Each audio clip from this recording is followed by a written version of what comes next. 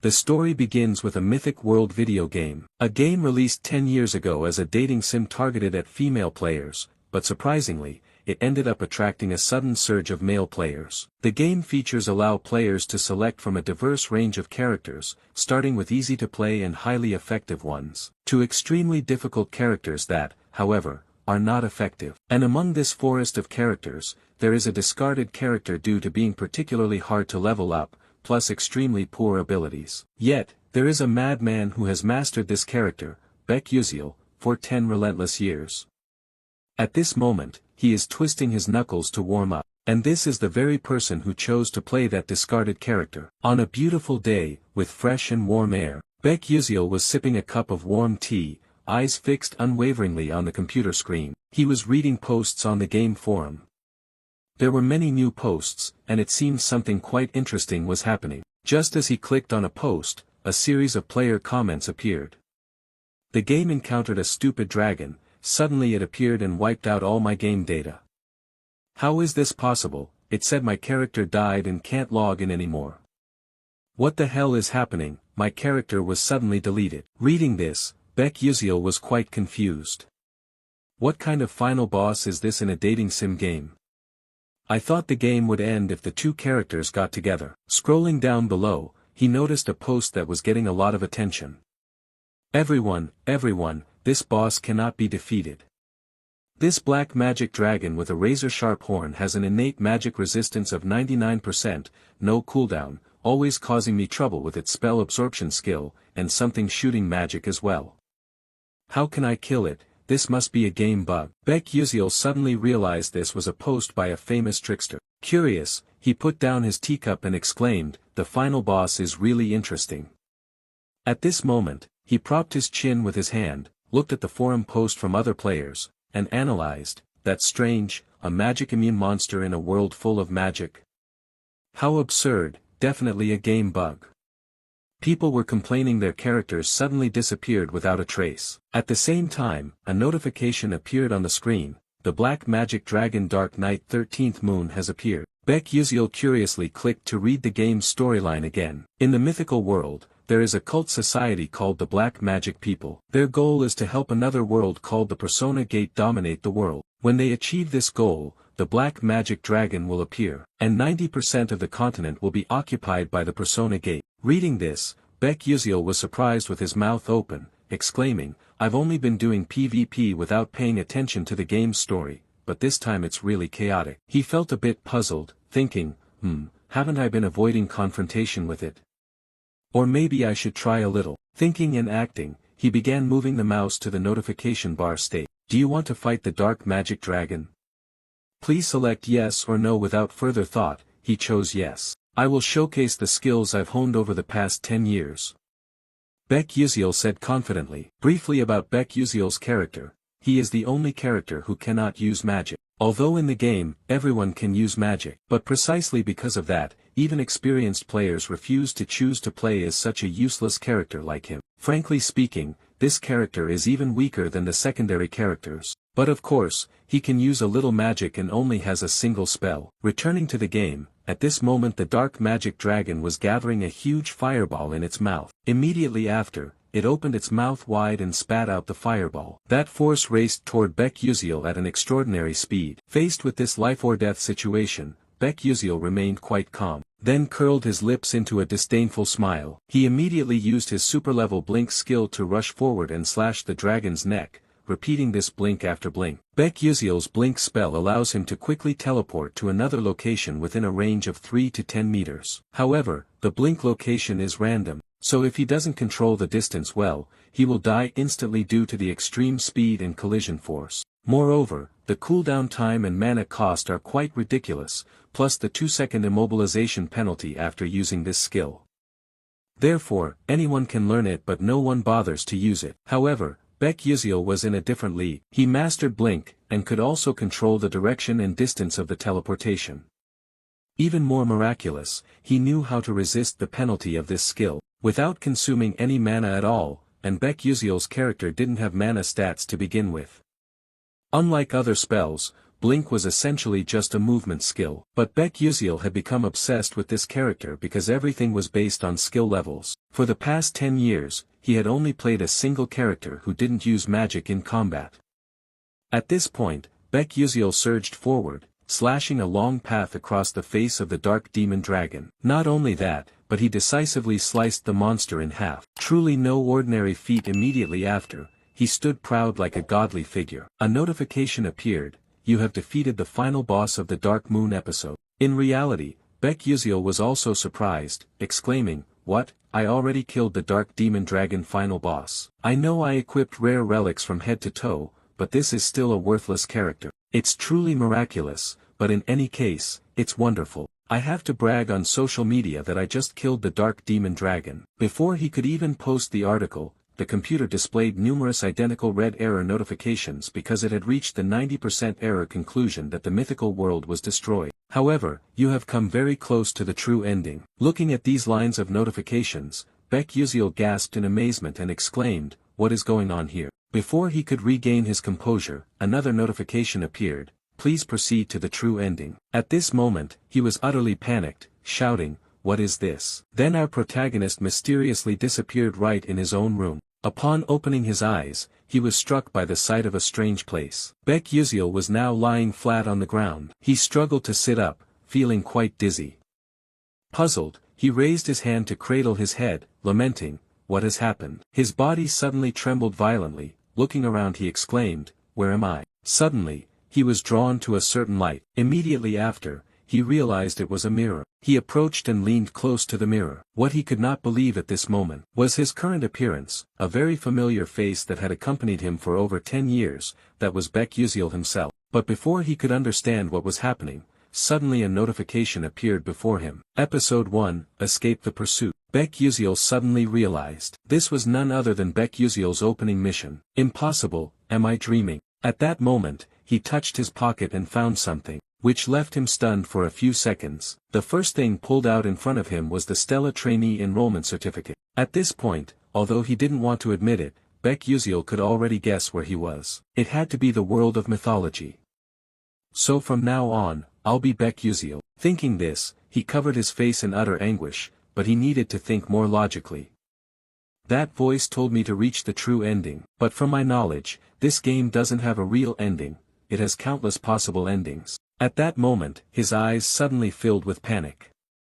Wait a minute, could it be that no one has unlocked the true ending in the past 10 years? Damn it, but I don't have time to think about that anymore. If I remember correctly, right after Baek Yuseol woke up, the black demons would chase and storm into the house. Thinking this, he quickly rushed to the window and secretly observed. In front of him was a group of people dressed in identical black clothes.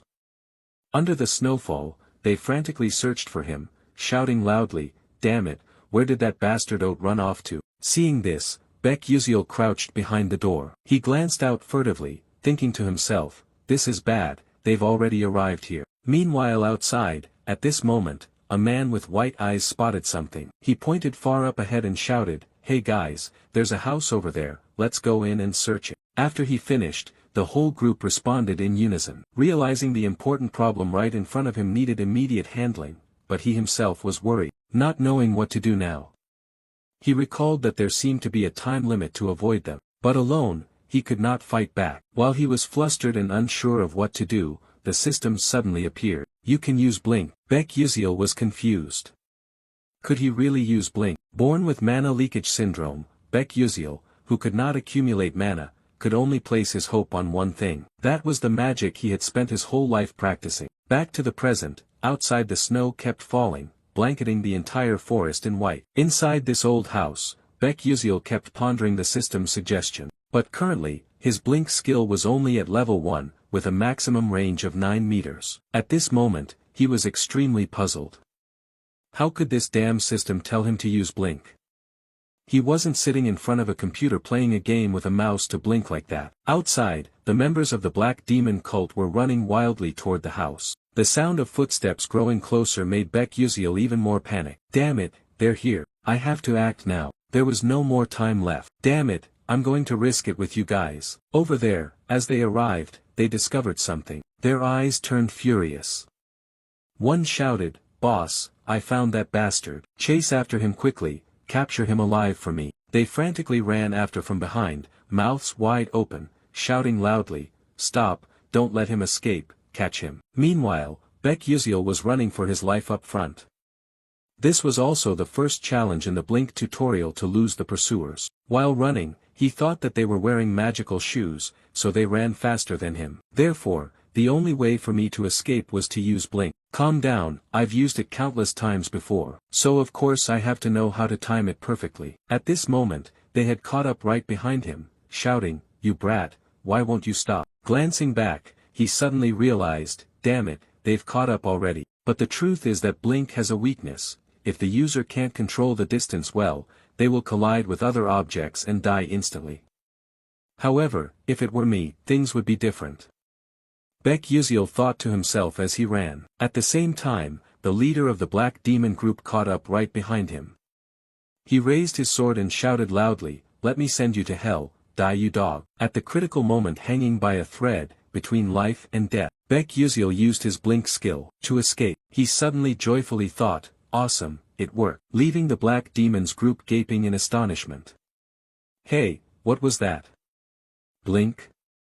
Is that brat a mage too?" Seeing his foolish teammates lose their composure, the boss immediately turned back to reassure them, "Don't be reckless, Blink has a weakness. The user becomes paralyzed for about 2 seconds, this is our window to act." Saying this, he turned to look toward Baek Yuziel, but was so shocked he couldn't believe his eyes. Wait, how is that kid still able to move? On this side, Baek Yuziel was still running desperately. As he ran, he kept encouraging himself. "Careful, I have to be even more cautious. Come on, I have to use the rough terrain here to escape." If any player can't learn how to use Blink at this moment, the only path is death. In fact, 99% of players who choose Baek Yuziel cannot complete the tutorial portion. Of the remaining 1%, while they manage to get through the tutorial, they fail to grasp how to control the Blink distance and combo blinks. Thinking of this, he frantically blinked repeatedly, moving from one spot to another. This amazed the Black Demon cult greatly. He dares to blink on such terrain. This kid must be crazy. Then, the leader turned back to his comrades and said, "Those who can use magic, step forward, we will attack him from afar." With that, 3 of them stood up at the front, faces fierce and filled with murderous intent. Noticing they were no longer pursuing from behind, Baek Yuziel glanced back, a new worry forming in his mind. It's over, are they planning to use magic? And the second part of the main guide is using Blink to dodge magic arrows. Damn it, when playing games I can see what's behind through the screen, so it's not difficult to dodge those hits. Suddenly, the system displayed a notification. The Mana Leak Syndrome skill was activated. Mana Leak Syndrome disabled, 6th Sense skill and Accelerated Perception activated. As soon as he received the notice, Baek Yuziel suddenly sensed the approaching magic arrows, even though he didn't need to look back. And in that way, he was able to easily dodge these magic arrows. At the same time, a massive cursed arrow shot rapidly toward him. Baek Yuziel suddenly realized this was the moment to use the final Blink skill. He was lucky to escape this critical attack. A deafening explosion rang out, like a meteor crashing to the earth. The pressure was so intense that Baek Yuziel couldn't stand and had to sit down, bracing himself with his hand. At this point, the smoke from the explosion began to clear, but what remained was a huge crater. Only then did Baek Yuziel recover his senses and think, "That was crazy, I almost died. But now is not the time to rest." And then he immediately started running again. Suddenly, his eyes became filled with terror. Right before him was a deep abyss. One wrong step meant sure death by falling down to meet his ancestors. And this is also the third challenge of the Blink guide part, to cross the abyss. He suddenly thought that perhaps the only way to get to the other side was to precisely time the Blink distance. Then he would encounter some mages passing by and escape. That also marks the end of the tutorial section. But to get through this part, he had to cancel the Blink spell, which activates within 0.1 seconds. Failing even once meant death. There were about 2 floating rocks here. Damn it, having only 0.1 seconds really is easier said than done. It's really unclear which bastard wrote the script for this tutorial. That guy must be insane. However, this task is not impossible. The problem lies in the details. Thinking this, suddenly the voices of the dark cult shouted, "There it is, right in front of us." At the same time, those people had caught up here. Baek Yuziel was startled, turned his face back, thinking the pursuers were closer than he thought. The distance between him and them was probably about 100 meters, while the blink spell cooldown was 3 seconds. So he didn't have enough time to blink to the other end, leaving him with only one option, to kill them all. Then, Baek Yuziel sat down, hiding behind a tree trunk to plan his fight. He suddenly thought, this is crazy, why did he dare think he could manage this right after finishing a battle? If this were a game, the system wouldn't allow these tailing enemies to appear continuously. But this is reality, there are no rules forcing him to blindly obey the game system. Killing someone is not even worth your concern. The reason is not because these guys are enemies of my parents like in the game storyline. They finally arrived. Baek Yuziel firmly gripped his sword, ready to defend. His face lit up with determination. Come on, you guys come here, I'll take you all on. And just moments later, they caught up to his position. The leader still seemed quite resentful, his face red with anger, shouting out, "It was this brat about to be caught, hurry up and grab that kid for me." Finishing his words, the whole group shouted clearly then charged fiercely. Each one looked quite furious. On this side, Baek Yuziel still remained calm, not a bit shaken. One of the black demon men sneered, seeing the kid's skill was quite good. "You dare to fight us alone? That's truly foolish. You're done for, brat." But Baek Yuziel stayed highly focused, observing carefully to make accurate judgments. He suddenly realized the distance to his target was about 8.7 meters. Right after, he displayed his blink ability, dashing swiftly toward the man in black. The man in black hadn't even grasped what was happening before he was probably about to die. The leader standing beside him widened his eyes in astonishment. But Baek Yuziel's face now glowed with unshakable determination. His speed was too fast, too dangerous, causing the man in black to spit out a large mouthful of blood, which shot straight onto Baek Yuziel's body. Seeing fresh blood lightly dripping from his fingertips, but at this moment he felt no sense of guilt at all. If they don't die, then I will be the one who dies. I have to kill them all to survive. Thinking this, he struck him with a strong blow, then frantically kicked once more to vent his anger. It looked light, but that guy was flung back toward the group of black demons. This made them even more furious. On this side, after taking down one of them, Baek Yuziel immediately fled. Perhaps his blink needed time to recharge, so he couldn't risk everything at this moment. The black demons suddenly realized he was running away, grew even more enraged, shouting like mad, "Damn it, he's running." At all costs, they could not let him escape. Baek Yuziel ran while thinking, I just took down one, but next time won't be so easy. What should I do? He suddenly noticed how quiet it was behind him. Were they no longer chasing him? Just as he thought that, the group was suddenly standing right in front of him without him realizing when. There was no more time to run now. He thought, could it be they were using magic again? If only I could evade these bastards. On the other side, the leader of the black demons opened his mouth and ordered his underlings, do it. Right after the command, a strange magic appeared, heading straight toward Baek Yuziel's position. He saw a huge spark shooting at him. Baek Yuziel was extremely tense at this moment. Not only one spark, but many missiles hurtled straight at him. In this situation, he didn't yet know how to escape, only angrily cursing silently in his heart, damn that damned spell. But then he shouted, "Ah, right, I have a way." Right in front of him now appeared a branch growing out of a crack in the rock. In a desperate situation hanging by a thread, he used the blink skill and dashed quickly toward that branch. And then a huge explosion occurred immediately afterward, boom boom boom. The explosion created a large hole, with dust flying thick all around. On this side, one of the dark demons looked quite pleased, smirking, serves that brat right. But before he could celebrate for long, he suddenly realized that the hole in front of him had no corpse at all. He mumbled in surprise, where did he go? While he was still confused, Baek Yuziel had not only escaped their magic but also used blink, rushing swiftly toward the boss. Only when he suddenly realized it, was Baek Yuziel already right in front of his face. The two stared at each other like that. The blink secret technique requires the same momentum before and after use. Without hesitation, he blinked again, dashed forward, and struck him with a fierce blow. At this point, only the sound of desperate screams echoed far away. Witnessing this, the entire group of dark demons was utterly shocked.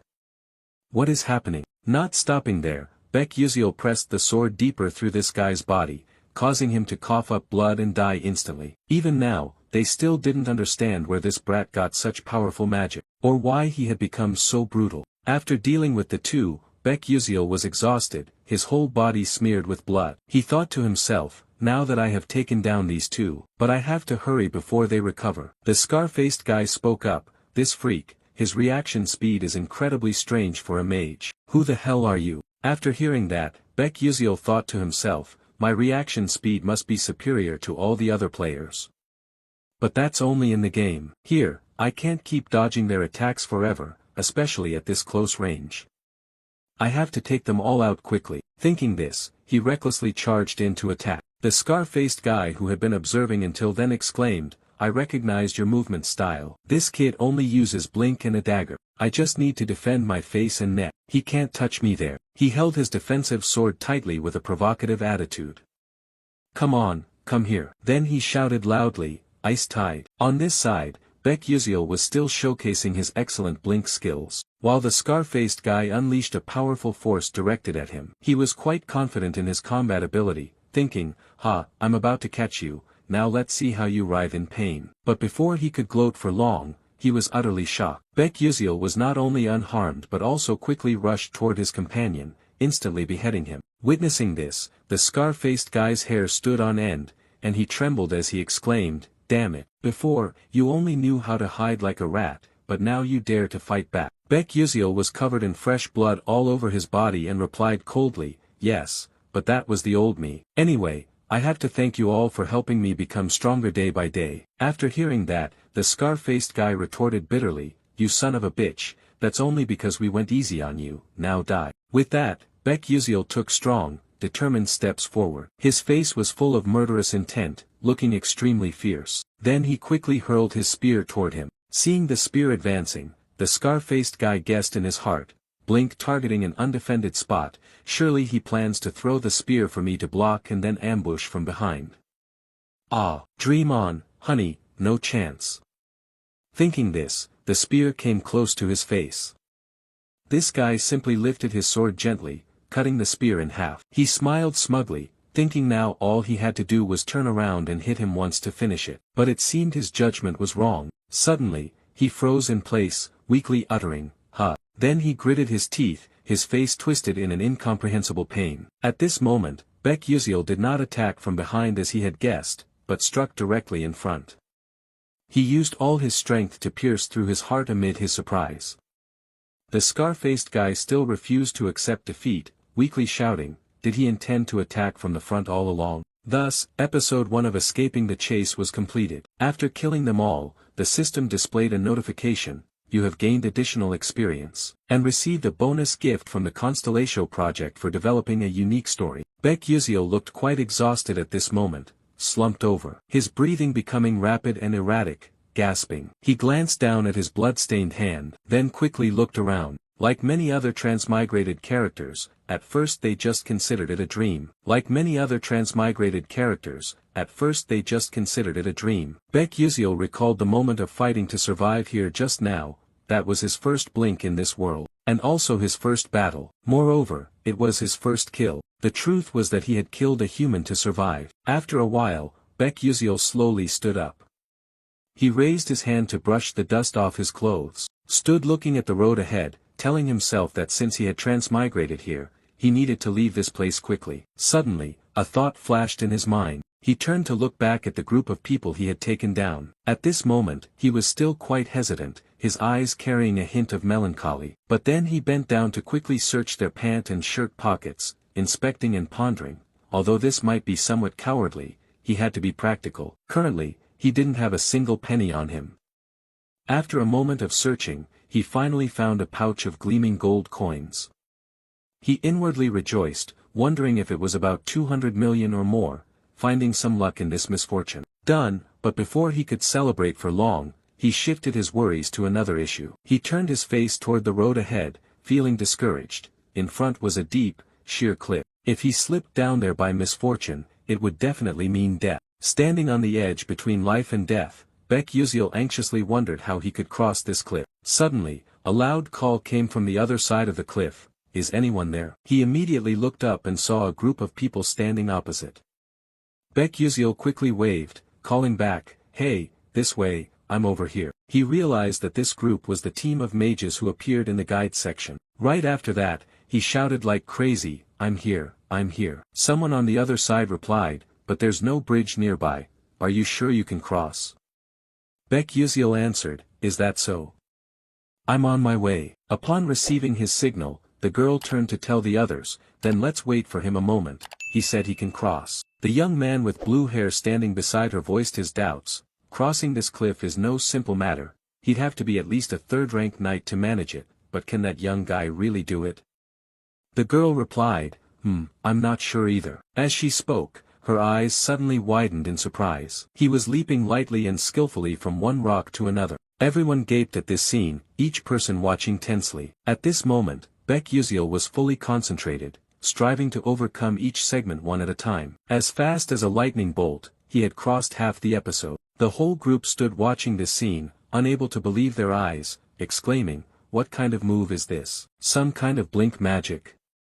One person replied, "That is definitely blink." That voice came from a little girl with green hair standing behind. The little girl looked quite pretty and adorable from the outside. The purple-haired girl turned her face to look at the little girl and then towards Baek, confused, saying, "Is that really blink? But blink can't be so easily controlled for direction and distance like that. This is quite impossible, he looks gentle and proficient." Outsiders would see it that way, but Baek was struggling. Suddenly the purple-haired girl saw something, panicked with wide eyes, stammering, "Who are those two people? Are they accompanying this young man?"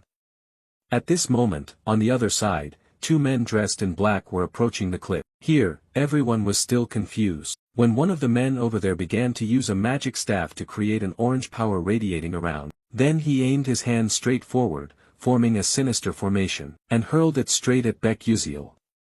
Suddenly a shout rang out, "Hey, be careful behind you." At that moment, Baek also sensed a terrifying power rushing straight toward him, silently cursing, "Damn it." Just as it rushed close, he used blink magic, moving elsewhere, luckily escaping with his life, only to hear a loud explosion behind him. Bang bang, bang bang, he turned his face around to see who was ambushing him. The dust from the explosion cleared, and the shapes of two men in black lurked into view. He suddenly thought, so it was the mercenaries from before, they had revived, really dangerous indeed. The blink countdown had 3 seconds left, avoiding all those spells was impossible. "I have to find another floating rock to stand on." Thinking this, his eyes suddenly grew panicked.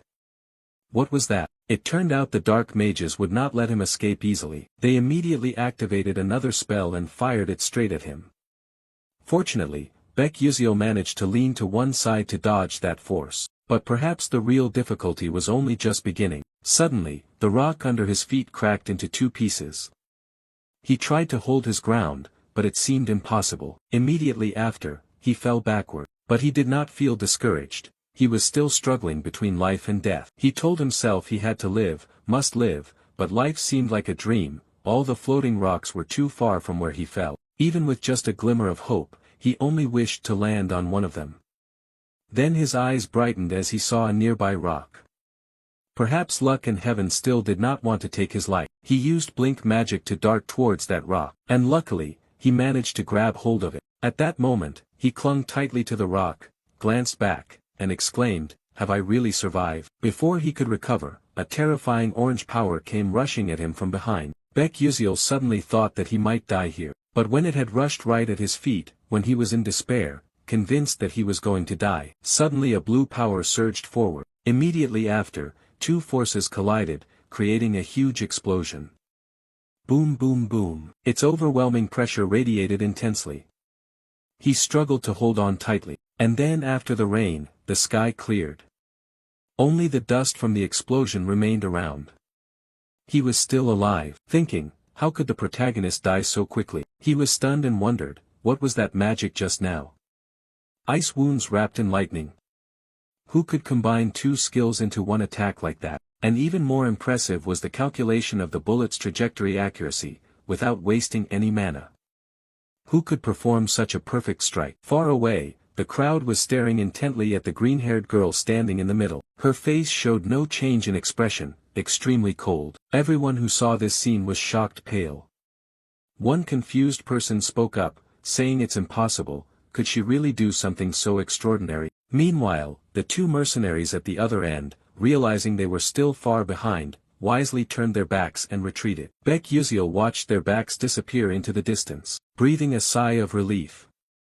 Thank heavens, I'm still alive. After a while, he was able to reach this side, and everyone warmly welcomed him. Only the green-haired girl didn't bother to care and turned her back to walk away. Seeing that, Baek Yuziel ran over, thanking profusely, "Hey you, thank you so much for stepping in to save me just now." The girl glanced back coldly and replied, "I didn't do that to receive any thanks, so you don't need to pay attention or thank me." With that, she turned and walked away. Baek Yuziel felt a bit let down and responded, okay then." He watched her retreating figure, thinking to himself that this girl was really interesting. He had never heard such an adorable voice before. Although it seemed she was quite hard to approach. After all, they were thieves. They had ravaged and plundered the villagers. They deserved what they got. The truth is, most of such activities were carried out by the dark magic cult. But fortunately, that ends here. I just went through the most critical moment of my life, and after climbing over this cliff, I have set foot in the territory of mages. Here, the dark magic cult people won't be able to follow me anymore. Thinking this, he sighed, and those dogs still don't even know who I am. Suddenly, the system displayed a message. Episode 2, Admission into Stella Academy. Looking at the system board, he exclaimed in surprise, "This is episode 2. Well, that actually sounds not too bad. But damn it, how am I going to go to school at this age?" Then the whole group got on the vehicle to move to Stella Academy. By this time, it was already night. The place they were passing through seemed quite deserted and quiet, with only the clattering sound of horse-drawn carriage wheels heard. Inside the carriage, Baek Yuziel appeared tired, sleeping deeply. Suddenly he made strange sounds.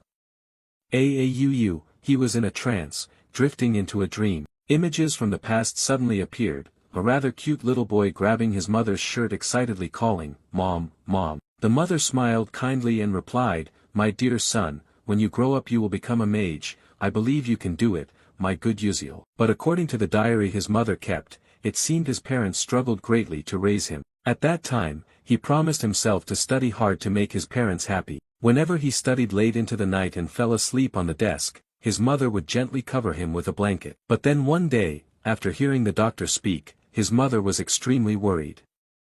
"Doctor, you just said that my son has the mana leak syndrome." He himself was devastated, unwilling to accept it. "No, it can't be." The boy spoke as tears streamed down his face. But was this Baek Yuziel's memory, or was it his own memory? Thinking of this, Baek Yuziel suddenly jerked awake. He felt quite dizzy, raised his hand to hold his head. He looked outside through the window frame. Now it was morning, the sun was peaking up high. Someone accompanying him in the carriage saw that he was awake and hastily said, "Ah, you're awake. It seems you just had a nightmare. You kept saying things I couldn't understand. I was about to wake you up then." At the same time, someone outside spoke up, "We will depart for Lazoica, the satellite city of Arcanium, very soon." The vehicle gradually stopped, and another voice spoke. "Let's take a short break here." The whole group quickly got off the vehicle to relax. Baek Yuziel, feeling quite sore, stretched high. Then suddenly he was a bit surprised, his eyes wide open as he looked. Coincidentally, the blue-haired girl was staring in his direction. At that moment, he intended to raise his hand to greet casually, but before he could utter a word, she turned her face and walked away. This made him feel a little embarrassed. He forced a smile. This person is really cold, but everything was going quite well. Considering how worried he had been, he was glad that the timeline here was closer to modern times than to the Middle Ages. Magic exists in the mythical world, but in safe cities, trains, airplanes, and celestial roads are constructed to facilitate long-distance travel. They would reach Lazoica by an extremely modern airship. Lazoica lies on the route to Arcanium. In Arcanium, the city of magic, everything truly begins. The magical towers, the Mage Conference, and the 5 prestigious academies are all located in Arcanium. The academy with the most powerful mages and the most outstanding students currently attending is the Stella Academy. Therefore, Stella is filled with geniuses and nobles from all over this world. But Baek Yuziel still couldn't understand why the Baek Yuziel character he transmigrated into could study at this prestigious school. He forgot that he hadn't checked his own skills yet. Thinking of this, he hurriedly opened his system to check. Immediately after, the status board appeared. Mana Leakage Syndrome Level 1, Strength increased by 3%, Speed increased by 5%, Agility increased by 10%. Sixth Sense, consumes the user's spirit energy to activate mana scouting within a 12-meter radius and activates detection. Automatically triggers when danger is detected. Looking at the status board, he silently thanked the skills that Baek Yuziel possessed. Sixth Sense and Quick Scouting, without these two, he probably would have died in this game already. A cursed force unable to concentrate mana in the body, Mana Leakage Syndrome is a congenital curse that Baek Yuziel suffers from. However, this allows him to detect mana around through his sixth sense. It also helps him detect any attacks directed at him, even if he isn't looking in that direction. Detection allows him to perceive everything as if time has slowed down. If there is a threat or an attack ahead, he reacts faster than a normal human could detect. That is a necessary skill for Baek Yuziel because he cannot use mana. But everything has two sides.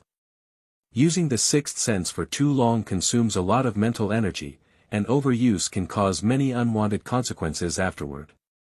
Reading up to this point, Baek Yuziel swiped to the statistics section. 1-star power status 59%, 1-star sharpness 97%, 1-star speed 81%, stable stamina 1-star 51%, unyielding no-star 97%, mental energy 1-star 43%, no mana left, blink skill level 0, mana leakage syndrome characteristic level 1. After checking the information, he suddenly thought that the starting stats weren't actually that bad. Yuziel originally had very low sharpness, but in his hands, it would be different. He had to push this through no matter what. In this game world, there is not only one type of level but also levels for each attribute, skills displayed as levels, and stats as stars. The maximum attribute level is 9 stars, but that is almost impossible to reach. I've played this game for over 10 years, but the highest level I achieved was 8 stars in both stable stamina and sharpness. I should focus on investing in sharpness now to enhance my sixth sense and reaction speed. I can improve stable stamina and agility through various other methods. After all, the problem now is the mana leakage syndrome. If I don't train this, I won't survive long. I need to upgrade it quickly to reach the secret of the true body. Stella Academy is the way to suppress that syndrome. I have no other choice if I want to prevent the end of this world and cure my chronic illness. Thinking of this, Baek Yuziel let out a helpless sigh. Phew, honestly, I don't want to go there myself. Someone please save me from this situation. Suddenly, the system chimed, "You have missed some notifications." He exclaimed in surprise, "Oh, I've never looked at this before." But before he could check it, an urging voice rang out, "Hey, you young people, let's go quickly." Baek Yuziel had to set those notifications aside to check later. The girl with blue hair was still watching him closely at this moment, but she remained cold and silent. In front of them was a flying ship hovering in the air, enormous and modern. On the ship, everyone seemed quite excited and expectant. Suddenly, an announcement came through the speaker, "Attention please, we are approaching Arcanium. Passengers are requested to remain seated." At that moment, someone noticed something and was quite astonished. Immediately afterward, he sneered mockingly, "Hey, you guys, look at that guy glancing around like a child. Has he never been on a flying ship before? Ha ha." Judging by their looks, the person they were talking about was Baek Yuziel. At that moment, he was looking around. Everything here was unfamiliar to him. They kept chatting. "That guy must be a country bumpkin who just arrived, looks like some naive guy in the city, huh? Ugh, I don't understand why Stella lets these trashy types into the academy." Up to this point, Baek Yuziel also heard those whispers about himself. He glanced over at them. They hadn't stopped yet, they continued to despise him, saying this news would spread everywhere. A few guys like him were enough to taint everything. He kept looking at them, but then he didn't bother with their mockery. He just sighed and turned away. His reaction caught that guy by surprise. Baek Yuziel thought to himself, "They're just immature kids, I'm an adult, I won't stoop to their level." His indifferent attitude deeply embarrassed that spoiled rich kid, who shouted, "Hey, kid, how dare you look at us like that? Are you asking for trouble? He frowned and clenched his teeth as he continued. You little bastard, you better stand right there for me. Then, a gentle voice sounded, hey, what the hell are you guys making so much noise about? He jumped in surprise and turned to look toward the voice's direction. His eyes widened in astonishment. In the distance, the silhouette of a girl with long hair appeared. Then he trembled and exclaimed, Princess Bayan. Baek Yuziel also turned to look, pondering, was he really saying Bayan? From his gaze, in front of everyone stood a princess with an incredibly beautiful appearance, a cold, proud aura. This was the princess of the Adalabit kingdom, Hong Bayan. She said nothing more, she just coldly walked past the group. Seeing the princess walk past where he stood, the spoiled rich kid smiled warmly, placed his hand on his chest, and greeted politely, Your Highness. Before he could say anything more, the princess cast a cold, icy glance at him, then ignored him and walked away. This left him feeling quite embarrassed, mouth agape without a word. She proceeded coldly further inside, leaving the whole group staring at each other in stunned disappointment. On this side, she had brushed past Baek Yuziel. He suddenly realized she was the enemy of this world, according to the original storyline. Bayan is a main character in the game.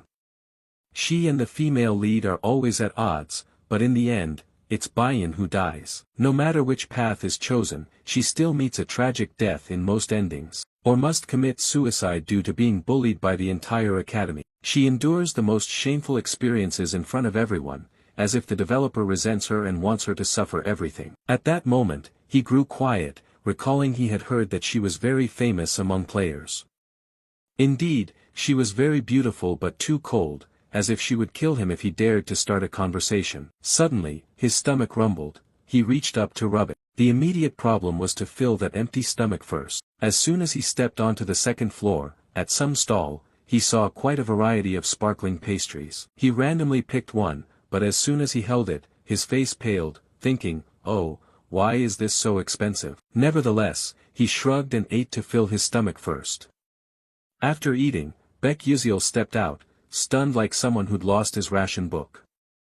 He thought bitterly, damn it, is it always like this whenever I eat at Arcanium? It's broken, it's broken.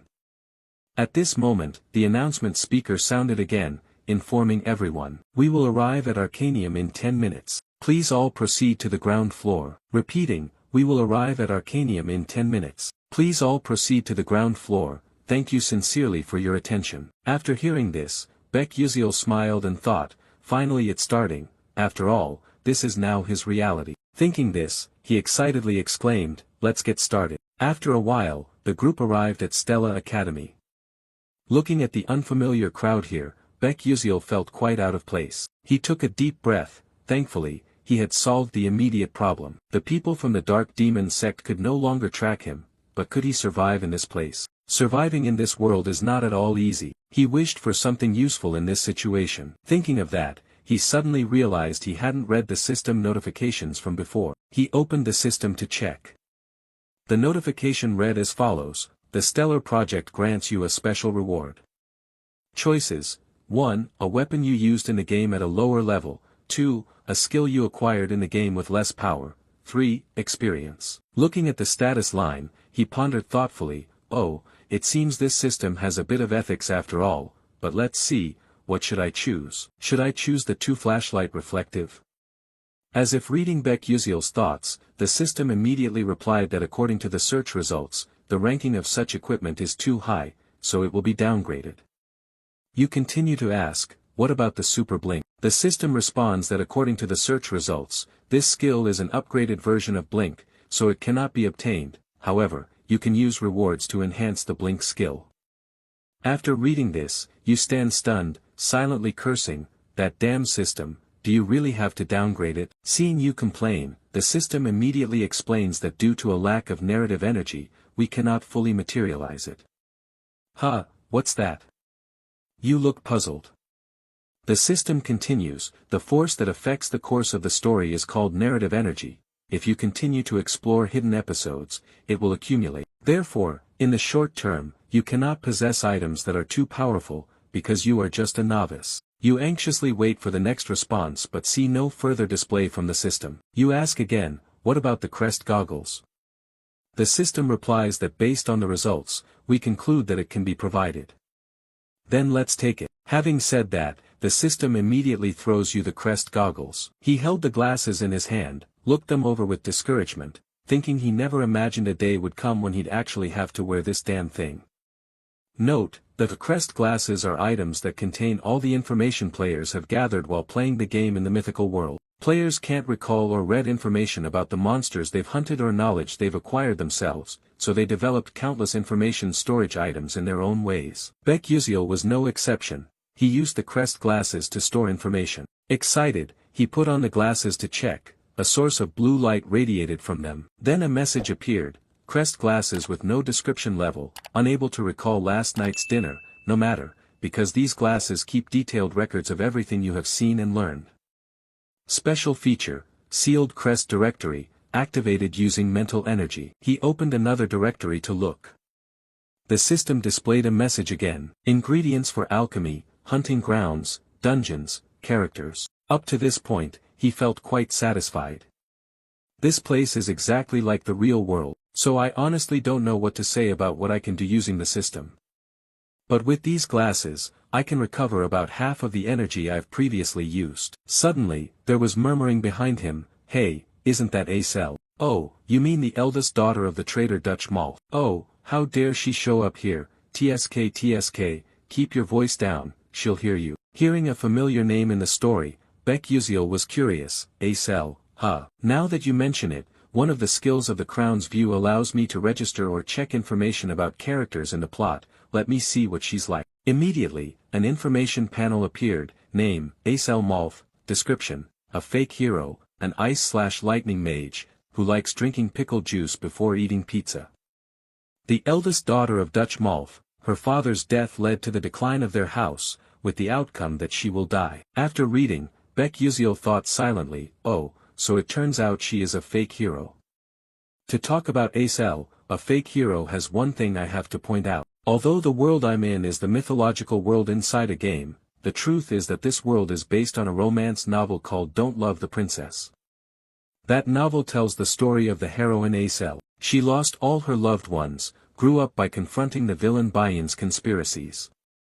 The ending is that she is happy with the male lead. Her revenge plan nearly disappears and the other male characters protect her, but it has a sad ending after receiving much mixed reaction from readers. The issue here is that although the game's world is based on the novel, the plot is different. In the game, a character named Flame was added, replacing the role of the female hero. Moreover, Flame has her own storyline. She used to be a woman living an ordinary life in the modern world, who enjoyed reading the novel, Don't Love the Princess, and was reincarnated here. So, unlike in the novel, Acel became the fake female hero in the game, while Flame became the true hero. No matter how much players try, Acel cannot survive in any storyline. This is the result of her being pushed out of the true hero position. But that has nothing to do with me. However, I don't know if I'm imagining things. I have a feeling I've seen her somewhere before. It's probably just my imagination. Now is the time for me to face this truth. After a long and stormy day, a new day dawned. Rays of dazzling sunlight shone across Stella Academy. Inside, the students had changed into their uniforms, standing neatly in line to listen to the speech. At this moment, the principal spoke. As you all know, the dark mages are witches, those who have gained power from other worlds and transformed into monsters. Currently, they continue their invasion by opening persona gates or releasing ancient dungeons to conquer the magical world. Our responsibility as mages is to protect the world from evil forces. At this, murmurs suddenly rose from below. Starting a new episode with this lame speech?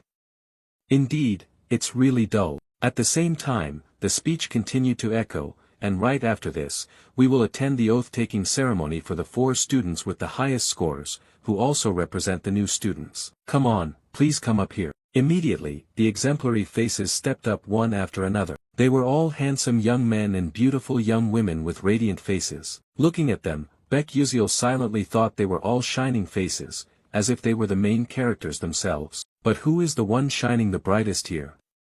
That's right, it's him. The principal's voice rang out. Representing all the new students present here, Hua Yuxiang, please come up to speak. At this moment, the girls below looked on with sighs and admiration, wow, he has the highest entrance score, and on top of that, he's both talented and handsome. Baek Yuzio looked after him and had to admit, so this is the famous Ma Yuziang. Note, in the game, Ma Yuziang is a perfect embodiment of the saying, above heaven and earth, only I am supreme, with a mana rating of 9 stars and potential close to the gods. He is a genius among geniuses capable of controlling all elements in the world. Even if I can't endure until the final outcome, I must avoid bad endings by bringing Ma Yuziang over to the side of good. However, that cute short-haired girl is probably Flame. Baek Yuzio began to immerse herself in reasoning, but it still depends on how she will act from now on. Since she is also someone who time-traveled here like me, accompanying her might be a good idea, but would things be more complicated if she considers me an enemy and rejects me? Anyway, I have an advantage in information, so I shouldn't ruin anything. Flame is a reader of romantic fantasy novels, while I am a player in this fantasy game. I swear to do so, even though my role in the plot isn't comparable to even a tiny villain in a shop. Moreover, the heroine Flame has a special ability to purify dark demons, but alongside that, she also has the power to bring misfortune to those close to her. Being near her will certainly affect me. My role is to support the main characters from afar, and to limit my involvement with them as much as possible. Thinking of that, Ma Yuziang's inaugural speech was finished. Below, everyone applauded enthusiastically. The principal's voice rang out, so I hereby declare that we will close today's entrance ceremony here. Immediately after attending the entrance ceremony, Baek Yuzio's system notified her, congratulations on completing episode 2 by joining Stella Academy. After the opening ceremony ended, all the students gathered in a lecture hall somewhere, each choosing a seat freely. Baek Yuzio looked quite sad at this moment, thinking to himself that he had graduated from university long ago, yet now he suddenly became a high school student. The feeling was so strange and unfamiliar, but then he comforted himself, saying that after all, there was something quite wonderful here. He held the watch in his hand, pondering that it was that, having this was really good. This was the Stella watch, proof that you are a student of the most prestigious Stella Academy. If you own it, you will receive privileges and better services than other mages. Thinking of this, he happily stored the watch safely in his pants pocket, telling himself, I must quickly make use of this opportunity. At that moment, someone opened the door and entered. A man with a cold face walked in, stepped onto the podium and said, requiring all of you to stay seated in class, we will start the test right now. Except for writing tools, put away all other items. If anyone wears glasses, they must be checked by me first. Baek Yuzio thought with annoyance, just finished the opening ceremony and already testing. The curriculum at Stella Academy is harsher than most universities in South Korea. Students have to take a test on the very first day. This is a placement test, through which they evaluate and assign classes for the students. When the exam papers were distributed to everyone, the teacher returned to the podium and spoke loudly, everyone pay attention, we have 45 minutes to complete the test, time starts now, please focus. For someone who has studied this program for a long time like Baek Yuzio, who exchanged answers with the teacher and the teacher answered back, seeing the exam paper made him dread it. His face drenched in sweat, thinking, damn it, I don't even understand the reading, how am I supposed to do this, it's really tough. The hierarchical test has nothing to do with the entrance exam, it is notorious for its terrifying difficulty. Students are divided from grade F to A and grade S based on their scores. Of course, most of the players are in grade S. In contrast, Baek Yuzio ranked last among the 1141 students. Looking at the test, he hesitated, maybe I should just submit a blank paper, since I was already admitted, probably won't be expelled. Just consider myself volunteering to be placed in grade F. He glanced around. At this time, everyone seemed quite focused on the test. Only Ma Yuziang was sitting idly, propping his hand on his chin, lost in thought. Baek Yuzio looked back at himself with some disappointment. Oh, he's already sitting idly. Could it be that he's already finished? No wonder he looks so disheartened. In this game, Ma Yuziang's personality is one of despair. He was born into the strongest family on the continent, possessing a genius intellect and top-tier talent. Everything was easy for him, depending on the actions of the female lead, Ma Yuziang would side with either good or evil. All the villains of the dark demon cult who want to exterminate humanity are extremely interested in him. But from the start, the biggest problem was his family. Watching such a genius only made me have to reevaluate myself. Suddenly he realized, wait a minute, why am I so stupid? I can use my blink glasses after all. I once used them to accumulate skills learned in the library. At this moment, they're really useful and there's no loss anyway. I have to try. Thinking this, he reached into his bra, took out the glasses, just about to put them on when the proctor suspected his behavior, came closer, and spoke. Wait, what's with your glasses? I already said if you intend to use glasses, you have to let me check them first. Hand them over so I can inspect. Baek Yuseol was startled and thought, alright, damn it, I forgot about that. He quickly handed the glasses to the proctor. The proctor held the glasses in his hand, carefully examining this side. Baek Yuseol grimaced, sweating profusely, thinking, this is doomed, what should I do? If they discover these are magic glasses, I'll get expelled. He looked up, praying to heaven, hoping to survive this ordeal. Suddenly, the dam system appeared with a notification, a missing part of the blink glasses has been detected. Do you want to summon it? Baek Yuseol was so scared he nearly peed blood. No, stay there, system. The proctor was still using magic to check the glasses. After a moment without finding anything, the teacher handed it back to him and said, I don't see any mana here, but remember to ask first next time. Baek Yuseol was startled, then happily replied, ah, yes, sir. At the same time, he silently rejoiced, thank goodness, if the original function was working, I'd be in big trouble. He immediately put on the glasses, looking a bit more intellectual. Right after that, the answers to each question appeared before his eyes. Based on that, he copied them down, smugly thinking, I've hit the jackpot, who knows, maybe I'll even get first place. With these answers, I'll definitely pass the F level, maybe even reach level A. While he was focused on copying, suddenly the teacher's voice rang out, the test time is over, all students must stop writing in hand in their papers. As soon as he finished speaking, the proctor used magic to collect the students' papers. No one could add another word. Watching the test sheets fly toward the teacher, Baek Yuseol grimaced, thinking, I only managed to answer 3 questions. At that moment, the teacher held the stack of test papers, quickly scanning through them. Suddenly, his eyes widened in astonishment. Meanwhile, Baek Yuseol was still feeling deflated, thinking he had finally escaped the F level. In truth, it was probably a bit too much for him. He reached up and took the glasses off. Suddenly, the teacher noticed something, hurriedly turned to look at him and shouted, hey, you student, give me your glasses right now. Baek Yuseol felt his hair stand on end and stammered, why yes.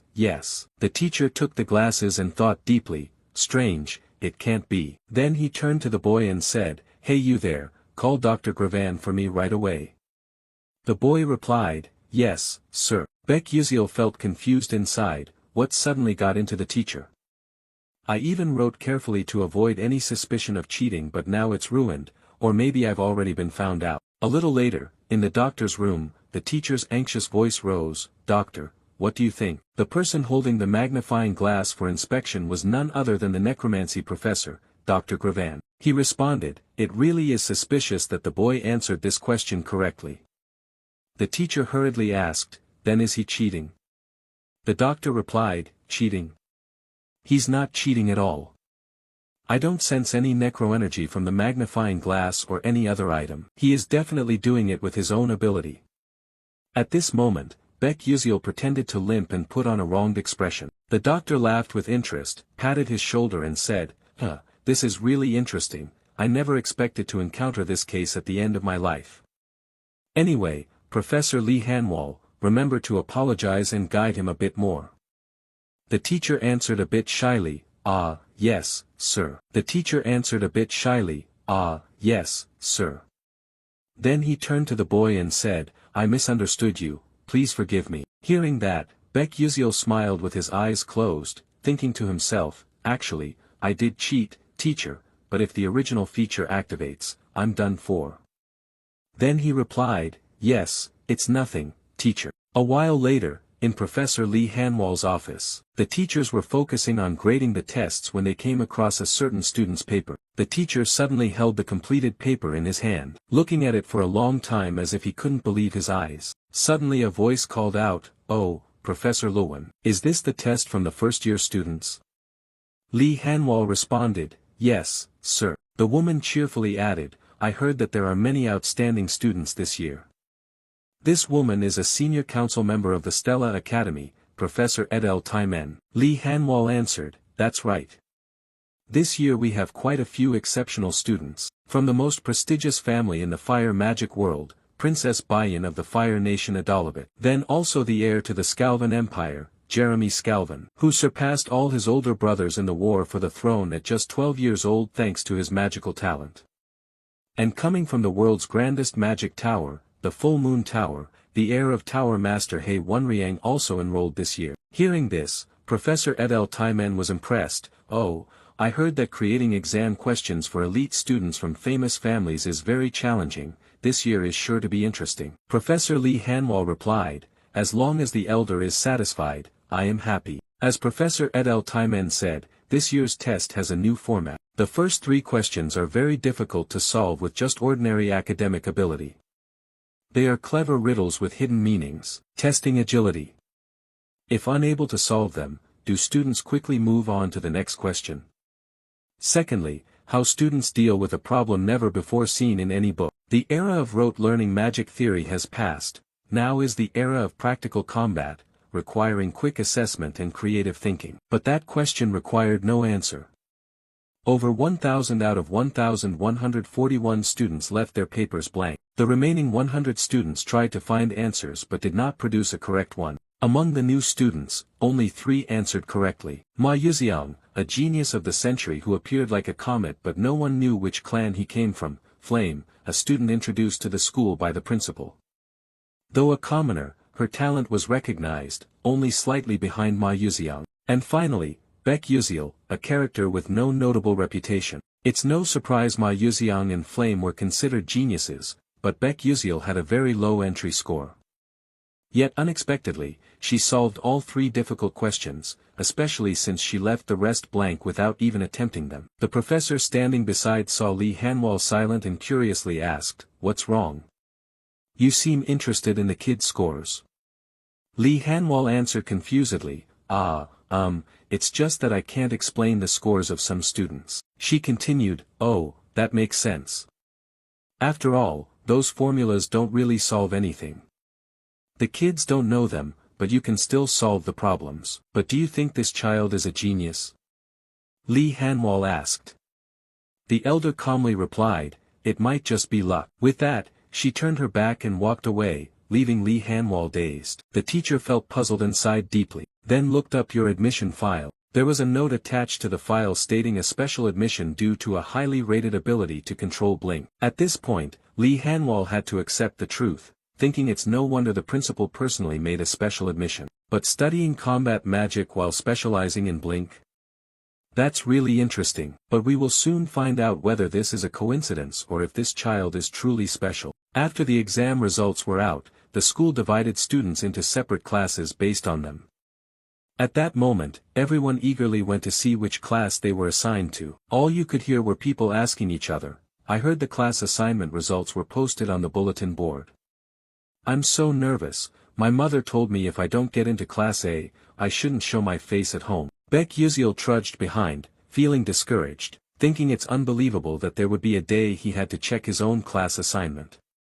Before, he could just click once and have the results instantly. Thinking this, he approached the bulletin board. At that moment, a boy in a blue shirt kept staring at him as if he were an alien. Then whispers started right behind him, "Is that Baek Yuxiel? I heard he got 0 points in the practical magic portion of the entrance exam." "Really? I can't believe it. How could trash like him get into Stella? I don't even know what Stella's standards are anymore." Baek Yuxiel ignored all the gossip around him.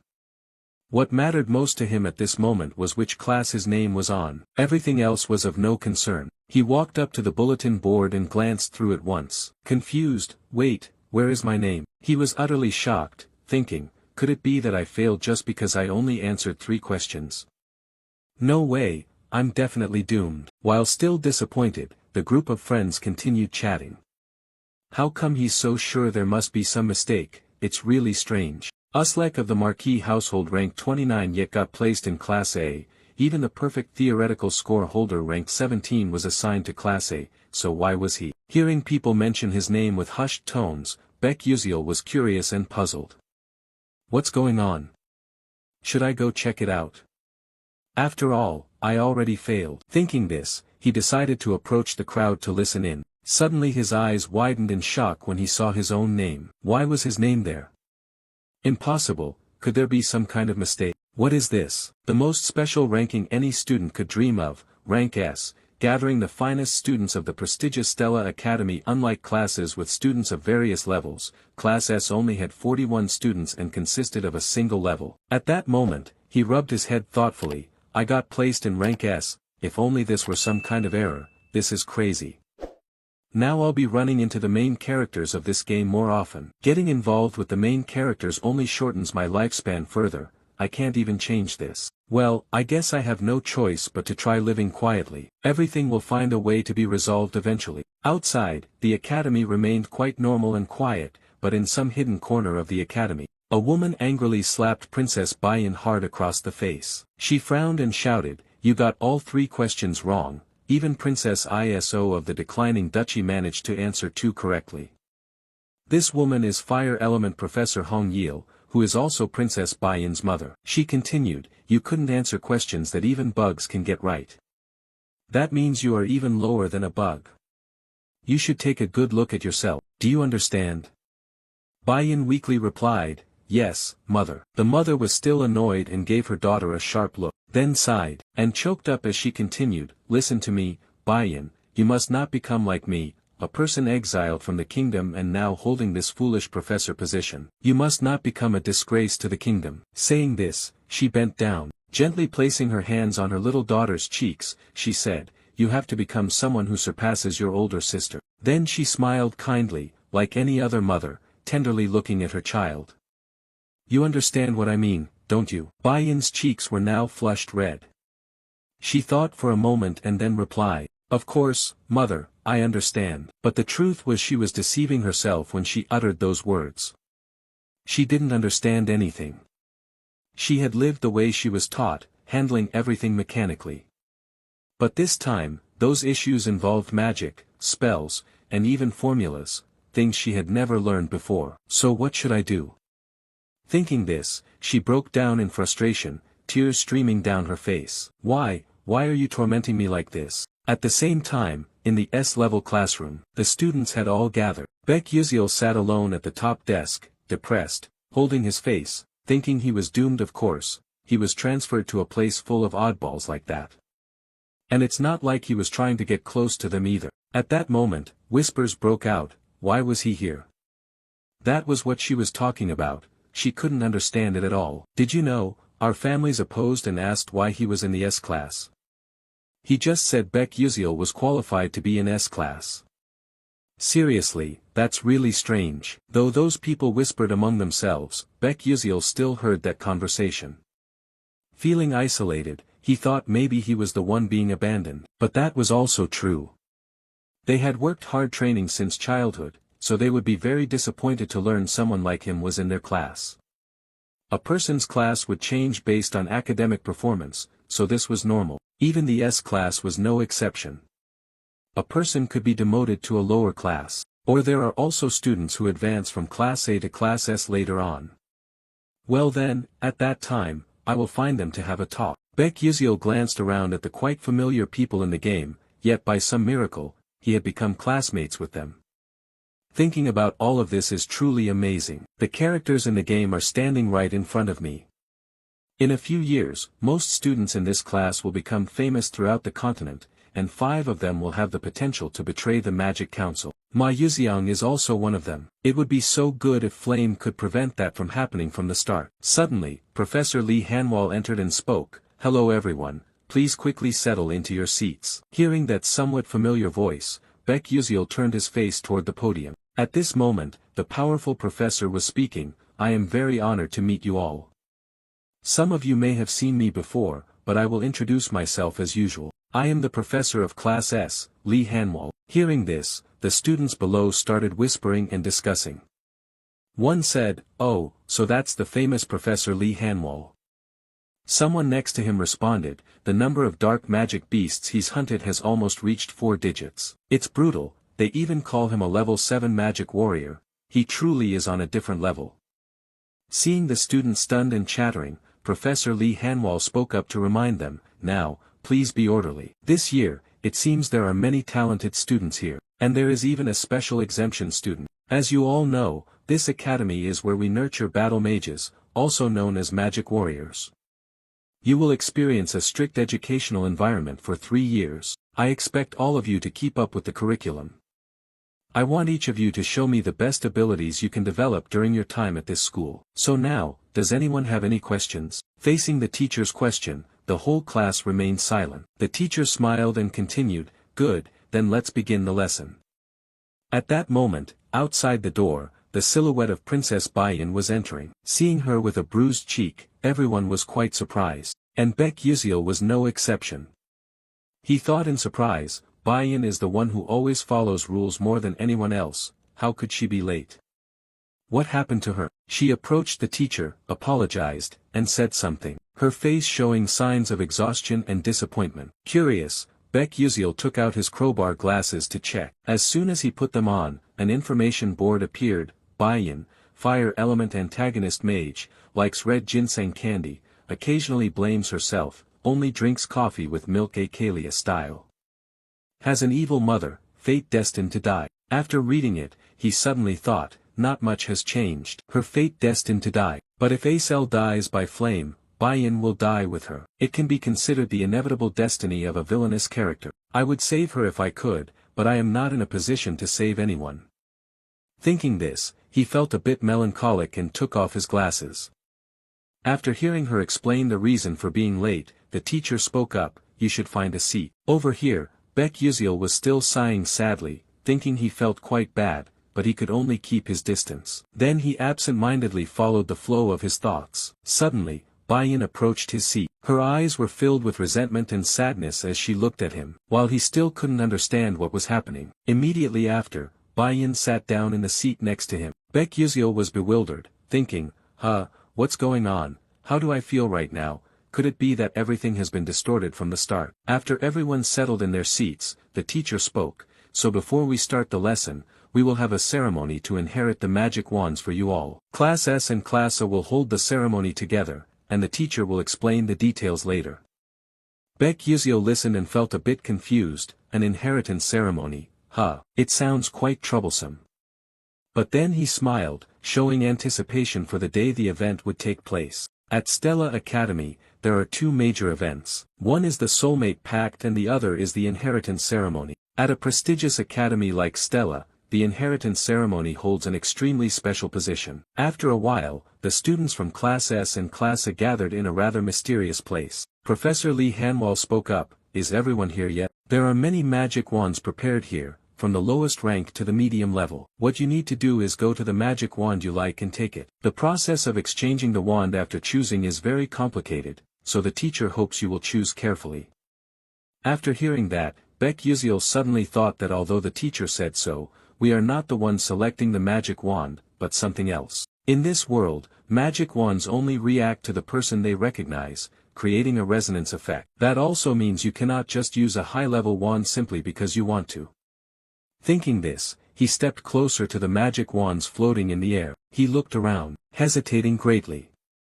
He didn't even know which one he should choose. He stood there lost in thought. If it were before, he would have quickly chosen a low-rank wand. But since now he was in Class S, he couldn't just pick one at random and be looked down upon forever. Suddenly, a quite simple wand caught his eye. In this world, magic wands are divided into 2 types, wands and staffs. Wands are usually used by knights, who need to cast magic quickly. On the other hand, staffs are used by bishops, who focus on a single powerful attack with more casting time. Suddenly, behind him came whispering and murmuring.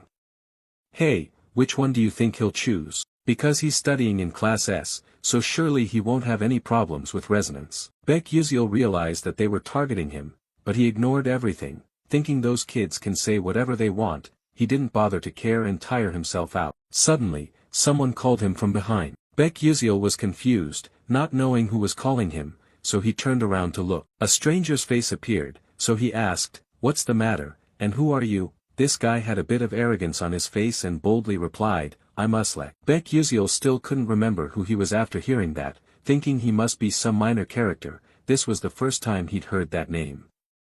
So he just answered indifferently to get it over with, "Oh, is that so? I got it." Uslek crossed his arms and continued, "Which magic wand do you plan to choose?" He casually replied, "I'll just pick one at random." After hearing that, he sneered sarcastically, "You better choose a magic wand that suits your ordinary civilian status. Don't try to climb too high and fall hard, causing trouble for Professor Lee Hanwol." Baek Yuziel's face at that moment seemed like saying, "Your dad is probably scared of you." He didn't bother to pay attention, turned away, and added a taunt, "Oh, fine, just don't cause any trouble." Seeing his mocking attitude, Uslek got even more bitter, blood rushing to his head, his face flushing red. Immediately after, he seemed to go mad and shouted, "You bastard, you want to fight, huh? Really annoying." Baek Yuziel was about to ignore it, but this brat still wants to provoke. He sighed in disgust, took the eyebrow-wear glasses out of his pocket and put them on. At that moment, the boy's information appeared right before his eyes.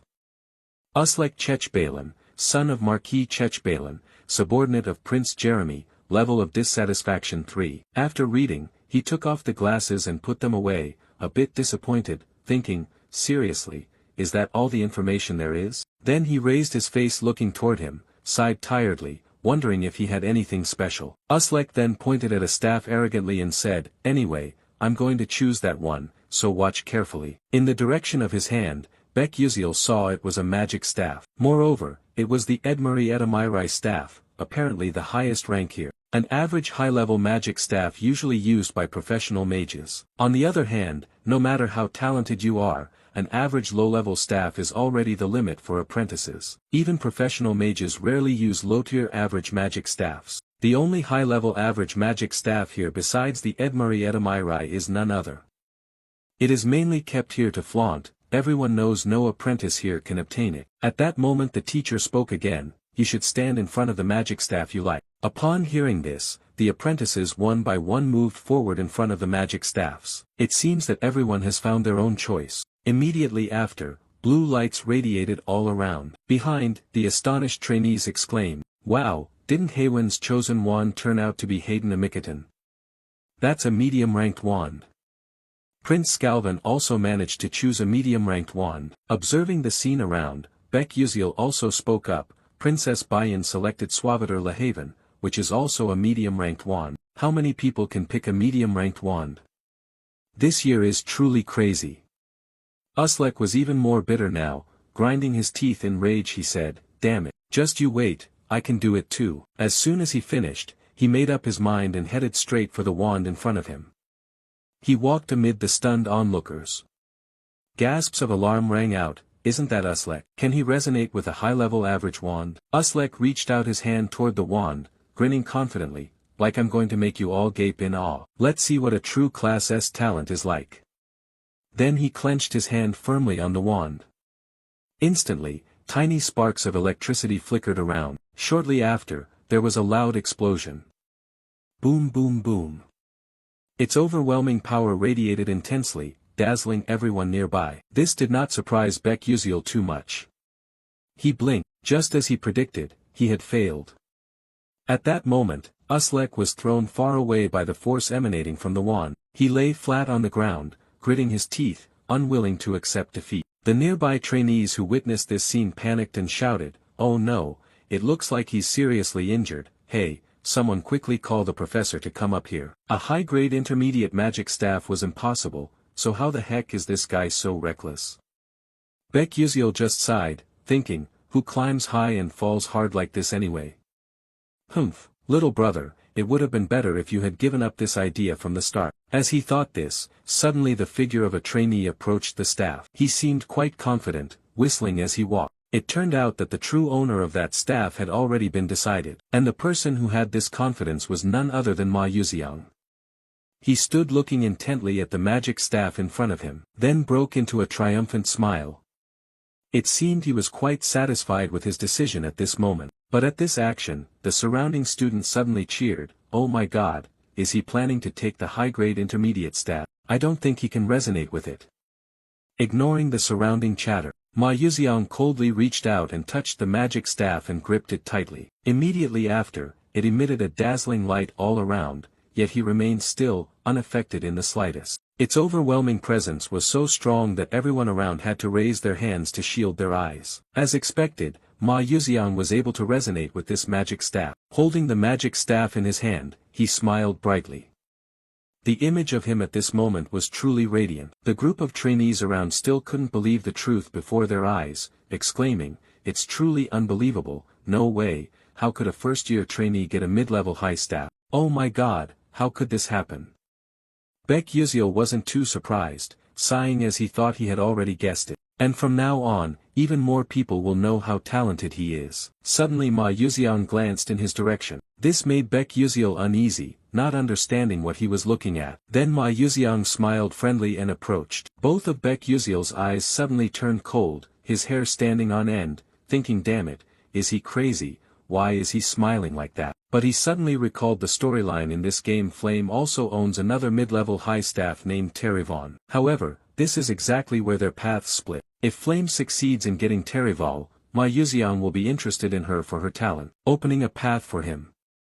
But conversely, if she chooses a different staff, Ma Yuxiang will follow a completely different path. I have to use Flame to attract Ma Yuxiang. That's the way. Thinking this, Baek Yuziel found Flame. She was approaching some kind of magic staff, but still quite hesitant and unsure. At this moment Baek Yuziel realized it was Terrivon's staff. He anxiously fixed his gaze and carefully observed in that direction. Flame moved closer to the Terrivon. He stood watching her back and told himself, "That's right, take it. Then Ma Yuxiang will be curious about Flame and we will have a perfect and beautiful ending." But just as he was about to rejoice upon reaching near Terrivon's staff, the girl suddenly turned around and left. This shocked him so much he felt like vomiting blood. What is going on? Could it be that she doesn't like Terrivon? What's the matter? Does she not know or just hasn't gathered enough information? Things seem not good. Flame can resonate with any staff because she is the main character. But what if she chooses some strange staff? Then we lose another good option. This won't do, I have to take action now. I have to push Terrivon towards Flame. Thinking this, he focused and aimed precisely at Flame's position. Then used the blink skill to dart quickly towards her. In a flash he was behind her. Suddenly Flame sensed someone standing right behind her. She immediately turned around, confused, thinking, when did he get behind me? Baek Yuziel raised his hand and smiled friendly, hello, hi there. Oh, I was just curious which staff you plan to choose, Flame. She replied uncertainly, why do you want to know? Is it any of your business? Baek Yuziel shyly answered, oh, I just want to give you some advice because you seem a bit confused. Hearing his lame response, Flame coldly said, that's none of your business either. If there's nothing else, I'm leaving now. With that, she turned and walked away. Seeing this, Baek Yuziel was about to say something, wait a minute, then suddenly realized that something was off here. Flame should have been friendly to everyone since she is a sociable person, so why is she so cold like this? I can't just give up like that, my whole life depends on it after all. Thinking this through, he musters all his courage and calls out, wait, I really just want to help you, but right now, Flame is even more annoyed, retorting that you're so much like a nagging woman. You should worry about yourself first, you haven't even chosen your own yet, but you're meddling in other people's business. But Baek Yuziel wasn't discouraged by this. He continued, oh, but I feel there's a staff that suits you perfectly. Flame heard this and angrily shouted, are you trying to teach me? What the hell do you know about staffs? Facing this attitude, Baek Yuziel felt a bit hesitant, thinking to himself, what's wrong? Did I do something wrong? Or maybe she just can't be bothered with a lowly supporting character like me. He stammered his reply, well actually, I've heard a lot about you. You don't think you could get that staff, do you? Flame responded confusedly, Terrivon. Seeing that she had calmed down, Baek Yuziel smiled with eyes squinted and said, that's right, it's exactly that. Suddenly, a noise made Baek Yuziel's smile fade. A loud explosion echoed, the imposing force radiating around. It frightened him so much that he broke out in a sweat. His eyes opened wide. Then suddenly, a magic staff flew out of nowhere into his hand. He squinted and exclaimed, what is this? Then he carefully examined the staff. Right after, his face turned pale. Why was it in his hand? It should have been Flame who took it. Damn it all. At this moment, Baek Yuziel was at a loss for words, not knowing how to explain. His face showed a hint of embarrassment. Meanwhile, Flame just stood there, dumbfounded for a moment. Right after, she smiled with squinted eyes and said, "Well then." Baek Yuzio looked at this strange attitude and got goosebumps, trembling as he replied, "Ah, nothing." But at this moment, he was secretly worried about the future ahead.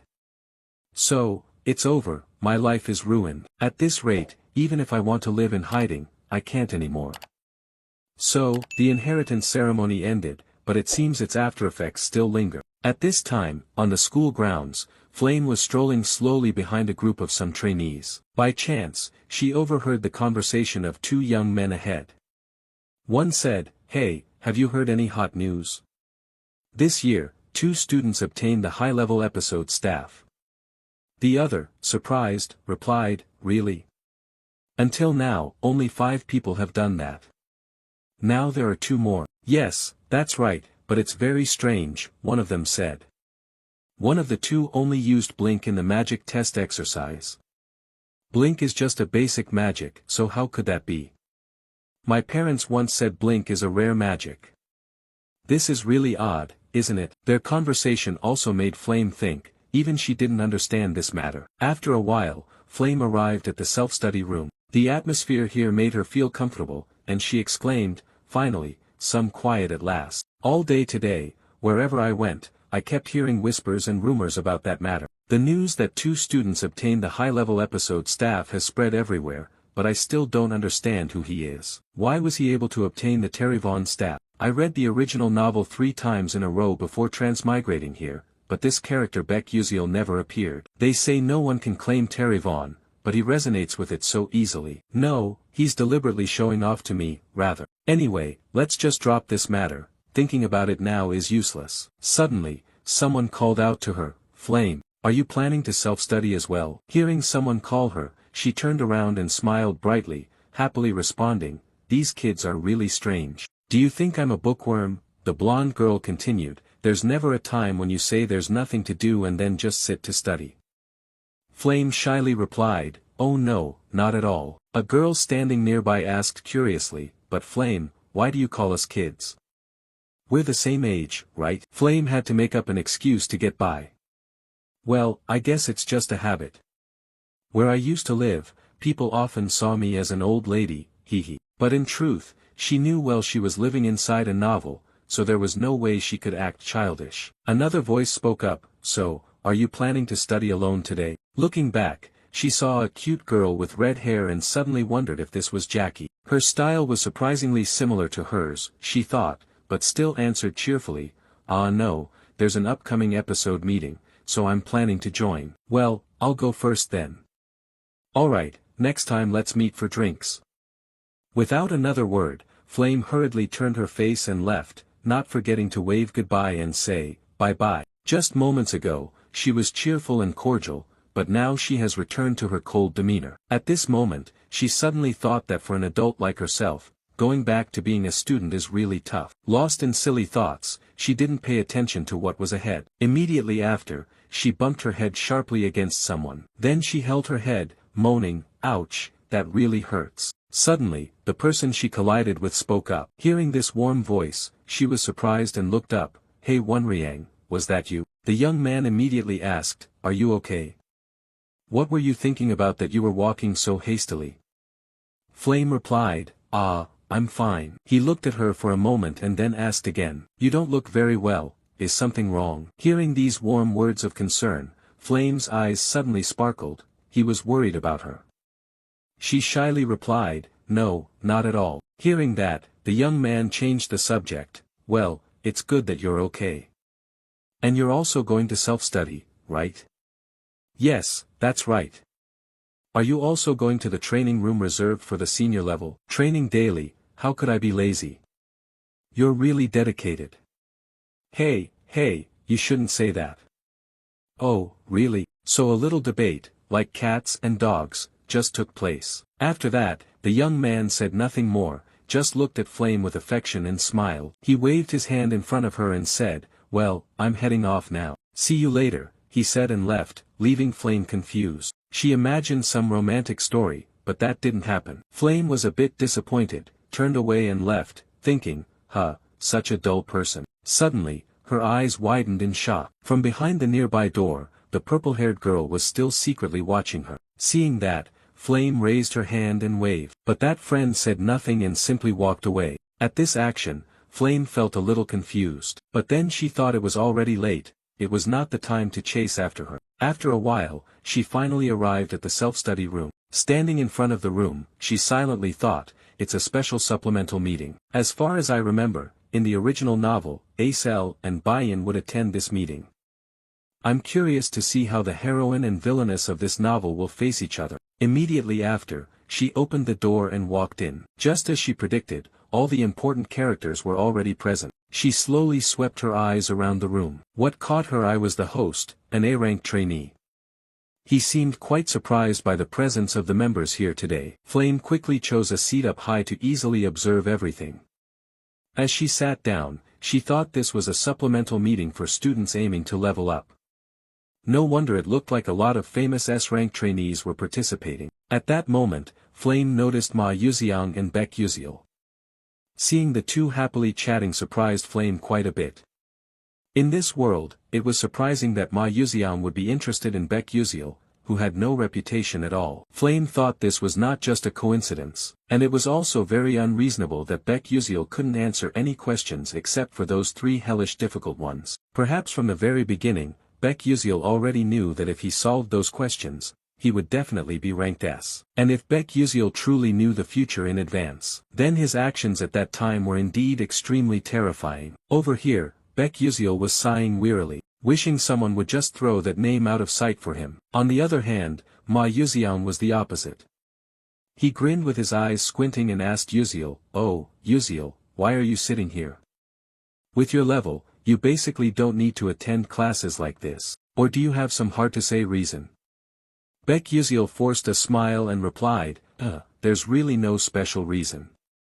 I just came to check it out because I wanted to, but honestly, you're lying to yourself. You were basically forced to attend this class because of bad scores." He looked wearily at the person in front of him, strangely puzzled as to why he seemed so focused on him. At that moment, someone's voice arose, "All right, quiet down. Everyone, let's stop the chatter here. Today, we will discuss the issues from the recent ranking test. As everyone knows, this ranking test was extremely rigorous, so much so that even the upperclassmen called its 3 questions the hell questions. And I will slowly explain everything to everyone more clearly." Although I said that out loud, inside he was quite worried. He didn't understand why those famous people were also here. His purpose was only to boost his reputation outside by helping those foolish kids in this class. Suddenly, an idea flashed in Kyle's mind. He glanced at Baek Yuziel, thought for a moment, no, this was probably his chance. He had heard that Baek Yuziel was the one who scored the lowest on the entrance placement test. So I just need to make him realize that I'm much better than he is. Thinking this, Kyle felt extremely confident. Continuing, please pay attention, everyone. Now, I will guide you through solving the first question. Then Kyle spoke as he wrote on the board. This question was actually a tricky riddle designed to lead everyone into a dead end. First, we have to do it like this. At this moment, the people sitting below listened attentively while diligently taking notes. Ma Yuxiang also glanced at Yuziel, seeing him deep in thought, and immediately asked, "What do you think? Do you believe his viewpoint is correct?" Yuziel was dumbfounded by this question and looked up to the side. He was smiling with his eyes crinkled shut, eagerly awaiting the answer. Faced with this bizarre attitude, Baek Yuziel turned pale, thinking, what the hell is this? Is he asking if I think that guy's point of view is correct? I don't even understand what the professor just lectured, let alone these 3 hellish questions. But anyway, honesty is a good virtue. Thinking this, Yuziel replied, no, I don't know either. As soon as he finished speaking, the nearby students eavesdropped, catching bits and pieces, then looked at each other. What did he say, Baek Yuziel? Is he saying Kyle made a mistake? It seemed these two deliberately said that to slander Yuziel, because everyone knew he had the lowest entrance score. At this moment, Kyle, who had been focusing intently writing on the board, overheard those words and stopped. He became slightly annoyed, gritting his teeth. Suddenly, Baek Yuziel sensed something was off. He glanced left and right, confused, thinking, what the hell is going on, why is everyone staring at me like that? Meanwhile, Kyle also stopped writing, broke his chalk and said, "That's right, I made a mistake." Baek Yuziel was utterly stunned upon hearing that, wondering what the hell was happening. Immediately after, Kyle suddenly broke into a victorious smile and continued, "So Baek Yuziel, why don't you come down here and help everyone solve this part?" Upon hearing this, he felt all the hair on his nape stand on end, panicking as he thought, "Damn it, what the hell is he talking about?" Suddenly, he caught Ma Yuxiang's gaze, looking somewhat surprised. He smiled brightly with a trusting look, like, "You can do it. Come on, by now you must have figured everything out, it's this guy and those others who are deliberately pulling this stunt." Thinking this, he slowly stepped down from the podium, walking while reflecting, Fine, if you want to humiliate me, then you've made a mistake. I will make you real, unable to accept defeat both mentally and verbally." At that moment, everyone's gaze converged on him. As soon as he reached the podium, he took something out from his belongings, then quickly went through the solution he had. It turned out what he took was a pair of glasses. He suddenly thought, 3 hellish questions, or rather, it seems more like a pun. The gist of the question is like this: a sorcerer chants as follows, "O Mother Earth, please shed tears and thus cause the dust to multiply even twice as much as before." The question is, why is this so? The answer to this question is quite simple, it's just that the dust is crying. They are merely a state of separation. Baek Yuziel raised his hand to his head, wondering which damn fool had time to come up with this ridiculous question. To him, it was absurd, yet here it was a big, tough problem they had to solve. But in any case, that Kyle didn't treat this as an ordinary math problem. Instead it was about making dust cry for dust. It's hard to put into words. His method, although wrong, still got the correct answer. It seems mostly due to luck. If faced with a similar question, he definitely wouldn't pass. And from now on, this stage belongs to me. Thinking this, Baek Yuziel turned to him and said, "I really can't show you how to solve this question, but I will tell you where you're wrong." Kyle was stunned upon hearing this and exclaimed, "What?" Baek Yuziel continued, "The issue is the foundation of the earth, but what if it was water or wind instead? Do you think your method can solve those two?"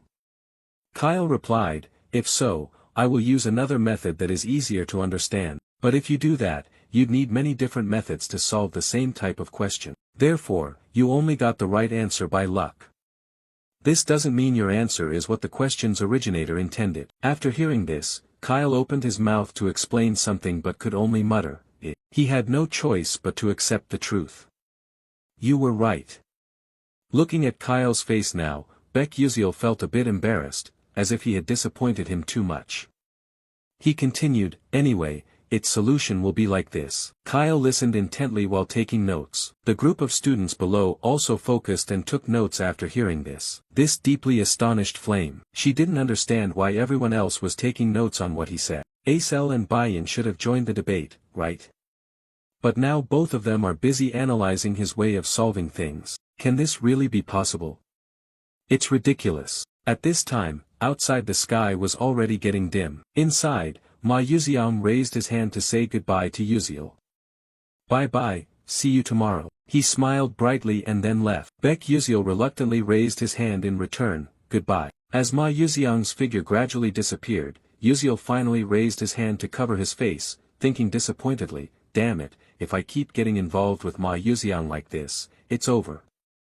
I don't want tomorrow, I never want to see him again for the rest of my life." With that thought, he slowly lowered his hand. Looking at his small, budding hand, he suddenly thought, maybe it's because of the phone, I can't use it anymore, it's frustrating, but it caught Ma Yuxiang's attention, damn it. I don't understand why I have to keep running into him. Strangely, besides Flame, no one else had ever used Blink before. As he was leisurely leaving, he saw Bayan still standing nearby waiting for someone. Her face looked a little sad. He suddenly thought, what's wrong with her? Her expression looks off, but it's none of my business, no need to bother. So he just walked past Bayan. Suddenly, she called out, Baek Yuziel. While he was still confused, not sure if he heard correctly, she continued, I have something I want to ask you. The male lead was quite surprised by this. He could not have imagined that a perfect person like her would have something to ask him. He replied, Bayan, What is it? She didn't beat around the bush and went straight to the point. Why didn't you explain your answer earlier? The male lead was stunned by this question. He thought to himself, it's not that I didn't explain, but in truth, I didn't even know how to explain it. How can you explain a question that has no answer? Maybe she's misunderstanding something. He awkwardly scratched his head and replied, well, I didn't have to explain anyway. Hearing this, Bayan immediately interrupted, I understand. You don't want to reveal something there, right? This made him even more confused. He thought, it's not that. She continued, then I will make it up to you. The male lead was shocked and replied, what are you talking about? Bayan clearly added, I mean I will compensate you fairly. The male lead was utterly shocked, mouth agape, exclaiming, huh. After a while, the two quietly went to Professor Hei Wonriang's room. After rummaging around for a while, they managed to find their own tests. He glanced over Bayan's test and then spoke. I really don't understand why you paid me to solve just 3 questions in the placement test. Bayan replied, I have my reasons, not convenient to say. You just keep talking. Yes, miss, the male lead responded. After looking through her test, you voiced your doubt, hey, but you only got 3 questions wrong, while I missed all the others. Yet you asked for my help. Aren't you ashamed? Bayan calmly replied, no. The only thing I feel ashamed of is that I still can't understand the answers to those questions. If you can solve this doubt for me, I'm willing to do anything. Hearing this, the male lead was so surprised he was stunned, thinking to himself, he's supposed to be a model student, isn't he? Then you asked, but why are you asking me? You're a princess, surely you have plenty of friends to ask.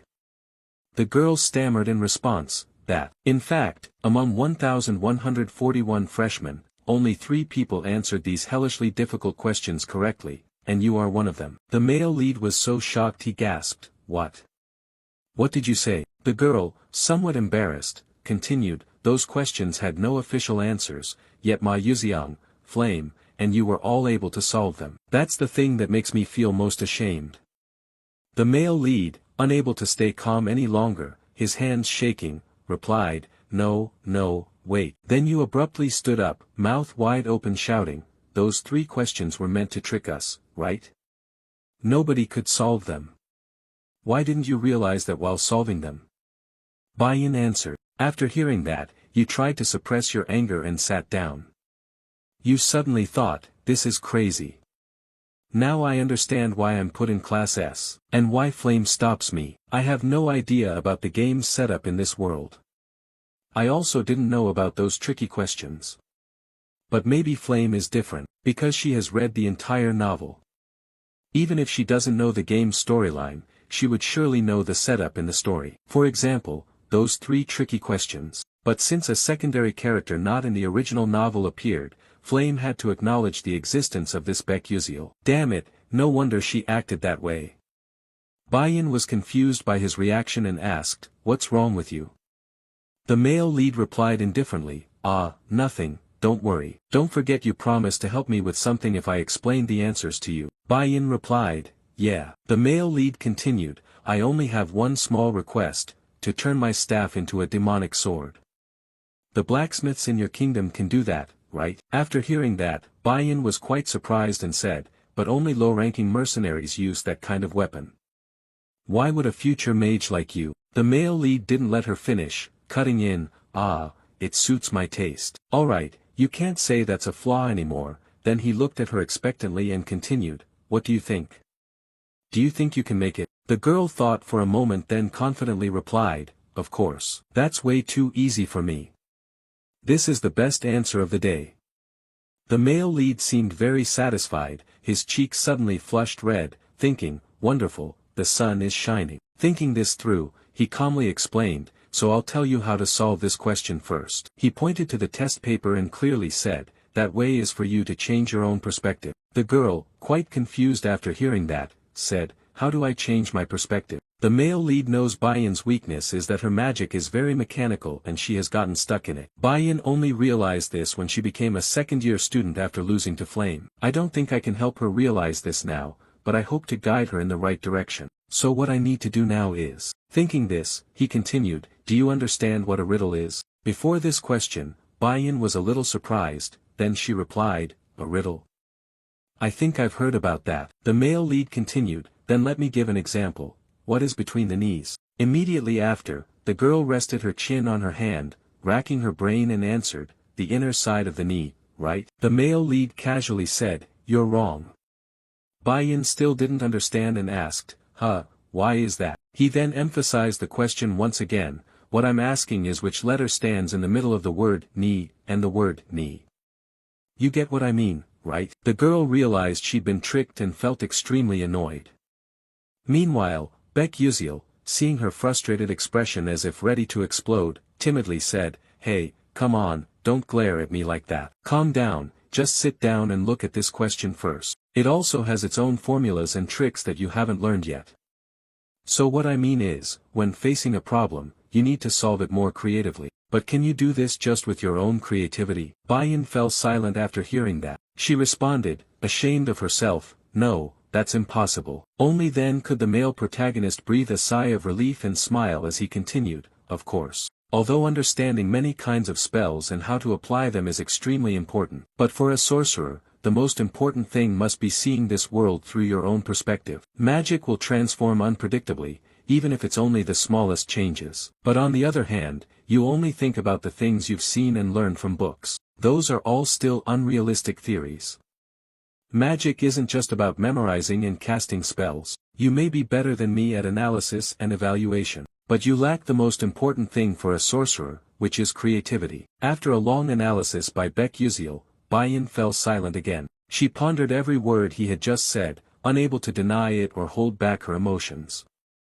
Her hands trembled uncontrollably, she was slipping into a state of utter despair. The male protagonist, seeing her serious expression now, broke out in a sweat. He rubbed his head, shyly speaking, you understand what I just said, right?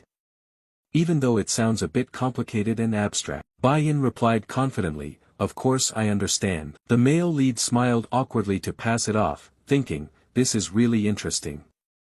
I don't even understand what I just said anymore. He then seriously continued, I'm glad you can understand what I just said.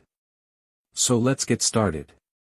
I'll ask you, what does the man say to the horse when putting it to bed? After hearing that, she was a bit confused. Immediately after, she placed her hand on her chin, pondering, what does the man say to the horse when putting it to bed? She thought hard but couldn't figure it out, then replied sadly, I don't know either.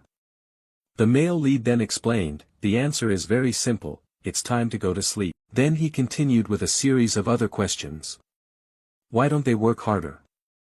Maybe because they're always lying down while working. So what would happen if rock and paper both took part in a race?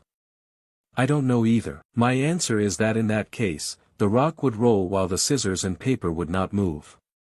Their shapes don't allow them to move. At this point, he turned to look at Bayan and dared not say anything further. By now, her whole body was trembling violently. It seemed she was tormenting herself. She was so angry that she furrowed her brows, clenched her teeth, very uncomfortable. Seeing her attitude, the male lead got goosebumps, thinking, oh, what is this? She looked like she was about to go crazy at any moment. The male lead mustered up all his courage to ask one more question. What would the clouds say to the sea when it rained? She concentrated intensely, thinking, silently reassuring herself, come on, I can do this. Calming down, after a moment of inner struggle, she stammered, I'm falling into the sea. At this answer, the male lead was quite surprised and exclaimed, oh, you answered that correctly. Finally, she was able to answer a question and receive recognition. Inside, she couldn't contain her joy, which shone clearly on her face. Bayan beamed radiantly, her eyes sparkling with excitement, and it was this reaction from her that took him by surprise. It was also the first time he had seen her smile, whether in-game or in real life so far. The male lead also shared in the joy, smiling smugly and replying, just as I expected from a princess. Your creativity is on an entirely different level. Seeing the somewhat excessive flattery, she blushed, trying to suppress it and said, all right, that's enough. Now, please tell me the next question. The male lead grinned and replied, yeah, that's right. So my next question is. And so, the two chatted together until it was fully dark. Outside the school grounds, a few students remained, chatting with each other. At that moment, the male lead quietly headed home alone, looking quite exhausted, with dark circles under his eyes. He sighed in frustration, thinking, what a fool I am, spending a full 3 hours just using some silly trick questions to challenge Bayan. I honestly don't expect her to remember what I said. But speaking of Bayan, she will definitely become a great witch in the future with an excellent mind. However, her weakness lies in her overly rigid way of thinking. If I want to exploit that weakness by teasing her, even though she is the antagonist, why do I feel so guilty about it? Anyway, I need to quickly train Terivon into a sword mage, so I have to do much more than this. Well, this isn't like the old me who could do everything on my own. But whatever, no point thinking too much and getting a headache. I should just quickly go find the necessary books for the upcoming classes. After a while, I arrived somewhere. I looked around searching for something and told myself, no, it should be around here. I didn't remember wrong, did I? Then my eyes suddenly lit up with joy as I exclaimed, here it is, this is definitely the place. In front of you is a rather old and dilapidated house. Inside, everything is covered in dust and cobwebs. Stepping inside, looking at the scene before you, you think, oh, this place seems really run down. Looking at the shop owner, you suddenly think, but I know one thing. Here, the owner of this bookstore has the strange habit of pretending to sleep while secretly spying on customers. If I remember correctly, this nameless bookstore contains Maiala's notebook. He was the valedictorian graduate of Stella Academy 10 years ago. If it were my past self, I could just click on the screen to view it immediately. But in this world, you need actual books to study. Moreover, whatever you study affects your level advancement. At first, I bought books from famous bookstores, but then I discovered the good ones are all hidden in shops without signs or any reputation. Thinking of this, you advanced deeper into the shop and started searching. As you walk, you quietly rejoice, thinking that studying magic engineering with Maiala's notes in hand would be amazing. Surely, you'd get perfect scores, but honestly, just wearing ridicule glasses would also get decent marks. But maybe I'll discover some secret formula. Suddenly, something catches your eye, a green book nestled in the corner of the cabinet. You exclaim, this is exactly what I was looking for. You just reached out to grab it, when at the same time, someone else's hand also reached out for it. And then the two just kept looking into each other's eyes. He exclaimed in surprise, Acel, really? She replied confusedly, how do you know me? Of course, you're so famous. The male lead answered. At this point, she slowly realized as he continued, I remember now, you're also in the supplement group, your name must be Beck Uziel. After hearing that, the male lead felt a little disappointed, thinking, she doesn't remember meeting me before coming to the academy. She went on, I really liked that debate, it's just a pity you couldn't explain all the answers. The male lead then suddenly recalled that Acel was also someone who couldn't solve those questions. She added, anyway, it's nice to meet you. Then she coldly turned her face and walked away. He was somewhat surprised at her attitude, but the important thing for him now was that, luckily, the book hadn't been taken. He reached out to grab the book. Then he glanced back at Acel, thinking, why is she here? At that moment, she was still browsing books, but she seemed hesitant about buying them. This was clearly shown when she checked the price of each book she intended to buy. After looking at the price, she sighed in disappointment and put the book back in its place. It was this action that caught Beck Uziel's attention. He also quietly understood that the reason she was here was because of that.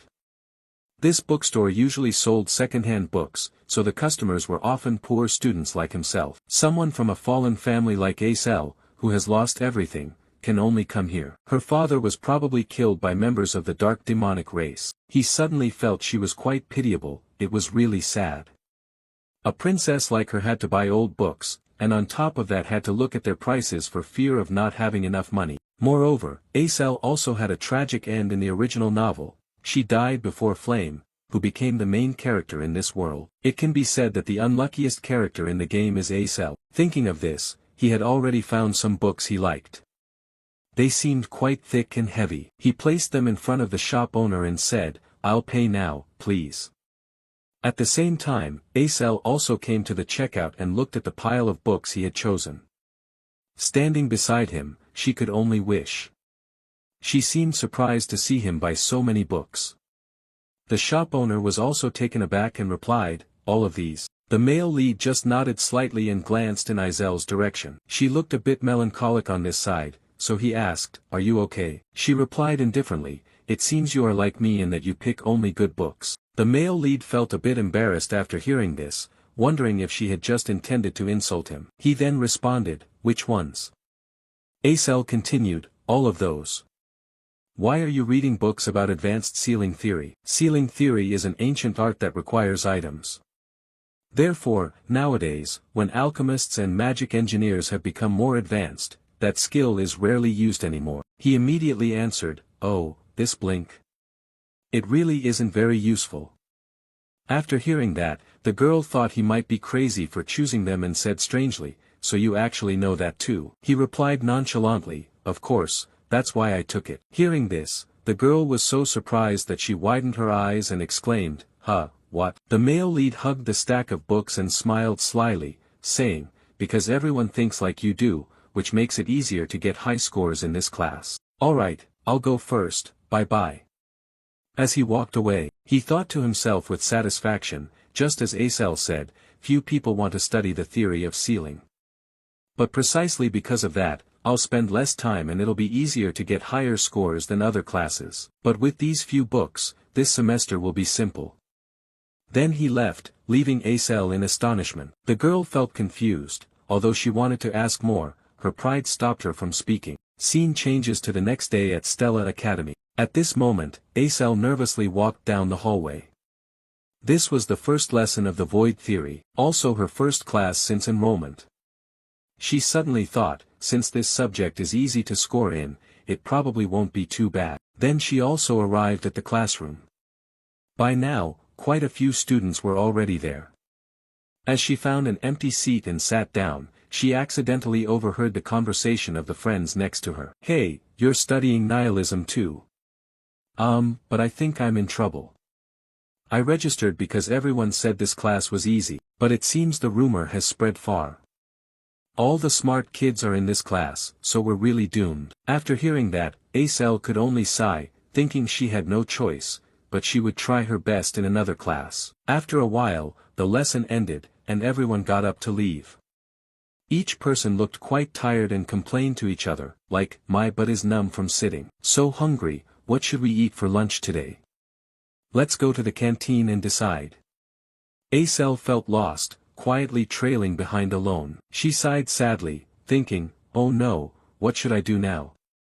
But it's difficult to get a scholarship if you register for my class." Her stomach growled loudly, ravenous. Holding her wallet, she hesitated, wondering if she should just go eat first. "Let's see. This term I only have 60 meal tickets left, so I'll have bread today." Izel's eyes suddenly widened with surprise when she saw something. It turned out that on the way to the canteen, she happened to pass by some room. She even recognized a somewhat familiar person, Beck Uziel, who was also sitting there. At first, she wondered what he was doing here, but when she saw the professor giving a lecture, she suddenly realized this was the class he registered for. Strangely, this class had very few students, and not only that, they were all people with poor records. This professor is probably about to lose his job soon, she thought. But then she suddenly realized one thing: if she also registered for this class, she could achieve high scores without spending much time, and could save energy to study other subjects and earn scholarships. Oh, but the name Beck Uziel might already know in advance that this subject is easy. Oh, unbelievably, he had already planned which subject to take for a smooth ride. No, impossible. What am I thinking? It must be just a coincidence. Thinking of that, she also left. Scene changes to the next morning, when the sun had already risen high. Somewhere, students were still attentively listening to the lecture. The teacher said, "Surely all of you know what the root of magic is. The primordial white-robed mage spread magic throughout the world. Humans and other species learned how to use magic. And the professor giving this lecture is Professor Laidin, a specialist in the moon deity." He continued, "That mage taught the elf race natural magic, taught the dwarves material magic, and taught humans elemental magic. After that, he gave a long lecture on magic, followed by an abstract and difficult lecture. The main character listened as if a duck hearing thunder, silently thinking, can I really get through these 3 years like this? I could have skipped all this knowledge with just one blink in the game. But this lesson is actually quite important. It might tell me what the true ending is. And of course, all of this is just my own speculation." Suddenly, he realized that the person sitting next to him looked somewhat familiar. Turning his face, he was surprised and thought, Acel has always been in this class. I don't remember any main character enrolling in this class who has anything to do with me. At this time, the professor was still passionately lecturing. Humanity's curiosity did not stop at elemental magic. Mages have traveled around the world and secretly learned magic from other species. However, they were still not satisfied, but could no longer learn anything more. The primal mage left behind 12 divine moons and vanished without a trace. Does anyone know about the 12 divine moons? A clear voice spoke up. People say they are divine guardians protecting the balance of power across the continent. And no one else but Acel was speaking. She added, I also heard that they were hidden all over the continent and have carried that mission until 1,000 years ago. The teacher was quite surprised by this answer. He continued, oh, that's right, they have a special power that protects the continent. For example, the divine moon representing summer, the sixth moon is the red summer moon carrying a blazing red flame, and they say that flame will never go out. If you go to the bottom of the Alamanca Sea, you can still see the red fire. So if anyone's curious, you can check it out. After hearing this, the male lead thought he had misheard and shivered inwardly, thinking, damn, is the teacher joking? If a living creature intrudes into the territory of the Alamanca Sea King, they will die immediately. At the podium, the teacher was still enthusiastically continuing. This is Bevian, a giant whirlpool in the ocean that was frozen by the 12th moon, the blue winter. Therefore, each divine moon has its own power, but miracles happen if they combine. A student below raised his hand and asked, Teacher, what is that miracle? The teacher suddenly grew solemn and replied, no one really knows that. They fell into slumber 1,000 years ago. At this moment, the protagonist felt the teacher was right. At least I have encountered some divine moons while playing the game, but I only saw 5 moons during limited time events. This is based on information I've gathered from other players. No gamer has found more divine moons than me. If my guess is correct, the 12 divine moons relate somehow to the true ending, because no one has discovered the true ending in the past 10 years. The answer must lie in the unknown content. I only managed to see 5 moons after risking my life many times, but if I want to witness the true ending, so be it. I'll just start over again. Meanwhile, in another outdoor classroom, a massive fireball was rushing toward the mannequin in front. A beautiful woman in a red dress stood in the middle and spoke, strength isn't everything. No matter how powerful an attack is, if it doesn't hit the enemy, it's useless.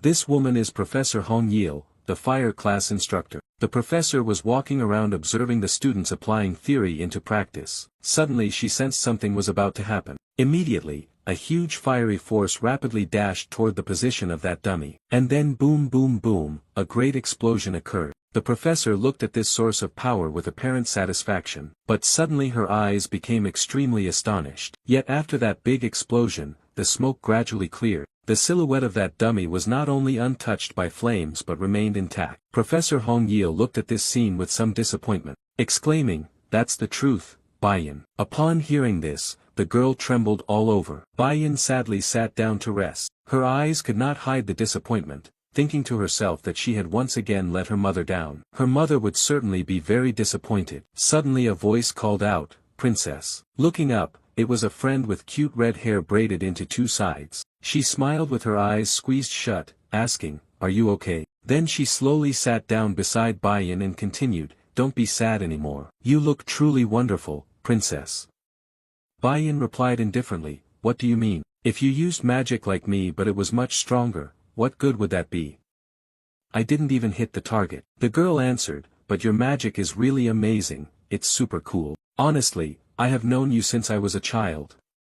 Hearing this, Baiyan also recognized this girl. She is also a fire mage like me.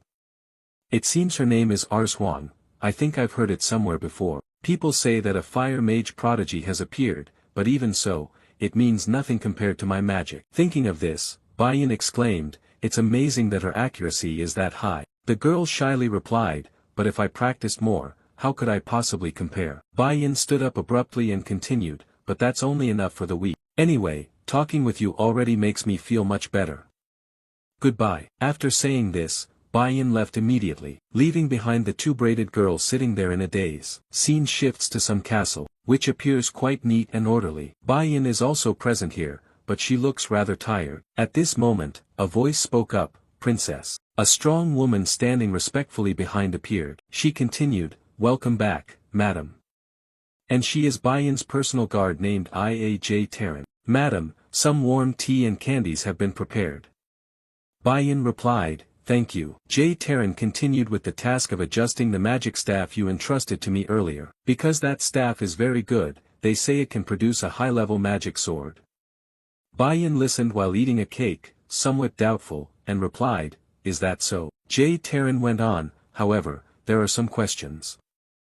Bayan was surprised and asked, "What questions?" J. Terran stammered in response, "As if I had heard rumors that it constantly drains mana from its wielder." Hearing this, Bayan was astonished. Then she stood up abruptly, turned her face back, and said in panic, "What?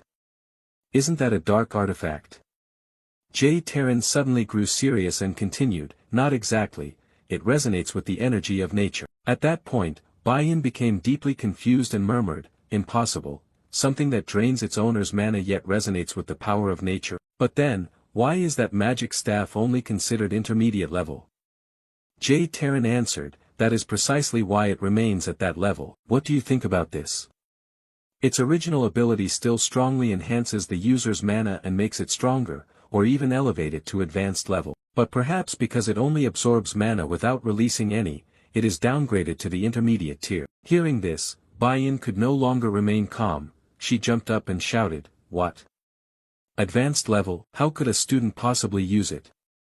Even J. Terran himself was quite surprised by this. Meanwhile, Bayan was still bewildered, clutching her head as she continued, "I know it doesn't resonate with everyone initially, but I didn't think people would use it even if they had it. Unless they have an enormous amount of mana or nothing at all. I don't understand this. I can be sure any ordinary person would know that." She spoke at length, leaving her throat dry. She sipped some hot tea to warm her voice, then added, "But anyway, he is definitely a special person." Cut to a few days later, when the new semester began in some classroom, a teacher was enthusiastically explaining to the students, "Attack magic requires a deeper understanding than any other type of magic." And our main character was also sitting attentively listening in this class. This balding professor was Professor Carlium, teaching mana guidance. He continued, "That's why the mana guidance class is mandatory. From now on, in your one-on-one matches, you will learn guidance focusing on casting and aiming." In this class, Acel was also present, looking quite focused on listening. At the same time, on the podium, the professor was still passionately explaining that casting means shooting magic from the caster's body, while aiming means using magic on a stationary target. Then, we will discuss the trajectory formula as follows. From a distance of 760 meters north, Chosu is moving southward at 12.6 meters per second, so, what is the appropriate trajectory and predicted distance Yan Hai needs to cast water-type magic? As the teacher reached this point, the atmosphere suddenly fell silent. Below, two students whispered to each other. One said, "Among the attributes, what if it's water?" The friend sitting next to him stopped him, "If you're not a water specialist, it's best not to answer that question." But is that teacher trying to make things difficult for us? The male lead sounded quite sleepy hearing this. He kept yawning repeatedly, thinking to himself, "Really, this is so boring. Why does it take even more time than the Korean class?" Suddenly, the bald professor spoke up, "Uziel, please stand up and answer this question." The male lead answered reluctantly, "Yes, sir." But inside, he silently cursed, "Damn, it's me again." After a while struggling to explain, he finally finished his solution and confidently turned to say, "Yes, I have completed it." Looking at Baek Uziel's presentation, the teacher was very surprised. Exclaimed, "Wonderful, you managed to solve it so easily. Your initial attribute is water, right?" He immediately waved his hand and replied, "No, sir." "Oh, that's great. Let's move on to the next question then." It was precisely his actions that led Acel to see him in a different light. After a while, the lesson ended. Everyone rushed to leave. A clear voice called out, "Excuse me." Turning towards the voice, he replied, "Yeah, are you addressing me?" In front of him was Acel. She continued, "That's right, I have a question I want to ask you." She suddenly thought to herself that she had a question about Baek Uziel while observing him. It wasn't about his ranking but that he was very intelligent even compared to the top mages. He could solve the professor's problems so quickly and accurately. That is something truly unbelievable. The level of that question is at least university level, not something a professor could easily solve. Even if Stella is a place where geniuses gather, what exactly is Uziel's status? At first I thought it wasn't the case, but now that's certain. He definitely has a course registration strategy. Thinking of that, Acel continued, I want to ask you, what is your next course? Taken aback by this sudden question, Uziel was quite surprised. He calmly replied, why do you ask, do you like me or something? Acel answered a bit annoyed, what's that old man, do you think I'm a pervert? That's gross. Uziel, purple with anger, said, I'm the one who thinks it's gross, isn't that right? But then he suddenly thought, I'm an adult, what the hell am I saying? Then he touched his head and ears awkwardly and said, so why do you ask? At this moment Acel answered seriously, I've researched the classes you're enrolled in. It seems they are classes where you can easily get high scores. I won't beat around the bush and want to ask you directly. Where did you learn that strategy? Because this is quite important to me. After hearing that, the male lead thought to himself, I was wondering what she was going to ask, now I understand. Immediately after, he waved his hand, laughed out loud and said, haha, what do you mean? The classes, well, it's probably just a coincidence here. If that's all, then I'm leaving. With that, he also turned his back and walked away. Acel was quite surprised by his indifferent attitude and blurted out, what? Watching that figure leave, she was unwilling and called out after him, hey, wait. But he no longer bothered to care. She mustered all her courage, lowered herself, ran after him, and called out, please wait. At this moment, the male lead also heard and stopped. She gasped and said, please, wait a moment. Uziel replied, what is it? Why are you following me? Go learn that stuff from someone else. There are plenty of skilled people here, or just imitate me. You said you had already researched it. After hearing that, Acel stammered in response, but anyone who studies divination can get an A+, so it's not that important. But if I sign up for the same class as you, it might negatively affect your grade. At that point, her eyes suddenly grew sad. She felt a bit guilty toward him, thinking that if he didn't get the scholarship, it would be a loss for him. But even in this situation, he still worried about someone else's grade. The male lead looked at her pitiful face and suddenly thought that although he was a bit troublesome, she would always be the female lead. Suddenly, she put on an innocent and cute expression and said, but anyway, could you recommend a class to me? A class where it's easy to get a high score, please, I'm begging you.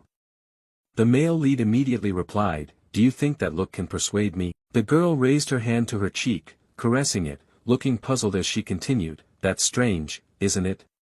Usually, when I look at my face, all worries disappear. But this overly confident expression is making the male lead feel nauseous, he said indifferently, are you serious? Acel blushed deeply, smiling with eyes squinted and replied, haha, I was just joking. I knew you would react that way. So I've prepared some interesting things to make up for you. The male lead thought to himself, using me, to make up. He mentally shook his head, really? Kids these days love to make up for things like that. Just opening your mouth and you can make up for anything. Suddenly, Acel continued, do you know about the seventh magic? Hearing this, the male lead was startled and replied, yes, I know, he said. She added, really? Not many people know about it, because it is an abandoned tower that has vanished and many spells prevent people from approaching where the tower once stood. However, she was passionately recounting the story but suddenly stopped, when she noticed Uziel's strange reaction. She asked concernedly, wait, what's wrong with you? Are you okay? Uziel seemed to struggle upon hearing this, clutching his head, thinking, I'm losing my mind. This is extremely important information, because Flame can increase its influence over the male lead through this. Moreover, Flame knows about this from the original episode storyline. Acel also knows this and has only shared this information with the male lead, not with supporting characters like me. Thinking of this, he didn't want to listen at all and waved him off, replying, that sounds like a scary story, doesn't it? I don't want to hear it either, it's not interesting at all. Then he just walked away. Acel felt confused and quickly explained, it's not that scary. Are you afraid of ghosts at your age? Yuziel reluctantly responded, alright, I'll tell you. She twisted the question further, you just pretended you wouldn't tell me, so why did you change your mind so quickly? Yeah, that's how I like it, Yuziel replied. At that moment, he also thought. Moreover, it was enough that Acel wanted to give him something. With that thought, he spoke up, anyway, this isn't related to scores, but it's something extremely useful for me. You should register for the meditation journey to the Void course as a culture episode class. Acel replied confusingly after hearing that, meditation. Registering for that as a culture class. The moon god tomb and meditation are prioritized. Do you like practicing? Not exactly, the male lead responded, but he himself didn't know how to explain it. He suddenly got an idea and made up a reason. Ah, my master is also a bishop like you, and through meditation, one can enhance their magical skills. Acel exclaimed in surprise, just with meditation. Based on his experience of playing games all night for 10 years, he gave his own explanation. In fact, this had yet to be discovered. But for bishops who wield large-scale destructive magic, meditation is extremely important to perform precisely based on formulas and equations. But above all, it is the mind that controls the magical power. I haven't told anyone this before, but you're the exception because you're quite cute. The girl was confused, unsure whether to believe what he was saying, and replied, you just said I was ugly earlier. But it sounds like every girl likes that. She smiled brightly and continued, anyway, I do thank you. Although it's not a subject that helps me improve my grades, I will register for it. Yuziel replied, that's up to you, fine, you can do whatever you want. Having achieved her initial goal, the girl happily left. Watching her back as she walked away, Yuziel seemed quite worried. He didn't know if what he had done was right, only sighed and thought, I told her everything. It made me a bit afraid of how the future might change. But if I just leave her like this, Acel will face tragedy again in this world. If meditation can help her, that would be a good thing. Thinking about this, he suddenly realized something in his mind. He himself is also a magician, isn't he? But why hadn't he thought of practicing until now? Yuziel is very strict in training within the game, focusing on conditioning, restraining magical power, and developing rapidly. If this were a game, I could gain experience by pressing a button, but now I can only do it directly. It seems quite late, and there are no cutscenes or hunting missions, so I can't gain more experience. But anyway, I have to thank Acel. After a while, Yuziel returned to the Stella Academy dormitory. All students are within the dormitory system. The dormitory system is a side feature in the game, where players can freely decorate their rooms. But for Yuziel, this is his only home because his village was burned down. Dormitories are also divided based on rank. All rooms are the same size, but the number of people per room is allocated according to rank. And naturally, the S-class students occupy the highest floors. The protagonist is now alone in his room, feeling a little lonely, but in the end, he can make good use of it. He let out a sigh to catch his breath. Well then, it's time to get started. Yuziel meditated with intense concentration, thinking, training stats is not the most important thing. Because this is reality, I have to get used to using this body. In the game, Yuziel was a genius who could control sword aura by using an infinite circulating mana pool inside and outside his body. No one pays attention to him, so no one knows. But Beck Yuziel is a sword genius who reached the pinnacle of swordsmanship. I have to follow that path once again. My breath is what controls the flow of mana in my body. If I can gradually increase the amount of mana I intake with each breath, I will be able to gather enough mana in just one go. Skills don't increase simply by collecting EXP, you have to continuously use the skill to level up. This also means training, and so he focused on training throughout a long night. At this time, the clock already showed 4 a.m. The new day was breaking. Inside the room, Yuziel was still training, his whole body radiating a sparkling golden light. Suddenly, he widened both eyes, then raised both hands to feel the refreshing energy flowing through his body. He thought in amazement, this must be a sensation Yuziel had experienced, since he was a child who accepted having mana leak syndrome. Although faint, I could still feel it. At the same time, the system also displayed a notification, the mana leak syndrome skill has leveled up, the blink skill has leveled up. The protagonist looked at the status panel quite satisfied. Wonderful, I've taken another step closer to the goal. I will find the real ending at all costs. Scene changes to somewhere else. Here, the air is quite fresh, a green meadow stretches endlessly. At this moment, someone mysterious appears. So this is a romantic space at Stella Academy. Flame immersed herself in the atmosphere here, suddenly thinking that the meadow and wind were artificial, but the feeling here was so genuine, really comfortable. Stella Dormitory is a pocket space created within the school grounds. This allows everyone to freely manipulate the elements of the space as well as its nature. All sporting events, other events, as well as dungeons, gates, and monster training take place here for that reason. Returning to reality, at this moment the students have also gathered here in full. Flame stood at the back, casting her eyes to take a quick look around. She suddenly realized there was a total of 141 people. 50 people from classes A1 and A2, the remaining 40 from Class S.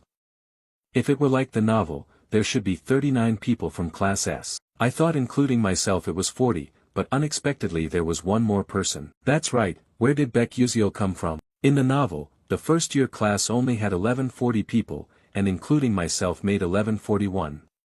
In other words, Uziel was also in the original novel. Well, I'll gradually figure out everything. It's okay, I can do this. I'm the only person in the world who knows about this novel after all. The lesson will start soon. Suddenly the group of students standing in front of Flame began to chatter. Someone said, "Prince Jeremy, have you finished registering for your Blink class?" The blonde young man standing in the middle was probably the character being mentioned, looking quite pleased as he replied, "Of course. We also signed up for the soft magic research class, because we heard you signed up too." He smiled with his eyes nearly closed and continued, "Really? Then let's help each other out." Meanwhile, Flame looked after his silhouette and suddenly thought, that's Prince Jeremy from the novel. He was madly in love with Acel but was rejected by her. Since then, he seemed to have turned into a different person and eventually became a villain. He looked gentle, but every one of his actions was calculated. I should observe carefully to avoid getting caught up with him. Suddenly, Prince Jeremy also saw Flame. He was exactly like a friendly beauty queen, raising his hand to greet while flashing a bright smile. Flame also raised his hand to wave back, thinking to himself, but he really is handsome. Now I understand why so many sycophants surround him. But it must be admitted that his faction was made up entirely of the most famous people in school. Thinking this, she turned her face and walked away to another spot. She was determined to gather them all together, because from now on, this world would become her own reality. She had to start preparing for the future. But this action seemed to catch the eye of the prince. He smiled inwardly, thinking, Flame. At that moment, the teacher's voice rose, capturing everyone's attention. We will start with basic training before beginning today's session. I need to know your abilities so that I can teach you properly. I will be the one directly teaching. If you don't like it, don't say anything. Often you already know that our professor has the authority to deduct or add points to you, so remember that you will be expelled if you don't meet the required score. And now I will explain the training session right away. We will practice with the dungeon. I will use scenarios that occur in real dungeons, as well as various traps and monsters, to test all of you. You will get 4 points if you defeat a level 1 monster, 8 points if you defeat a level 2 monster, 20 points if you obtain the point staff. The top 5 students will receive a small reward and shopping privileges. Students without points will have points deducted. If you are afraid of failure or afraid to go alone, you may form groups. But remember carefully, points will be divided equally among group members. If you can eliminate a student, you will take that person's points. With that, the teacher immediately disappeared, leaving only his voice echoing back, "That's all, good luck." Immediately after, the ground suddenly shook violently. The group of trainees panicked and screamed, "What is this? What's happening? The ground is shifting." At that moment, the ground suddenly cracked open, and something rose up from beneath. Flame was also quite surprised, her eyes wide open staring. A huge towering tree appeared, and it seemed like everything around had changed. Flame seemed to realize that this was exactly the map of Jack and the magic beans. The scenery here suddenly became dense and full of thick foliage. The entire group of trainees also began to take their own paths. Some chose to go alone, others decided to go in groups. In the distance was the figure of Flame walking alone. She held her magic staff in hand, suddenly thinking, well then, I'm ready to join this game too. Suddenly someone called out, "Flame." Turning to look, what caught her eye was her red-haired friend. She continued, "Are you planning to go alone during the practice?" Flame replied, "Ah, Jackie." She just suddenly thought that although forming a team during dungeon combat has many advantages, going alone is still better if you want to earn more points. Thinking that, she coldly added, "Sorry, but this time I want to test myself, so I intend to go alone." The red-haired girl laughed wryly and answered, "Yeah, I know. You have to share points with teammates, so it's understandable." Flame replied, "Yeah, that's true, but at this moment, she suddenly thought to herself, is it just me overthinking or is she teasing me? Whatever, forget it." Flame said goodbye, "Let's go together next time," but she didn't say anything more and turned away immediately. Watching her retreating figure, Flame felt a bit annoyed inside, thinking, am I just imagining things? Heaven, why do I have the feeling he's imitating me? But oh well, back to the main issue, things will probably be different later. 1 hour after the dungeon was opened, at this moment a blue light was emanating from some corner. It seems Flame just went through some battle. Now she is quite tired and mutters, "This is exhausting, when will this training session finally end?" Suddenly she sensed that something unusual was about to happen. Immediately after, a huge vine rapidly lunged toward Flame. Quick as a flash, she raised her magic staff to resist. A strong blue power emitted from the staff, directly striking the vine's body. After a while, it seemed the vine was defeated and gradually shrank. At this time she looked around, thinking, not only monsters but even plants can attack. Indeed impressive, even training can't be underestimated. So far I've only got 18 points, which isn't too bad. But for this episode, just one more point is enough to catch up, I have to keep moving.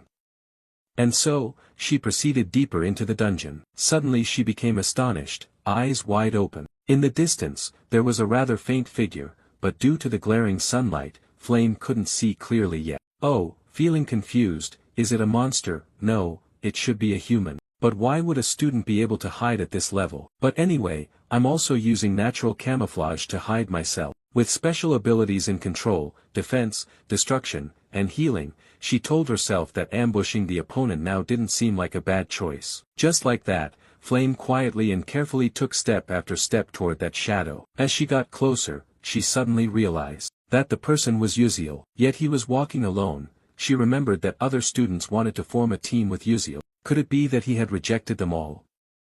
That's really strange. What surprised her even more was the ring on his hand. Suddenly, a bold idea flashed through Flame's mind. This was a perfect opportunity to test him. At that moment, Uziel was still unaware, yawning as he walked. On this side, Flame used her magic staff to generate a large dome of light. She believed that at a distance of about 15 meters, he wouldn't be able to defend against it. Immediately after, a strange magic formation appeared, radiating a fierce orange power throughout her body. Facing directly toward Uziel, she shouted loudly, "Light bullet." As soon as she finished, a bolt of lightning shot straight forward. When it was about to reach Uziel, he suddenly realized someone was attacking him from behind. He instantly used blink to move to another position. After the dust settled, Flame was utterly shocked and didn't understand what was happening. Where was the person? Uziel had disappeared without a trace. She was so frustrated that her hands trembled. How could he have avoided a second-level spell at that distance? Meanwhile, Uziel continuously used blink to approach behind the attacker. Only then did he dare to breathe a sigh of relief and exclaim, "Did he want to kill me or what? Suddenly shooting a light beam like that." Thanks to the fact that the level of the mana leakage syndrome had increased, otherwise I would have been in big trouble. My blink has upgraded to level 1 with a maximum range of 12 meters. I still have 2 more blinks to use, and if I take advantage of the terrain, I can deal with him, but avoiding confrontation is best. Thinking of this, he quickly used consecutive blinks to put distance between himself and Flame's position. He glanced back, figuring this distance was probably enough. His goal was rank 5, so there was no need to take excessive risks. The rewards for rank 5 were easy to achieve, with the possibility of significant increases to stamina and strength. As for the top 4 positions, they were the main characters after all, and in this situation they only needed 3 more points. Suddenly, a mocking voice rang out, "Hey you guys, come here and see who that is." In front of him at that moment was some group of trainees. One guy in the group grinned and said, "Oh, it's Beck Uziel from Class S here." At that moment, he also recognized this guy as Ridden, someone quite famous in the academy recently. Looking at the guys standing beside him, Uziel thought with disdain. And there were even members of Jeremy's weak Uslek team, all just trash. But then he suddenly realized another problem. For such a weakling, how did he manage to gather so much? Another guy spoke up, I heard he's a loser, having to cheat to get into episode S. The blonde guy burst out laughing mockingly after hearing that. To get into episode S by solving those 3 silly questions, he must have been fooled by Stella. On this side, Uziel thought wearily, damn it, they just keep chewing on the same thing without getting tired. The other guy saw that Uziel didn't say a word and smugly added, hey, since we've met here, hurry up and hand over the point staff to us. You just coldly replied briefly and concisely, fuck off. The blonde guy found it even more interesting and said, oh, so you're trying to resist? He flashed a cunning smile. Do you think you can stand against us alone? Haha, are you still planning to use that high-level blink staff? Ridiculous, you can't even wield magic, let alone a magic staff. Facing these jeers, the protagonist didn't know how to react. With just a low-level blink, I wouldn't be able to confront a guy from a famous clan. But if I have 3 blinks, then I still have a way, which is to use the point staff in my hand. Moreover, this place is a dungeon, which is an advantage for me. Thinking this, Uziel extended the point staff forward and said, here, take this. The blonde guy saw that you were finally scared and voluntarily handed it over. He seemed quite satisfied and replied, well done, kid, just the way I like it. Don't get cocky too soon, karma usually comes early. Uziel thought to himself. Seeing that he was no longer on guard, he moved as fast as a blink to get closer, snatched a point stick from him, smiling cunningly. He used the point stick as a weapon to strike directly at his formation, causing it to crack and weaken. The guy gritted his teeth, muttering curses, damn it, you miserable civilian. Immediately after, he was thrown backwards, crashing hard into the tree trunk. Ridden went mad with rage, opening his mouth to shout, you filthy dog. But the whole group was stunned when they saw he had disappeared. Before they could react, a familiar voice called out, this way. Following the direction of the voice, Ridden turned his face. At that moment, Uziel was standing there. Grinning cheekily, he said, that was dangerous, but thanks. Now Uziel had 2 point sticks in hand. Ridden screamed like a madman, you bastard, give that back now. Uziel replied teasingly, nope, I don't like that. The protagonist was quite pleased with his own strategy, thinking that the point stick was truly effective. Previously, he had accidentally learned about it while playing a game, but these point sticks were actually a glitch item, having no real value. However, due to their absurd hardness, they couldn't be broken by a mage's magic and possessed the strength of most other magical tools. They are useful for magic users, but for a physical attacker, a weapon with a high attack stat is fully utilized. Over here, Ridden ground his teeth bitterly and said, that bastard, how dare he take my point stick. Then he turned back and shouted at his gang, damn it, what are you guys doing? Hurry up and rush to attack. At the same time, the dungeon began to shake. Faced with this situation, Ridden quickly thought, damn it, why does the dungeon have to change right now? Thinking this, he wildly yelled, everyone quickly gather close and prepare magic, we can't lose track of that bastard. But at this very moment, it was the best opportunity for Uziel to act. He swiftly fled. His unusual action was spotted by one of Ridden's teammates, who opened his mouth shouting, Uziel is running away, guys. As soon as the words ended, they used magic staffs to create a source of blue power, aiming straight at Uziel, continuously shouting, you bastard, you won't escape. This frightening aura rushed swiftly toward him. Uziel could only think, damn, these guys are better than I thought, but you're still green and inexperienced. Just when it seemed that the energy would engulf him, he used blink and disappeared. Ridden's whole gang was furious but could do nothing.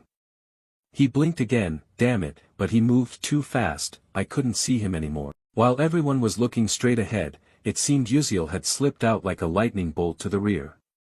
At this moment, he confidently thought, having 10 years of experience in this game makes using terrain to gain advantage as easy as pie. As for Ridden, he was extremely furious, we just need to hit him once. Suddenly, the dungeon began to shake violently. Seeing everyone's tense expressions, Ridden immediately reassured them, calm down, guys. He's still around here, wait until the earthquake stops. If we see him, let's attack together. But if our magic fails, it will backfire, so we must act very carefully. Saying that, he looked around to check. Suddenly, his gaze met Uziel's, who was standing right in front of him. Before they could attack, Uziel was a step ahead, striking straight at their formation with his staff. The force was too much for the formation to withstand and it began to crack. At the same time, it started to counterattack Ridden's own comrades. Then came loud explosions. The formation shattered, firing back at them. This was the unwanted side effect, magical backlash. The male lead quickly ran away, watching as his own formation backfired on the group. He felt delighted, thinking to himself that it was all over. After the dust settled, Ridden looked up and blurted out, "Damn it, Beck Uziel, that bastard." Meanwhile, Uziel raised 3 staffs and said smugly, "I'll take these." Then he grinned teasingly and added, "Oh, and if I ever get a girlfriend, I'll give her these. Bye-bye, darlings." Ridden was stunned. "When did you take it? Give it back to me now." The protagonist, looking at their current state, felt extremely satisfied. "Ha, ha, that's enough.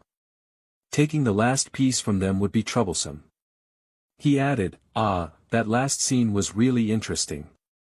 I played enough for now, I'm off." Having said that, he blinked away, leaving Ridden's group trembling with rage. He seemed to go mad, shouting loudly, "You damn bastard." The scene was also unintentionally witnessed from start to finish by a female apprentice. At that moment, Uziel had run far away from them, happily exclaiming, "Ha ha, I got lucky. If I fought normally, I would have been robbed, but since this is a dungeon, things will be different.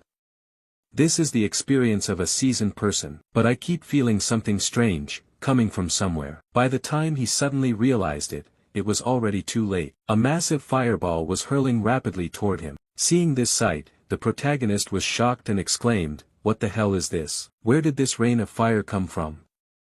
The flames shot down where he was standing, one fireball after another, like a downpour.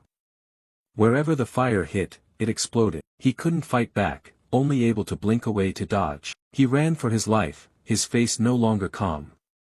What kind of magic is this that's so terrifying? Looking back at the forest burned to ash, he hadn't even recovered yet, thinking that a major disaster had almost occurred. But what is this magic?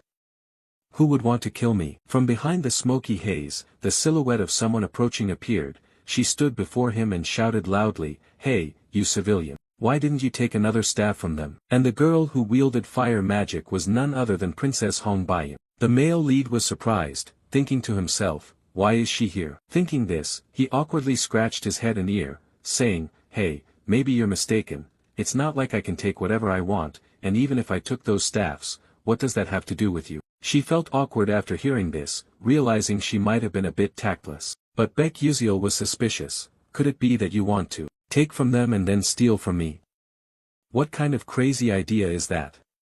Don't forget I taught you before." She put her hand on her chest and explained, "I am royalty. But if you understand my meaning, then let's fight. As royalty, I have no desire to steal from commoners, but in this battle, I will defeat you and take what I want." The male lead listened and almost had a blood pressure drop. He replied, Hey, what are you trying to do? Why bully someone weaker than you? Are you the weak one? Hong Baiyin continued, "But before this, I saw you fight and play around with them. You even used magic to defeat them, didn't you?" Saying this, although she didn't want to, she thought she had to hurry a bit or else she would get scolded by her mother. Suddenly, Hong Baiyin sensed a sound approaching. It turned out to be Ridden's gang chasing after them. One shouted loudly, "Uziel, where has he run off to? Damn it, that bastard is indeed too formidable." Princess Baiyin also recognized these people. On this side, Uziel started to run away. She hesitated, unsure how to handle the situation, wondering if she should attack them now. But no matter how strong she currently was, she couldn't take on 6 people at once. That's right, she needed to wait until their magic weakened, only then would she have the chance to act. Meanwhile, Uziel couldn't just wait to die, he began attacking from behind Ridden. Then he used magic to strike directly at their formation. Hong Baiyin stood at a distance watching, quite surprised that the commoner besides Blink could also use other magic. Of course, those guys were weaker than her, but all were skilled fighters. Compared to that country bumpkin, they should have been much better. Seeing this, she pressed her lips and steeled her resolve. Immediately after, a formation formed around her, and a source of fiery power enveloped her. At this moment, she thought to herself, it's time to use fire magic. Without hesitation, a powerful stream of magic shot straight forward. On this side, Uziel also sensed the magic. Swift as lightning, he used blink to dodge to another spot. He suddenly realized its pressure was getting closer and more intense. Indeed, a terrifying flame was hurtling towards him. Then you use blink, then jump up high, then down low. Hong Baiyan kept focusing her gaze on the flames. And then boom boom boom, a huge explosion occurred.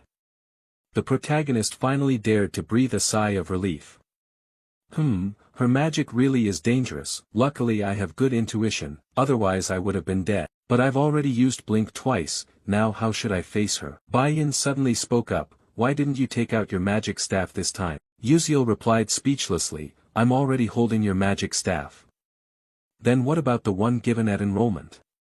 Hong Baiyan continued. Hearing this, you suddenly realized, right, why didn't I think of that? Seeing his fake act, Hong Baiyan said disdainfully, how long do you plan to hide your skills, huh? As she said this, her eyes suddenly became agitated, turning a frightening blood red. She stared straight at Uziel, bitterly thinking, I'm serious about fighting, but that ordinary guy treats it like a joke. Thinking this, she angrily said, fine, if you won't fight properly, then I have no choice but to take you down here. Uziel felt chills, goosebumps all over, thinking, I am seriously fighting, I'm not joking with her at all. On this side, Hong Baiyan continued, if you're not serious, you could die here. Behind her was a sea of blazing flames, her face gleaming with determination, thinking to herself, today I will definitely crush you. Breaking off her thoughts, she directed the flames straight toward Uziel. At this moment, Uziel could no longer keep calm, he desperately dodged, leaning to the left then to the right. After struggling to defend himself for a while,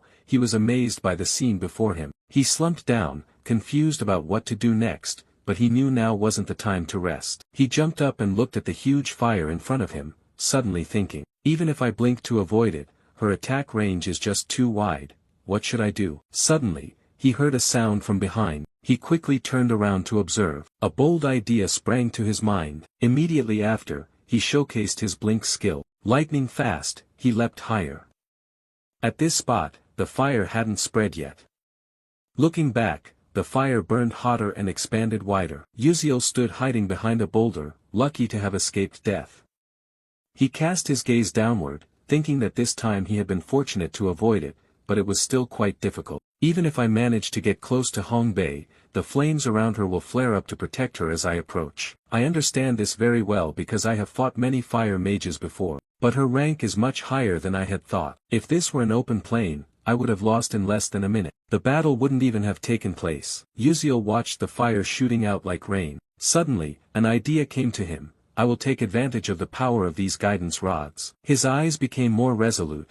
No one here knew yet who would be defeated. Ending his train of thought, he boldly charged straight into the fire. Countless sparks shot towards him. At this moment, the mana leak syndrome activated. He gained a sixth sense and accelerated his perception of time. To him, time seemed to stop. He could easily slash through Hong Baiyan's magic spells. Witnessing this, Hong Baiyan couldn't believe her eyes and exclaimed, no way, how could he use a weapon against magic? How could this be possible? Uziel was still struggling in this fierce battle. He distinctly felt the passage of time, the sensation becoming even clearer. This was no longer a game controlled by keyboard and mouse, but direct bodily movement confronting the mage. The mana barrier grew stronger, and the sixth sense became as vivid as sight and hearing. As for Hong Baiyan, she was baffled and confused. How could this be? In this mountainous forest terrain, my fire magic should have the advantage. If so, the only option left is to increase magical power. Thinking that, she immediately channeled all her strength into the magic staff. Uziel kept wildly slashing at Baiyan's magic, fighting desperately for his own life. Then he ran behind a rock to rest for a bit. He suddenly thought, he couldn't just keep defending, he must break Hong Baiyan's magic shield with this staff. Then he dashed through the flames, approaching her. His footsteps grew increasingly urgent. When he was still not far away, he used blink to quickly close the distance. This astonished Hong Baiyan immensely. She ground her teeth in frustration and turned around. At this moment, Uziel had stepped into her fire magic battlefield, the two locking eyes with sparks flying. Uziel calculated that when approaching a fire mage, the explosive magic would push back enemies within a 2-meter radius. As he thought this, he chuckled. For others, it wouldn't be easy. But for someone with as much as 10 years of experience like himself, it was different. He had been through this many times before. Immediately, he was hurled away by her magic, leaving Bayan stunned and open-mouthed in horror. But undeterred, Baek Yuziel quickly regained momentum to advance again. He decisively used the point sticks to attack her protective membrane, creating cracks on its surface. Bayan remained puzzled, unable to believe this, wondering how he could do such a thing. Meanwhile, Baek Yuziel did not stop. He frantically launched relentless attacks against it. The shield could no longer withstand it and shattered, causing Bayan to suffer serious injuries and fall backward. Baek Yuziel stepped closer to her, smiled brightly, then sat down and said, "I've won." Bayan felt deeply ashamed. A proud princess losing so humiliatingly like this. She said bitterly, "Who exactly are you?" Baek Yuziel slowly stood and replied, "I'm just an ordinary student." Then he said mysteriously, "But the person hiding over there can come out now, right?" Realizing she had been discovered, the flame girl cautiously stepped out. At that moment, she was cautiously stepping toward the two of them. Flame was quite surprised and asked, "How did you know I was there?" Baek Yuziel didn't know how to explain it, so he forced a smile and replied, "Well, just consider it a hunch." But deep down, he fully understood the reason was quite simple, or more precisely, it was an intuition sensing magical power. Still, how could Flame believe such a silly excuse? She replied absent-mindedly, "Oh, a hunch, you say? Then how did you break the magical shield with an ordinary wand?" Hearing this question, Baek Yuziel went blank. Flame added, "Why don't you explain then? Or do you intend to say that was also just a hunch?" At this point, Baek Yuziel suddenly thought, indeed, scenes like these couldn't appear in a romantic novel like the original.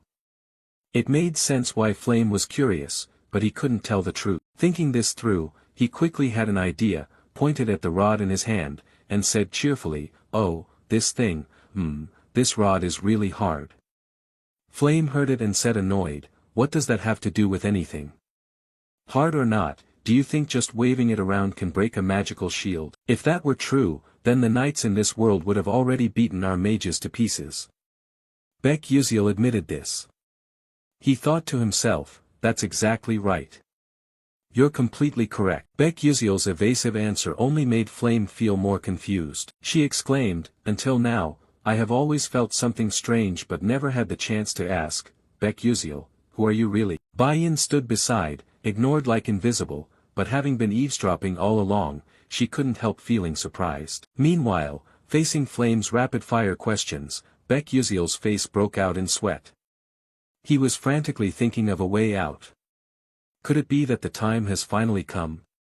How is it that in less than a month, I'm already suspected about my identity? Should I just reveal my true identity? No, I can't. Flame doesn't have the slightest goodwill towards me, doing that would be far too dangerous. Thinking this, Baek Yuziel said, "Even if you suspect me, I'm not that kind of evil person." Hearing this, Flame responded confusedly, "Huh? What do you mean?" Baek Yuziel smiled awkwardly and continued, Just as I said, I only want to help you." This made Flame even more perplexed. "Say you want to help me, okay, but help with what? What exactly are you trying to say, always being so vague? It's annoyingly maddening." But Baek Yuziel didn't explain further and turned away. He raised his hand in farewell, I want to say more, but there's no time." "Well then, I'm leaving now." This action left Flame feeling deflated and angry, ready to blow steam from his head. And it was precisely Baek Yuziel's actions today that changed Bayan's perception of him. It seemed she was planning to do something crazy. Baek Yuziel suddenly thought, it seemed fine, just leave it like that, hoping these two would spare him. Suddenly, someone threw those point sticks at him. That action came from Bayan. After throwing, she stood there frozen, surprised, mumbling, "How strange." As for Baek Yuziel, after taking this combo hit, he painfully held his head, turned around and shouted, "Damn, if you have something to say, just say it straight, why so cowardly?" Bayan spoke up, "I thought you would catch them, you can easily dodge all magic and traps yet can't catch this." Hearing these irritating words, Baek Yuziel was speechless, thinking he had no other way. The syndrome of sensing mana also has its limits, how could that intuition be maintained forever? Thinking this, he pretended to be in pain. Ouch, that hurts. The duration to maintain sensing mana depends on my mental energy. Since my mental energy is depleted, now I lose sharpness and even have a headache. But then Baek curiously asked, then why did you throw this to me? Bayan answered without hesitation, you won, so take it. Although these point sticks seemed quite important, in his heart he quietly thought, is she feeling sulky? But if I take all of these, my score would jump up significantly. Besides, those others don't really benefit me much. Thinking this, he bent down and picked up 1 point stick, then stood up and happily said, alright then, thank you, but I'll only take this one, you keep the rest. So, I'm off now. With that said, he turned his face and walked away, not forgetting to wave goodbye. As he walked, he indulged in a delusion of his own strength, thinking to himself with a sly smile that surely they must be marveling at his actions. What a kind-hearted man, someone always merciful to losers like this, how cool he must be. He hoped they thought the same, but the harsh truth was that they did not think so. At that moment, Flame exclaimed, Rita, that guy's got issues, he's mentally unstable. Bayan probably felt the same, saying wearily, he's probably just a commoner, so his mind is a little scrambled. But deep down she was also wondering what the real identity of this Baek really was. Meanwhile, outside the dungeon, Professor Lee Hanwol and the other professors were attentively monitoring every move of the candidates. The images being projected were incredibly vivid and realistic. Watching this, someone exclaimed, oh, the first-year Class S students this year are truly rare talents. Hearing the voice, Professor Lee Hanwol turned to observe. He stroked his beard and continued, in general, it's worth watching up to this point, isn't it? The person speaking was Telix, an elder of the Magic Council. A woman standing beside him agreed with this senior's opinion, saying, indeed, very interesting. She smiled with her eyes crinkled in satisfaction, perhaps thinking to herself, in my youth, I was much better than this. Hee hee. This woman was Jarina Aeon, a member of the Blue Tower Council. At the appearance of them, Professor Lee Hanwol was quite surprised, thinking to himself, the Magic Council, the Tower Council, just a trainee's internship observation but gathering such high-profile figures. Which makes sense though, to recruit talent, you have to do that. Surely most of the other professors are also watching this internship session. Suddenly, everyone around murmured and exclaimed loudly, look, look. Following that, Professor Lee Hanwol also turned his face, looking toward the screen in front. They saw images of 2 male students seemingly preparing to clash. Quickly, everyone had identified these 2 trainees' names.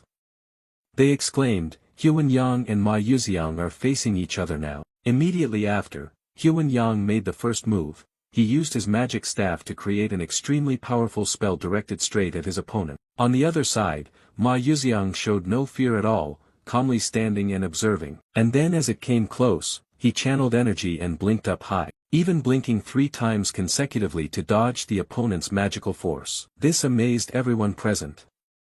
Jarina Aeon said, oh, damn, he can actually activate triple level 3 magical blink consecutively, truly amazing. Professor Telix was equally surprised, right, at age 17, he has already accomplished that. Professor Lee Hanwol kept his eyes fixed on the screen, thinking that usually an ordinary sorcerer needs to be at least 25 years old to reach level 3. Yet Ma Yuxiang at just 17 could already skillfully use level 3 magic. It was truly unbelievable. Suddenly, a voice exclaimed in surprise, look, look, both of them were proficiently using 3 elemental attributes.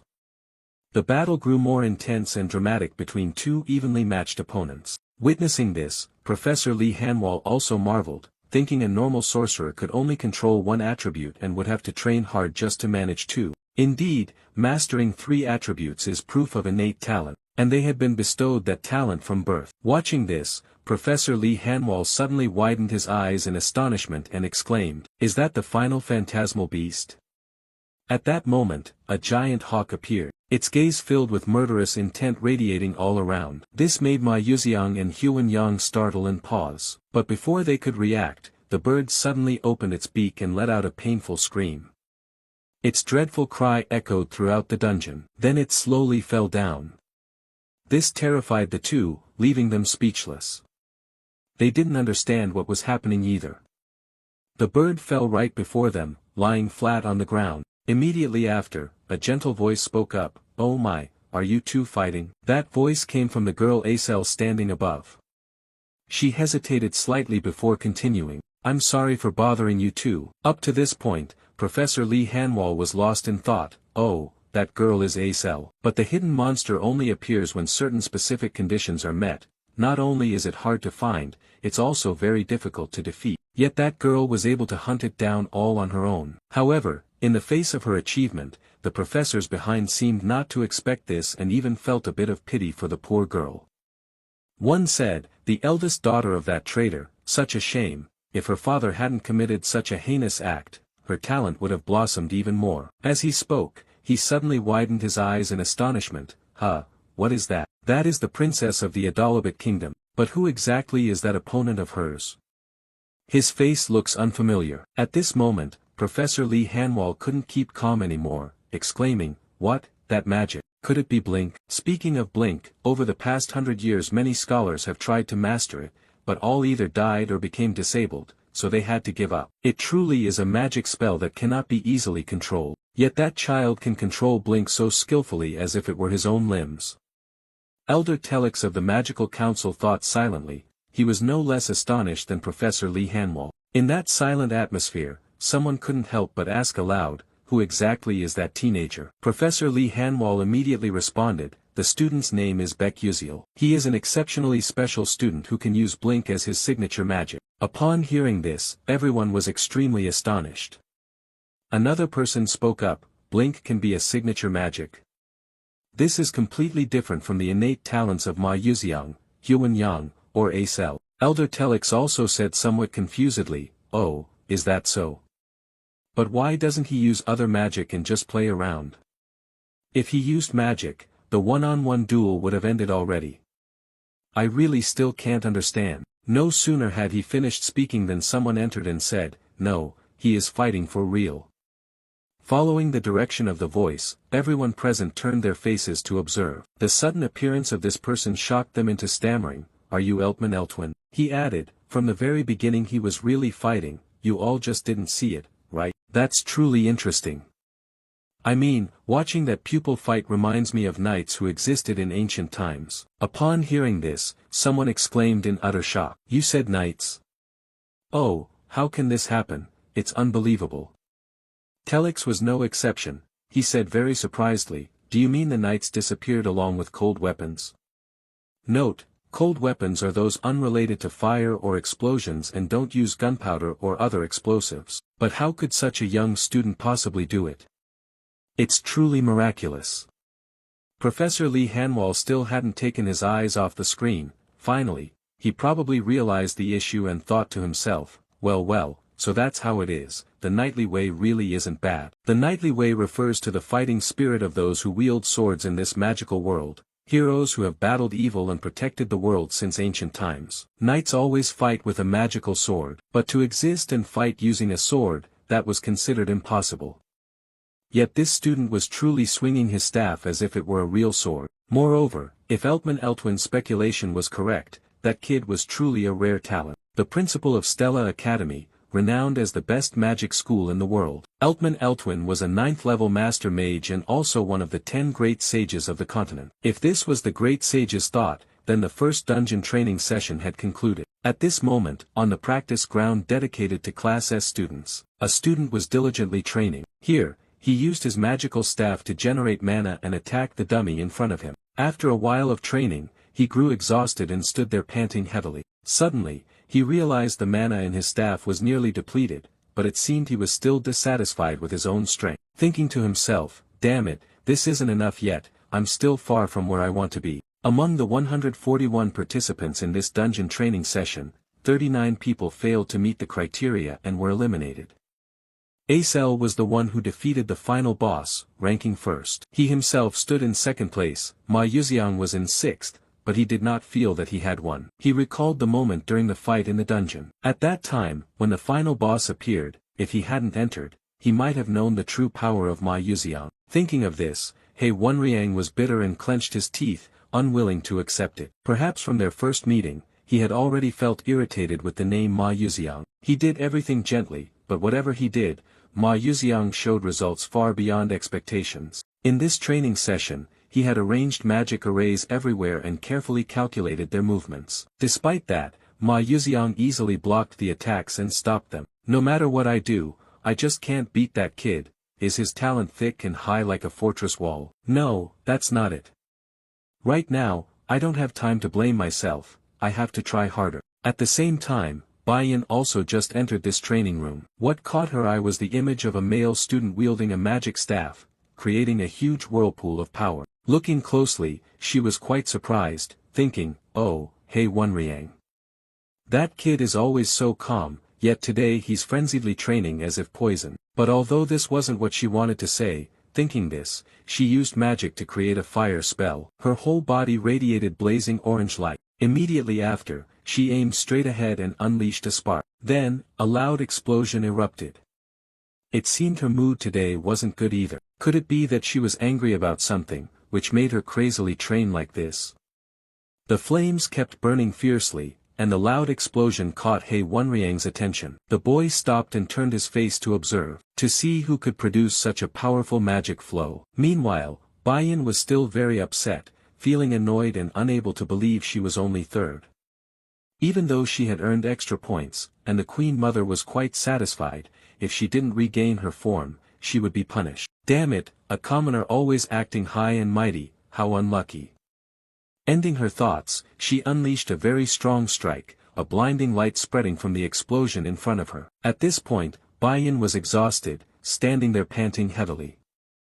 He Wonriang nearby also hesitated, his mind filled with questions.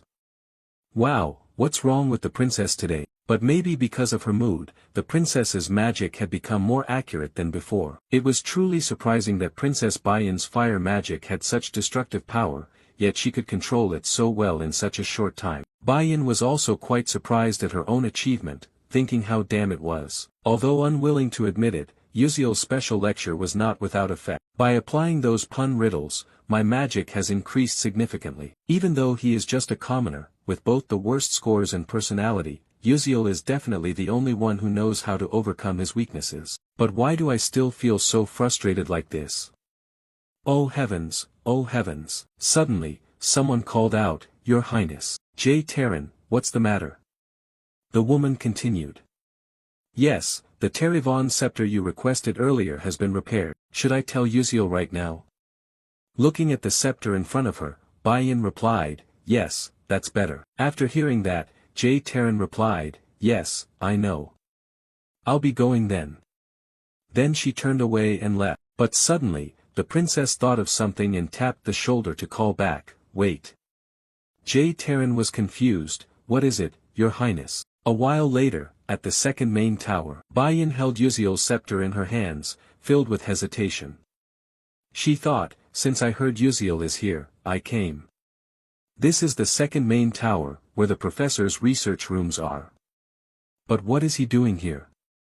Could it be to meet the professors? Suddenly, Baiyan was startled, her eyes wide open. She turned her face away, hesitating. Wait, why do I need to come here? I could just hand it to him at the training ground. Humph, doing this is no different than deliberately going to look for that commoner. No, I really need to go back first. Lost in a stream of thoughts, suddenly a voice rang out, Oh my, what is the princess doing here? Upon hearing this, Baiyan was startled, looked up and stammered, Teacher Hamrel, hello ma'am. It's been a long time since I saw you. No, Professor. Hamrel replied, teaching magic to the princess felt like just yesterday. Yet the princess has already grown this much, so fast. But why did the princess come here? Baiyan replied awkwardly, I have some matters, so I came here, but an unexpected event came up so I plan to return later. Seeing the princess's embarrassed attitude, Hamrel calmly continued, That's true, things are a bit chaotic there now, so it's better to come back later. Baiyan was so surprised she was speechless. Hamrel went on, Currently all the magic officials are here because of the student Yuziel. This made Baiyan even more amazed. Curious about what was going on, she asked, But why are they looking for that commoner? Hamrel answered, Surely the princess knows that student does not use magic, right? Bayan answered shyly, yes. But inside she felt quite sad and embarrassed. She thought, indeed the professor had watched that match. Why did I reveal such a pitiful appearance in front of the teacher I respect most? So embarrassing, sob. Hammerl noticed the princess's expression change and comforted her. Princess, you don't need to blame yourself, because the other party also did their very best. Bayan spoke softly, but he didn't even bother to use magic. Professor Hammerl laughed and said, no, that's because of his faith. Faith? Bayan asked in surprise. That's right, Hammerl explained. After watching the training session, the headmaster believed that this student was trying to revive the vanished knights of the past. But this made Bayan unable to believe it. She exclaimed, Professor, what are you talking about? Uziel and the knights? How is that even possible? When she said this, she suddenly froze for a moment, recalling the way Uziel fought against her. She thought to herself, it's unbelievable, but it's true that Uziel used the staff like a sword. He only used the pointed stick to shatter my protective shield, even that magical sword too. Thinking of this, she felt deeply sad and stammered aloud. But if you don't use magic at the magic school, you will receive very harsh punishment, right? During magic practice, points can be deducted and other penalties apply. Hammerl suddenly lowered his voice and replied, that's right, the student knew this well but still chose to take that path. But it's also wonderful, isn't it? Although he achieved amazing results through Blink, he still tried so hard. I can't believe faith is real. After finishing, the professor said goodbye and left, leaving Bayan standing there lost in deep thought alone. She thought that if someone said they wanted to pursue knighthood, they would obviously be laughed at. It was such a ridiculous joke in this era, truly absurd. Yet Uziel was not joking and genuinely wanted to pursue knighthood. She had once gotten angry and told him to stop joking around. Suddenly, Uziel's appearance cut through her stream of thoughts. He asked what he was doing here. Not only that, he was chewing on the 5th rank herbal prize, ethelic, in his mouth. Bayan suddenly felt flustered, her cheeks flushing red. Then she composed herself and replied, yeah, I'm not here looking for you. Before anyone asked, she confessed herself, making Uziel laugh. Hey, who said anything about you? He said. In response to his teasing attitude, Bayan cast a sharp, cold stare that made the protagonist clamp his mouth shut, saying no more. Bayan held out the box in front of the protagonist and said coldly, alright, take this. Just seeing the box, Uziel was overjoyed, his eyes sparkling bright. Grateful, he said, oh, it's Terry Vaughn, thank you so much. When he opened it to check, he gasped, eyes wide, looking at the beautiful, gleaming sword before him, thinking to himself, wow, this is the invisible sword. Indeed, Adalabit's craftsmanship is excellent. What a wonderful help to the princess. With the money I currently have, I can't buy this. Thinking this, he asked if he could keep the box, but his true intention was clear on his face. If he sold it, it would probably fetch a high price. Bayan replied with fatigue, up to you. After listening, Uziel felt joyful inside. I finally earned some money, though it's a bit intimidating. Seeing his excited attitude, Bayan shook her head in exasperation. Commoners really just think that way. But inside, she still felt puzzled about something she didn't dare to ask directly. After some thought, the princess gathered all her courage to ask, hey Uziel. The male lead replied confusedly, yeah, what's up? Bayan continued, do you really not use any other magic? Faced with this blunt question, Uziel froze for a moment, unable to say anything. After asking, Bayan also felt a bit awkward, blushing deeply on both cheeks. She turned her face away and left. Ah, it's nothing, I'm going now. The male lead stood dumbfounded, watching her figure fade into the distance. Then he also turned and walked away. As he walked, he thought about the magic question. But then he recalled that Professor Lee Hanwall had said something similar earlier. Though the professor spoke as if he understood his feelings and respected his opinion, he didn't understand any of it. There must be something good about it. As long as I have this magic sword in hand, I feel somewhat reassured. Thinking this, he exclaimed, by the way, I should try it out. Let's see how powerful this sword really is. A little later, he arrived at the training ground dedicated to Class S. Holding the sword in hand, he mumbled, let's see, just need to channel mana into this. With that, a fiery glow emanated around his hand. And right after, a sharp sword formed. Looking at the sword, he marveled, wow, so beautiful. It's better than I thought, isn't it? Then he suddenly fell silent, thinking, but if Flame wields it, it's different, it will have even more beautiful colors. The female protagonist Flame is a very special existence. Although she is human, she can still handle the magic of dwarves and elves. That wand alone, no one can use it because it continuously consumes the user's mana. But Flame can recover mana using natural energy and uses that wand as a special technique. As for me, I don't have a bit of mana. Even though I have tried to absorb mana continuously, due to magic leakage, mana cannot accumulate in my body and is pushed out. In other words, the mana concentration in my breath will become Teravon's clue. At that moment, he suddenly remembered he hadn't touched that damn system for a long time. He opened the system and murmured, I have to check my status, right? Immediately, a status panel appeared.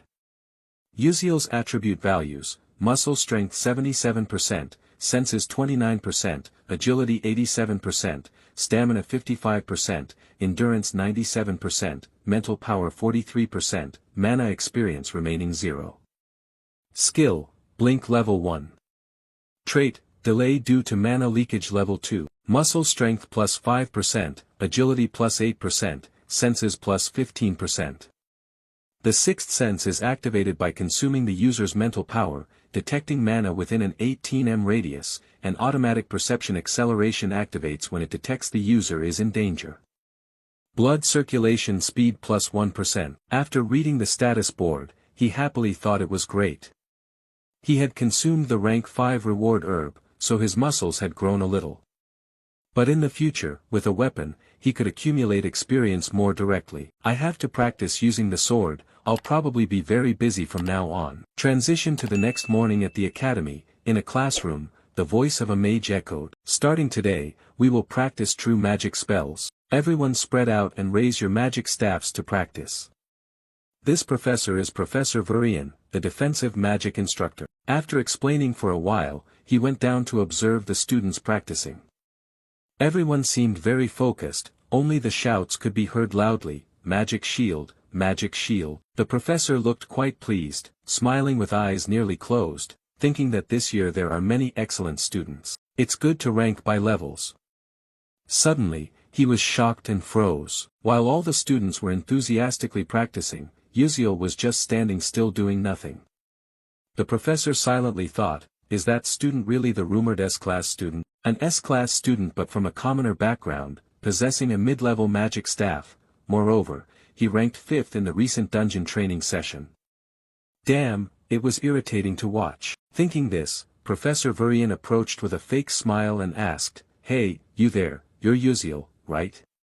Yes, but why aren't you practicing at all? The male lead didn't know how to explain, so he forced a smile and said, it's because I'm currently learning a different defense method, so I don't need to study basic magic. Upon receiving the answer, the professor continued, oh, really? I'm quite curious about this so-called different defense method of yours. But in his heart, he thought, this arrogant brat. If it were Princess Bayan studying magic inherited from Adalabit, that would be one thing, but what does a mere commoner know to dare look down on my class? Not bad, kid. Still, he recalled hearing that this kid Uziel didn't use any magic besides blink. Oh, then I've got some fun for you. Haha. With that thought, he put on a forced cheerful smile and said, oh, then why don't you demonstrate that excellent defense skill of yours to your classmates, so that everyone here can broaden their horizons a bit. The opponent will be. He paused a few seconds, turned his face toward the back, then continued, the opponent will be Morso from Class B, what do you think? In his gaze, a distant student named Morso stood smirking, looking excited and cocky as he waited for Uziel's response. The professor thought to himself, as a lecturer of defensive magic, personal relationships are very important for me to continue at this school within the Scalvan Empire. It would be very beneficial if he performs well, I would gain some prestige too. What could be better than if he shows strong magic skills in front of a Class S student as well? After thinking for a while, Uziel replied, alright, sir, if you wish, I will comply. As soon as he finished speaking, the teacher said enthusiastically, then you students, step onto the arena. Immediately afterward, both stepped onto the battlefield. While Morso stood there grinning confidently, Uziel appeared quite indifferent toward the match. Morso's friends continuously cheered, "Hey Morso, crush that kid, embarrass him, we believe you can do it. Keep it up." Morso confidently replied, "Of course, just wait and see." The recent commotion caught Uziel's attention. He quickly recognized them and sighed, thinking, "What nonsense is this?" Looking closely now, he saw they were the gang of Uslek and Ridden from before. "Those bad kids, but it's fine. After all, this is a required class I have to attend. Since I can't use magic, there's nothing much to do. If you people like it so much, then I'll indulge you to the fullest." Thinking it over again, I remember Professor Virian's bad reputation has been widespread since the first episode. How ridiculous. Then, he suddenly smiled with satisfaction. "Well then, I might as well use this opportunity to check the training results. Not a bad idea after all." The professor spoke up, "This match will be conducted in an attack and defense format. Furthermore, no other magic may be used." At this moment, Morso had taken a defensive stance, ready to fight. The students below whispered among themselves, "If he attacks, Morso will win, right? Defense is just defense after all. Has he learned Earth Element offensive magic?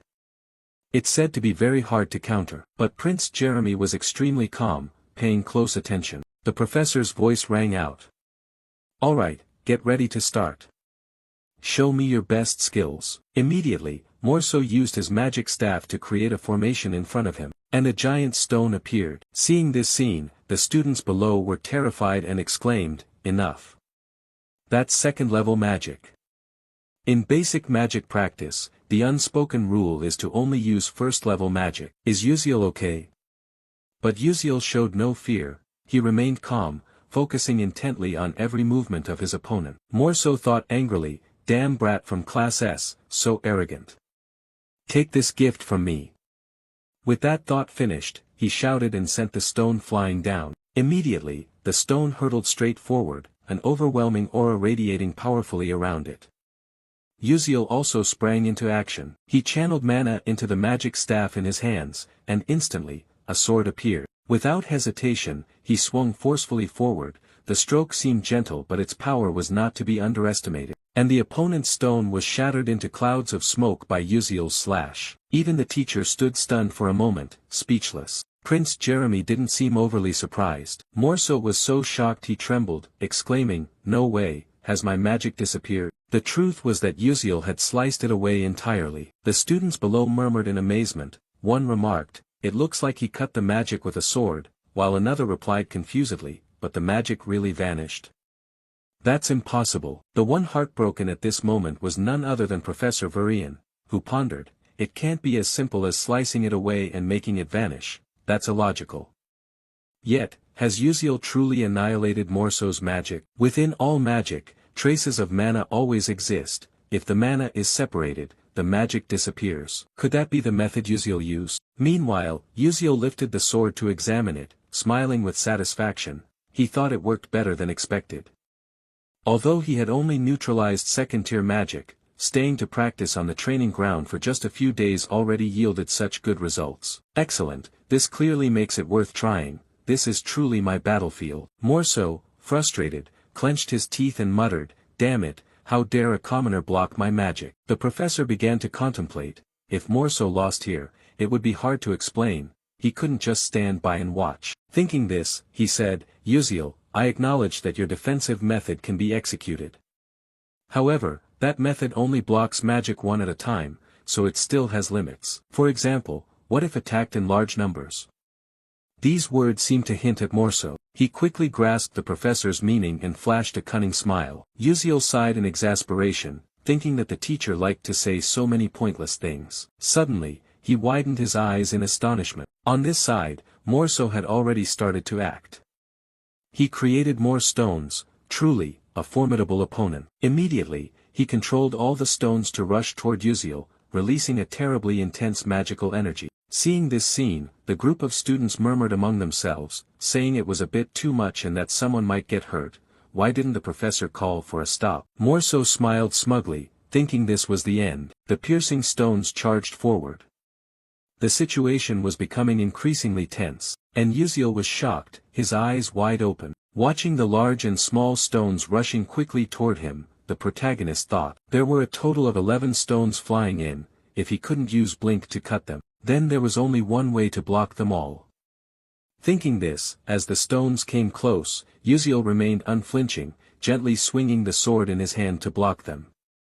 He acted lightly as if nothing was happening, but immediately all the stones exploded simultaneously. Witnessing his advanced magic being easily blocked by Uziel, Morso experienced a full range of emotions from surprise to rage. His eyes red, teeth clenched, he exclaimed, "Ha!" bitterly thinking to himself, how could my strongest magic be blocked so simply? By what strength, by what power could a hated commoner do this? Damn it, this is crazy. On the other hand, at this moment, the one who was freaking out was Professor Varian. He bitterly thought, damn it, what is this? What the hell is that kid Morso doing? This is doomed. If he loses, I'll be in trouble. What should I do? Over here, Uziel was also a bit surprised by his own magic, exclaiming, I've tried doing what I saw in other games, but it seems not bad at all, pretty good. This is the technique called panning. The downside is that the mental energy required to maintain its shape is multiple times greater than normal strength, therefore, stamina quickly drops right after use. Moreover, its defensive capability is weaker when blocking only a single object, so in reality, it's very difficult to use. Luckily, this is just a training match, otherwise there's no telling what could happen. Below, the group of trainees were buzzing with chatter. Wow, this is the first time I've ever seen this, it's almost like a magic shield. Oh, so there's magic like that too, amazing. Morso will definitely lose soon. At the same time, Morso clearly wasn't happy at all. He was confused, his anger dropping. He exclaimed, damn it, could it be that this noble son is going to be embarrassed by some commoner like this? I can't accept this truth. Thinking this, he started gathering mana into his magic staff. A strong aura enveloped him. Before Morso's reckless action, the students below nervously whispered behind the teacher's back, hey, look there, using magic again. Wasn't Morso's turn to attack already over? Meanwhile, Professor Varian remained highly focused on observing the battle, ignoring the surroundings. He smiled triumphantly, thinking, that's right, keep charging the attack. Finish off that commoner kid.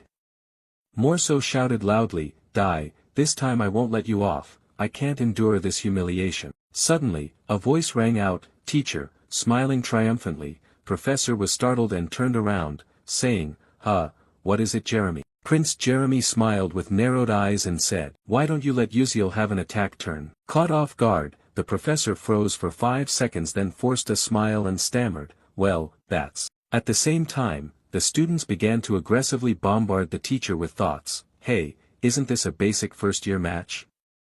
If he's careless, he could get seriously hurt, isn't it already over? Such an irresponsible professor, can he really be qualified as a teacher?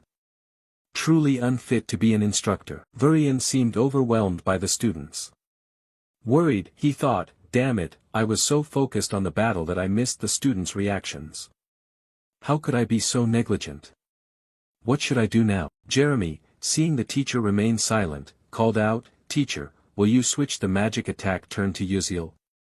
The professor stammered, magic. While everyone was focused on the professor and diverted their attention from the match, Uziel gained the advantageous position, pressing the sword's edge close to the opponent's neck. At this point, the outcome was already too clear, Uziel was the winner. This victory left a humiliation for Morso. In the end, he had to accept the fact that he had lost. The students below suddenly exclaimed in surprise, wow, Uziel finally won, he's better than I thought. It seemed Uziel had caught the eye of Prince Jeremy, who suddenly broke into a dangerous smile, a smile that foretold ill omens in the future. Scene shifts to the royal palace, a place both magnificent and splendid. Inside, desperate screams echoed, huff huff, please have mercy on me. A stranger appeared, revealing that Morso, after losing to a commoner like Uziel, was being brutally beaten by someone, blood splattering everywhere. The person responsible for this was none other than Prince Jeremy. After a while of tormenting his opponent, the prince walked off wiping blood from his hands. Speaking to the girl in front of him, Vera Jane, she replied, yes, sir, please let me know what you need. Jeremy Kelvin glanced at Morso lying beaten on the floor and said, "That classmate is quite injured, did you fail to take care of him? If there is any mistake, I will be very upset." His words seemed to carry a threat. "Make sure you take good care of him, or you will suffer the same fate." Vera Jane responded, "Yes, sir, I understand. You can rest assured." Jeremy added, "That's good then, we can thank her for that."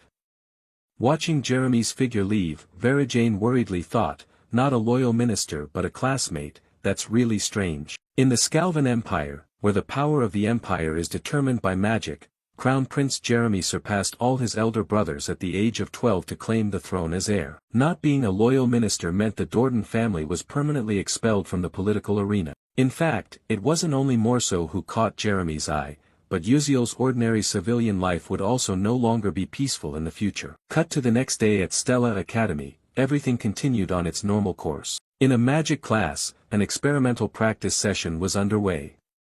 The onlookers who had been eagerly watching Uziel's challenging duel were still chatting about it. "Hey, have you heard? Uziel from Class S is going into the night path, so weird. A night training at a magic school, could it be he wants to become famous? I heard he even defeated Morso of the Dordan family, which shows he's really capable." "Really? Isn't the Dordan family influential in the Skelvan Empire? This is getting interesting." Flame overheard this and sighed in frustration, thinking, "It's annoying that everywhere I go I hear Uziel's name. I don't care, but for some reason, it bothers me. Who even is that kid?" At that moment, the serious voice of a professor rang out, all right, gather your attention right now, what's all this noise you kids are making?" Then, the professor held up a vial of liquid solution in front of him and continued, "Alchemy requires precise timing and perfect temperature adjustment. This professor is none other than Alchemy Professor Mage. Today we will practice the Tyran Fatigue Recovery Potion that I have researched, please focus on the practice." Flame practiced while feeling annoyed, damn it's really frustrating, just a tiny mistake leads to a big failure, a small slip-up ruins everything. Alchemy is too difficult and complicated, I want to avoid it as much as possible.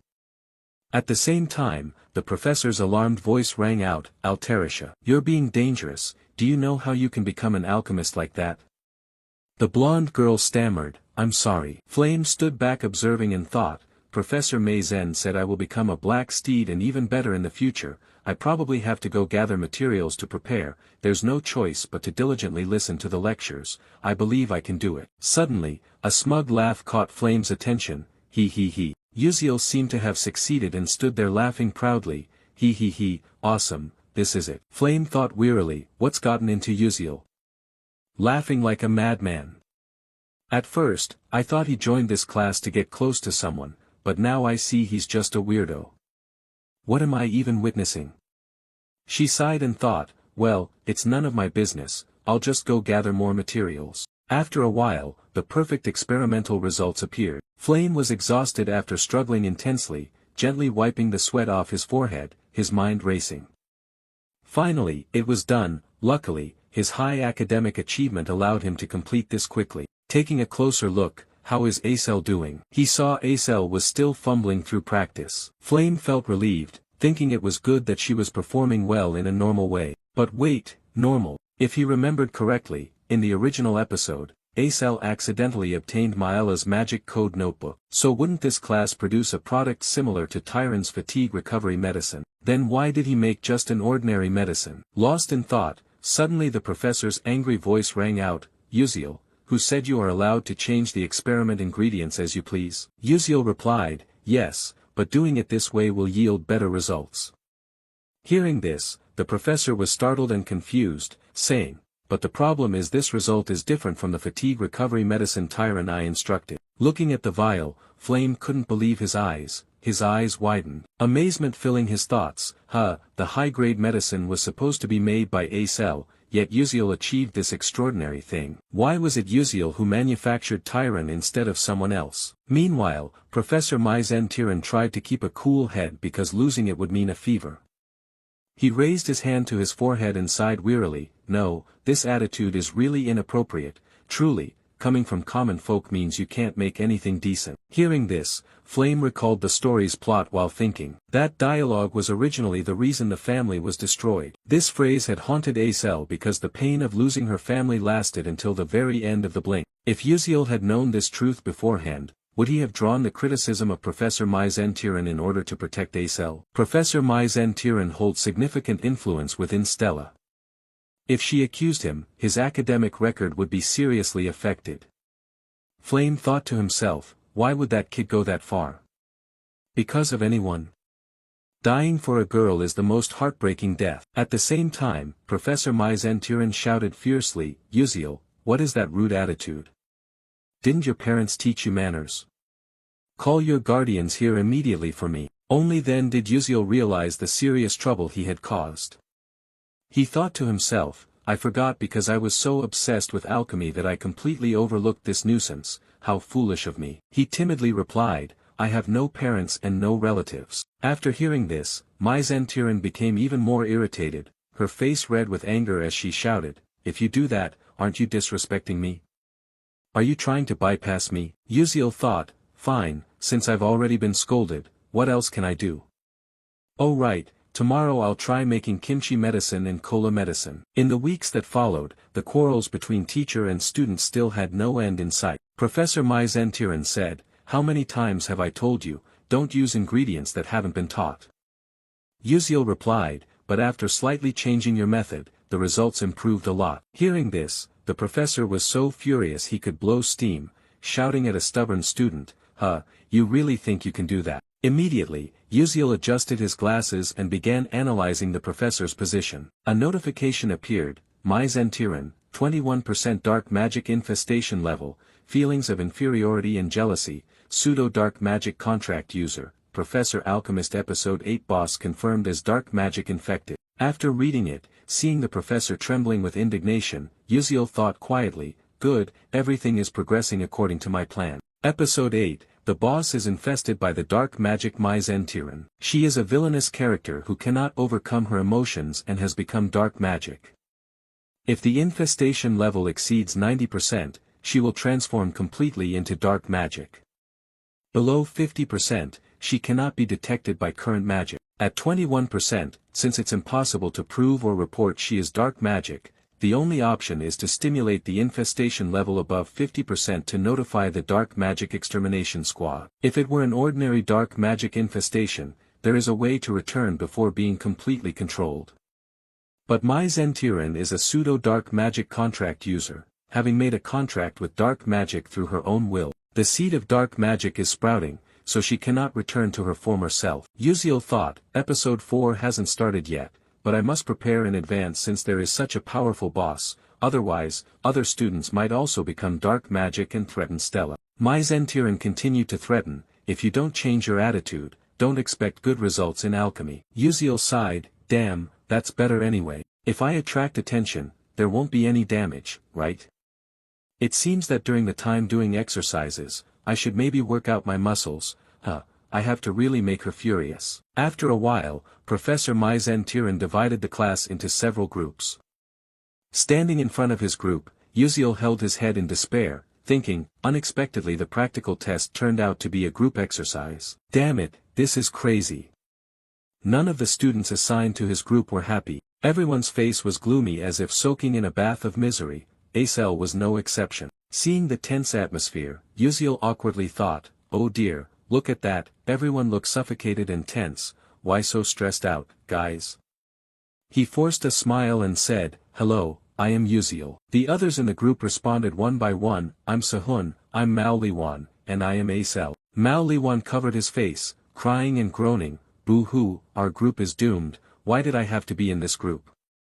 Professor Maizen-Tiran will give very low grades, students she dislikes, no matter how well they do, it's useless. After hearing this, Uziel fell silent, thinking oh my god, it's all my fault, I feel sorry for you guys. Suddenly Acel spoke up.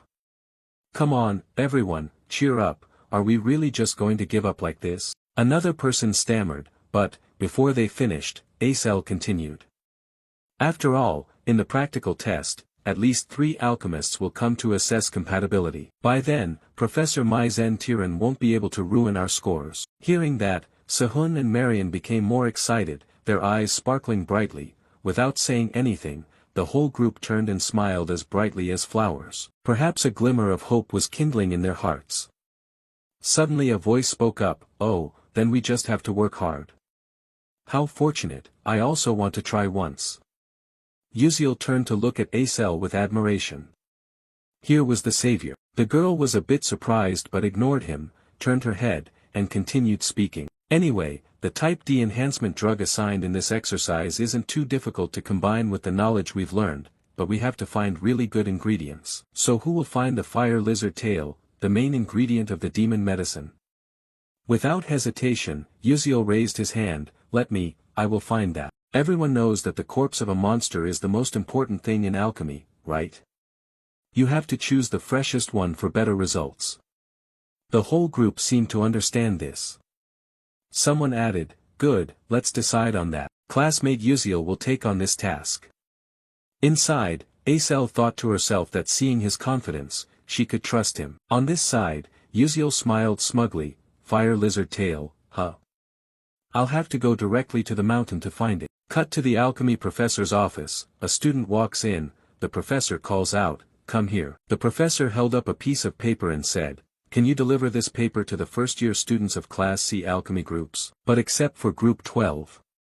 The student replied, "Yes, sir, I understand. The alchemy practical test will take place in front of professional alchemists. If you perform poorly, the path to becoming an alchemist will be blocked." The professor thought, "Uziel, just wait and see, I will show you the price of opposing the professor." Scene shifts to the private training ground of Class S. Acel is practicing magic. Suddenly she hears a call, "Flame." A male student hands her a piece of paper, "This is for you, they told me to deliver it to you. An announcement about alchemy, take this." Flame takes it and replies, "Ah, thank you." The male student adds, "One more thing, absolutely do not tell any other student, you'll understand why, right?" Watching his figure walk away, Acel sighs, "Students are just like that, meaning don't reveal this to Uziel's Group 12, right? I should know better than anyone, think he's afraid of me or something." As she opens the paper to read, Flame is quite surprised. The content reads, "Notice, the practical exam will change from using the Level D enhancement potion to the Tyran supplement potion. Students please take note." She realizes something, eyes full of astonishment, thinking, "Wait a minute. If Uziel knows the original formula, he will be able to stop this, won't he?" Instead of preparing lizard tails for the Level D enhancement potion, the italic spider shell should be prepared for the Tyran supplement potion. That's right, this time is the opportunity to test that kit. A few days later, to prepare materials for the practical lesson, Uziel went to the Dirably Grand Arena through the teleportation gate. As soon as he stepped out, the male lead raised his hand to his head, grimacing in pain. "The teleportation gate is great, but stepping out makes me dizzy." "Oh, my head." A strange voice spoke up, "Welcome, Master Sorcerer Uziel." It was a warm greeting from the staff here. Uziel replied shyly, "I'm not an official sorcerer yet, just a trainee." The cheerful staff member continued, "Even as a Stella trainee, you enjoy the same benefits as a full sorcerer." Hearing the mention of Stella, the nearby trainees buzzed with excitement, whispering, "Look, a Stella trainee. Really? It's my first time seeing the Stella uniform. I'm so jealous, it looks pretty cool." The staff member added, "If you need any support, just let me know." Uziel responded, "Oh, thank you very much." Then he stepped inside, thinking as he walked, with just a pass and the Stella pocket watch, you get treated like an official sorcerer anywhere. The Stella Academy is truly wonderful. Plus, you get to use the teleportation gate for free, usually it costs 1,000 credits. What luck! Thanks to that, I make sure to visit neighboring cities every weekend. As a result, what I know is exactly like this world. He ventured deeper into the forest, scanning his surroundings and muttering, "I think this is the place." Today's target is the level 2 fire lizard monster. Their strength and physique are slightly superior to regular beasts, but their magical defense and speed are formidable. They can only be defeated using level 2 magic or higher. Thinking further, I once hunted level 1 monsters and found it not too difficult, so level 2 probably won't be a problem either. Very quickly, Uziel sensed their breath nearby. He channeled mana to transform his magic staff into a sharp sword, silently preparing himself. He stood upright alone, concentrating intently. Across from him, a pair of blood-red eyes stared fixedly as if wanting to devour its prey alive. The fire lizard aimed straight at Uziel, but he was no rookie. With his keen instincts, Uziel immediately detected the enemy. With no unnecessary movements, he whirled around and delivered a deadly strike. Death came too swiftly. The lizard hadn't even realized what happened before it bled out and died on the spot. Who would have thought? Uziel cast a cold glance at his handiwork, quite impressive. Within the blink of an eye, one was already eliminated. He exclaimed, "One down. Now, any of you who want to join my team, come on over, I'll take care of all of you alone." Suddenly, he was stunned by the scene before him. A few fire lizards were crawling clumsily closer, each one looked fresh and juicy. Uziel smirked, now it's time to start gathering materials. Without further ado, he fiercely charged forward to attack, the results exceeding all expectations. Finally, the day of the practical exam arrived, and Acel suddenly widened her eyes in surprise. "So fresh." Uziel answered nonchalantly, "Of course, who do you think I am, hee." Acel continued, "All right, that's too much, now you also know how to choose ingredients." The protagonist replied, "If you know, then be quiet." Acel was delighted, "Good, now we just need to combine them and it'll be done, let's do our best." At this moment, everyone's eyes were full of anticipation for the upcoming results. Professor Mage spoke, "Is everyone gathered yet?" Standing next to her were 3 other alchemists, who would be judging today. Mage continued, "As announced, the test will take place under the supervision of alchemists from the Alchemist Association. If you perform well, your path in alchemy will open up much more, so what are we waiting for? Let's start. Today's assignment is a Tiran supplement." Upon hearing this, Uziel's whole group widened their eyes. "Is she messing with us?"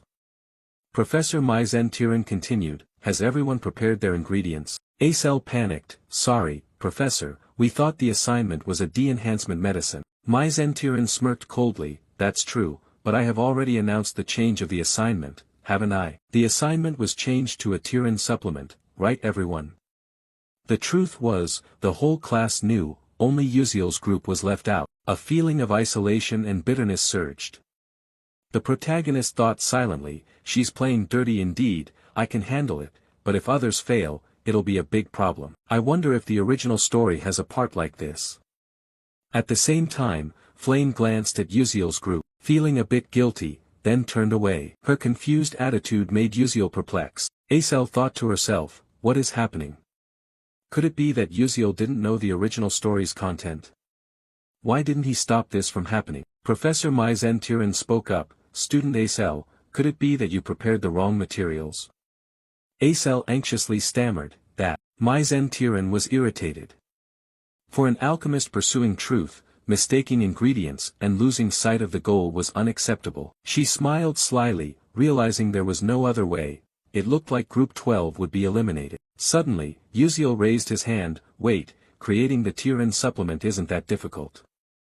Professor Mage was confused, "What did you say?" Uziel confidently declared, "I will create it using different ingredients. And it will even be more effective than the professor's version, exactly my usual style." His arrogance made Mage bitter and furious, yet she could do nothing. Thinking that the main ingredient for the Tiran supplement was Atalic spider venom, which contained a large amount of nutrients. And the Tiran supplement was made from that, yet he intended to use a fire lizard's tail instead. How insane. But all the better. Taking advantage of this, I will end his alchemy path in front of everyone.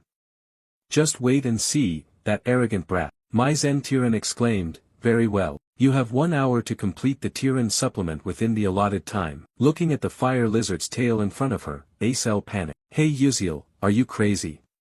What can you even make from that?" Uziel forced a smile, "Since it's come to this point, we have no choice but to take a risk. Just trust me and follow my lead, it's better to try than to be eliminated, maybe luck will smile on us." After hearing this, the whole group felt reinvigorated and encouraged. "I will do it, I want to try too, we must open their eyes." Right after that, the group got to work practicing. Uziel said, "All right, listen to my explanation." Looking back, alchemy was Uziel's most cherished field in his journey to conquer the game world. He had meticulously recorded every formula, no matter how small the detail. The Tyran B-type supplement formula was, of course, no exception. Initially, he did not intend to use this formula because it was something Professor Maizen from the future had painstakingly researched and invented. Thinking of this, Uziel confidently said, the reason why Atalix tarantulas contain many nutrients is that they are necessary for reproduction. The fire lizard's tail also has a similar organ. He pointed to a spot on the tail. This is the blood vessel here. Can everyone see it clearly? I heard that the Awo tribe in the southern desert often uses the fire lizard's blood vessel to nourish their chieftains. They live very long lives, so this blood vessel could definitely replace the Atalix tarantula. Mao Liwan raised his hand. I know a bit about the raw material processing techniques of the Alakair tribe. Let me take charge of this part, Uziel said happily. That's fine, that's great. As for this mistletoe, it must be dried using the desert region's special method. Does anyone know how? Sehun replied, it's the solar drying method, right? I learned it when I followed my father. With this amount of vascular tissue, I can dry it in 5 minutes. Before he could finish speaking, Acel volunteered, let me take care of the next processing step. Uziel smiled, well then, I'll trouble you. Immediately after, the whole group got to work, serious and focused. Each person had their task. They tried their best because they could only rely on this result. No one was allowed to falter. Seeing everyone's effort, Uziel smiled and thought, they're quite good, even better than I expected. You spoke up, let's start mixing according to my instructions. Let's do our best. After a while, Maizen was so shocked he stood frozen, not blinking. What stunned her was the supplementary medicine that Uziel's group had created. Uziel confidently said, Professor, this is the type B Tyran supplement. Please examine it. The other alchemist authors witnessing this couldn't believe it either, thinking privately, this is unbelievable. Could these kids really do it? Although the exact results were not yet known, Maizen thought bitterly, ridiculous. Even I took many years of research to create the Tyran supplement. How can these kids say they made it and actually do it? How could they finish it so easily? A curious professor said, let me check it first. She reached out to absorb energy from the medicine vial, and her body gradually felt the energy radiating. Her eyes widened in amazement. Perhaps in all my life, I've never encountered such a miracle. Another professor asked, what do you intend to do? She regained her composure, though there were still some flaws, and quite a bit of raw material was wasted, but the efficacy was still better than our supplemental Tyran medicine. Upon hearing this, the whole group became excited, their eyes shining like headlights. The results far exceeded expectations, and luck smiled upon them. The other professors took turns examining it, praising it endlessly as excellent. The young people brought a lot of new and unusual knowledge, but one person was shaking with anger. Damn it, Maizen face was scowling and annoyed. It looked pitiful, but whatever, haha. Maizen snapped, give it here so I can see. She took the group's Uziel medicine bottle to verify for herself, shocked to the point of having her mouth open wide, internally refusing to accept it. It couldn't be wrong. This drug applied the nutritional metabolism technique converting monsters into energy for humans, which she had researched. Clearly it was the perfect Tyran supplement. How did they manage to create a superior final product in such a short time? How could such an illogical thing happen? But then she thought, well, since I'm the one grading, don't think you're doing so well. Just blame the lack of raw materials and have it fail right here. But life isn't a dream. All of Maizen calculations collapsed when an alchemist behind spoke up. It seems the group scoring 12 points is way too low, Professor Maizen. What do you think? Maizen thought bitterly, damn it, these old folks are here again. She gritted her teeth, resigned to accepting that the group with 12 points had passed.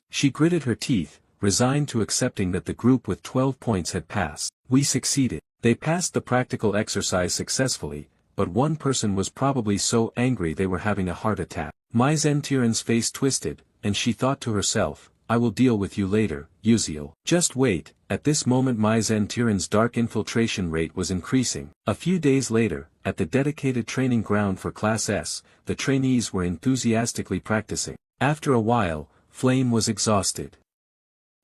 Finally finished, but I still have to go to class, I'm dead tired. Suddenly she widened her eyes as voices came from afar, it's okay, Ars Huang, you did very well. Right now, you're still better than the princess, don't cry anymore. Through Flame's eyes, a group of friends were comforting Arswang, the red-haired girl in the crowd. Flame thought to herself, that girl seemed to be known as a fire magic prodigy, but they said his rate of progress was terrifying. I've been training for years, yet sooner or later the princess will surpass my control abilities. Flame was shocked. Hong Baiyan's control abilities were supposed to begin developing only in the second year, so how did he manage it in the first year? Could it also be because of him? Thinking back to the alchemy practice, she found it strange. The formula for the Type B Tiran supplement was originally discovered by the future Acel but was stolen and perfected by Mage Tiran. Yet Uziel knew a version of the formula not present in the original work. It seemed that the original episode didn't include this detail. Wait, he knew future information but not the content of the original episode. Could it be that he's not a transmigrator but a time regressor? If so, everything makes sense. If Uziel comes from the future, he only knows future knowledge. He doesn't remember all the petty events related to Acel. Flame continues to speculate. In the original story Ma Yuxiang also once did a regression. The 11th seal, the only moon in the world possessing the power to control time, if that is his power then it's truly terrifying. Lost in thought, a voice rang out, "What's going on, Flame?" Turning around, he saw He Wenriang approaching. Flame ran up to him, just in time. "You know Uziel, right? What impression did he leave on you?" He Wenriang was surprised. "What do you mean?" "I just thought he was a little special," Flame continued to ask, "nothing else. Don't you feel anything different?" He Wenriang said calmly, "No." Flame disappointedly put his hand on his forehead. "Haze, is that so?" He Wenriang wondered, "Flame, do you have feelings for Uziel?" Flame candidly replied, I think so." She thought to herself, after all Uziel is like me, both know the original episode's content in advance. Murmuring, "But no, this won't do, I can't stand still here forever." He Wenriang puzzled, "What do you mean?" Flame answered, "I mean standing still like this doesn't suit me at all. By the way, since we're talking about Uziel, how about I meet him and confess right away?" He Wenriang stood frozen, not understanding what Flame was mumbling about. Confess. This phrase stunned He Wenriang. He stood still for a few seconds, speechless. Immediately after, Flame left, not forgetting to wave, "Thanks for listening to me, I'm off." Leaving He Wenriang with 1,000 questions in his head, his eyes vague. Slightly sad, the guy watched Flame's figure fading away, his hand slowly lowering. Flame's words echoed in his mind. Confess? What confession? Could Flame possibly have special feelings for Uziel? Oh, that's crazy. A long day passed, scene changed to the next morning. Uziel sat alone, dazed. Sipping a bitter coffee. He sighed sadly, thinking about what to do now. Currently, the dark invasive rate of Mage Tiran has reached 37%. In less than 3 months, that event will occur. Mazen's darkening will randomly affect a student, possibly Flame's friend like Jackie, Huang, Baiyan's loyal female knight, or even He Wenriang, the heir of the low moon shadow. If He Wenriang is darkened, it would truly be a disaster. Though the probability is very low, his darkening means the worst outcome, requiring special caution. Thinking of this, Uziel's eyes widened in astonishment. In front of him was Flame, looking quite annoyed. Flame spoke first. "What are you doing?" Uziel was confused. "Doing what?" Flame continued, "Last time you didn't clearly answer the question about your identity." He thought, so that question, you make others awkward, how do I explain this? This is a long story. Or just tell Flame the truth, maybe she could have extra information to make things better. Might as well go all in or nothing, let's try. He spoke up, "I am." But before he could finish speaking, a series of warnings from the system appeared. Warning, plot strength insufficient. Warning, do not reveal the time travel identity to this character. Warning, do not share knowledge or information you know with this character. Multiple urgent warnings startled Uziel. He thought wearily, almost going crazy, what the hell is this? Then he said, "Let's do it this way, everyone has their secrets so we'll only tell half the truth, what do you think?" Flame replied, "Okay, I agree." He felt relieved hearing that, thank God, if Flame interrogated further, I wouldn't know how to answer. Flame continued, "Let me ask first, you know the future, right?" Uziel, barely relieved, grimaced, "Oh God, told to only say half but you ask directly like that." He replied, "You ask meaning you do too, right?" What's your purpose coming to this school? Flame candidly said, of course it's to prevent the world from being destroyed, this world is in danger. Yuziel sighed, thinking luckily, not sure if true, but I don't want this world to perish either. Flame went on, now it's my turn. Why do you act that way? Yuziel thought, what exactly does he mean by that way? He wasn't sure of his meaning, so he evaded. He answered, no particular reason. I just do whatever I believe is most right, thinking that's enough of an explanation. But Flame angrily snapped, don't lie, how can someone be so kind? You must have a purpose, something you want to achieve, right? Yuziel was confused, no, not like you think, no, is there something you want to achieve? Actually, I'm not sure either. Flame was annoyed, what did you say? Not sure, Yuziel continued, I just want to survive. Hearing the truth, Flame was shocked, speechless. Survive. She felt a bit awkward for suddenly asking this question, stammered, probably, sorry, I misspoke. Yuziel was bewildered, what the heck, is it over now? Flame's eyes welled with tears, she turned away and left, well, I'll go first. See you later. Yuziel was puzzled, what's going on? I haven't even asked anything yet and she's crying. What did I do? Suddenly, an angry voice rang out. Yuziel felt a chill down his spine, an ominous premonition. It was Hei Wonriang, eyes piercing like bullets, radiating killing intent. Without beating around the bush, he barked, answer quickly, why is Flame crying? If you lie, I won't forgive you. Looking at Hei Wonriang's furious face, Yuziel was terrified. Oh my god, just a glance from the rival of the strongest character is already chilling me. Now I remember, there's a plot where Hei Wonriang loves Flame unrequitedly. I'm doomed, but I didn't do anything. Misunderstandings are troublesome, I have to be clear. You spoke up, there's nothing shady between me and Flame. Why are you asking that? Hei Wonriang frowned, do you think I'd believe that? Believe it or not, you have to believe it, especially that what you're thinking isn't true, rest assured. Yuziel forced a smile, alright, is that okay? I really have nothing shady with Flame. Hei Wonriang fell into thought, then suddenly lowered his face, so, my question was unnecessary, sorry about that. But the way he apologized gave Yuziel goosebumps, stammering, it's really okay. Well then, I'll be going now. Hei Wonriang turned and walked away. Yuziel sighed with relief, thinking, what was that about? It's nothing like him at all. Hei Wonriang, who is always cold and rational, is acting so unsettled, it makes me uneasy. The scene shifts to the evening. Acel closed the book in exhaustion, wondering why she couldn't focus at all today. Suddenly remembering the conversation with Yuziel in the practice room. Yuziel, I have something I want to ask. Did you come up with the formula just now on the spot? After thinking a moment, he replied, let's just say yes. But at that time, she was shocked. She had always considered herself a genius, thinking that was enough to defeat anyone, but apparently not. Thinking this over, Acel was startled. What was she just doing? At this rate, how could she possibly avenge her father? Those who betrayed her father and pushed him to death. The vile and cowardly Adalabit family, she couldn't settle for just this in her revenge. She reassured herself, no, not like this. She couldn't give up, she had to try harder. One day, she would succeed. The next morning, warm rays of sunlight shone through the window onto Flame's bed. She woke up but lazily didn't want to get up.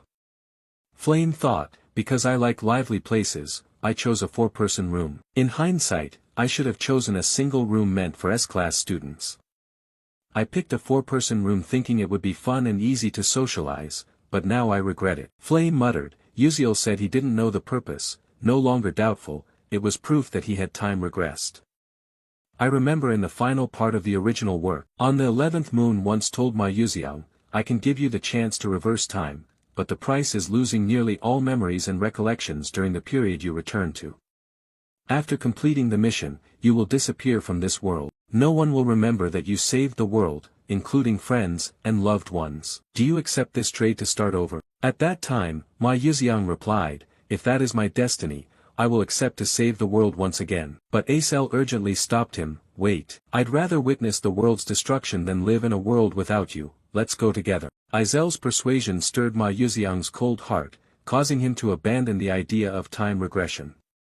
Ultimately, The world was destroyed, ending in a tragic conclusion. Thinking of this, Flame sat up. If this world differs from the original, and Ma Yuxiang does not know that Yuxiel time regressed thanks to on the 11th moon, then after completing the mission, he will vanish. No one will know of his existence anymore. Losing most memories, only the spirit of responsibility remains. He only said he wanted to survive. As the time regressor, courage must be the sole motivation that helped him not fear being erased. Flame continued to ponder. He should have run away, but with the mission on his shoulders, Yuxiel turned back to save the world, even knowing that death awaited at the end of the path.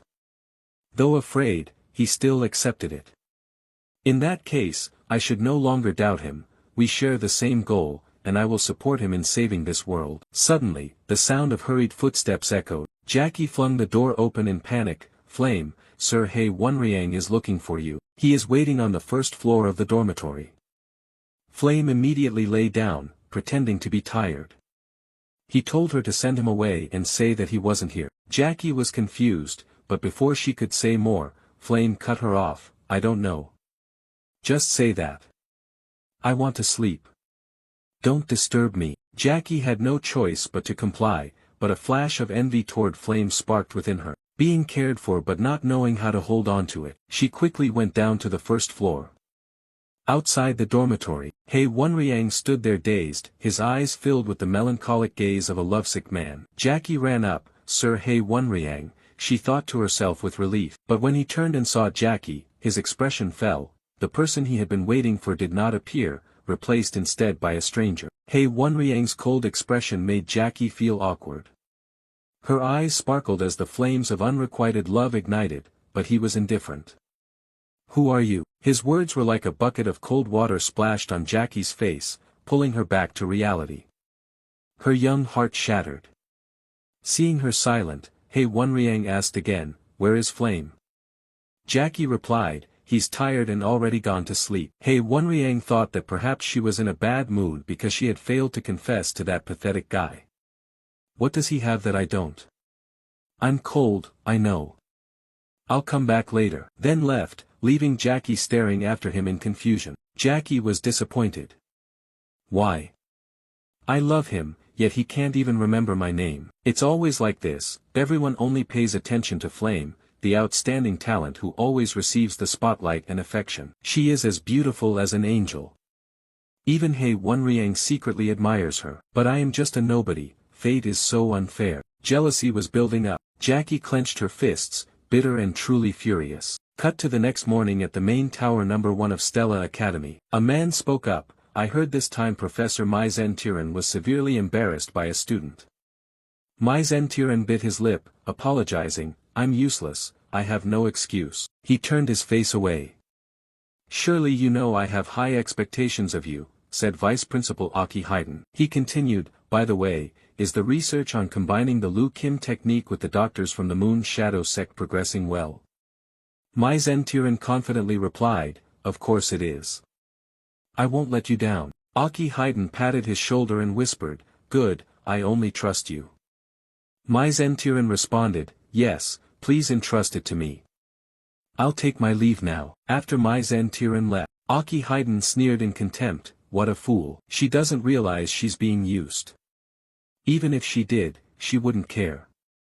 What she craves is status and honor, which makes her open her eyes. It's ridiculous that a mage studying counter-dark magic is working for the dark magic. I eagerly await the day the alchemist's dark magic study is completed. Cut to somewhere else, a slender figure carrying a towering stack of trembling documents, while those around remain indifferent and no one helps. Suddenly, a kind person approaches. It is Yuxiel. He cheerfully says, teaching assistant, are you okay? Let me help you carry them. Thanks to Yuxiel, the documents were delivered to Professor Mai Zentiran's office. The teaching assistant sighed with relief, thank you, without you Professor Mai Zentiran would have scolded me again. Yuxiel replied, no problem, it's a small matter. Taking the opportunity, Yuxiel looked around. The room was filled with crumpled, torn papers scattered messily from the desk to the floor. He thought it was truly chaotic.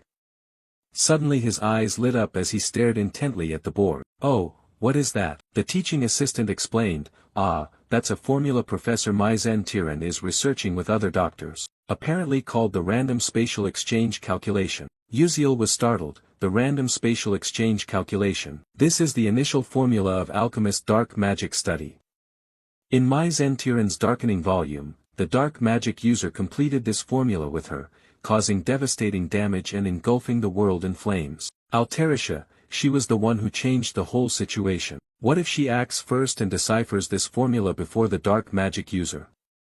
Uziel thought further, she is the only ray of hope in the darkness. With a genius mind and outstanding innovation, she has created countless items that dark mages couldn't even dream of. An idea flashed, he spoke up, Assistant Altarisha. She was startled. Do you want to have coffee? Uziel smiled, no, that's not what I meant. Professor Mage Tiren bothers you and makes you uncomfortable, right? She replied, why do you suddenly ask that? If there were a way to get truly satisfying revenge, what would you do? Would you want to try it? Altarisha was flustered, I'm just a humble assistant, how could I help with revenge? If I'm not careful, I might get fired and end up homeless on the streets. Uziel continued, so what? Do you have any ideas? You could very well become a great alchemist, even surpassing Professor Mage Tiren. Altarisha was surprised, what? Uziel added, then no one would dare to look down on you anymore. His words seemed to give new motivation, planting seeds of hope in Altarisha's heart. She murmured, if only that were true. Just as Uziel predicted, Altarisha was tired of her current job, dissatisfied with having to care for Mage Tiren in a dusty room. Her long-held dream was to become an alchemist and create groundbreaking inventions. She had the talent to do so. Because later on, Altarisha would become a great alchemist, with genius intellect and outstanding creations, deserving of the very best. Currently, Altarisha had temporarily set aside her dream due to harsh realities. But Uziel thought to himself, I will help her achieve her dream soon. After the first preliminary exam at Stella, Uziel continued to visit Altarisha, giving only a few suggestions, which Altarisha quickly grasped. Cheerfully, oh, you think so too? I had thought about adding a button to change colors for the magic pen, and then attaching an eraser, like a mechanical pencil, very convenient. Uziel observed with satisfaction, wonderful. Altarisha's invention is making good progress but the main formula is still missing. Guiding her to pass Mage Tiren isn't easy. Uziel strolled out, when suddenly a teasing voice said, hey, how do you even walk like that? Spacing out like that means you're going to bump into someone. It was Flame just passing by. Uziel crossed his arms, confused, what? Which guy? Flame replied, besides your great-grandfather, who else? Don't you understand or are you pretending not to? Uziel was speechless, thinking to himself, this is tiring, but I never mention my age, and anyway, he does talk to me more than before. You spoke up, anyway you arrived at the perfect time, I have something important to say, do you remember the roommate, that girl Jackie? Hearing Jackie's name, Flame looked annoyed, frowning, angrily turned away, that's illegal. Uziel jumped back in shock, hey, what are you thinking?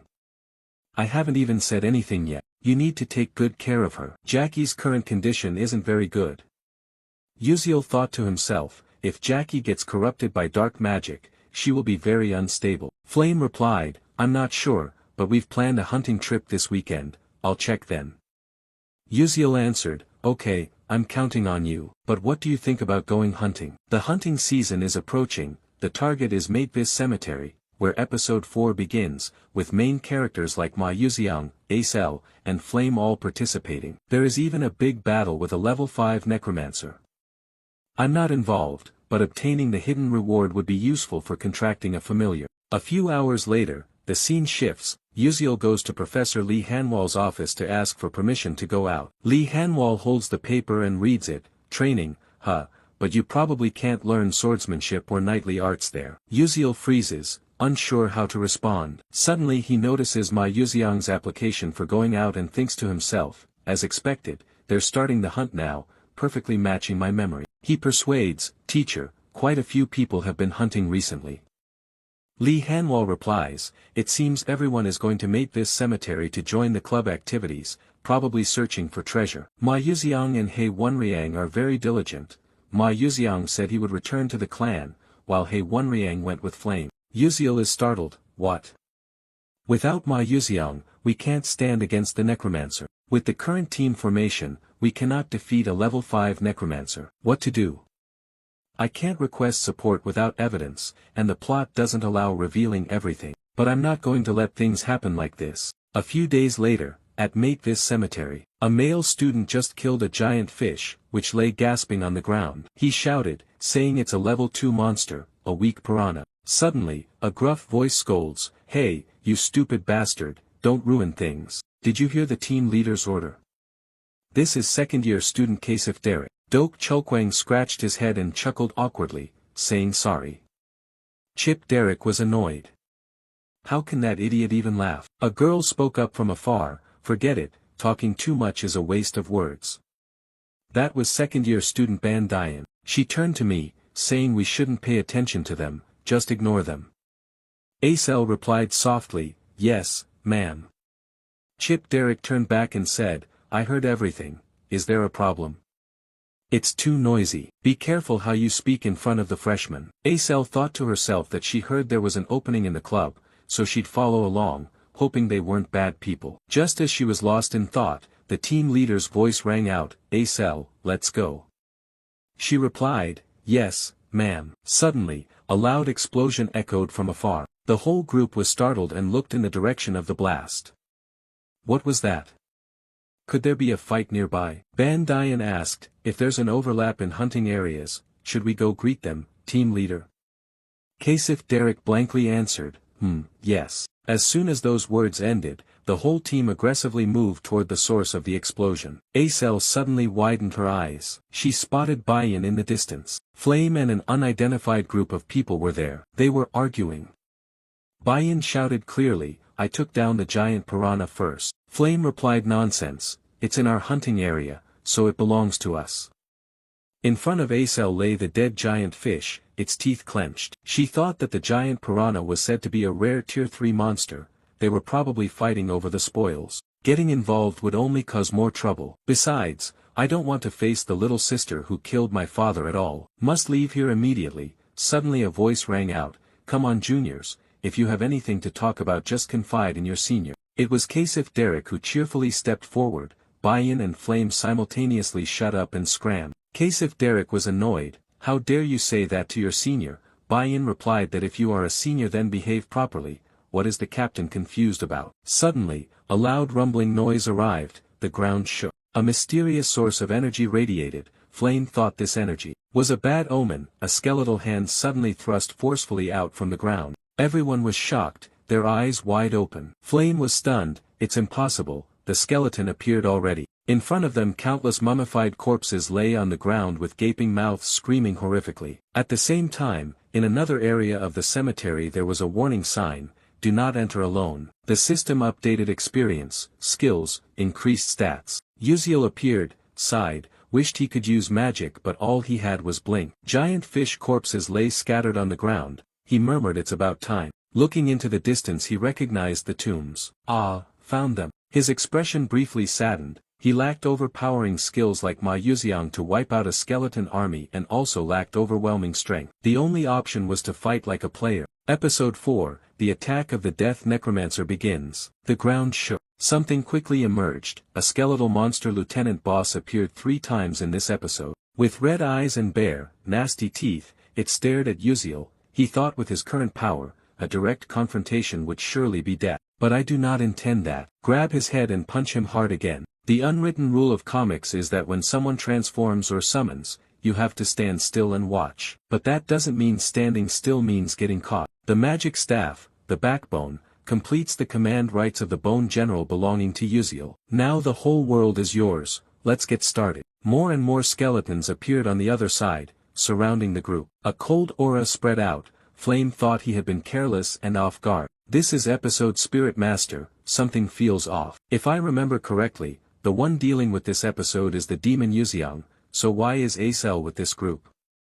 Where is Demon Yuziang? Could it be that I have to face a level 5 Spirit Master with them? Seeing Flame lose his composure, He Wenriang reassured him and sent a distress signal to Stella via a pocket watch. "Just hold on until they arrive." Dok Chulkwang added, "That's right, wait a moment, the professors will come, even if we can't defeat the Spirit Master, at least we can escape." Bayan spoke up, "Now is not the time for consolation. This is a graveyard, the longer we delay, the more skeletons gather, we must quickly return to base. Jackie fearfully stepped back when he saw the grotesque skeleton horde. Don't come any closer. A big, snarling mouth screamed as if wanting to devour raw flesh. Suddenly, a burst of power attacked from behind, stopping it from charging. The one who acted was Acel. Jackie stammered, okay. Doak Chokwang praised, not bad for a freshman. Acel continued, this spirit master is well prepared. He uses an energy container device to store mana. Normally a level 3 to 4 spirit master can summon up to 15 skeletons at most. Yet he controls a vast area with no triviality. Doak Chokwang added, more skeletons pouring in. This has been planned for a long time. Surely they want to kill us to create the skeletal mages. Kasif Derek forced a smile, thinking as the captain he must show his prowess by wiping them out with powerful magic. But life isn't a dream. A skeleton grabbed Kasif Derek's leg. He turned pale with fear, then a quarrel with his brother. Before he could react, Doak Chokwang dashed forward to attack decisively. Damn it, don't think you can run. But unexpectedly a hand appeared in front of Kasif Derek. In an instant, he couldn't resist. Doak Chokwang realized, damn it, they were chanting a counterspell, quickly ducking down. A terrifying source of power formed, oppressive and intense, fragile as if it could explode at any moment. Everyone was startled and panicked. Bayan shouted, no, if it explodes then we. A big explosion rocked the cemetery, leaving a huge crater. Many were injured. Fortunately, Flame was unharmed, but the group of necromancers kept advancing relentlessly. Flame thought silently, this is wrong, this is my limit, I'm too exhausted. The situation was dire, magic power drained with no time to recover. While the enemy forces were terrifyingly numerous, Jaws Agape, skeletons screamed as they approached. Flame, faint-hearted, suffered a drop in blood pressure. It's over. She gripped her staff tightly, trying to observe, is this where I die? But suddenly the skeleton horde stopped as if being controlled. Flame couldn't believe her eyes.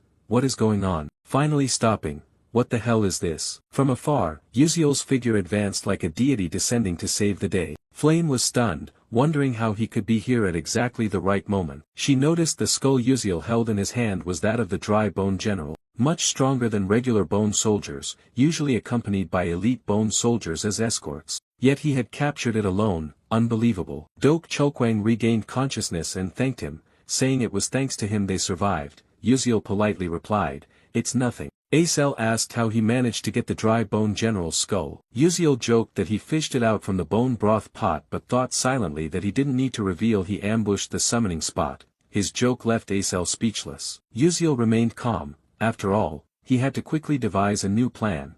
If the necromancer directly controlled the dry bones and ignored the dry bone general, it would be troublesome. Doak Chokwang asked the junior if he had any plans. Uziel replied that on the way here, he saw the necromancer controlling near the base area, making escape impossible. Their only option was to strike directly at their core. Everyone was bewildered by his recklessness. Duho hurriedly asked if he was thinking straight. Uziel calmly replied, didn't we learn this in school? Although necromancers control powerful bone soldiers, their cores aren't what we should fear. Ban Dian is worried, but he must have a guard squad around him. The control range is too broad. If we don't strike directly at their core, we won't escape. He thought to himself that the guardian team of the Death Spirit Master consisted of 1 dry old general, 6 elite bone soldiers, and 50 regular bone soldiers. The number would gradually increase. The opportunity was only now, but how to convince them? Someone spoke up even though he was a bit foolish. But in terms of combat and tactics, he had more experience than us. Bayan continued sincerely, with this situation, we can't break the siege, and the Death Spirit Master didn't expect us to dare attack the core directly. The two seniors looked at each other. Perhaps that was the only way to survive. I don't know what you're relying on, but we can't separate. I'll help. Ban Dian happily agreed, fine, I'll go first before the Death Spirit Master discovers us. We still have a chance. At the same time, at another location in the Matevis cemetery, a figure appeared. He spoke up, meeting Stella's fledglings here is really fortunate. Transform them into dry old sorcerers. Even the Dark Demon Alliance dared not underestimate me. That is the level 5 Death Spirit Master of the Dark Demon Tower, S.A. Baihu. He laughed wickedly, accumulating mana in the magic power vial here where 700 dry old rests. No one dares to underestimate me anymore, hee. Suddenly, he froze. What was this? I've lost the feeling. Could it be that my general has been defeated? A crack echoed as a force struck the shield from behind. He was stunned, not understanding what was happening. The skeleton behind shook violently. He was horrified. A level 4 magic shield cracked. How could that happen? He was enraged. You bastard, I won't let you escape. But as swift as a blink, he had no time to react. A huge explosion thundered, completely destroying the group of skeletons. The flame is the combined strength of the Uziel group. Baehyuk was stunned as if frozen. Damn it, I was too careless. I didn't expect them to dare to attack the core directly. Even if a chick, Stella is still Stella and cannot be underestimated. He thought, although he didn't want to, dealing with this is too dangerous, he must summon elite bone soldiers, biting his finger until blood spurted. Spread your arms, evil ones, obey my command. The earth cracked open, the dry warrior appeared bearing teeth with a sly grin. A legion quickly surrounded, but Baehyuk spat a mouthful of blood. His body severely injured, he wiped the blood bitterly. Damn it, although summoning the bone soldiers caused me harm, that's enough already. Stop them for me so I can kill them. The dry warriors growled and charged to attack. While he stood observing from afar with a smug smile, he exclaimed, "Good, fight well, now I can be at ease, but life is never that simple." Uziel quickly demonstrated his blink skill, appearing right behind the death spirit mage in an instant. Baehyuk immediately turned around in panic, shouting loudly, "Damn it, who are you?" On this side, Uziel sneered, not bothering to answer. At this moment, the death spirit mage was terrified and thought, I clearly already had the positions of all 12 students of Stella Academy through the vision of the bone soldiers, so how on earth did this kid get so close to me? Suddenly his eyes opened wide in shock. Unable to believe what he saw in Uziel's hand, he anxiously exclaimed, "Impossible, isn't that my bone soldier general? Why is it in your hand?" But suddenly Uziel lightly let go, the skull fell to the ground with a bang. Without stopping, the male lead slashed hard at it. Due to the elite skeletal soldier suffering worsening injuries, Baehyuk kept coughing up fresh blood. His pale face and clutching the wound inside, he couldn't help but feel bitter. He thought, damn, I was too careless. It turns out this is the true power of the students at Stella Academy. On this side, Uziel was sweating and thought to himself, Dok Chulkwang and Bandiayan should have handled the elite skeletal soldier first, then supported me. But because those elite skeletal soldiers were trapped, could it be that I have to fight alone? I'm the weakest here, or should I run?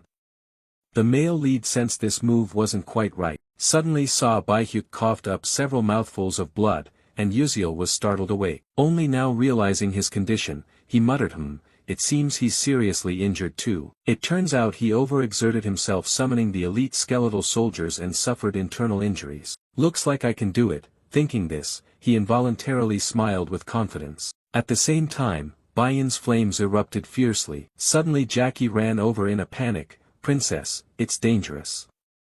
The necromancer is fighting Uziel one-on-one." Bayan was startled, "What?" She looked ahead. Where Uziel and Baehyuk were fighting, a fierce power radiated around. The battle was extremely intense. Bayan muttered, "This is serious, this situation is completely unlike the original plan." For some reason, Uziel is the only one facing the death priest. Meanwhile, the Stella trainees are dispersing everywhere. Perhaps they have to split his forces and eliminate the enemies one by one. Can Uziel hold him off until we arrive? If he dies, I won't forgive you. Hang in there, Uziel. On this side, Uziel relentlessly uses blink to move swiftly, his wide-open eyes observe carefully to devise a reasonable solution.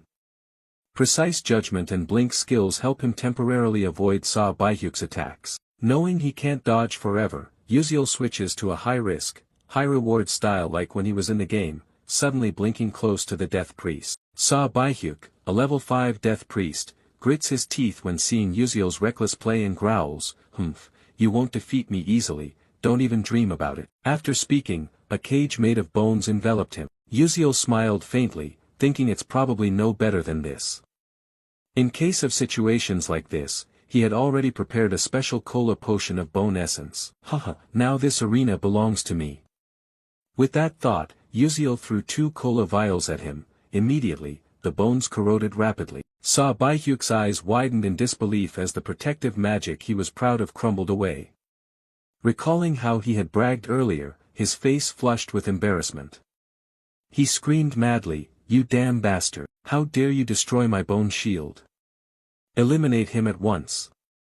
Numerous sharp bone spikes launched toward Uziel, but he had blinked behind Saw Baihyuk a long time ago. Proudly holding the sword in his hand, Uziel thought this was the moment. He expected to take him down in one strike, but unexpectedly Saw Baihyuk turned around with a twisted smile and bit the bait. As if everything was within his prediction, he had noticed Uziel's appearance from behind, and only then did the protagonist realize, damn it, he was the one being deceived. Suddenly a sharp bone spike emerged from the ground, piercing brutally through Uziel's leg. Fresh blood splattered everywhere. Uziel painfully and bitterly thought, damn, I got hit. Suppressing the pain, he tried to retreat. Saw Baihyuk laughed triumphantly, haha, you bastard, keep causing chaos, now you'll face this bitter end. Feeling the sharp pain from his leg, Uziel gasped, thinking maybe he had been too careless. Although injured, he was still a genuine level 5 mage. But I can't die here. He must be exhausted. Continuously using magic has been draining his body. In other words, that's all he has, whether level 5 or whatever.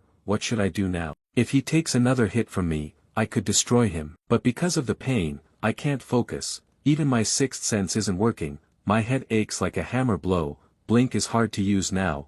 What should I do? Suddenly a thought flashed in Uziel's mind. That's right, that's it. While bowing his head in thought, Saw Baihyuk stepped right in front of him, preparing to attack with a confident expression. Die. Uziel quickly realized. Without hesitation, he immediately ran forward at full speed, but because of his wound, he stumbled and fell face down on the ground. Seeing the pitiful state of the protagonist Saw Baihyuk, he burst out laughing like a madman, haha, look at you running for your life, how miserable you are. But Uziel did not care about the mockery and quietly told himself just a little more. He struggled to drag himself forward step by step. Saw Baihyuk kept mocking, haha, struggling is useless. I will kill you right here, but Uziel did not think so. He curled his lips into a smile and said, I've won. The distance between Saw Baihyuk and Uziel was 13 meters, meaning he didn't need to cancel the blink move. While the necromancer was still confused, not knowing what trick Uziel intended to play, suddenly, his eyes widened in extreme horror. In less than a second,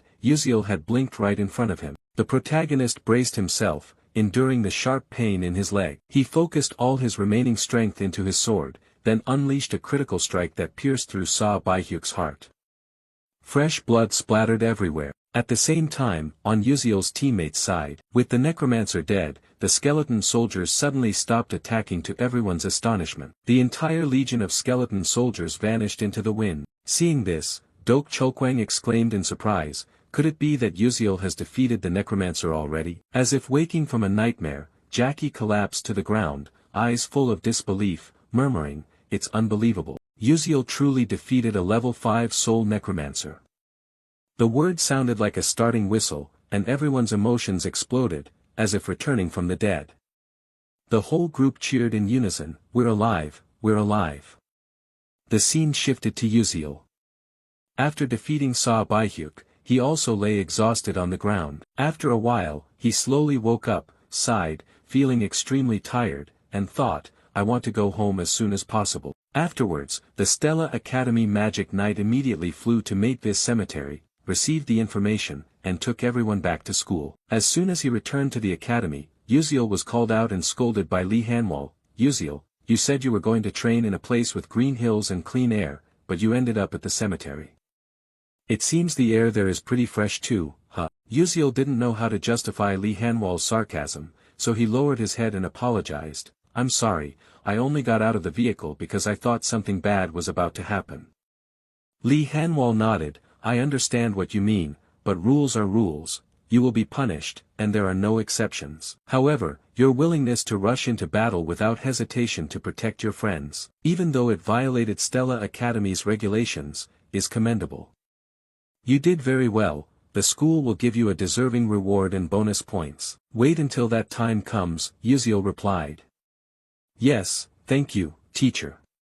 After saying this, Lee Hanwol turned and walked away, leaving the male lead standing there sighing, thinking to himself, I guess I should head off too. The doctor said I have to rest for a few days to recover the thigh injury, need to rest well for a full recovery. While walking and thinking, the sound of someone's footsteps gently approached. Uziel turned around to see who had come to thank him. It turned out to be Acel, the female lead of the story. Acel always wore a bright smile on her lips. No matter how heavy the burden on her shoulders, she stood firm and overcame every difficulty and adversity. She was a wonderful character. Seeing Uziel staring, Acel spoke, "I really thank you for today." The male lead gently replied, Next time, treat me to a meal." But Izel's complexion did not look very good.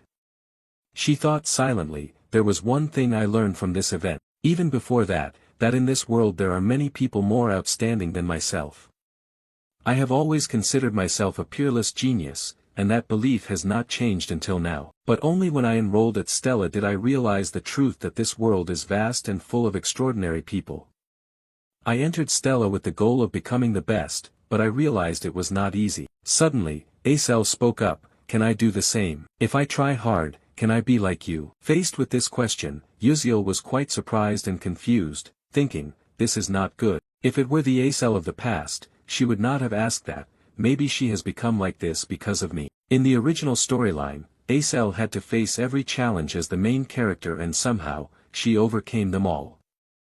The Death Mage raid was no exception. Perhaps she managed it by devising her own strategy and through that effort, changed the outcome. But due to my interference, Acel only had to endure the trials without the narrative of overcoming adversity.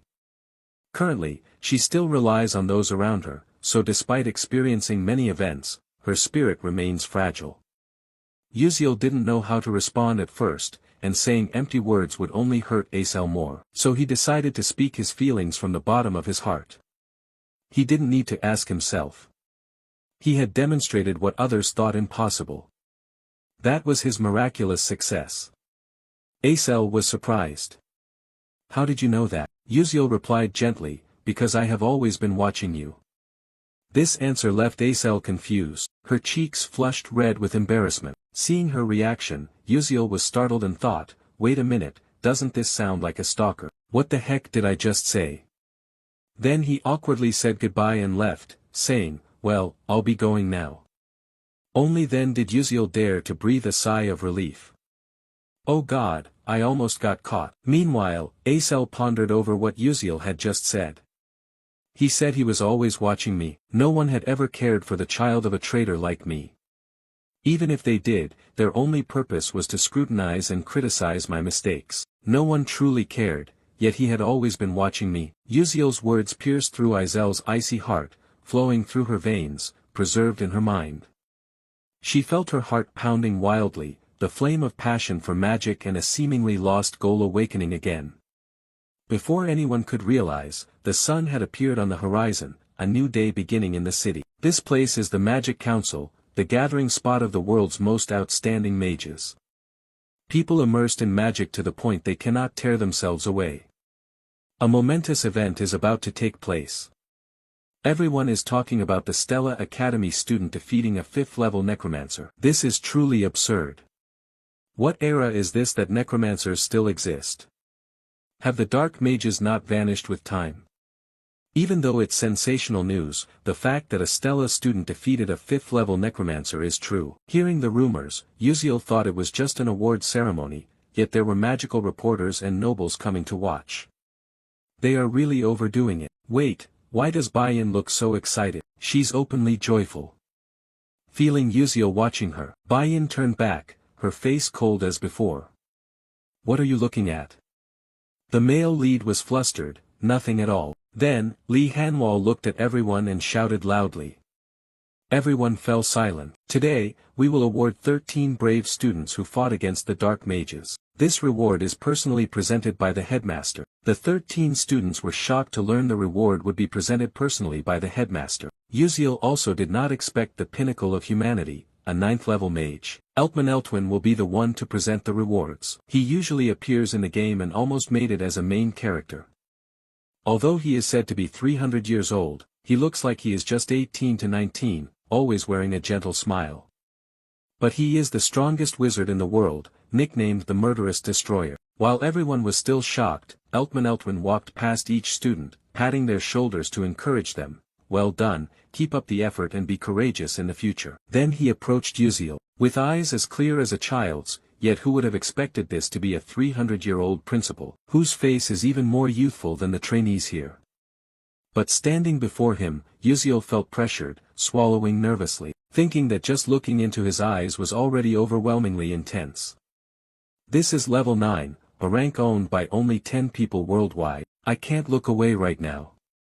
Oh, so tense like a drawn bowstring. The principal was puzzled by the tension on his face, smiling brightly, still hardworking as before, just as I expected. After saying that, he left, leaving many questions swirling in Yuziel's mind. What did he mean? A moment later, the loudspeaker announced that the award ceremony was concluded here. Returning to the dormitory, Yuziel looked at the book in his hands attached with the certificate and gasped in surprise. Wow, a generous reward of 5 million credits for me. With this amount, I probably won't have to worry about money for a long time. I never dreamed the academy would give such a large sum. This might not mean much to wealthy people like Baiyan or Hei Wonriang, but for poor ones like Yuziel or Acel, this is a significant prize. In addition, the final reward in this series of incidents is the container of the Fap Su Tu Than, regarded as the heart of the Tu Lin Su. He rejoiced silently, although it's still difficult now, with Alterisha, I will soon create a private space. Then, carrying items will be easier. However, to do that, I must first solve the interference formula of the chaos algorithm. Fortunately, the other apprentices happily yielded the reward, which is a relief. Next is the reward from the system. An announcement sounded. The infiltration mission of the Tu Lin Su has been completed. You have received a large amount of experience for progressing the story in a unique way. You will also receive additional rewards from the Constellatio project. 1. A downgraded version of the item used in the game. 2. A downgraded version of the skill acquired in the game. 3. Experience points. After reading, Yuziel was quite surprised. There's even this too. It's not that he didn't like it, but gradually he realized his strength was still weak and he really needed this compensation. He thought carefully, the most important thing right now is skill. So, let the experience points go into Blink. Through the recent battle, I realized how weak I was. Trying as hard as others is meaningless. I have to get ahead with the knowledge I already have. After making the selection, the system notified that the reward had been granted. The experience points for the Blink skill were sufficient. The skill upgraded to Blink level 2, with a maximum range of 12 meters, a maximum of 3 charges, and a cooldown time of 3 seconds. Yuziel felt the change within his body. Although the range did not increase, he was still satisfied, for now, it was enough. Clenching his fists tightly, he was happy. Finally, the number of Blink charges had increased. Now he could use it more freely. Having a bit of free time, he immediately thought about the next issue. Izel's condition was not good. The scene shifted to a meditation class in darkness. Acel was there with everyone else. She felt as if she were swimming in a dream world, floating midair. It wasn't a bad sensation. A cold wind blew through, and she felt as though something was stuck inside her. Acel tried again and again to push it out, unaware that she was startled by a student's call. Acel. She quickly looked around and saw the other students sitting cross-legged in meditation, just like her. She thought, oh, did I accidentally fall asleep? A transparent butterfly flew past her ear, conveying the professor's voice. Why use magic during meditation? Look at the top of your head. Acel looked up, eyes wide with amazement. Indeed, a solitary pillar of ice was hovering in the air not far from her. She had accidentally used magic without realizing it. Acel was stunned. Wait a moment, when did I create this? I didn't perform any formula or calculations at all. She asked herself, could it be that the other students didn't notice? Even if it was just first-level magic, they should still be able to sense the mana flow. If this was the effect of the meditation that Yuziel introduced, it was truly amazing. Before, she had her doubts, but the result was not only good but wonderful. After a while, the meditation session ended, and the students rushed off to eat. Instead of going to the cafeteria, Acel chose a red bean cake. She enjoyed eating it. Thanks to the prize money she could savor the red bean cream cake costing 1,500 credits. So happy. Suddenly, a voice sounded beside her. Hello, Acel. What struck her eyes was the appearance of Prince Jeremy Scalvin. He smiled softly as if he were happy, a sparkling smile, not masculine but purely adorable, making her heart flutter. Jeremy Scalvin continued, have you joined any club yet? Acel was a little surprised. Not yet, I haven't joined any club. Jeremy Scalvin added, really? Then why not join our club? Acel was not foolish enough to accept such an unexpectedly attractive offer. Surely there was something shady behind this generosity. She narrowed her eyes. What's the condition? Jeremy Scalvin laughed. Condition? No condition at all, it's simply because I like you. But this answer made Acel think even more. For a girl like her, a genius among geniuses, reaching level 3 at age 17, and good-looking, this was not unusual. However, the title of trader's child attached to her made no one want to get close. Yet Jeremy Scalvin was different. Acel clearly thought he was trying to turn her into his pawn. Seeing her hesitate, Jeremy Scalvin stepped forward. Oh God, don't you trust me, Acel? I really don't have any conditions, just join the club and stay by my side. I'll do everything for you. You know who I am. Acel was smart, understanding better than anyone. The Scalvin Empire was currently in conflict with the Adalovit Kingdom. If she had the support of Crown Prince Jeremy, her difficult life could end, no longer needing to rejoice over a red bean cake, no longer suffering humiliation as the child of a traitor. Even though she knew she shouldn't, she stammered, the moment Azel's eyes went blank. Jeremy Scalvin smiled, sensing that his goal was about to be achieved. But just then, a hand was raised. Flame stepped forward without hesitation and slapped Acel hard across the face. Both she and the prince were stunned and confused. Contrasting Azel's blank face, Flame spoke harshly. You said you wanted to be with me, yet you secretly flirt with others. You clearly said you liked me, so now you're planning to throw me away.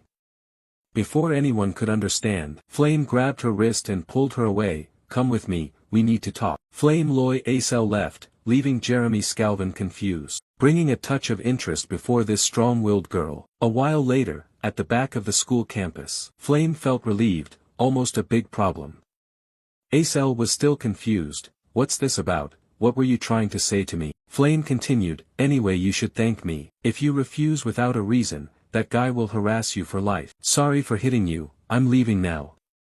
Saying that, Flame waved goodbye and left, leaving Acel bewildered. On this side, Flame walked while thinking, did I do the right thing?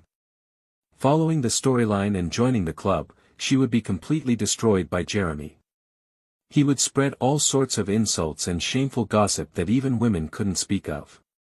The achievements she worked hard for would be unacknowledged. Afterwards, Azel's depression worsened. I tried not to interfere, but looking at Uziel, sometimes interference isn't bad.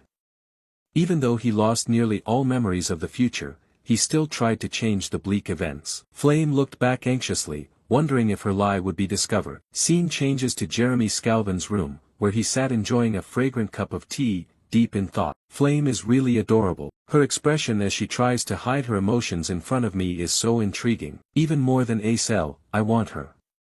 So the prince has shifted his target to someone else. Scene changes to the next day, when the sun has risen high and a new day begins. Inside the classroom, Lee Hanwal's voice rang out, starting today, we will conduct a combat simulation practice against monsters. In this test, your targets are no longer weak level 1 or level 2 monsters, but instead mid-level level 3 monsters that are extremely dangerous and much tougher. The teacher knows that an ordinary student cannot defeat such strong monsters alone, so this time the goal is to form groups, identify their weaknesses, and defeat them using each team's strategy. Specific regulations have been announced.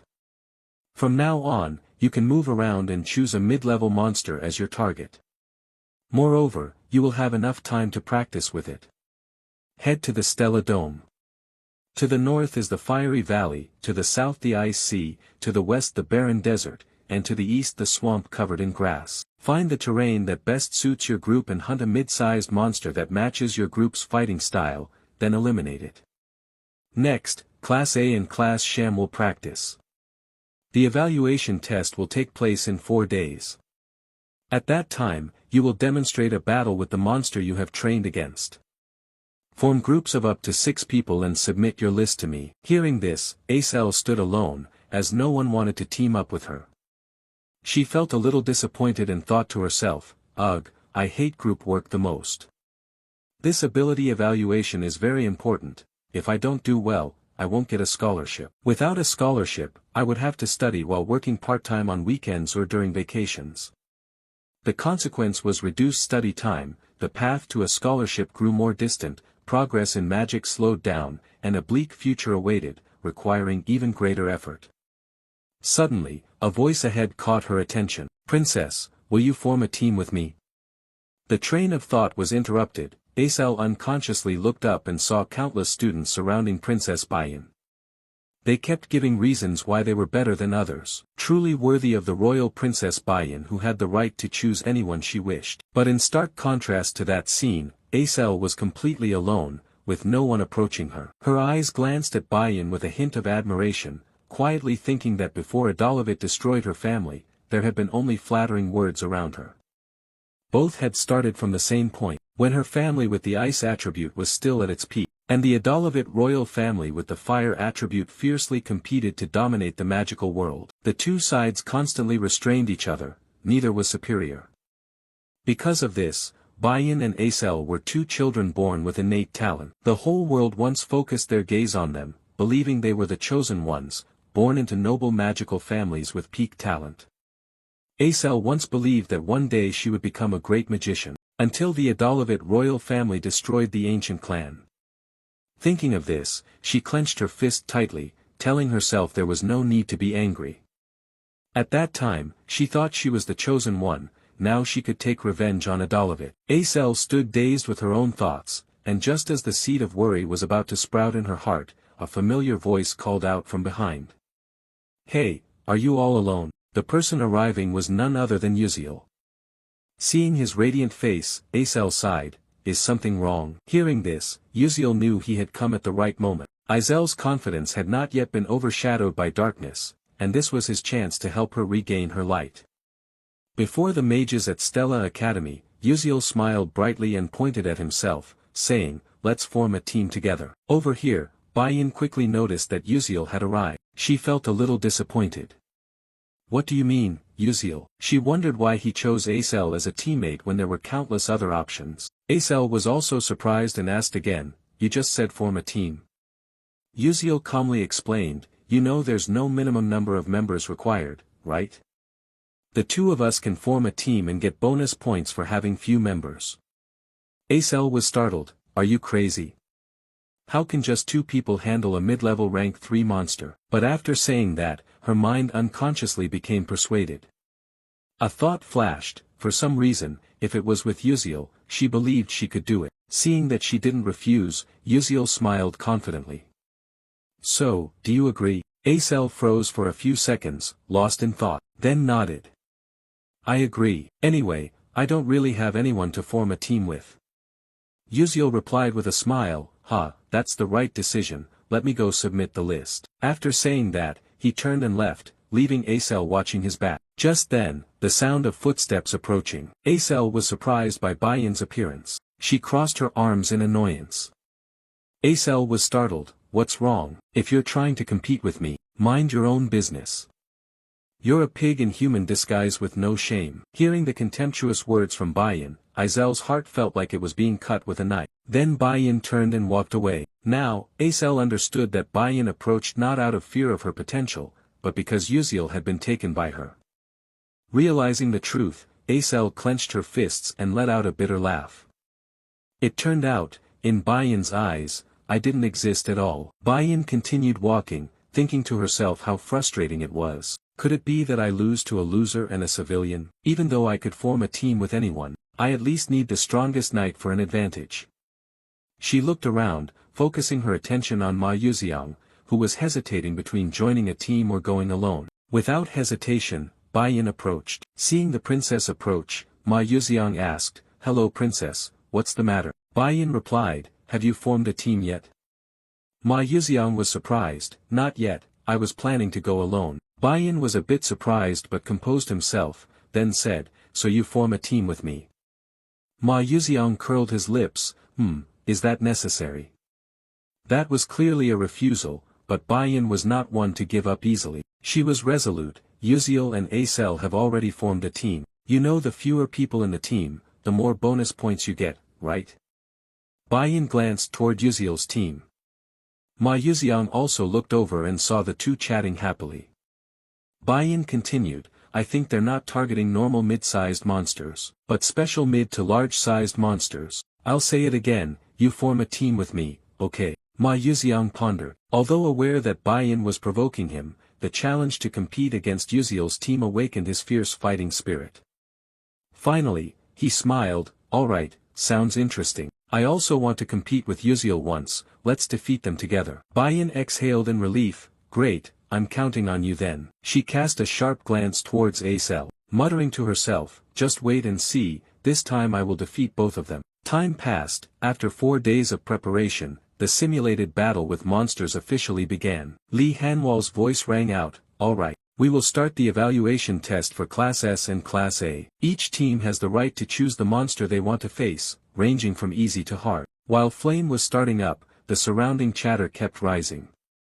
Oh, Team 16 chose Mugrika, that mid-sized monster looks easy to deal with. Flame made up her mind, thinking silently, it's okay, I've trained very thoroughly.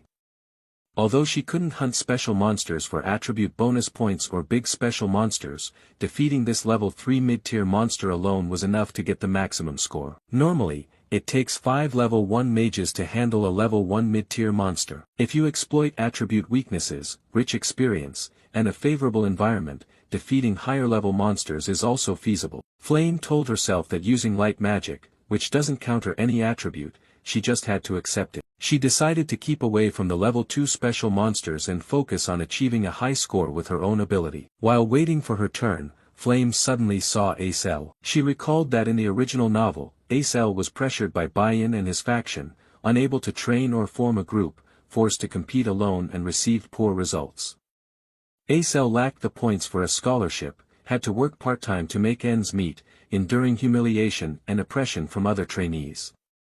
That situation caused her magic skills not to improve, and her spirit gradually collapsed. But now everything has changed. Flame and Yuziel, people who traveled through time from the future, have appeared and altered the original storyline.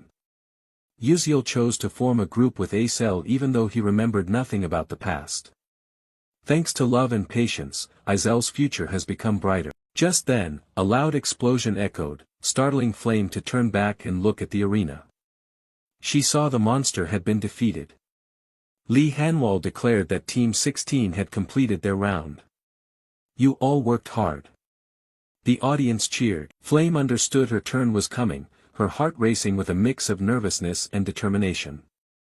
After congratulating the team that just finished, the instructor announced that Team 17 should prepare to begin their test. Flame immediately replied loudly, yes, I'm coming right now. She quickly moved toward the testing platform, headed to where Yuziel and Acel were standing. Flame coldly stepped past both of them, but unfortunately, as she walked by, she accidentally stepped on her shoelace, lost her balance, and fell forward. At that critical moment, a hand from behind grabbed the collar of her shirt, helping her avoid a painful fall.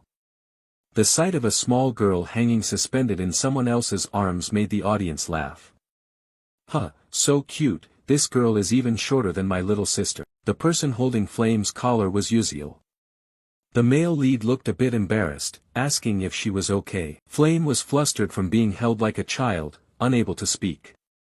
Yuziel let go. Flame awkwardly turned around to thank him, but Yuziel pointed to her foot, saying it was nothing, just tie your shoelace. Looking down, Flame saw one shoelace was tangled. She silently recalled that Jackie had tied it securely earlier. Seeing Flame fumbling, Yuziel offered to help, but she quickly refused and fixed it herself, thinking how lucky she was to notice it in time, or else she would have failed the test. After tying it up, Flame stepped onto the testing platform, with a confident demeanor. Seeing her alone, the audience started whispering, is he alone?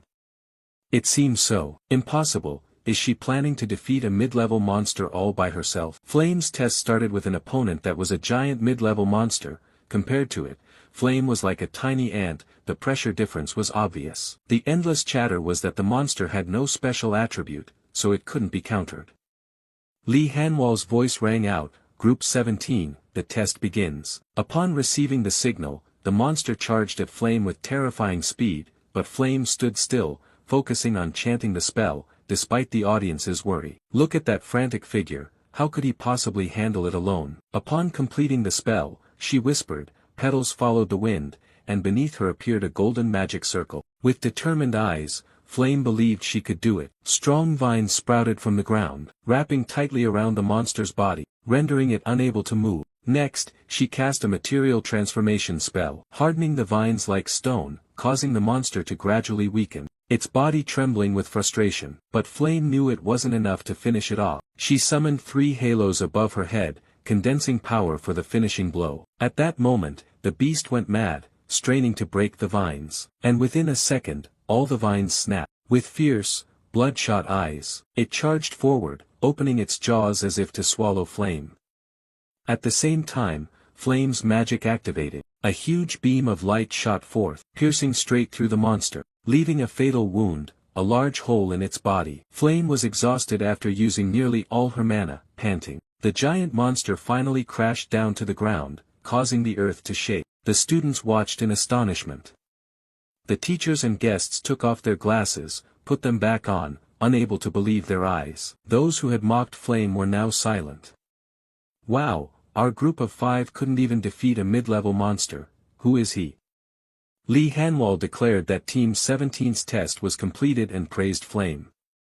She bowed her head in thanks, left the stage, thinking to herself, finally, it's over. When returning to her seat, she was suddenly surprised to see someone, eyes wide with amazement, wondering if she had mistaken her sight. Above, the next group of trainees stepped onto the arena. Lee Hanwol's voice rang out, now we will begin the test for Group 31. The next thrilling battle between the Academy's 2 strongest rivals was about to take place. All eyes turned toward them, especially those of the first-year trainees. They seemed to see idols, continuously shouting, that's Princess Baiyan of the Adalabit royal family, and her teammate is Ma Yuxiang, who has the highest entrance score. He's really handsome. How could anyone be both handsome and a top student? This will be a perfect performance to watch. Go Princess, go Ma Yuxiang. On this side, Flame leaned her back against the wall, thinking to herself, Baiyan, who was supposed to form a group of 6 people within her faction, was now teaming up with Ma Yuxiang. Yeah, in the original novel, these 2 characters had nothing to do with each other, but now they were in the same group. The more she thought about it, the more headache-inducing it became. What kind of crazy combination was this? While Flame was confused, a monster summoned by Baiyan's group appeared. Its body was covered with diamond-hard scales coated in slime, with 2 wing-like fins that allowed it to soar through the sky. It had arms, legs, and a head resembling a carp, creating a bizarre appearance. The students in the stands gasped in astonishment. Wait, was this real? Unbelievable, the illusory fish of gods and demons. It was a special mid-to-large monster. Who would have thought they'd dare to challenge such an impossible different type monster? Were they out of their minds? According to the original novel, Baiyan used the fire attribute, while Ma Yuxiang wielded 3 attributes, earth, lightning, and fire. But those were just his true hidden attributes that couldn't be revealed. The illusory fish was a water-type monster with a tough scaled body that once dominated the seas thanks to its intelligence and numbers. But due to a curse from centuries ago, they lost all their intellect and became mere monsters. Yet, they still retained the ability to fly in the air and were immune to lightning, which was the critical weakness of flying creatures and countered the attribute Ma Yuxiang commonly used. The 2 not only targeted the special medium and large monsters that everyone failed to defeat, they also gave up attribute advantages, clearly aiming to score full marks on this test. But that score is only theirs if they succeed. While everyone was still buzzing, Lee Hanwol gave the start signal. The phantom fish soared high, roaring, its foul breath spreading across the stands. Seeing it approach, Baiyan raised his staff and began, as planned originally. Ma Yuxiang nodded, understood, Princess. He spun his wand and stepped back to observe from a distance. A trainee wondered, what are they planning to do? The person beside him was confused. I thought they were going to attack. Why is the knight stepping back? What kind of mage is this? While the audience was focused on watching, Ma Yuxiang suddenly blinked, jumping into the air to confront the phantom fish directly. Dok Chokwang, seeing his confident posture, stroked his chin. Oh, for a first-year trainee, his blink is quite impressive. Bandayan nodded, that's right, this kid is pretty good, but at that level, he can't reach the monster. Blink can't be used midair, so what exactly is he planning? Amid suspicion, Ma Yuxiang used his wand to summon a square stone platform beneath his feet. Then, the fireball cast by Baiyan exploded right at Ma Yuxiang's position after his blink. The shockwave propelled him forward like a missile, heading straight for the phantom fish. The audience gasped at this coordination, the two of them working together so perfectly, it was unbelievable. When approaching the phantom fish, Ma Yuxiang formed a giant fist of stone in the air, striking directly into its body, causing the monster to fall to the ground at a terrifying speed. When the dust settled, the phantom fish lay motionless. The extreme physical force cracked and shattered its hard scales. Not missing the opportunity, Ma Yuxiang cast a spell. A blue magical circle appeared on the ground. Countless stones rose up, locking the phantom fish tightly. But he was not skilled at controlling magic, so it was quickly broken. Ma Yuxiang landed without anger. His purpose was merely to buy time, because Baiyan's destructive magic had been completed. A giant fireball, like a miniature sun, descended upon the phantom fish, causing it to scream in agony. The terrifying explosion engulfed the area. The audience could hardly believe it, shouting, "Oh my God, it's in pain."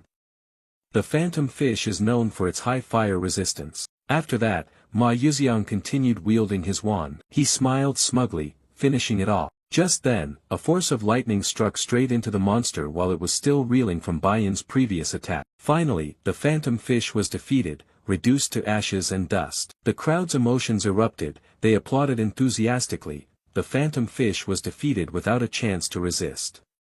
It was crazy. This year's freshmen are incredibly strong, especially the first-year girl who managed the mid-level monster so well. Their skills rival those of the senior S-class students already. After the performance, Baiyan and Ma Yuxiang returned to their seats, sensing eyes filled with envy and admiration. Baiyan was confident. The feeling of victory with overwhelming power made her imagine herself as the main character of the episode. Glancing at the group of Yuziel and Acel, she thought, "Could you really beat me? No matter which monster you and Acel choose, you can't possibly put on a better show than us." That was what Baiyan thought to herself. But when Yuziel stepped onto the stands, his next words silenced the entire audience. "Please summon 5 monsters for me." Everyone was taken aback, surprised expressions clearly visible on Princess Baiyan's face. Contrary to her calm demeanor, the other trainees buzzed with chatter. "I just heard what?" Aside from Princess Baiyan's group and Flames, didn't all other groups need 5 people to barely handle a mid-sized monster? Yet now these two intend to fight 5 at once.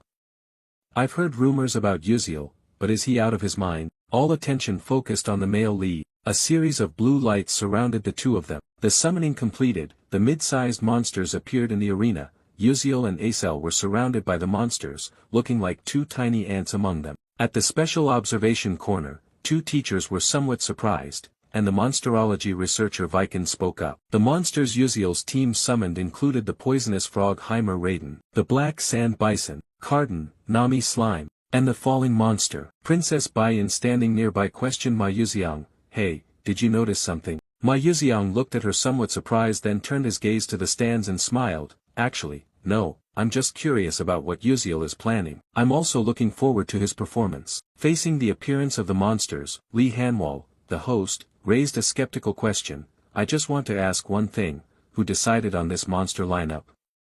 Innocently and carefreely, Yuziel replied, "It's me." Knowing who picked the lineup, Lee Hanwol continued, "Although you're a knight who can easily earn points in this situation, it's not the same for a bishop.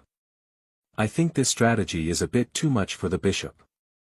5 monsters had now surrounded the two of them. Contrary to everyone's worry and doubt, Yuziel smiled confidently, "No, not at all. The strategy I chose this time was designed specifically for the bishop," said Acel standing next to him, surprised. Hearing the answer, Lee Hanwol realized something and said, "All right then, let's get started." At the signal, the monsters surrounded Yuziel and Acel. Acel was worried.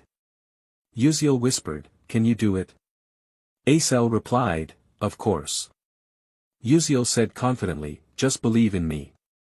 But she silently thought, "How can I trust that? That line is so cliché." To motivate, Yuziel said something that made Acel slightly uncomfortable, "I believe in you." A quality cheer-up from a teammate. Acel sighed, a few thoughts reflecting that Yuziel really is a hard person to understand. Cut to one night, Acel walks behind Yuziel, carrying many doubts in her heart. She decided to ask, "Hey, Yuziel suddenly turned around. Seizing the moment when it was just the two of them, she asked, "Why me? Honestly, you're a skilled knight who could have chosen anyone else to form the team." Facing the difficult question, Yuziel scratched his head, considering a reasonable answer. Finally, you spoke up. Indeed, our class has many talented people. For example, in controlling fire magic, no one compares to Princess Baiyan. In controlling flame, unmatched, first-year magic user Yuziang is known as the strongest. No one disputes it. Hei Wunriang is also very suitable to form a team with me because of her single-target attack ability. Yuziel understands himself and our classmates well.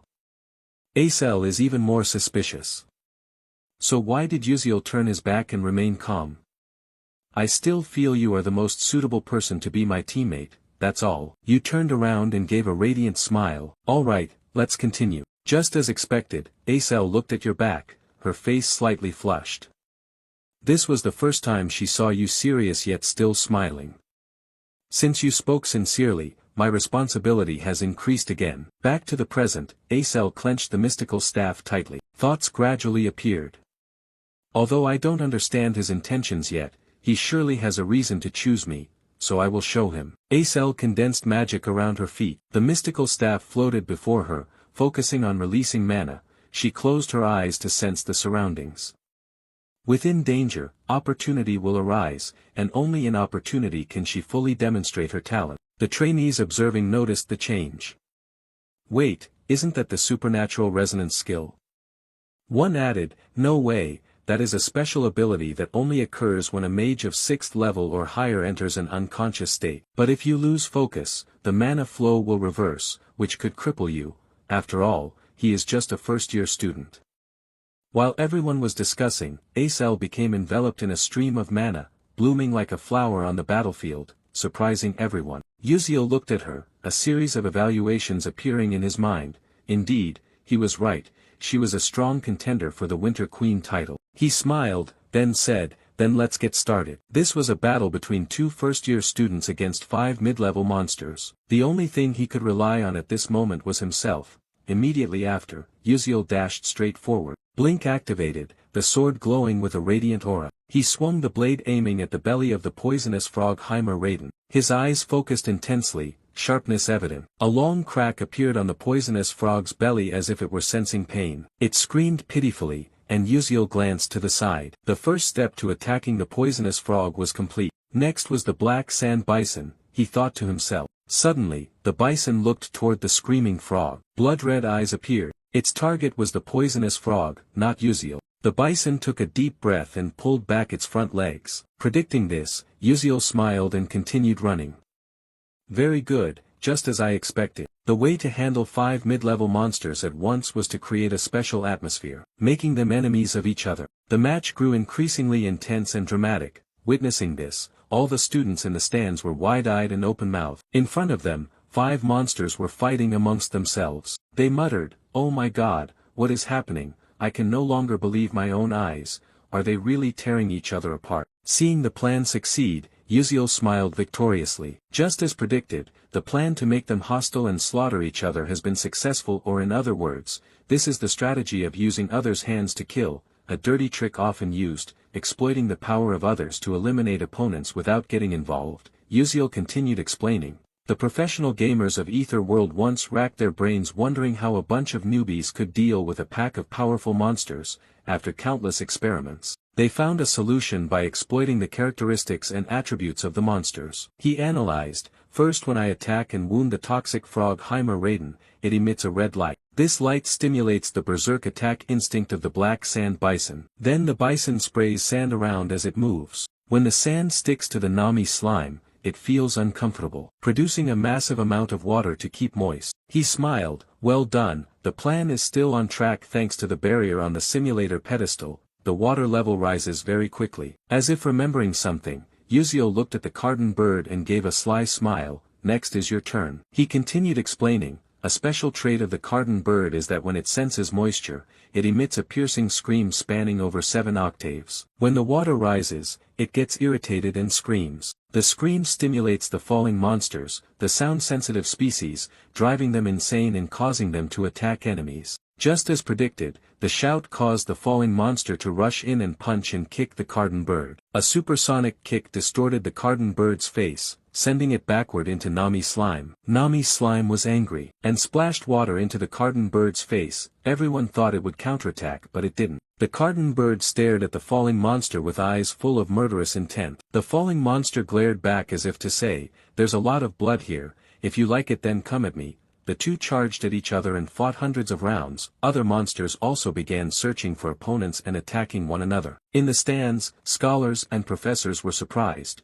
One scholar exclaimed, "It's unbelievable that the student named Uziel knows all the characteristics and weaknesses of the 5 monsters like this. Even I, a scholar specialized in monster studies, hadn't thought of this plan. They are reckless and thoughtless but admirable." A female professor spoke up, "I agree, they are reckless and crazy. But what surprises me is Izel's concentration." The girl maintained the mana flow steadily while the monsters fiercely fought, truly extraordinary. She certainly poured her heart and trust into her knight. On the simulation stage, the monsters still enthusiastically attacked each other, no longer paying attention to anyone. Sand swirled, water rose, the red light grew brighter. Amidst the chaos, Uziel perfectly fulfilled the role of the knight. The knight is responsible for protecting and suppressing the enemy until the mage finishes preparing magic. Whenever a monster blindly attacked Acel, Uziel immediately blinked over, using a sharp sword blade to slash at the ankle, causing it to fall backward. As the Cardon bird just stood up, it was attacked by other monsters and couldn't stay alert. Uziel realized the danger when his attack enraged the monsters. He quickly returned to his position and continued his work as a knight. Suddenly, his sixth sense signaled danger, and Uziel widened his eyes. He saw a huge boulder hurtling toward Acel, who was still in a state of mana resonance and unable to move. Without hesitation, Uziel blinked over to protect her with skillful precision. He slashed the boulder into 2 pieces. The demon Yuziang chuckled and said, "Hey Princess Bayan, do you think Uziel resembles the ideal knight? He's like the knight who protects the princess in fairy tales." Hearing this, Bayan widened her eyes, her ruby-red eyes sparkling. Looking toward Uziel in the battlefield, he danced like a warrior of light. His sword and the afterimages of his blink captivated everyone's gaze. Moving east then west, it wasn't a performance but a protection of Acel from all directions. Under absolute protection, she didn't have a single scratch. As the tense battle wore on, the monsters gradually grew exhausted and badly wounded. Suddenly, magical circles appeared on Izel's body like shooting stars or droplets of light, falling through the silent space. Her eyes, as beautiful as jasper, open. She gripped her crystal flower staff tightly. As soon as she finished, the water accumulated on the ground froze. A giant ice flower appeared in the sky, radiating a cool light from its petals. Witnessing the dazzling magic, the audience couldn't take their eyes off the pale green flower, so brilliantly beautiful it made them forget the purpose of the test, wondering if any artwork could be more exquisite. No one evaluated the magic of the students anymore, they only admired the magic of a true sorcerer. Izel's magic was simple but on a different level, unmatched by any other sorcerer. Time passed, water rose to the monsters' bodies, frozen by Izel's magic into ice, leaving them motionless. Though exhausted from the chaotic battle, they couldn't break the ice immediately, but who knew they would soon shatter it and attack frantically. Thinking this, Acel cast shattering magic. The radiant flower shattered into pieces, turning into thousands of sharp ice spears like giant javelins, piercing through the bodies of 5 monsters. Their skin was ripped, frozen, and necrotized. When they tried to move, the wounds attached to their flesh made them howl in pain. The audience whispered, "What now?" "I don't know either. Hey, do you think they really defeated 5 mid-level monsters with just 2 people?" Suddenly, someone panicked, "Impossible, look over there." Everyone looked toward the melting ice on the Cardon bird. Its eyes widened, steam rising from its body. An innate trait, when sensing cold and high humidity, it emits a terrifying heat, enabling all 5 monsters to simultaneously break the ice, their murderous gaze fixed on Uziel's group, the ones responsible for their plight. The teachers showed signs of disappointment, sighed. In the end, those 2 still didn't succeed, their strategy perfect, the battle magnificent, but man proposes, God disposes. They hadn't anticipated the hidden traits of the mid-level monster. A pity it was so close. Even so, with this performance, the Uziel group could still receive very high marks. As everyone agreed, Acel suddenly raised her hand to the sky. A golden orb of lightning magic appeared, the audience's eyes widened. Impossible, that flow of mana, could it be? Without hesitation, Acel declared, "The thunder god descends." Immediately, tens of thousands of electrical currents exploded, transforming into countless lightning bolts that surged into the bodies of the 5 monsters, causing them to roar in pain as the electricity ravaged their insides. Witnessing the combined magic of lightning and ice that she created, Acel was stunned by the magnificent sight. Her eyes showed disbelief. Is this really my magic? So it turns out I can do it too. Just as he said, memories flooded back. She recalled the first time she heard the crazy plan from Uziel. She was shocked and asked, "Are you crazy?" Expecting him to be upset, but Uziel just gave a sincere smile saying, "You can do it and I believe in you. So please believe me, someone who always puts all faith in you." Hearing Uziel's heartfelt words from the bottom of his heart, Acel clenched her fists, telling herself, Uziel still smiled, but the seriousness in his expression and tone was genuine, not a joke. She felt a weight pressing on her chest. Before, she had nothing but faith in the path she chose. No friend had ever told her that her path was right. Her whole life was lived in fear and anxiety, clinging to a fragile hope. Just as that hope was about to fade, Uziel appeared. He was the first to reach out and save her. Can I really do this? Now she felt as if drifting in an endless ocean. Although she tried to overcome the storms, she still hesitated, wondering if she was going the right way, but that question no longer mattered. Far at the horizon, Uziel had gone ahead, leaving behind footprints of light across the vast ocean like stars guiding sailors. Like a lighthouse guiding ships safely away from danger, Acel sensed the light whispering, "Follow me, I will lead you." Then, Lee Hanwall declared, "The test for Group 32 ends here. Congratulations on your outstanding performance." Standing in the center, Acel smiled happily. Her insecurity and inferiority vanished, leaving only bright confidence, though her face remained lost in hopeless thoughts. On the south main side, Uziel hung suspended in the air, thinking inwardly, "That was close, I almost got swept away, at least they should warn before using such dangerous magic." The scene shifts to the next day. The results of the combat simulation test against monsters were announced. First place Group 32, 199 points, Uziel and Acel. Second place Group 31, 127 points, Ma Yuxiang and Baiyan, followed by third and fourth places. Looking at the scoreboard on the notice board, Ma Yuxiang felt bitter. "We lost." Baiyan stared at the board, nodding. "The point gap between the two groups is huge, surpassing 100 points is remarkable, not to mention we faced special mid-level monsters while at a disadvantageous element, something no one has done. But seeing Uziel's group's 199 points, we have to admit we lost." Ma Yuxiang did not expect the proud, cold princess to admit defeat. He smiled teasingly. "Oh, I didn't expect you to accept it so quickly," Baiyan haughtily retorted. "Shut up." Ma Yuxiang continued, "Though I don't want to admit it, Uziel is a more talented vanguard knight than me. As for Acel, she takes on the role of a skilled long-range mage better than her." Hearing that, although Baiyan partially agreed, she could not accept losing to Acel. Looking at the handsome face of Ma Yuxiang, the image of Uziel appeared before her eyes. Baiyan comforted herself, wishing that Uziel were her knight, then everything would have been different. In the test, he always protected Acel from start to finish. Not only was he a knight, but he also devised strategies for positioning the long-range mage and even arranged the stage for Acel to shine. She thought she knew Ma Yuxiang was very talented, but Uziel was truly the most outstanding knight at Stella Academy. If he supported her, she could cast magic as well as Acel. But why would that ordinary person be wholeheartedly devoted to Acel? If such a perfect knight existed in this world, that knight should belong to her, the perfect queen. The more she thought about it, the less Baiyan could accept the fact that someone so perfect would care for someone else. Her face turned an ominous gray. The inner struggle was intense. Admitting defeat would be a lie. She could not accept it. This was really strange. She had to thoroughly investigate Uziel. After thinking it through, she took her leave of Ma Yuxiang and walked away. However, on the way, Baiyan's eyes widened in surprise when she spotted a woman with black hair. With an icy cold expression and eyes clear and unblemished, almost as tall as her, wearing a third-year student ID. This person was Seiran Orkan, the Duke's heir and close friend of the current queen of the Adalabit Empire. Passing by, Baiyan felt irritated. Did she come because she heard that Baiyan lost to the commoner group and the traitor? So annoying, Seiran Orkan sneered, immature and naive. Does the kid not realize that all his petty actions are ridiculous and weak? The kid is still very inexperienced.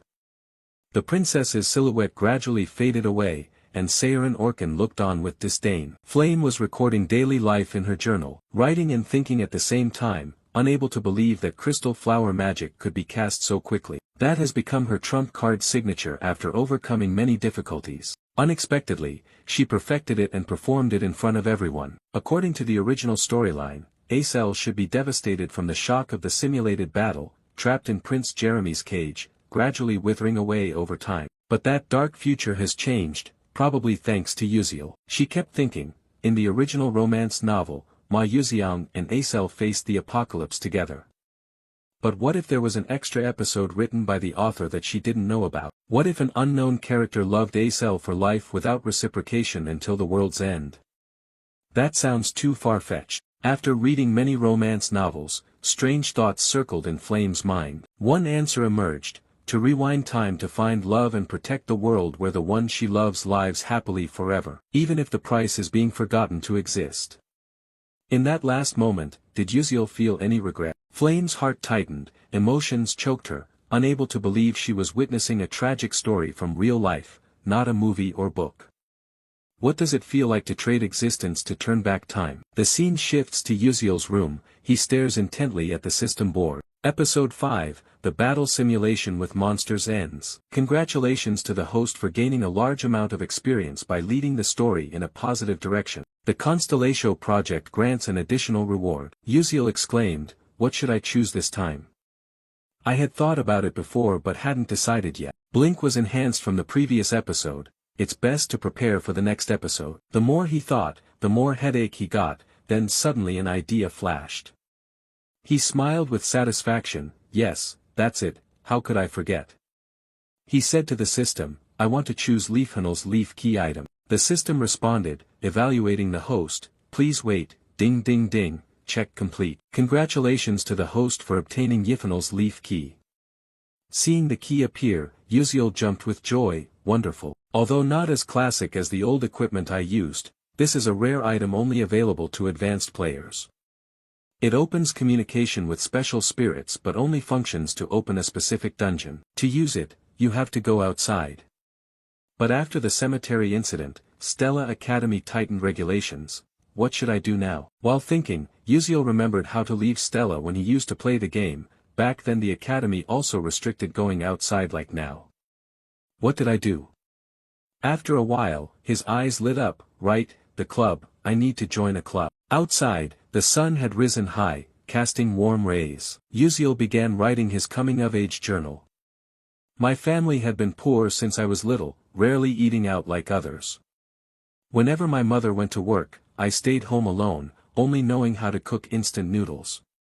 When I got tired of noodles, I insisted on having something delicious. My mother used her savings to buy me a bowl of jjiang noodles.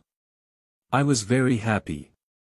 Even though my mother ate with me, I didn't understand why she didn't pick up her chopsticks. She said she didn't like jjiang noodles. After asking around, I finally understood. After finishing writing, he rested his head down, crossed his arms in front of him, his eyes stinging from the long note-taking. He smiled to himself, thinking, all right, I've completed the assignment. Now, I should find a club to join. Yuziel stepped up to the school bulletin board, where countless club advertisements were posted. He observed carefully, cautiously resting his chin on his hand, murmuring, which club would be the best. The announcements made him hesitate: a literature club for university entrance exams, a chess club, the elite sport of mages, a cooking club, the inspiration for young chefs. Looking at the information on the board, he thought, there seem to be many clubs here, but few allow activities outside. I need to think carefully. Just then, he noticed something, his gaze shifting aside. He murmured to himself, still haven't registered for any club. It turned out someone was standing next to him. Yuziel asked, who is that? The other person glanced over. What? So what? Seeing the other didn't like the question, you changed the subject. You should actually be pursued by many clubs. Acel questioned back, don't you know who I am? Hearing the strange question, Yuziel calmly replied, of course, you're Acel. You've been quite famous lately. Acel didn't deny it. Well, that's true. Seeing her slightly sad expression, Yuziel thought quietly, after the test, Izel's reputation changed significantly. She probably feels the same way I do. Wait for you to choose. Isel closed her eyes, looking like Uziel when he first arrived here. You have to choose your club carefully. Suddenly from afar, Ma Yuziang approached, patting Uziel on the shoulder, smiling, so you're Uziel. The friendly appearance surprised Uziel. He thought, Ma Yuziang. Yeah, why is he? Uziel brushed his hand away, alright, let go first. But Ma Yuziang kept smiling, you're amazing, I've seen your test results. I heard you even commanded the lower soul mages, that's impressive. Uziel was puzzled, well, it was just luck. As expected, Ma Yuziang looked at him intently. Sure enough, you're very different. Ma Yuziang's cold expression transformed 180 degrees. Uziel swallowed in surprise, stammering. You know, I'm just a commoner, always having to think of ways to do better than others. Hearing the smart answer, Ma Yuziang smiled, then you manage your time far more effectively than I do. Suddenly, Uziel asked, what do you plan to do this weekend?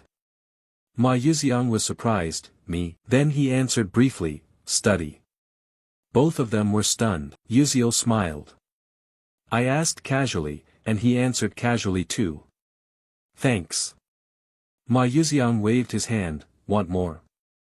I'm really studying and practicing as well. Uziel stammered, don't you usually not do things like this? Why are you laughing so much? Ma Yuziang continued, well, yes. Lately, I've liked doing this, don't know why. One person laughs easily, another is suspicious. Uziel thought that his gaze was always handsome, so he should be a bit more normal.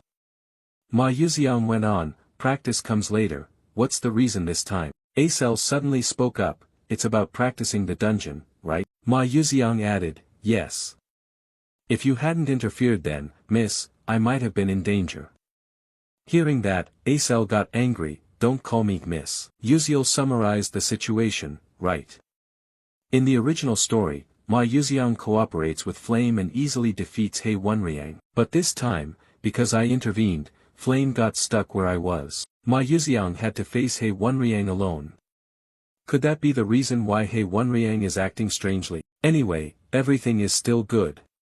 Thanks to that, both will train themselves, which is completely different from me. Their growth will certainly bring a positive outcome. Ma Yuziang returned to the main topic, hey Uziel, you still haven't joined any club, have you? It's been a long time since you enrolled. His tone was a bit abrupt, because I've been busy. Ma Yuziang smiled as if offering a tonic, pointing at himself, then join the club with me. Uziel looked away, let's see. If you meet my requirements, I'll consider it. Ma Yuziang asked, what kind of club do you want? Uziel began a speech, it must be quiet, few people, no private gatherings, with the 4 major insurances, lunch includes cheese and pork chop, free to operate outside, respect individual activities, allowed to go outside. Isel was confused, what club in the world is like that? Uziel knew well, smiled, of course there isn't such a thing, I was just kidding. Ma Yuziang suddenly said, that's interesting, if I create a club like that, would you join? The two of them stared blankly for a few seconds. Uziel asked back, trying to stay calm, can you really establish a club allowed to go outside specially? Ma Yuziang smiled brightly and confidently, yes, I definitely can. In Uziel's mind, he calculated, that's right, Ma Yuziang has broad connections linked with the hidden powerful factions in Stella Academy, although scary, they would be useful, freedom to operate outside school, health insurance, enjoy beef chop daily, no unreasonable restrictions. But he thought further, there's no free meal in this world, Ma Yuziang and I aren't close. Even if I show genius-level game knowledge, is that enough for him to create a dream club for me? Serious attitude, great idea, but what benefit does he get by making this club for me? Ma Yuziang's eyes flickered as he looked at Uziel like a precious gem. Of course, you're very special. Uziel thought, what exactly does he know? Then suddenly remembered one big problem of Ma Yuziang, extreme loneliness. With no other way, Uziel nodded. All right, you start the club. Ma Yuziang said excitedly. Really? Uziel replied calmly, yeah. But you have to let her join too. He pulled Isel in, surprising her.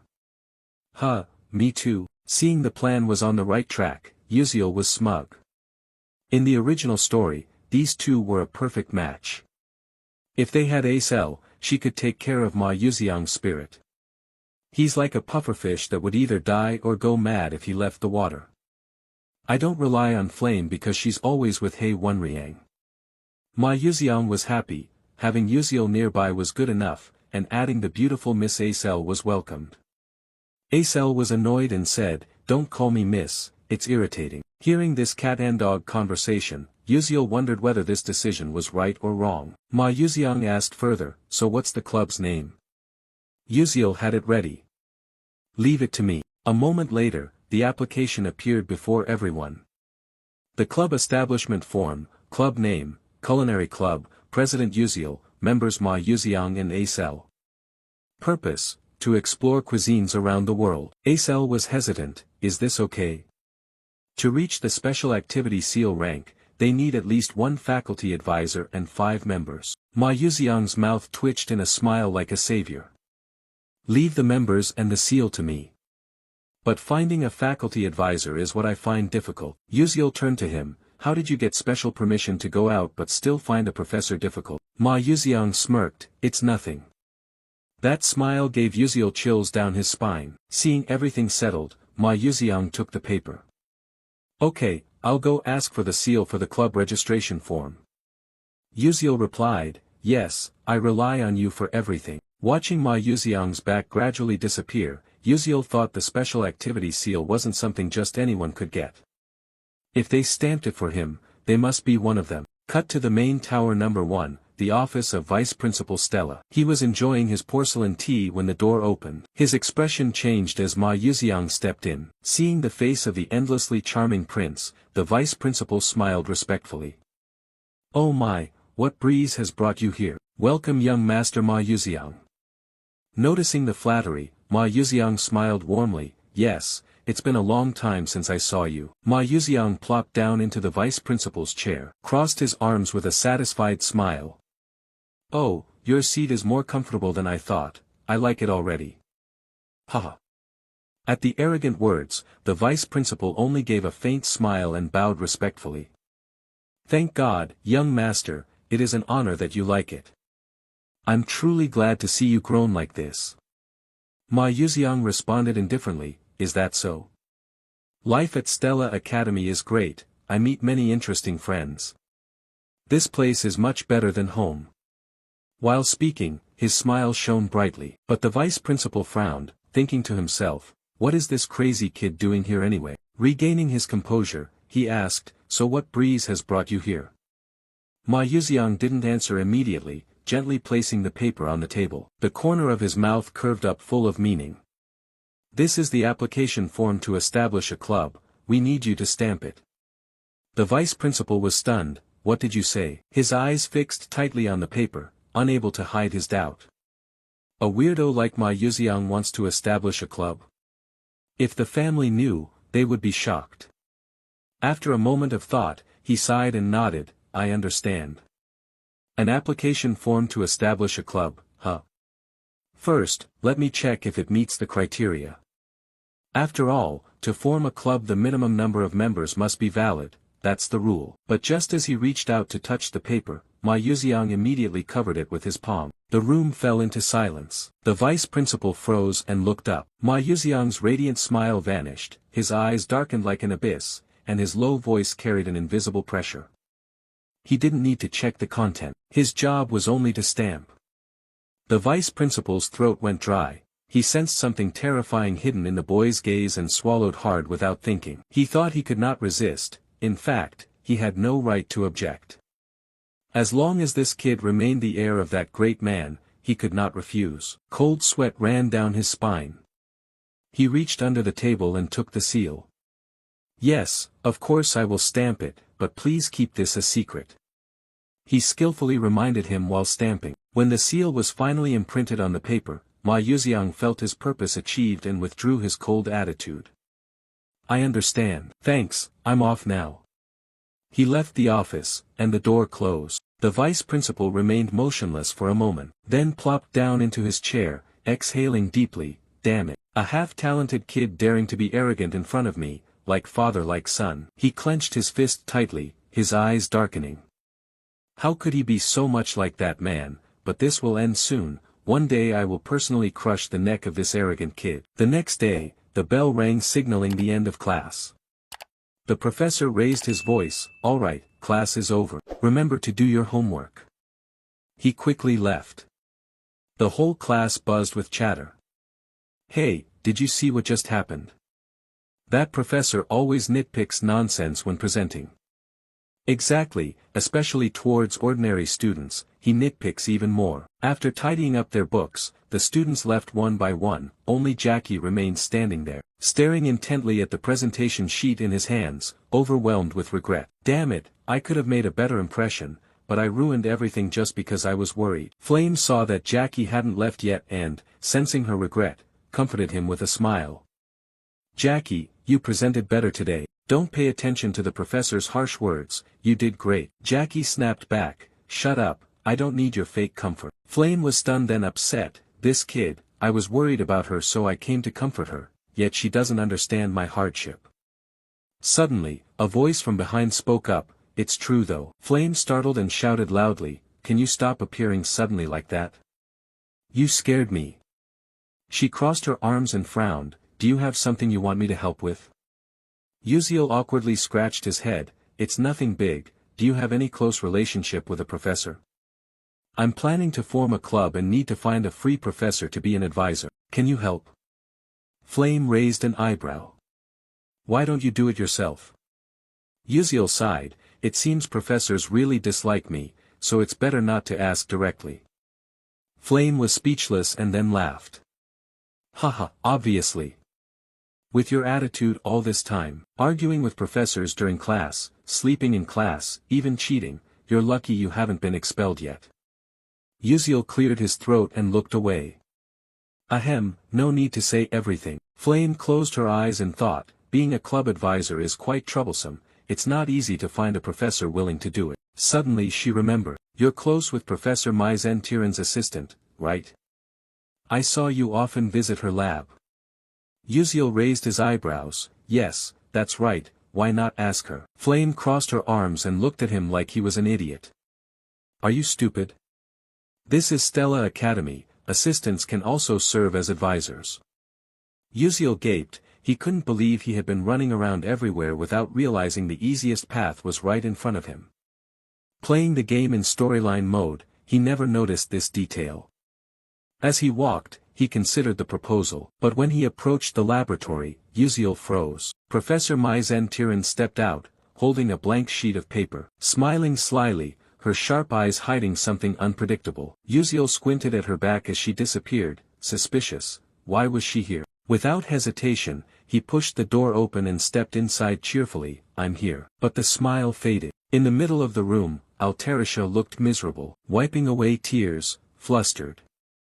"Uziel, you're here already." Uziel stepped forward worriedly, speaking softly, "What happened?" Alterisha sobbed, trying to explain, "It's like this." Seeing her evasive eyes, Uziel knew she was lying. He spoke sternly, "Teaching assistant, you didn't prepare your research in advance, did you?" Alterisha clenched her fists tightly, smiling wryly, "Well, about that, I already gave it to Professor Maizen Tiran, you know.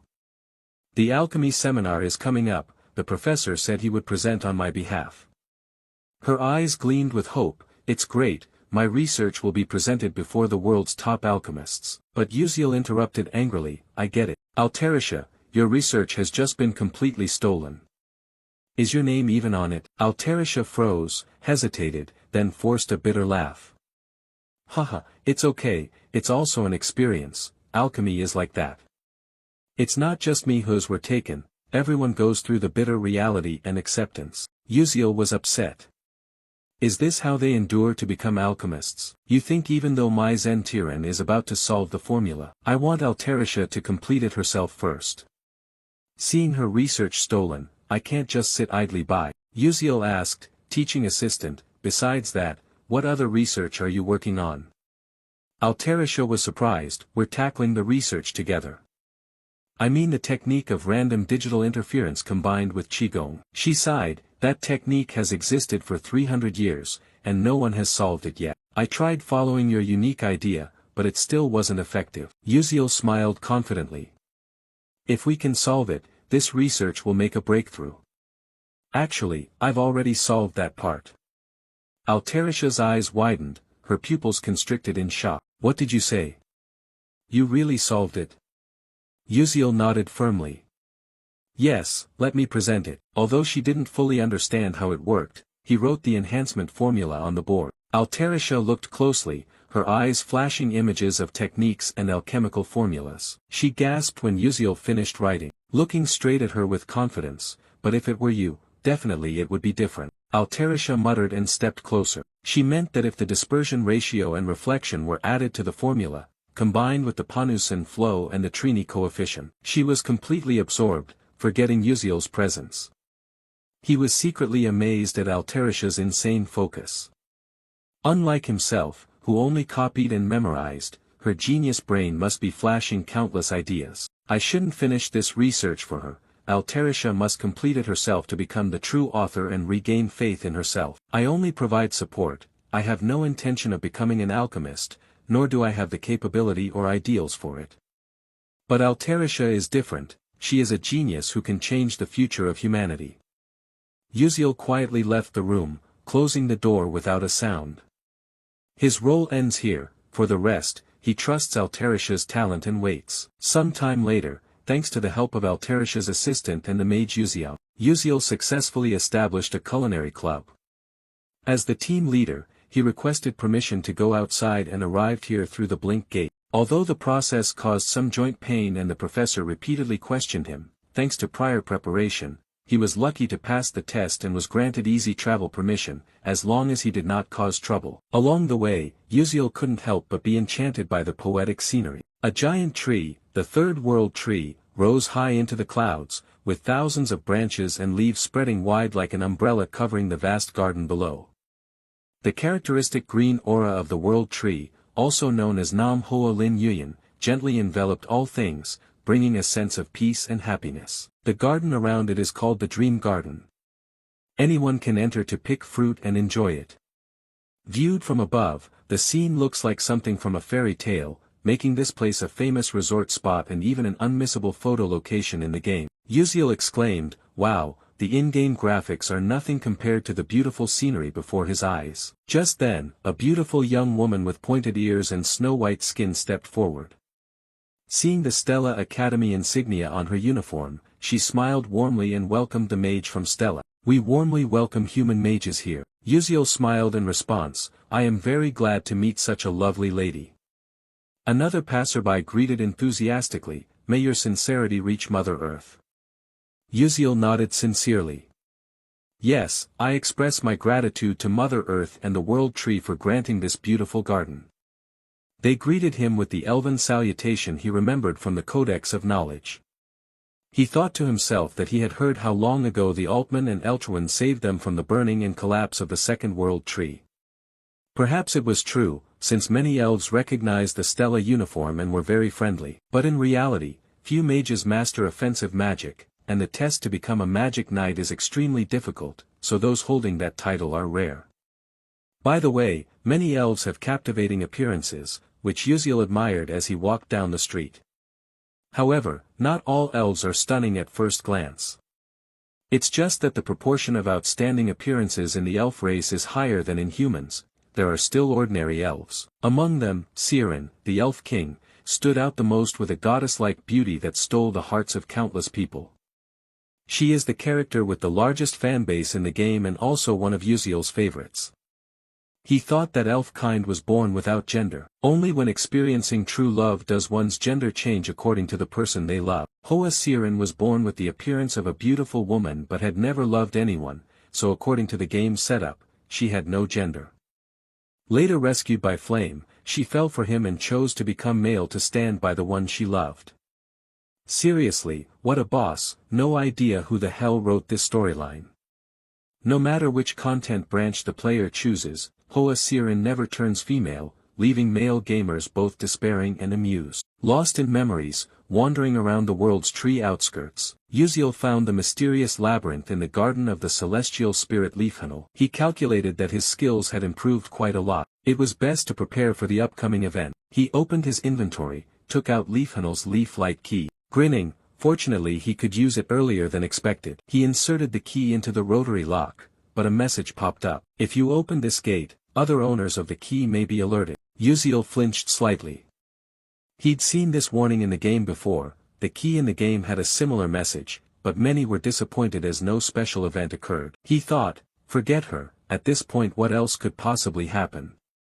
Uziel decisively turned the key, and in an instant, the gate leading to the Garden of Celestial Spirits opened. Meanwhile, at the cradle of the Celestial Spirit Wood, where the Elf Kingdom rests atop the highest peak of the Taisaw mountain range, a magnificent yet desolate castle stood tall. Though in ruins, it strangely harmonized with the majestic nature around it. At first glance, one might mistake it for a tree amidst the vast forest. At the top of the castle, the bedroom was engulfed in darkness, with only a faint light filtering through the window slit, arousing curiosity. Could it be that sunlight never reached here? Stimulated by the light, a slender woman rose from bed, slowly walked to the window, her snow-white hair cascading like snow blossoms over the ice cypress mountain range. Gazing at the breathtaking natural scenery, her golden eyes widened, sparkling like gold, radiating brilliantly. Anyone who looked at her would lose their sanity, captivated by a beauty beyond the endurance of any sentient being.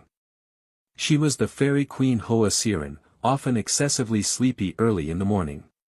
Even when awake, she would quietly sit by the window, watching the birds freely soaring, a feeling of unease rising within her. She didn't know when she would ever be like them, free to spread her wings. But she could not leave here, she felt truly envious. Suddenly, a strange sensation from her chest startled Hoa Siren. She raised her hand to her head, frowned, as if someone had stepped into the secret garden, the resting place of the 1,000-year-old divine Leafhannel.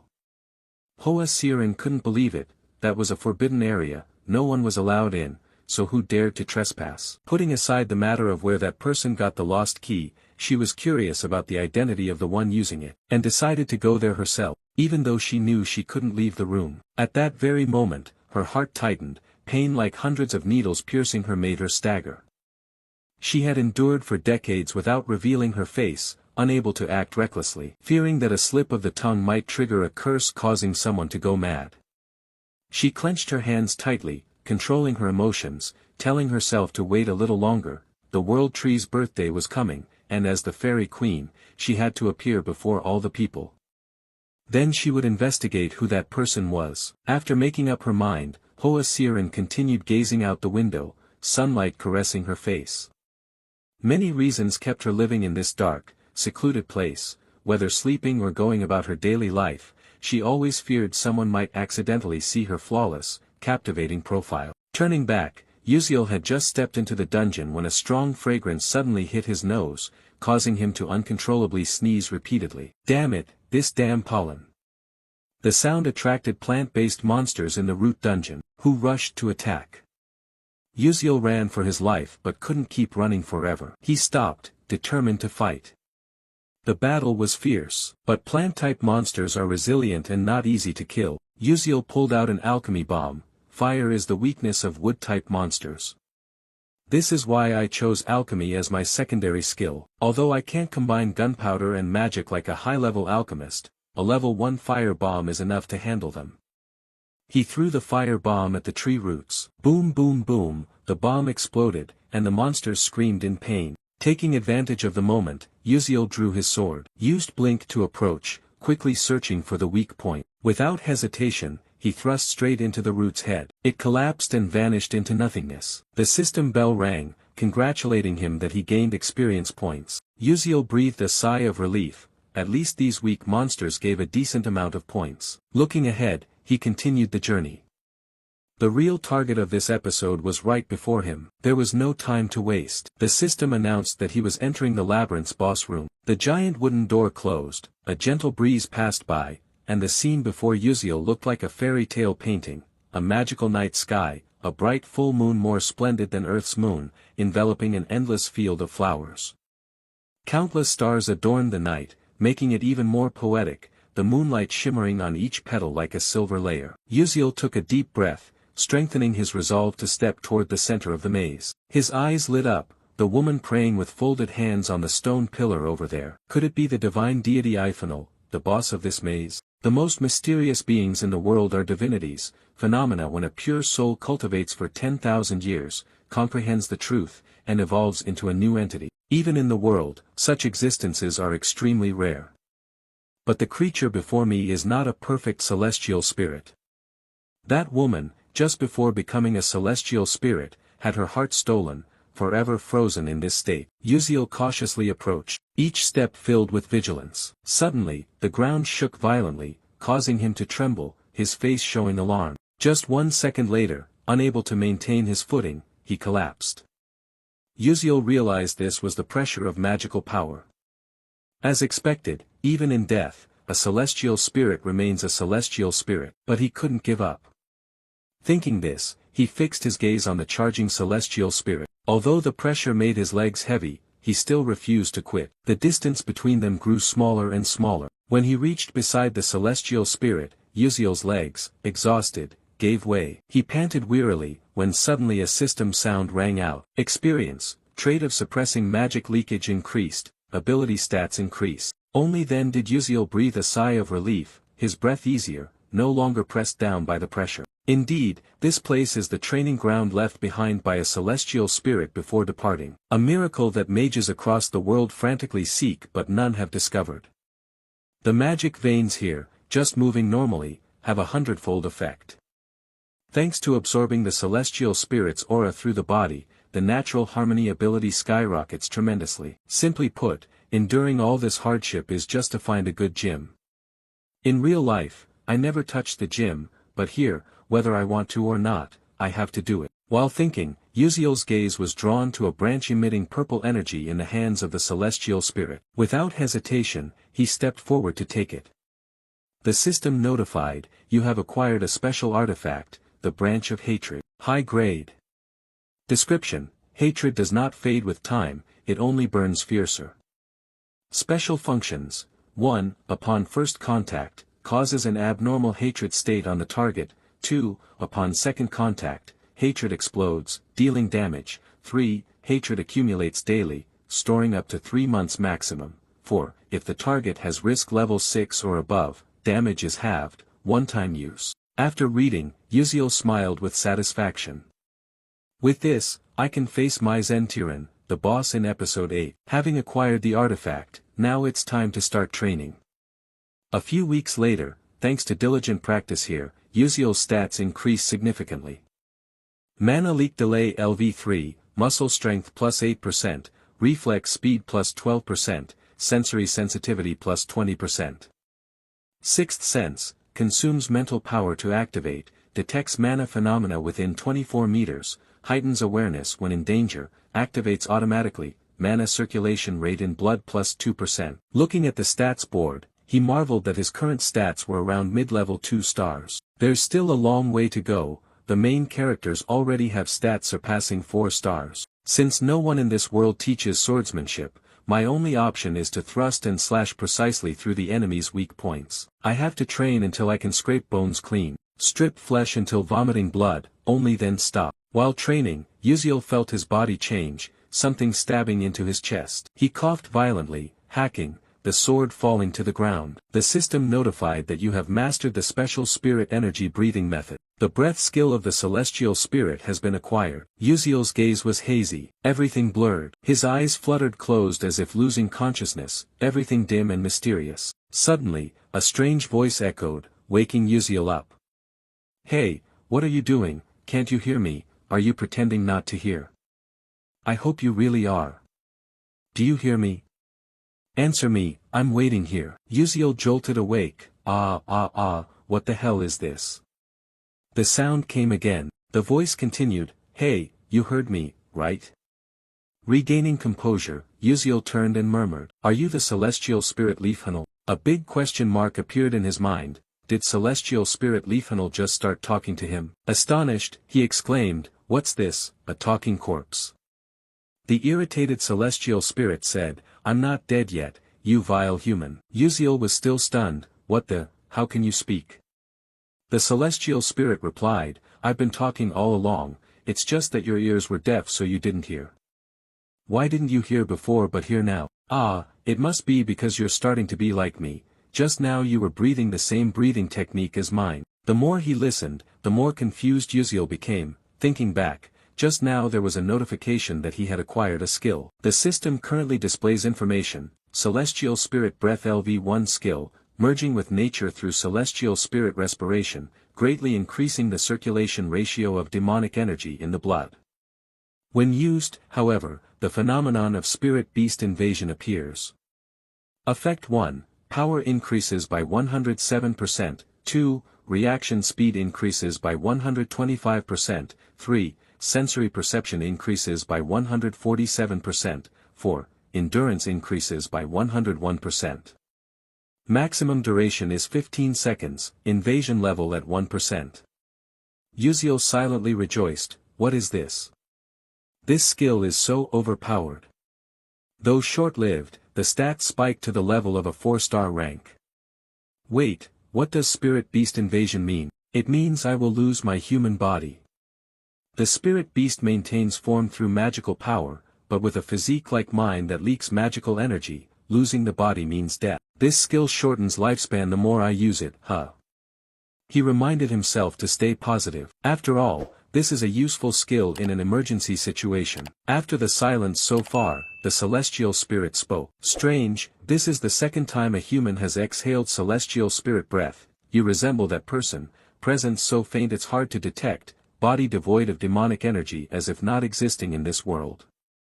Uziel was surprised. Who was that person? The celestial spirit continued, he also wielded a sword like you, severing magic, even cutting through celestial spirits.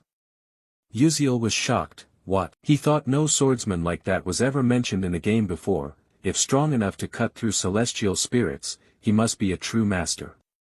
He asked, can I meet that person? The heavenly spirit said harshly, no, the disciple of the ancient archmage already killed him. Uziel was struck like lightning. The ancient archmage, you died long ago, how could you be alive? The heavenly spirit continued, do you want me to teach you? I once fought him and recorded all his breathing techniques and moves. Uziel was half believing, really? The heavenly spirit added, but there's a condition, I cannot leave here, nor speak to anyone else, because I am as good as dead. Find my heart for me, help save me and bring me back to life. Just as expected, Uziel was straightforward and said, sorry, with my current power, I cannot take the heart of another heavenly spirit. After some thought, the heavenly spirit reluctantly said, it doesn't have to be a heavenly spirit's heart, just a pure heart of a divine beast. Uziel was confused, if you use a divine beast's heart, you will lose most of your strength. The heavenly spirit replied, that's okay, it's better than being trapped here forever, living alone all my life. Hearing that, Uziel thought that both sides would benefit. He said, if it's just an ordinary divine beast's heart, it wouldn't be impossible. I can do it. The heavenly spirit asked, really? Uziel told himself, the reason I'm cultivating here is to prepare for an upcoming summoning contract ritual, where I will meet countless divine beasts. Compared to finding a heavenly spirit's heart, this is much easier. I am confident, I will try to bring one back if I can. The heavenly spirit was delighted, thank you, I will wait. Oh, and there's something I want to give you. Uziel was surprised, what is it? The heavenly spirit said, look behind me. He asked, what is this? Celestial spirit response, Alpha's flower chain, a symbol of the bond between Leafhanel and the destined friend, no power. Uziel had never heard of this item in the game, at most it had no flame, but could be used for burning. He put the ring into his pocket but suddenly startled, wait a minute, he is a celestial spirit after all. Observing carefully, he exclaimed, a symbol of a celestial spirit? Maybe this is more useful than I thought, hee. At the same time, in Altarisha's laboratory, she was personally perfecting the formula based on Uziel's instructions. After a period of concentration, she stopped to look at the result. I've done it. No, now is not the time to be complacent. She continued to copy the formula from the board onto paper. A while later, Altarisha happily said that a new era would begin tomorrow. If Uziel knew, he would surely be very happy. In another place, the Dwarf Kingdom, the mineral capital of the Black Steel Empire. The dwarves here are extremely energetic, lively, and full of vitality. Amidst this scenery, the two main characters, Uziel and Altarisha, set foot in this strange city. Just upon arrival, Uziel beamed with a bright smile, "We have arrived." Altarisha stood beside him, glanced around, nodded in confirmation, "Yes, indeed. Today marks the day of the Grand Academic Conference, a major event with a venue that changes annually. This year, the honor belongs to the Optical Metallurgy Academy, renowned as one of the world's top alchemy schools, located in the Kingdom of Dwarves. Since the dwarves invented material magic, this year's conference is expected to be on an extraordinary scale. Rumor has it that the greatest alchemist, while Suk Koden, the golden alchemist, will be attending." A thought flashed through Uziel's mind, accompanied by a sense of satisfaction. This is the perfect moment to present Altarisha's latest discovery. But his gaze shifted to Altarisha beside him, who spoke up, worry evident, "Uziel, is this really okay? This is something that Professor has devoted half his life to researching." Uziel thought to himself, what a fool or kind soul, unable to do anything when his research is stolen, yet still speaks so nicely. Sensing her unease, he changed the atmosphere. "Don't worry, Altarisha. It's not like I copied Professor Maizen research. I simply surpassed her." Altarisha hesitated, Thank you." The two continued walking. Uziel spoke playfully as they went, "Then let's go in. That red carpet looks too stressful, let's take the back door." Altarisha nodded eagerly, "Oh, right, that's a good idea." As they stepped inside, a broadcast sound echoed, drawing the attention of the hall, "Welcome to all doctors, professors, and researchers of the Alchemy Society. Now, I hereby declare the opening of the 87th Golden Ratio Academic Conference." The enthusiastic voice, tinged with humor, caused several top professors to slightly raise their eyebrows. The host continued, "At the opening session, we are honored to introduce a new medical invention." The sound of high heels echoed. Spotlight beams swept across as a figure walked out with great charisma, none other than Professor Maizen, whom Altarisha had mentioned with respect and a touch of guilt. The presenter solemnly began, "Please welcome Professor Maizen from Stella Academy to introduce the latest medical drug product." She gently stepped up to the podium, her sharp eyes scanning the audience, then projected the first slide onto the screen. "Hello, I am Maizen from Stella Academy. Today, I will introduce the new Alpha experimental drug line from Hongduok." She paused and clicked the remote control, the screen displaying an image. "First, please take a look at this." The presentation began to become lengthy and detailed, precisely in accordance with high professional standards, requiring more patience than knowledge. Everyone listened attentively, although even those of us seated below barely understood what she was saying. The terminology seemed aimed at splitting atoms, making anyone lacking patience prone to a half-awake drowsiness. After a prolonged stretch, she concluded her presentation with, "That is all for my talk." The hall seemed to awaken from hypnosis as applause rang out accompanied by dramatic nodding. A wave of chatter broke out. "Oh my, Professor Maizen is truly a genius. That challenging innovation for Hongduok is absolutely fantastic." In the corner of the room, Uziel folded his arms and observed, his sharp eyes analyzing like a grandmaster in a chess game.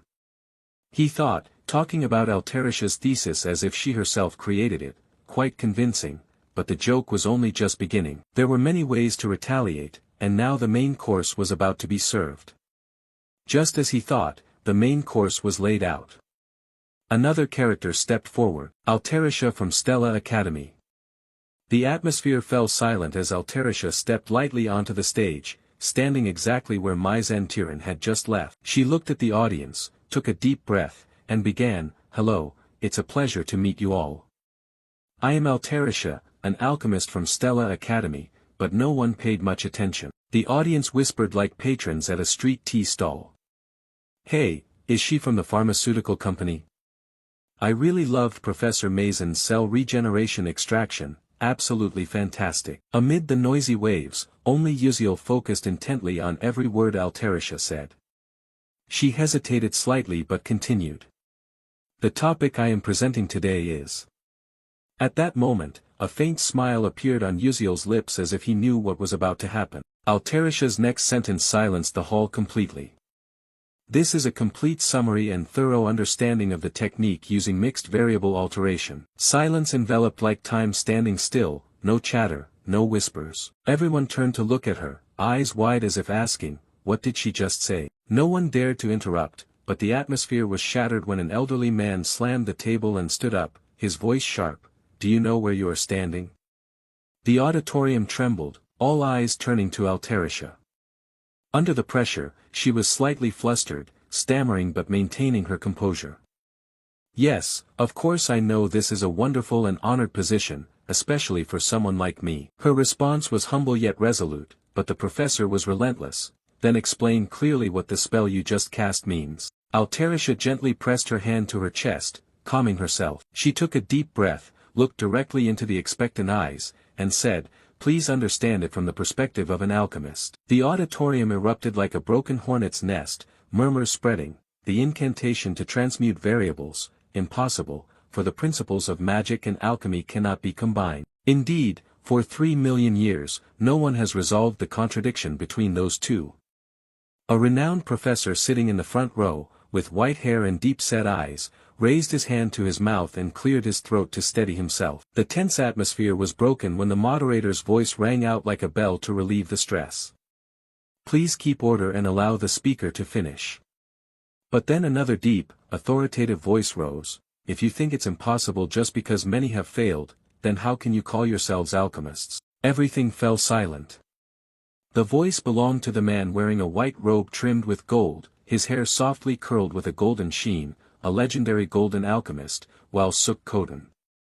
He smiled as he stepped forward. I have been eagerly awaiting what you are about to present. I want to see the truth hidden within the magic that everyone has long believed impossible. He raised his hand to encourage her. Come now, brave little girl, share your discovery with us. Alterisha stood as if petrified, a rosy blush spreading over her cheeks, her eyes shining with gratitude and emotion. She gently bowed her head and whispered, thank you, sir. A shout like thunder struck through the hall, leaving it utterly silent. None other than Professor Mage, his gaze as sour as if he had just tasted vinegar, gnashed his teeth as if he wanted to bite the microphone to pieces. Before Alterisha's assistant presentation began, I have a question regarding the thesis being discussed. The audience murmured. While Suk-Koden tilted his head, his eyes sharp as laser beams. What do you mean? Mage spun sharply to face Alterisha, his voice slicing through the air clearly. I suspect plagiarism. The entire hall seemed to explode with rapid whispers and chatter.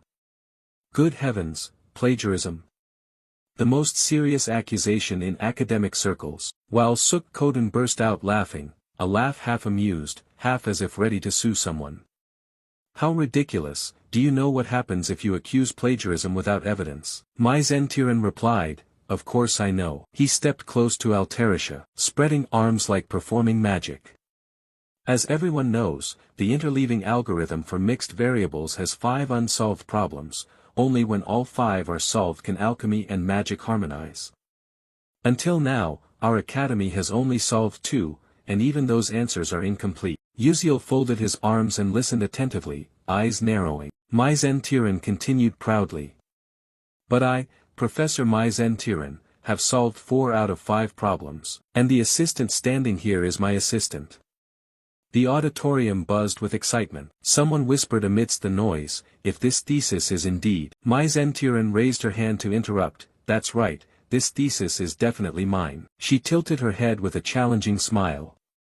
Even if my assistant accidentally solved the 5th problem, so what? Mage gaze was like an icy dagger piercing Alterisha, sharp and cold. Her face curled into a triumphant smile. Bitter thoughts echoed in her mind. Alterisha, you insolent brat. You are a genius, I do not deny that. But so what? This will be where you end. Fool, talent means nothing if no one recognizes it. Your talent will forever belong to me. Mage leaned close to Alterisha, face to face, voice like a judgment bell. So, Assistant Alterisha, do you dare affirm that you have solved the remaining 4 problems? The hall fell silent. Alterisha froze, eyes wavering, took a step back, heart pounding. I knew it, this would happen. My hair is about to turn gray. Oh God, what should I do? But a voice like a breeze whispered in her mind. If you ever feel trouble being alone, call me over. Altericia's eyes opened wide, glowing brightly. Fear vanished like rain erased by sunlight. She inhaled deeply, lips pressed tightly together, curling into a calm smile. Her right hand slowly rose. I have a request, I want to invite a co-author up here. The auditorium erupted as if bombed, a loud murmur spread. What, a co-author? While Suk-Koden raised his eyebrows in surprise.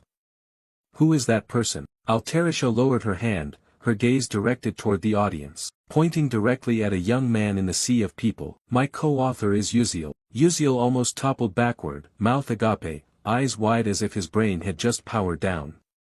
Co-author, I only contributed a few ideas, right? No, wait, how am I supposed to react now? After Altericia introduced him as the co-author, Professor Mizentiran also looked toward Uziel, and then he took his steps forward, gradually approaching the podium. The crowd's chatter mixed in too. How ridiculous, such a young student here, really. I don't think anything will actually change other than disputes spoken aloud. Golden Alchemist Professor while Suk-Koden showed some interest, folding his arms eagerly.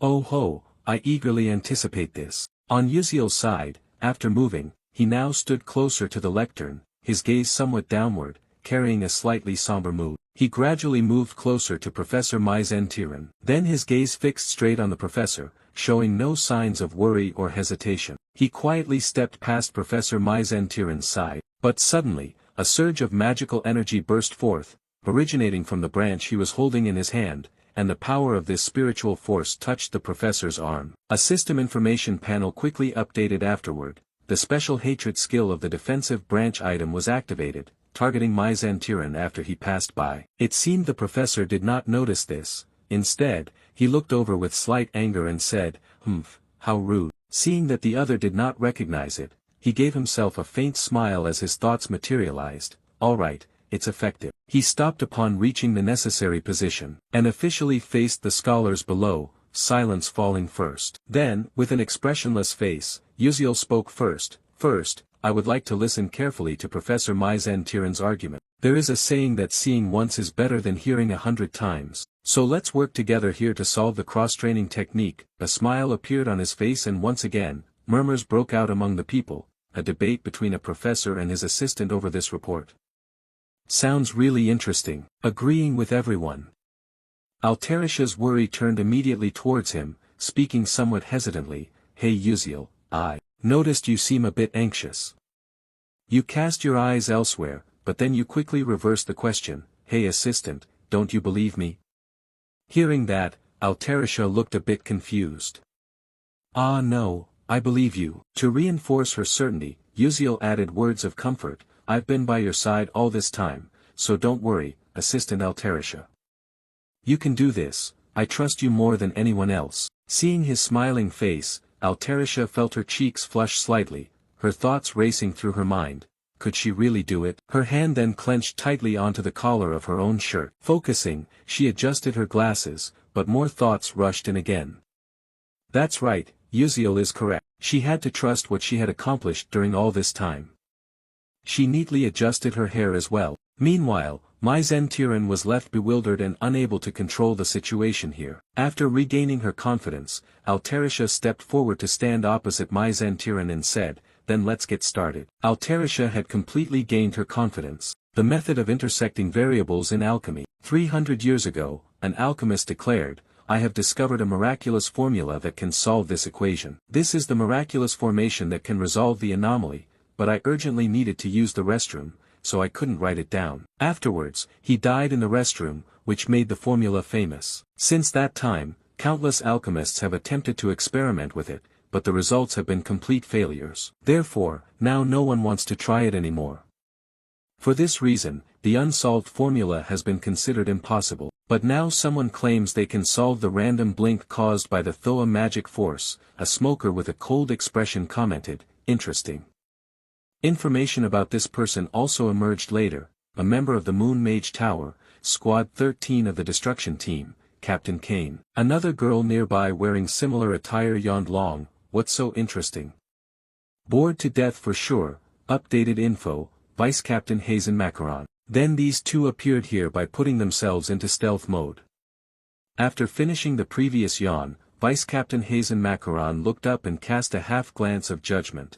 Is that Captain Professor really a dark mage? Then someone nearby also whispered, seems like there's a smell of tobacco around here. Looking toward where both had started recording information on the blackboard, Vice Captain Hazen Macaron continued to comment, the more I think about it, the more I feel this mission is a big scam. But then Vice Captain Hazen Macaron looked over at Kane standing beside him without saying a word, and could only helplessly rub his head, close his eyes, and continue speaking.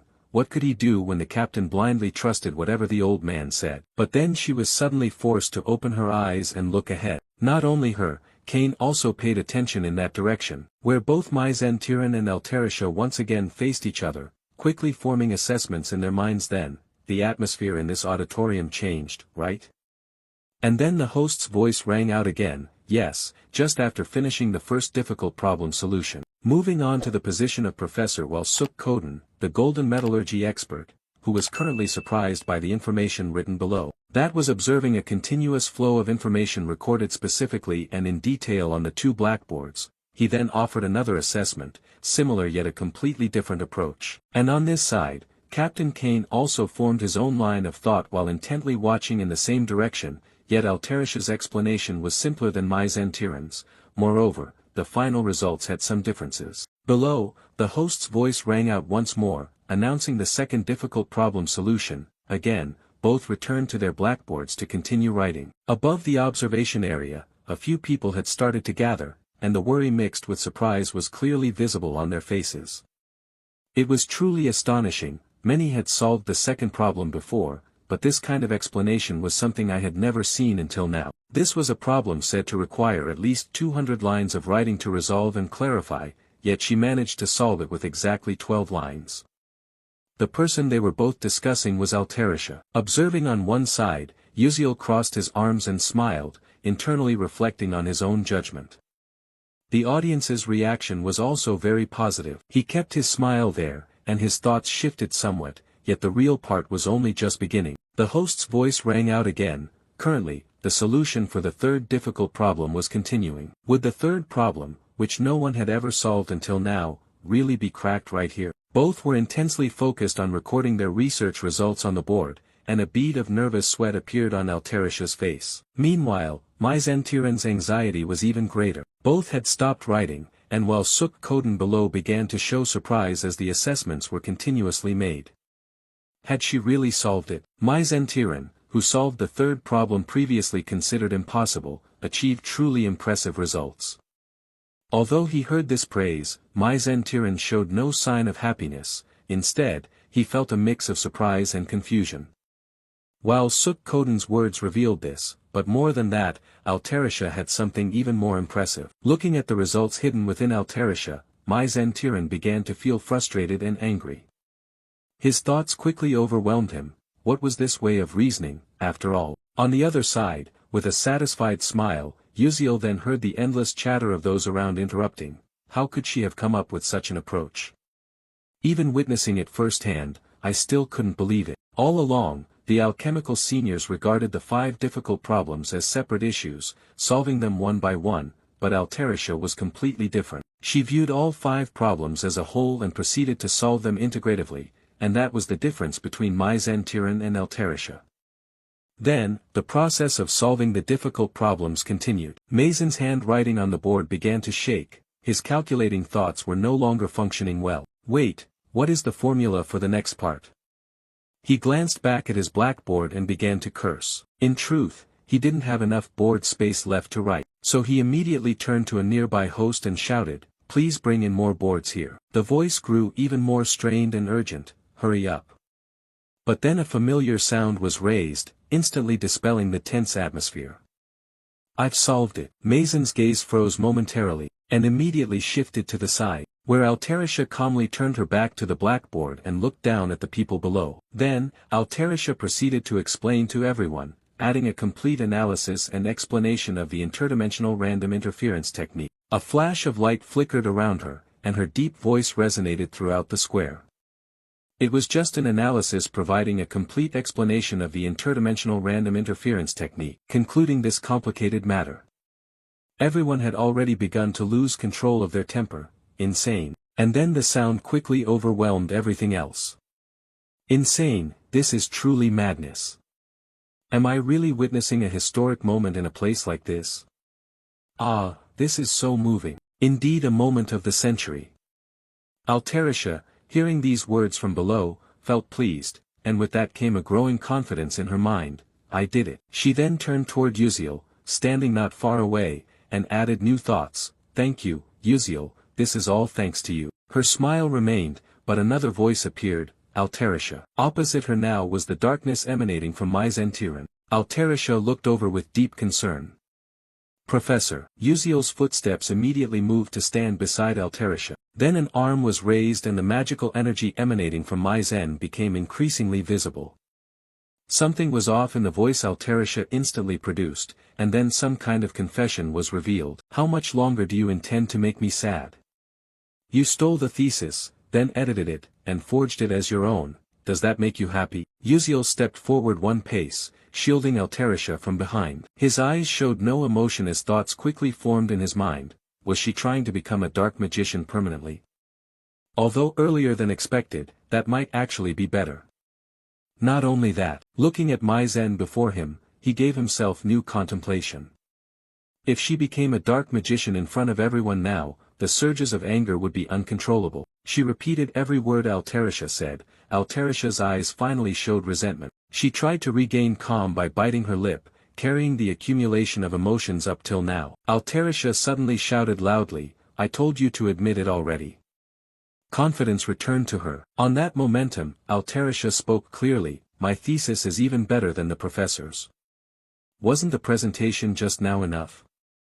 How much more do you have to steal from my thesis before you're satisfied? Upon hearing this from her, the audience as well as the scientists began to be surprised and started exchanging remarks among themselves. So the thesis about the red medicine earlier was from that assistant, no wonder. Not confident for long, Altarisha had to let herself tremble a bit. Professor. Once again she erupted her emotions, her voice rising louder than before. The professor is even more foolish than I am. Hearing this, Uziel's expression began to show bewilderment. Looking over at the woman standing beside her, this feeling quickly spread to where Kane and Hazen Macaron were standing on the other side. And finally, it was Mage who was now regarded as the new focal point. To dispel this slightly awkward atmosphere, while Suk Koden spoke up, breaking the tension. Heh. Then he crossed his arms and laughed heartily, ha ha ha, this is truly interesting. Today's symposium is really fascinating. At this moment, Maizen was startled and returned to reality. A dazed feeling mixed with his voice as he realized a small trace of demonic aura had been revealed. What? Then he looked back at his slightly trembling hands. What did I just do? That thought rapidly replaced the others.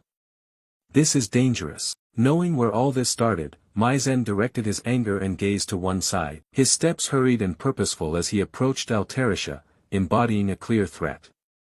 Altarisha, how dare you do that? She was surprised and timid again, but then this surprise was quickly replaced. When she saw a familiar figure blocking the way ahead, it was none other than Uziel. His voice sounded slowly, Professor Maizen, now please take another look at the situation.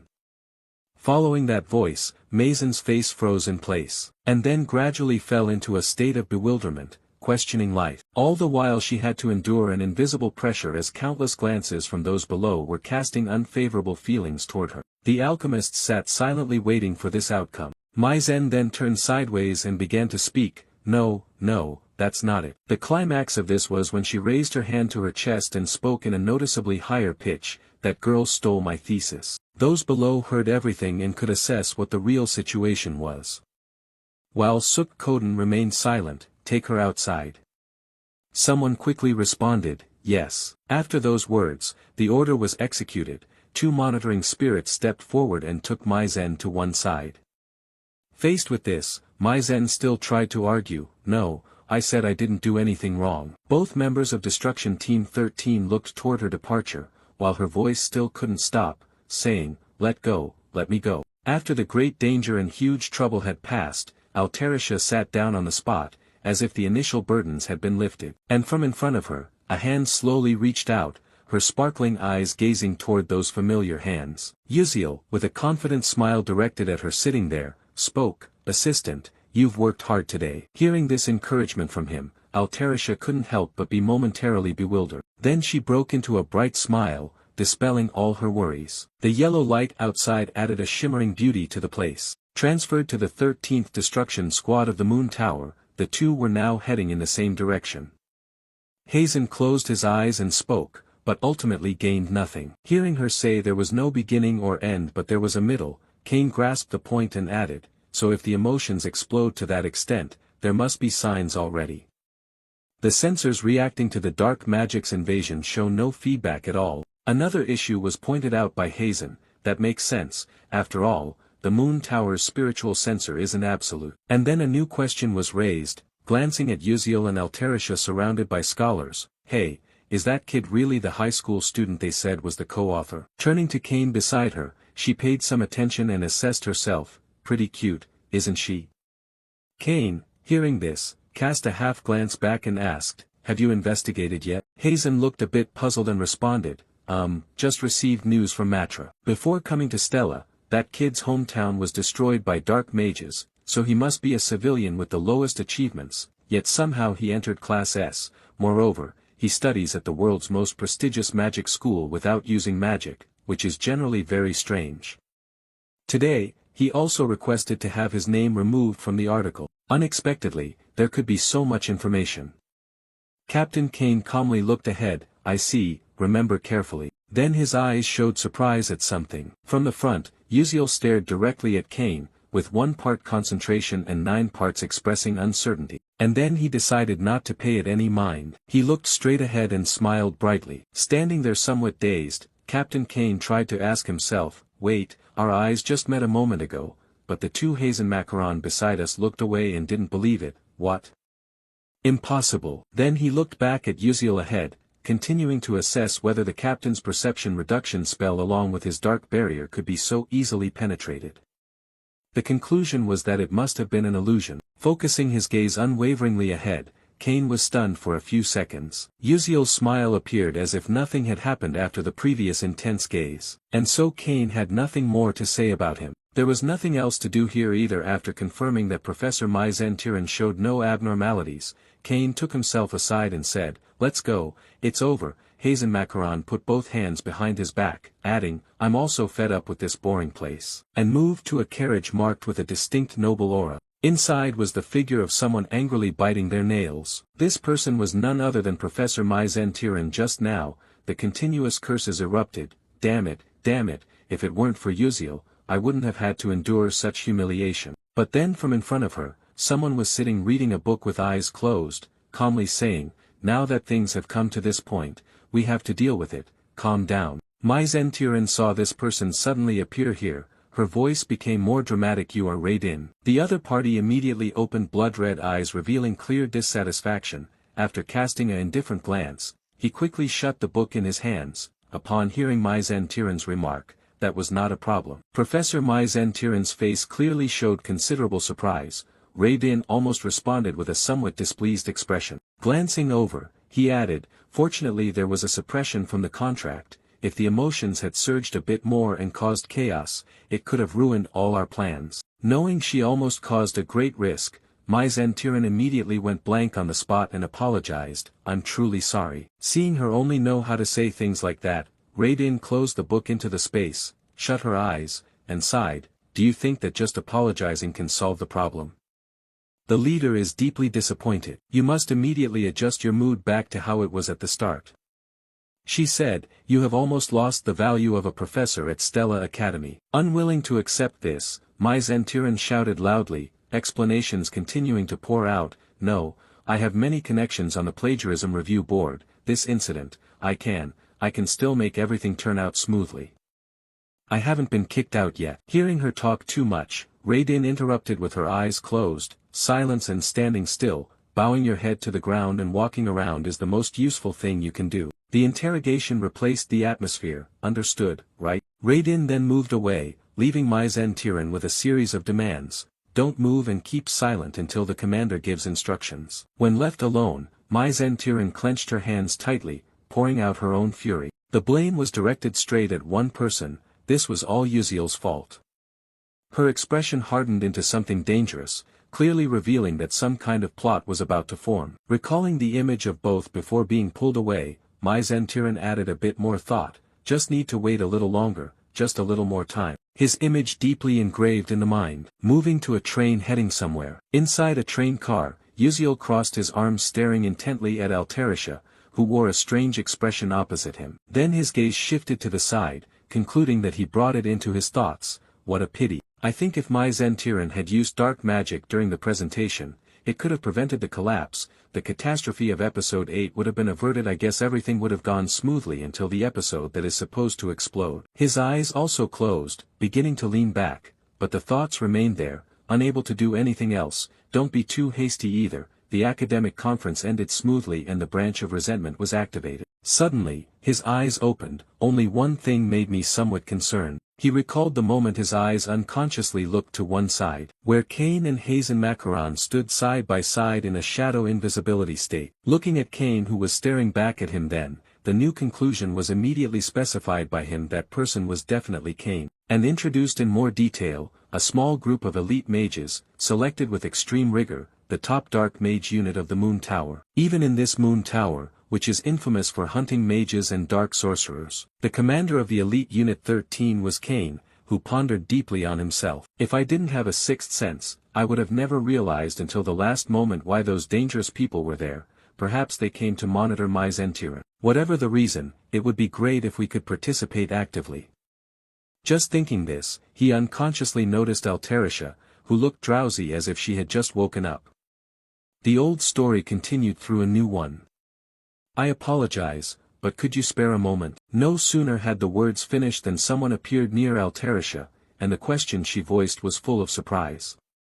Pass it over. Who is it? Before she could hear the other introduce themselves, she was taken aback herself. Could you possibly be? The person opposite appeared dressed in a white suit with the distinctive ears of the elf tribe, holding his hat. As he opened it with a slightly cheerful expression, he began to speak. Then, very pleased to meet everyone, the character's information appeared along with the chairman of the Nebula Corporation, Melian. As the episodes of the game progress, the worldview will gradually expand, and as the main character Flame matures, naturally many other characters will become targets, among whom is the one known as the Heart of the Southern Lower Moon Plains. Chairman of the Nebula Corporation Melian. Thanks to placing the fateful golden ratio point of his life, he was destined to be the richest man in the world. Although he was over 50 and had a daughter, he remained a target for many people, not because he was rich or handsome, but because of his daughter. The antagonist Jeriel, who is also closely related to the high-ranking elf Jeriel. True to her title as the female antagonist who tormented the main character through several episodes, players became furious and found ways to torment Jeriel as much as possible by targeting the person she loved most, her father, Melian, marrying him and destroying the family. After that somewhat lengthy introduction, Uziel sighed wearily but did not forget to summarize a few thoughts. It sounded like a joke, but everyone was excited about this dramatic development. Continuing the story, he looked ahead with a half-indifferent gaze. I had expected that, but didn't think he would actually come here. I need to make a good impression during today's conversation, to prepare for the upcoming episodes. Melian was smiling as she looked at the two sitting together, cracking this smile as she began with a few initial questions. You must be the alchemist Alterisha, and this is the alchemist whose identity hasn't been revealed yet, right? Oh, if you don't mind, may I ask your name? He had thought ahead on this side. I knew this in advance, but the question was really clever. And he responded immediately, I am Beek Uziel, a first-year student of Class S at Stella Academy. Melian was immediately surprised by this information. Oh, so you are a trainee from Stella Academy, very pleased to meet you. As he slipped his hand inside his coat, Melian closed her eyes and added, the reason I came to see you too is. A carefully prepared document was presented before the two. The explanation clarified what it was. To propose an exclusive alchemy contract for Alterisha's spell techniques to the Nebula Trade Guild. Of course, the terms would be very generous. would you like to take a look at the contract? His expression showed no surprise at this, but Alterisha was the one more surprised. Just holding it in her hand trembled slightly, and according to the document, it trembled too. As soon as she opened it, her eyes brightened continuously, her voice excitedly expressed, "Ah, this includes unlimited support for materials and technicians. I've never seen such a sum before." A few thoughts quickly formed. With these conditions, I can create and release inventions I've always dreamed of. Yuziel would surely like this too. Her gaze shifted toward him, but he seemed dazed, not understanding what his intention was. Alterisha hesitated a little after seeing his reaction, and then an idea turned toward Melian, adding, "Excuse me, could you give me a little more time to think it over?" Knowing that something still wasn't quite right, Melian immediately added to her words while she was holding and examining the paper, "The conditions still weren't sufficient, were they? If she had any requests, she should just say them." But Alterisha quickly interrupted, "No, that's not it at all. The conditions are not only sufficient but even excessive, it's just that I need to discuss it with the co-author of this technique." Yuziel, sitting beside them, was also surprised by her words. He couldn't believe he was the reason for this important issue. A look of bewilderment appeared on his face. Having heard that from her before, Melian chuckled somewhat wryly and thought, "Is that so? I had assumed the co-author was just a figure of speech, but it turns out not to be the case." Looking at the two people opposite him smiling brightly, he thought to himself that he didn't need to pay attention to her. How could that be? At the age of just a teenager, to already be able to help resolve a long-standing issue of over 300 years must surely mean he was an extraordinary genius. Melian raised his hand forward to ask, "Do you want to take a look at the contract?" After all, no matter what, he was still just a student. Following the suggestion, Yuziel also took the paper and studied it carefully, confirming Melian's continued reasoning. With these conditions, it certainly couldn't be refused. His face still smiling, he immediately gave his answer, "I must decline." Unexpectedly, this could happen.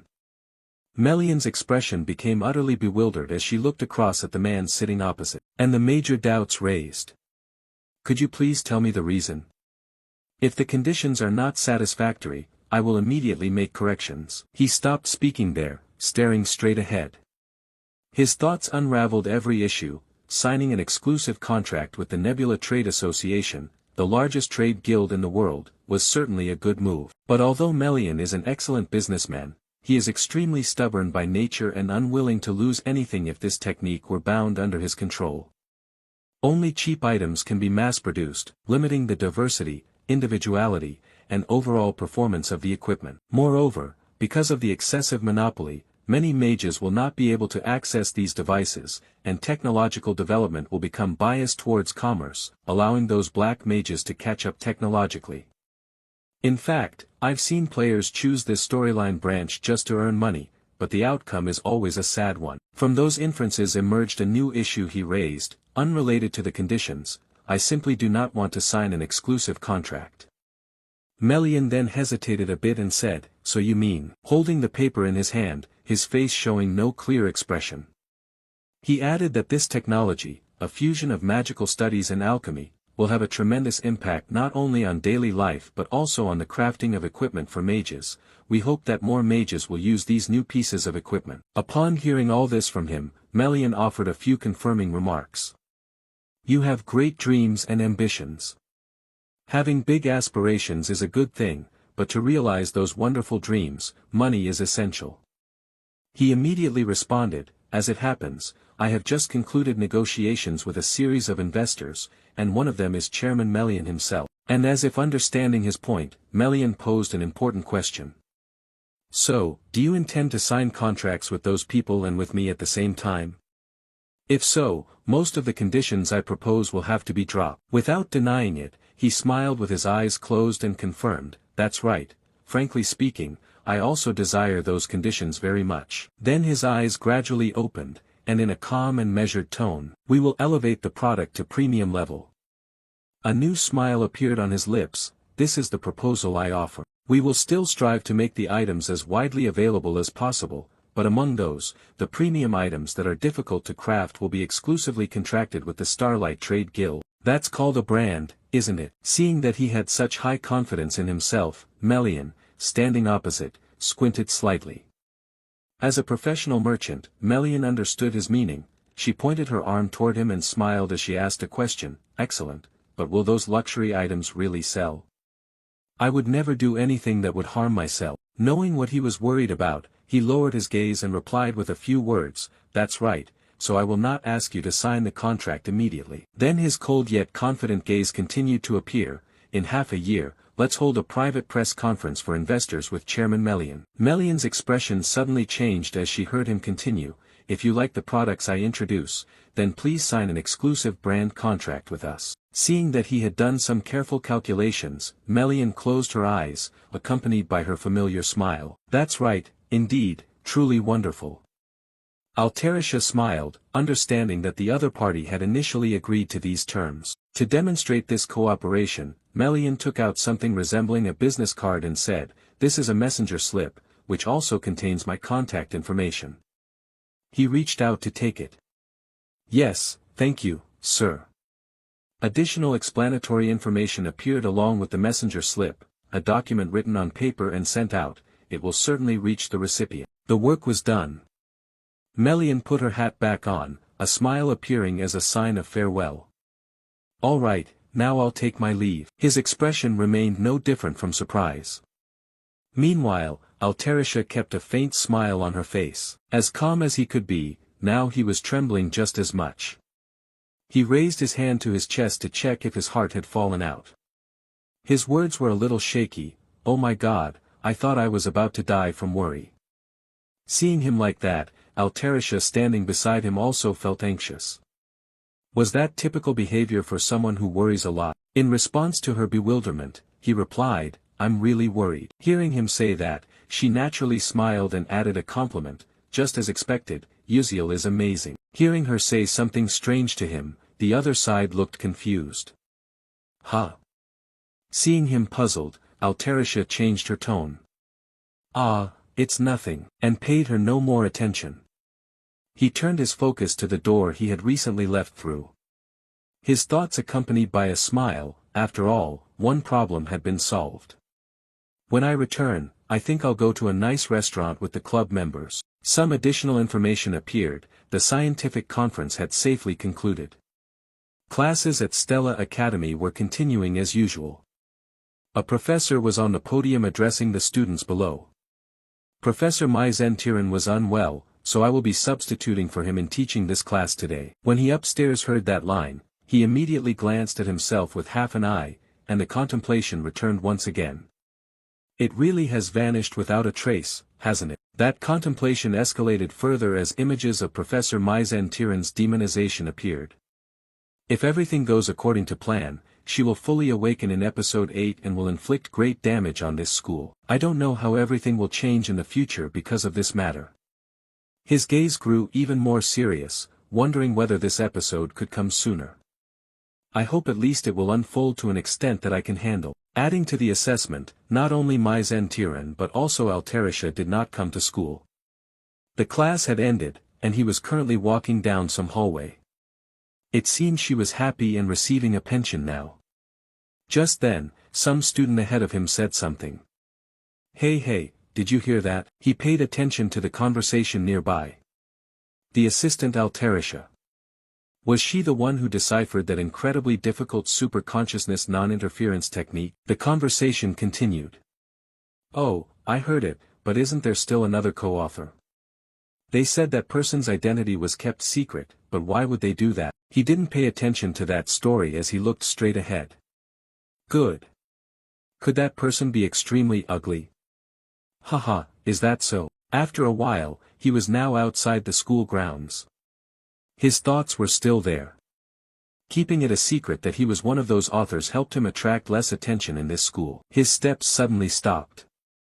At first, he gave a hint by borrowing knowledge from these special glasses. Because all focus and attention must be directed to Alterisha, that is the right and best approach. Stopping at one spot, he noticed something appearing near him. Ah, found it. Isn't that Ma Yuxiang?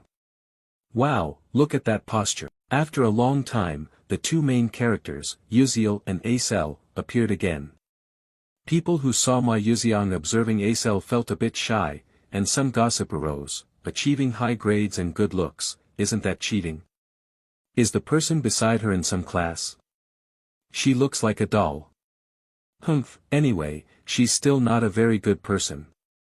Yes, she is beautiful. But he quickly glanced over, silently thinking that anyway, there would never be a quiet day, attracting the attention of both. He then spoke loudly across, "I'm here." Seeing him appear, Ma Yuxiang smiled and greeted, "Hello Yuxiel."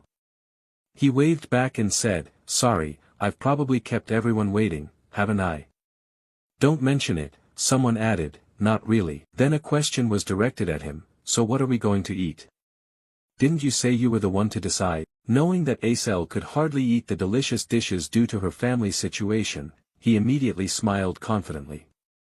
He said that she would find out if she went there. They moved to some restaurant. There were 3 people at the table, but only 2 plates of food. A bit stingy, right? If I had to guess, this dish is definitely pizza. The shimmering light along with the spreading aroma around. Izel's eyes showed a craving. Her face already flushed as she was about to eat a delicious dish. He had noticed her current cuteness. Her gaze was fixed only on the food and the food. He still didn't take his eyes off her. Some thoughts came to mind. Reflecting back, he thought there was something in Izel's explanation and introduction that when you order pizza, you have to order some kind of drink that's almost always served, maybe some kind of pickled juice. Following that, he handed her some kind of drink and said, "Here, you eat this." Acel looked at him with a questioning gaze. Her own worry showed, how exactly was she supposed to eat this? The worry appeared again on Izel's face. That confusion made him wonder a bit, "Hey, is this her first time at a pizza place?" He said, "Ah yes, that's right." Just then, Acel raised the cup to her lips to try it, and a look of surprise appeared on her face. "It's delicious."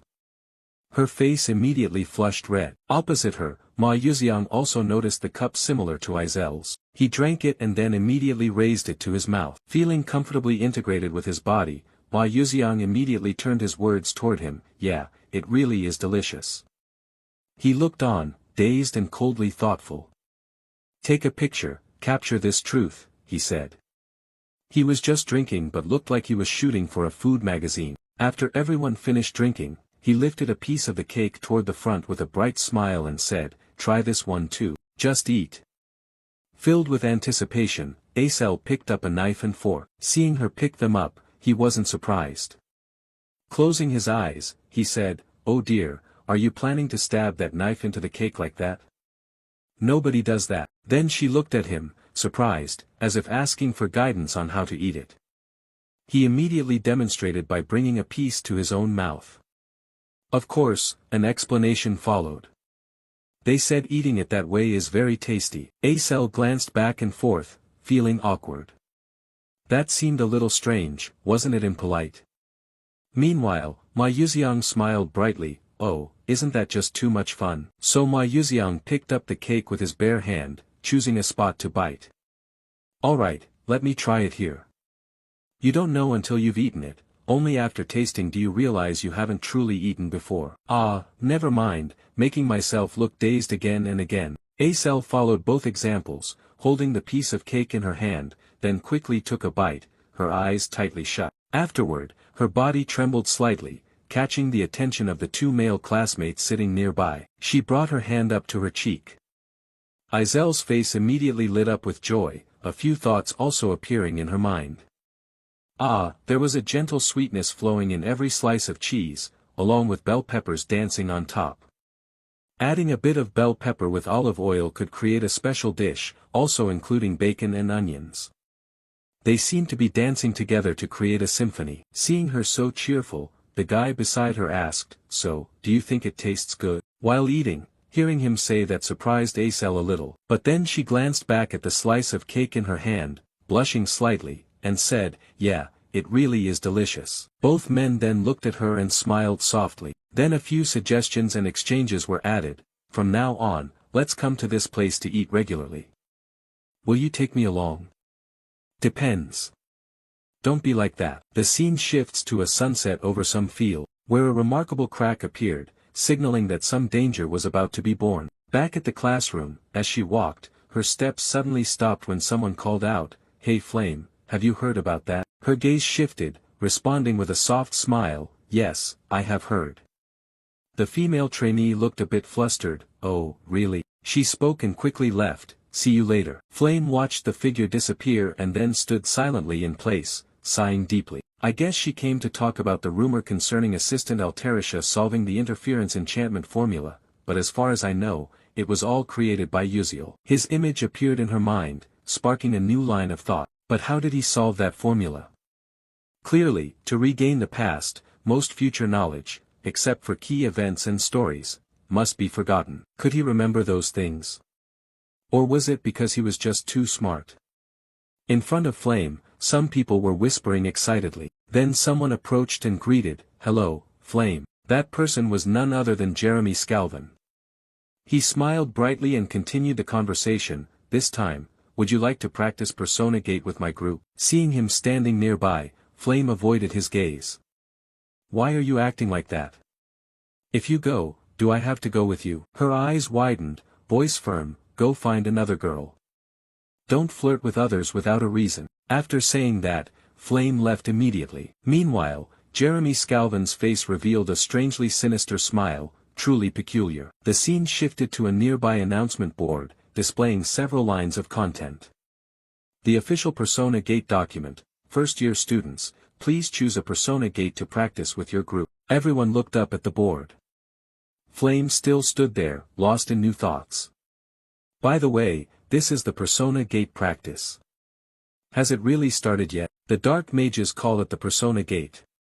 If it is not quickly conquered as soon as it appears, the place will turn into a dead land where no creature can survive. Moreover, unlike dungeons that are cleared by defeating the boss or destroying cores, the Persona Gate requires analyzing and breaking down their patterns along with their magic. Pondering further, she reflected on how from analyzing concentration to space distortion, structure, and soul imprisonment, one needs knowledge of thousands of patterns as well as the ability to memorize them, and ultimately, combat strength.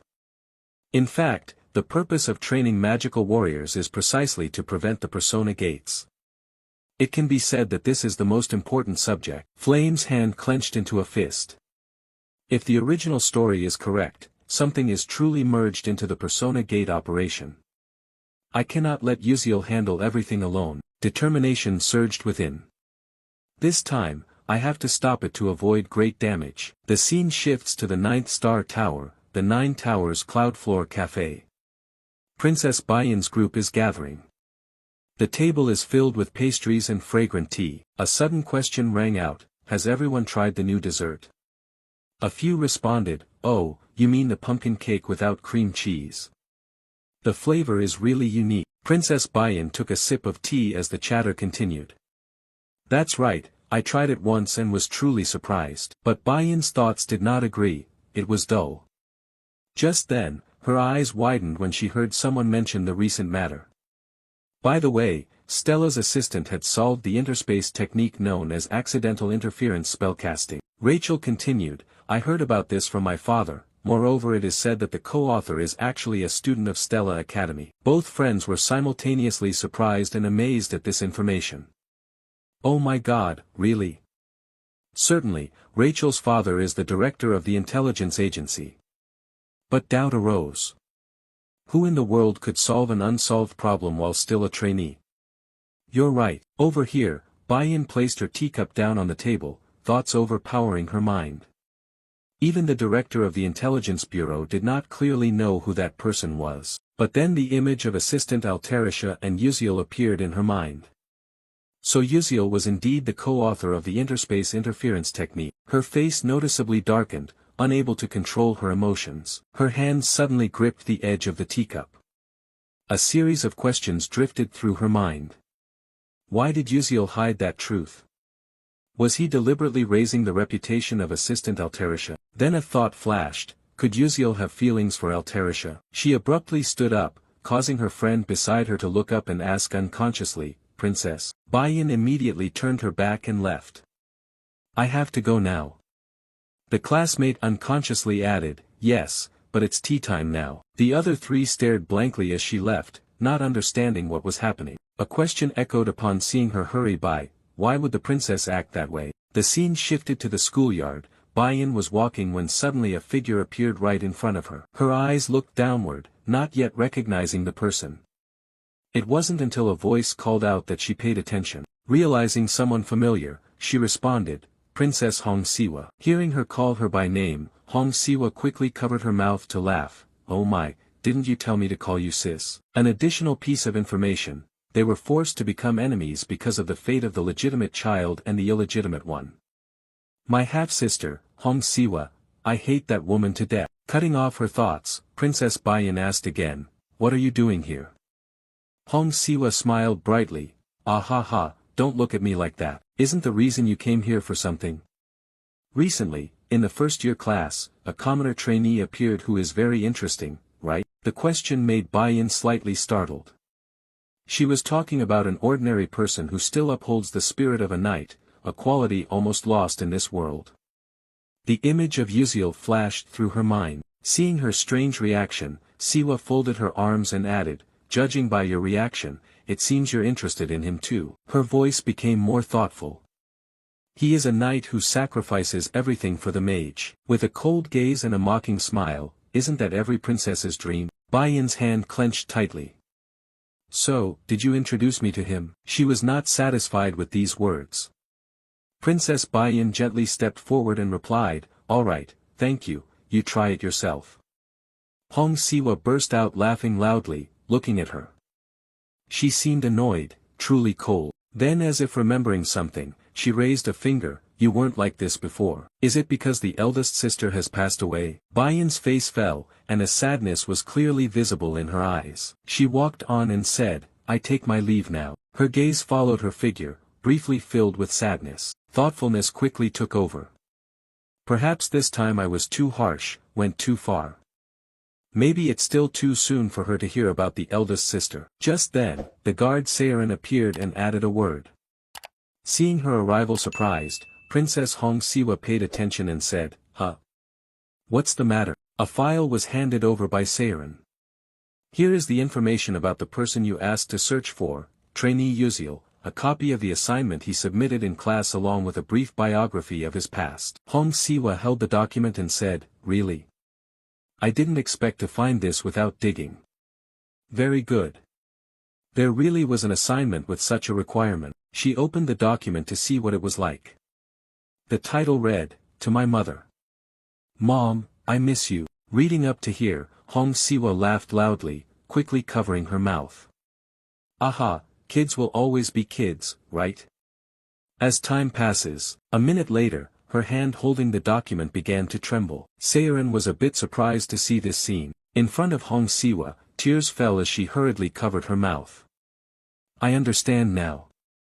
Yuziel's mother said she doesn't like black bean noodles." Seeing something was wrong, Seiren quickly changed her words, "Excuse me." Meanwhile, Siwa turned her face away. "Wait, are you crying?" Siwa replied, "Ah, it's nothing." Just wiped her tears, she added some thoughtfulness. She had never deeply considered poverty. He lived in that situation yet still maintained the spirit of a knight. Her eyes drooped. Yuziel's hometown was invaded by dark mages, wasn't it? Then she smiled, "I'm sorry, Bayan. But I'm getting more and more curious about Yuziel." Scene change, the last day of training had arrived. The trainees gathered on the grass. A professor stepped out to explain, "From now on we will begin the Persona Gate training course for first-year trainees. Please enter the gates according to this arrangement." Yuziel stood in a corner amidst the rustling sounds. It was just like in the textbooks. I was a little worried. Thinking further, so finally it begins. Before all the upcoming events, starting with a new thought stream linked to my system board as a reward for completing the academic presentation. We can also activate the gate analysis function from these glasses. I have trained in Leaf Hanel's garden and enhanced my abilities, so that's enough. Your information displays clearly. His face was pensive, eyes revealing deep thought. At this moment the teacher standing nearby pointed towards the gate and signaled, "Students entering gate C7 please proceed this way." Flame standing next to Yuziel responded succinctly, "Yes." The attraction in her voice made him inadvertently turn to look. Not only that, others also appeared, including Princess Bayan and Acel. Deep in thought, he wondered, so these are the people who are accompanying me. This Persona Portal practice session will be conducted in groups of 4 to 18 people. The important thing is to cooperate to overcome the challenge. His eyes still did not leave the group. First-year students at Stella Academy with average skill at level 2 will not easily conquer the Persona Portal prepared with 3 risks in the very first real mission. A concern arose: the C7 Persona Portal where the event takes place can hold a maximum of 16 people. It's unfortunate that Hei Wonriang isn't here. He thought, but with Flame, Baiyan and Acel, they should not fail to conquer this portal. His steps moved forward. After all, he didn't need to participate in the strategy to defeat the final boss. The portal appeared right before his eyes, all he needed was the hidden reward. Saying that, he stepped into the portal, which then took him to another place. Uziel's face showed a brief surprise. A new information board appeared, welcoming him to the Iheran Ball. A golden sparkling square unfolded before his eyes, with people beginning to gather on the large carpet at the center. Baiyan's group quickly entered this area, similar to Uziel. Everyone's eyes looked around, assessing the situation. Then a voice rang out, attracting everyone's attention. "Hello." A maid butler raised her hand behind her, smiling brightly. "I have prepared dresses and shoes for everyone." Princess Baiyan felt that something was off upon hearing this, suspiciously asking, "A dress and shoes? What do you mean?" A thought interrupted her. Had there ever been a ballroom inside the Persona Gate? But she quickly adjusted her mindset. This wasn't the time to think about that. We need to analyze the Persona Gate and check the guidance notifications. Countless complex characters appeared on the screen, but anxiety began to surround her. Wait, hold on, had they really given such a complicated formula for a first-year student's test? The butler then delivered the instructions to everyone. "Miss, the dinner banquet is about to start, you must hurry." Baiyan, still confused, asked in surprise, "Butler, how can you speak like that? Is that a prescribed phrase?" A thought interrupted her again. "I don't know if this is truly an NPC inside the Persona Gate. I've heard that those created by the mage within the gate cannot express personal actions." Seeing the butler smile freely along with her previous words, Baiyan's mind began to waver. "No, it can't be. This is Stella Academy, no way would a real Persona Gate appear here. It must just be Stella's technology a little more advanced." The butler's smiling expression remained on her face. "Why would you say that, sir?" Baiyan changed her tone. "Don't worry, go get the dress."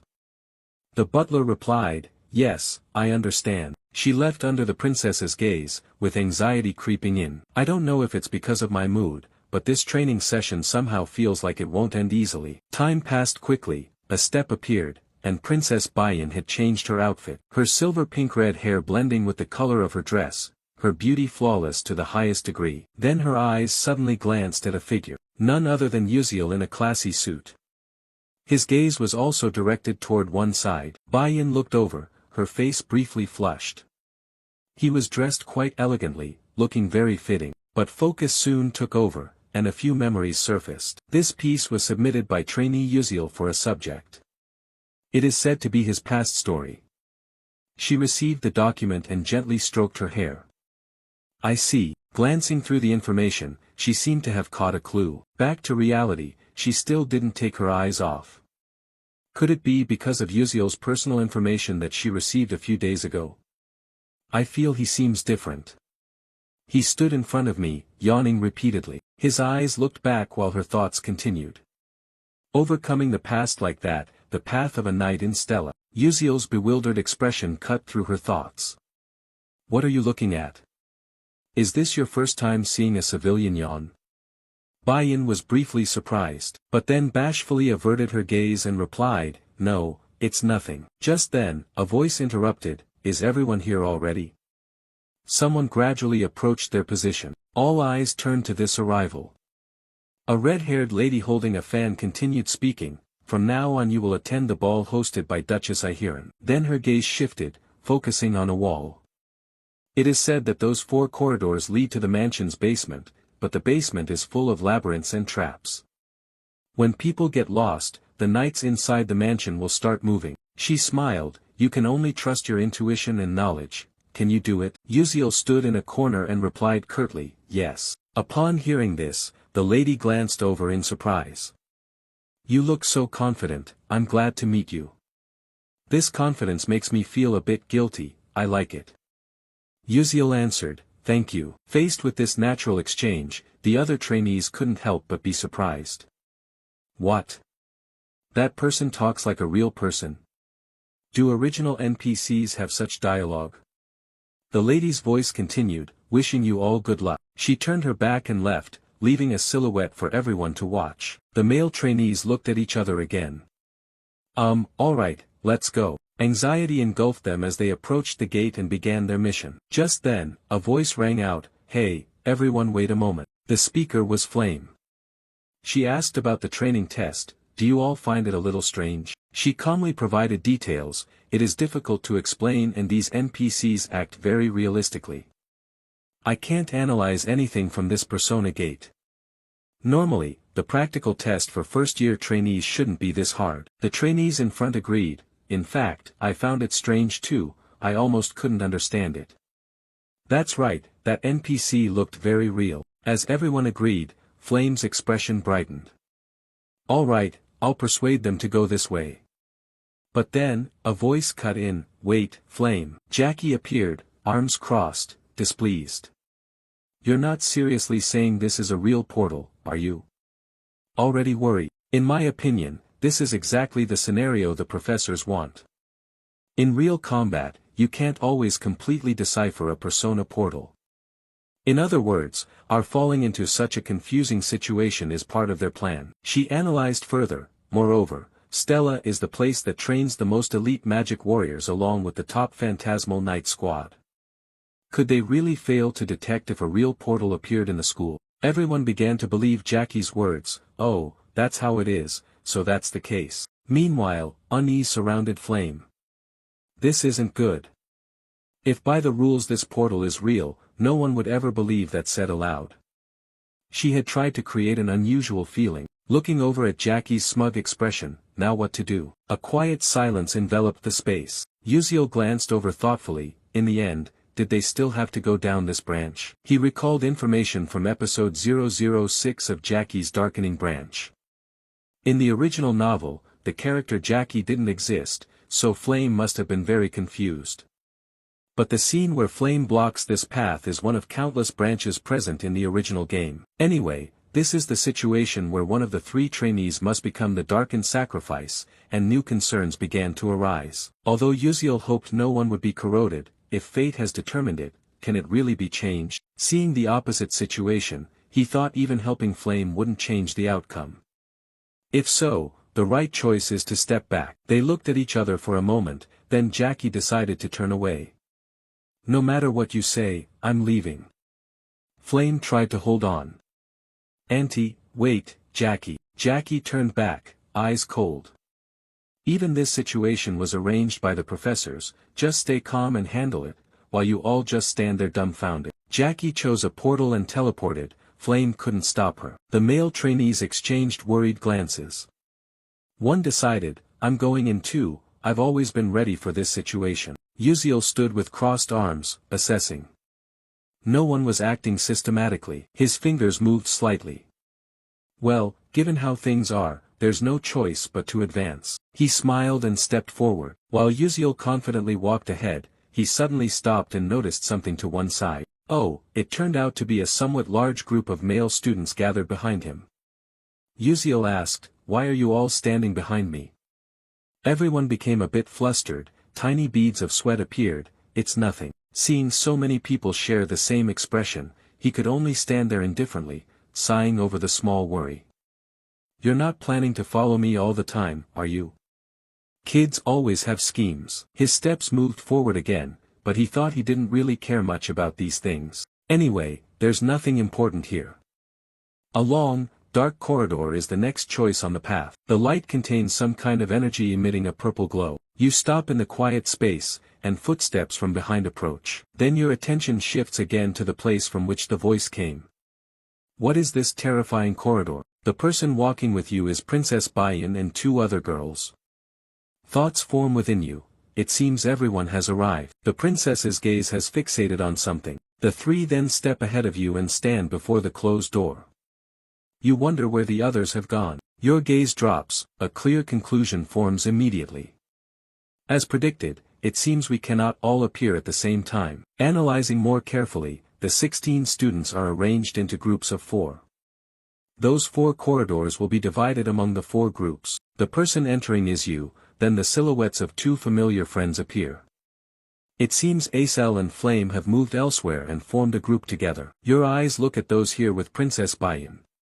You think you're surprised to be in the same group with her. They are exchanging something, we should move immediately. Yes, Your Highness. But then the princess notices your gaze. The question was immediately asked with a somewhat blank look. What's wrong? Are you dissatisfied about something? He started to sweat. No, he replied, still keeping that expression. The princess added, oh my, it's really dull. Ignoring it further, his gaze shifted in another direction. Instead, the Princess Bayan and Acel splitting up seemed like a good thing. At this moment, a startled expression took over his face. No, wait a second. He raised his hand sideways to stop everyone from moving forward. There was something ahead. A golden light appeared, revealing several statues in dancing poses. Their shapes resembled decorative mannequins. A big question arose among everyone as they looked at them. Figurines, yes. Princess Bayan said nothing but was somewhat startled. Then attention was focused straight ahead. There, inside the room, stood a gate. The 2 girls standing beside the princess offered their opinions. Will our unlocking spell even work? I have some doubts about that. We can't even understand this gate. Our level is too low to do anything here. It's so dark, this place makes me a bit scared. The situation is a bit difficult. Princess Bayan looked over at him and asked, Hey Uziel, have you deciphered this gate yet? But his answer was somewhat disappointing. The princess's face displayed that disappointment most clearly. For an ordinary person, is it too difficult to expect so much? There must certainly be something here. But then the surprise was replaced when his voice sounded once more. But I already have a preliminary idea about how we might move away from this place. With this new feeling, the princess immediately asked back. Really? Are you serious? His gaze remained forward, looking at the dolls ahead. Uziel pointed forward while diverting her attention, adding, if you look closely, you can see that each statue poses differently, but they are all performing the same dance. The question was asked, do you know what that dance is? Hearing him say that, her eyes fixed forward and then an answer gradually formed. She immediately said, it's Serena's soul-catching dance that has faded away. Analyzing further, this is the dance Serena performed right before she died, unable to bear her own tragedy. He then asked again, so surely you remember the moves clearly, right? Princess Bayan was somewhat startled, understanding his thoughts and calculations. She exclaimed, no way. To calm her down more, he looked forward again with some thought. Now she must have also noticed that each movement of the statue is sequentially connected, but occasionally some movements oppose each other. Time had passed for a while. He glanced around and continued, all right, is everything ready? The other 2 friends moved to the empty spots and began their dance moves. Done, I said, me too. Princess Bayan then performed the move in the vacant spot. His gaze kept watching without looking away. Then the gate opened perfectly. Everyone's cheers echoed. We did it. The door fully opened and in front appeared a dark corridor, with the light of a new area shining in the distance. Without hesitation, everyone quickly moved through. All attention turned back to Princess Bayan as everyone advanced forward. A large room appeared, bathed in golden light. Knight armors held swords up and down, arranged in different positions. Beneath these armors were strange patterns. A friend pointed in that direction, asking if there might be some hidden meaning in those armors this time as well. Another friend added, all right, let's move closer and examine those armors carefully. Everyone then split up to observe each standing armor, but there was no further progress. No matter how I looked, I still couldn't understand why this time it wasn't the same. That's right, I didn't notice anything unusual. But then Princess Bayan's gaze shifted to another direction, the place where Uziel was touching the carpet with those special drawings. A question was immediately asked, hey Uziel, what are you doing? After observing for a while, he stood up and gave his opinion. This time, It seems that these knight armors are just optical illusions, the real clue is the carpet. Another surprise made everyone focus again. He added the explanation that this time the dance on the carpet is actually the key. If you look closely, you can see a figure performing a specific unique movement. If we can sequence them in the exact order, we can solve this puzzle. The two girls were also looking intently and added to his words. Oh, you're right, I think I know about this. The tango in Serena's silence. Everyone once again split up and observed the movements engraved under the carpet. Uziel and Princess Bayan also looked down more attentively. After a while, surprise formed in him as if he had discovered something strange. The sequences were newly arranged and the light flashed more intensely. A familiar sound rang out and a loud voice announced. The door has opened, a new path revealed. He and everyone quickly moved in that direction. Alright, let's hurry up. Princess Bayan's gaze once again did not leave him, adding an evaluation to her thoughts. He really is different. I had known this from the moment I was taught how to change perspectives, but I couldn't have realized that it would make such a huge difference. The breakthrough speed was strangely fast, enough to pass through a gate that couldn't be analyzed. The added anxiety, along with strategy, ideas, observation, calculation, reasoning, could this really be the level a first-year student had reached? It was as if he had come to the Persona Gate after practicing it dozens, even hundreds of times. Arriving at the new place, her thoughts still lingered. Upon reflection, before Uziel entered this school, he had mentioned that his hometown was destroyed by dark mages. The little whispered remark he made suggested that this place also had other stone statues. Meanwhile, further analysis by Princess Bayan revealed that it was a remote, secluded village that no one had ever known about, but it was a frontier in fierce battles against dark mages. Now I understand why his villagers lacked basic academic knowledge but were very skilled in strategies and combat. Looking back at him, further analysis suggests that he must have fought on brutal battlefields against dark mages in his past life.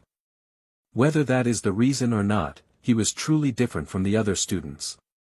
The quiet chatter ahead, let's go there and help adjust the weight balance for me. Alright, I understand. A touch of surprise was added to the princess's face. Everyone tried their best to get high scores, yet he openly guessed randomly, scribbling on the test as if to show everyone that was the case. He also didn't do his homework, and his attitude in class was terrible, but wait, hold on. After looking again at his handsome features, a new assessment emerged. So why is he trying so hard now? Princess Bayan immediately grew serious. There must be a reason. Don't tell me you can feel it, the atmosphere has changed. Uziel turned back to look at her. A finger pointing in a direction immediately caught attention. Hey, why are you spacing out like that? You should come over there too. But she unexpectedly questioned him. Tell me, commoner. He was dazed, not understanding what she was saying. Bayan voiced her suspicion. This Persona Gate, the one we are challenging, does it really exist? She waited silently for an answer, but all she received was contemplation and silence. He then evaluated her. Your eyes have become sharper, Bayan. Normally, one wouldn't be able to discern the truth to the very end and would always be obstructed by a cell. A smile replaced the look. This was evidence that Princess Bayan was gradually moving away from the path of becoming a villainess. Seeing him, the princess gave a slight nod. What are you smiling about? He replied, nothing. The other two friends stared around in confusion. Why didn't the princess come here? What had happened? Turning his back on her, he immediately gave the answer to the previous question. As you said, this place is real. You could get injured, or even die. If you can't get through, it will cause a synchronization phenomenon with the outside world. Therefore, I plan to get through this place as quickly as possible. Princess Bayan paused for a few seconds. She knew that Uziel always acts when there is a reason. Her lips pressed tightly together. She thought she would not accept help like this. With narrowed eyes and a drop of sweat falling, she was sure she would survive on her own strength. Meanwhile, in another scene, a dark room filled with fallen soldier armors lay scattered around. Flame and Acel are teammates in this trial gate. Seeing both of them appear here, someone immediately called out to one of the two, "Hey, Flame." Flame looked over as a female friend waved. Over here, over here." Flame headed toward the three people running over. Is everyone still okay? One friend went missing. The girl hesitated a little, and then added, Jackie suddenly disappeared. Flame's eyes showed surprise. What, Jackie? The female classmate looked at everyone with the same expression and explained further, it was all thanks to Jackie that we were able to make it here. Just as we went through the last door, she suddenly disappeared. We haven't been able to find where she is. Confusion suddenly locked Flame tightly. Have you been searching for a long time? An alternative thought, that means she conquered this gate faster than both me and Acel, without leaving a single scratch. A statement from the opponent was unexpectedly added next, but this wasn't our first time either. Flame seemed to not believe her ears. What? Moving to Uziel on this side, he is currently sitting with arms crossed, leaning back, eyes closed against a pillar. Suddenly, someone approached and asked a question that made him open his eyes. Hey you, when did you get here? Looking at Flame approaching to ask me, he answered, not long ago. Flame added, then did you see Jackie? I haven't seen her. Receiving this result, Flame felt a little sad. Is that so? And so she left under his gaze. Although he did not understand what was happening, he had already guessed something. I think I could have stopped Jackie from disappearing if I had reached this place before her. But now there is nothing more I can do. The situation has come to this point, now I can only help the heroines clear the stage. Moving to somewhere in Stella Academy, someone's voice suddenly rose loudly. What, a persona gate has actually been mixed into the trainees' exercises. Homeroom teacher Lee Hanwal immediately rushed to the training area. Surprise and worry appeared alongside the scar on his face. The previously blue gate has now been transformed into a blood-red gate. How could this happen? Isn't Stella's security system supposed to be the best in the world? A professor standing nearby explained upon seeing Mr. Lee Hanwal appear, as if someone had completely reversed Stella's spatial wave detection system. The only wave appeared simultaneously with the emergence of the persona gate, so it was not detected in time. The security team was also reinforcing the system, but Mr. Lee Hanwal suddenly interrupted. Damn, at this moment, that no longer matters. Suddenly, another person interjected, he was right. Following him, a shadow appeared, catching Mr. Lee Hanwal's attention. A new figure had appeared. Taking his place, the most important question now was who was inside that persona gate. Someone recognized this person, Commander Aryan. Aryan Blackswan, the supreme leader of Stella, the strongest knight order in the world. The man said to create a sea of blood from the corpses of dark mages, rarely appearing on the Stella Academy campus. He approached with a cold attitude. What's the situation? Has the reinforcement advanced? The earlier professor replied, no, it's not possible, it seems the students inside are facing a rather difficult challenge. Aryan asked further, what is the level rating of this persona gate? The immediate answer is yes, currently, the level is estimated to be between risk level 4 and 5. Aryan frowned, estimated?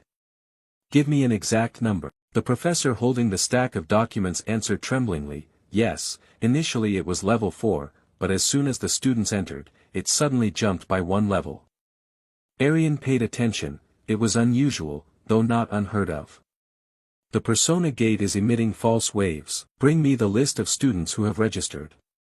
The professor holding the documents immediately handed it over. Aryan then opened it and carefully scrutinized each name on the list. A few names from Class 1's rank appeared, Beck Uziel, Bayan, Flame, Acel, Reiki. After receiving the list and reading some names, Aryan's eyes narrowed further.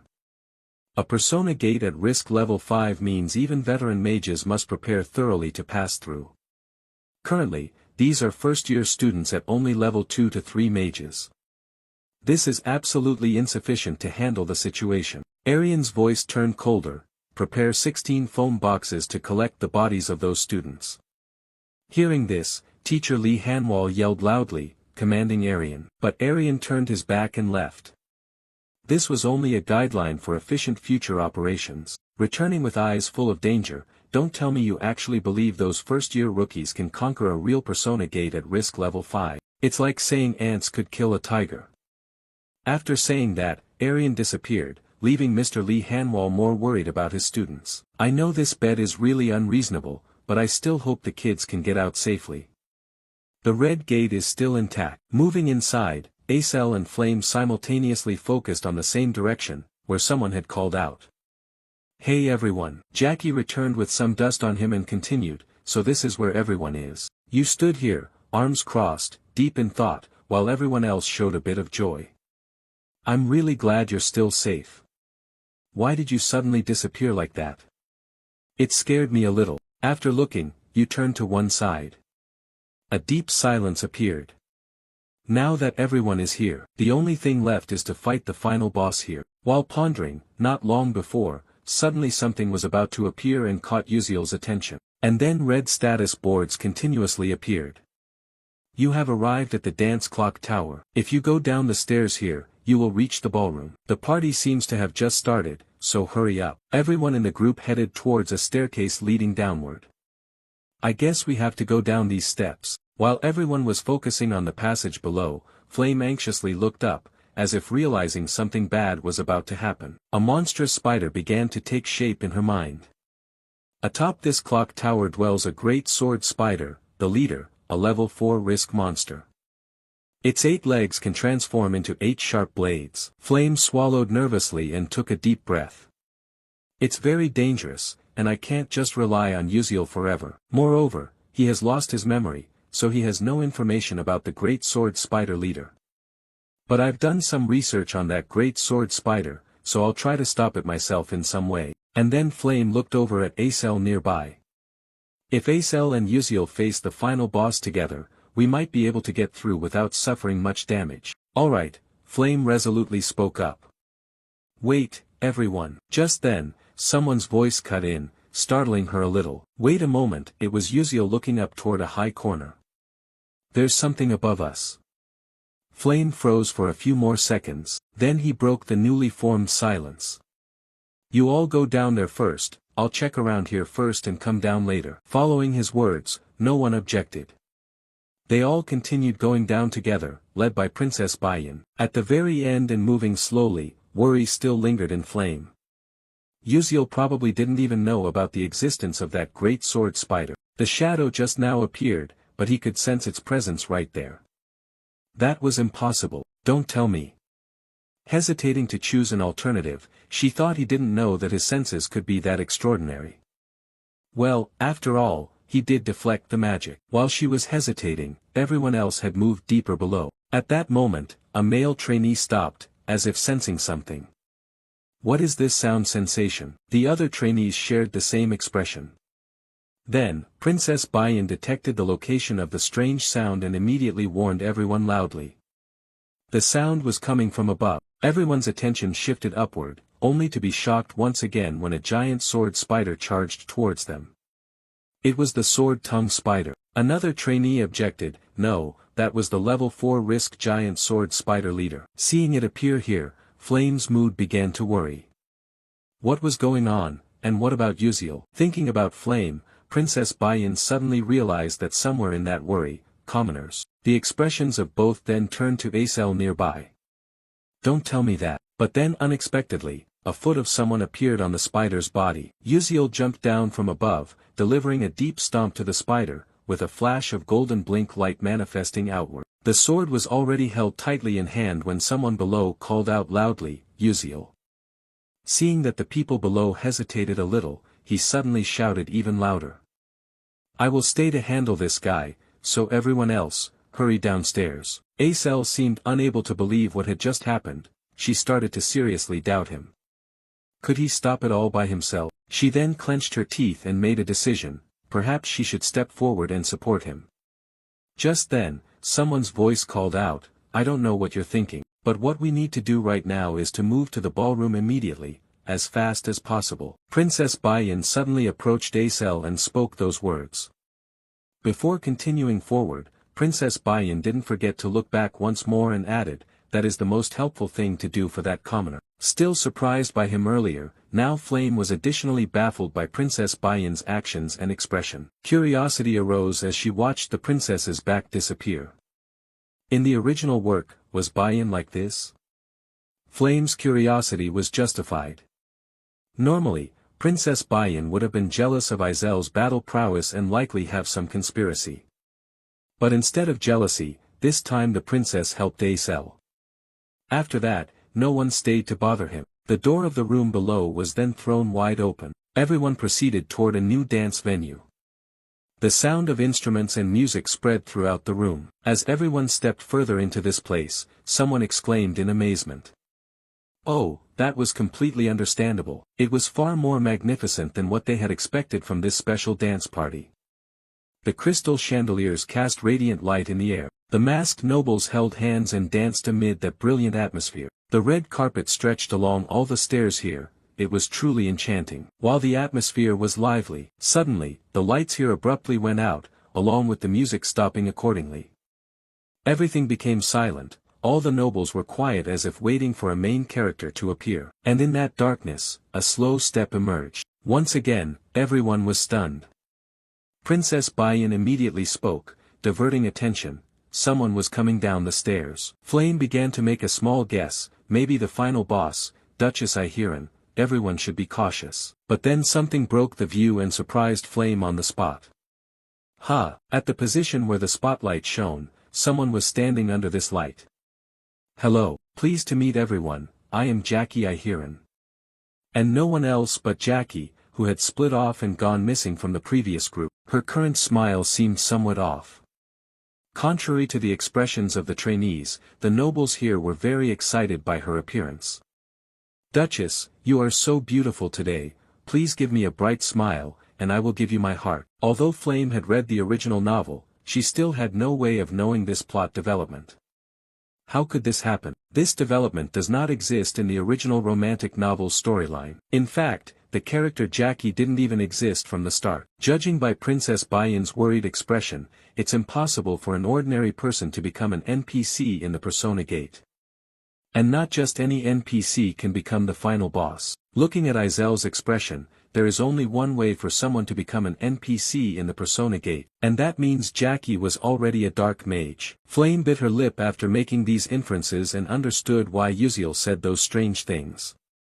So this was Uziel's way of warning me about the involvement with Jackie, but I can't just give up like this. Determined yet anxious, I will bring him back no matter what it takes. So Flame tried to communicate with Jackie above. Jackie, if you're obsessed with that power, you could turn into something terrible. So please calm down. But then Jackie suddenly interrupted, that's nonsense. Right now, I am Iheran. A dangerous smile appeared behind the paper fan. My head is Iheran, my chest is Jackie, my heart is. Jackie's face blushed unusually. It was so excited that it felt as if everything was melting away. Seeing this situation, Princess Bayan understood that it was already too late. Her mind had been corrupted by dark magical power. Acel beside her added, at this moment, the only way is to conquer this gate and bring him back to normal. Flame tightly grasped the staff with his arm. Flame understood the meaning, I got it. Golden magical light emanated from the staff. Concentration locked in on Flame. Wait for me, Jackie, I will surely save you to make up for this. A red lightning bolt suddenly appeared near Jackie. Now, enough with the small talk. The magic power exploded further around. That smile appeared again on Jackie's face.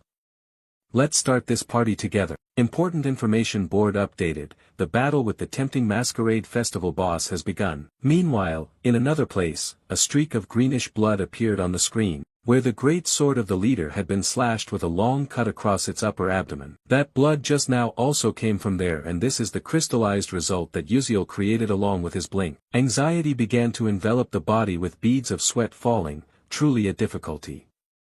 Analyzing the situation, he realized that the great sword spider leader was a kind of subspace and did not hold great significance in clearing the gate. However, there are two reasons why he must go through this hardship. His eyes narrowed. The first is to obtain the enchanted flower petal attached to the forehead of that great sword spider. While he was pondering, suddenly the spider swung a leg directly down towards him, but he was on alert. He immediately used blink to dodge easily, checking the item left behind by the mist monster there.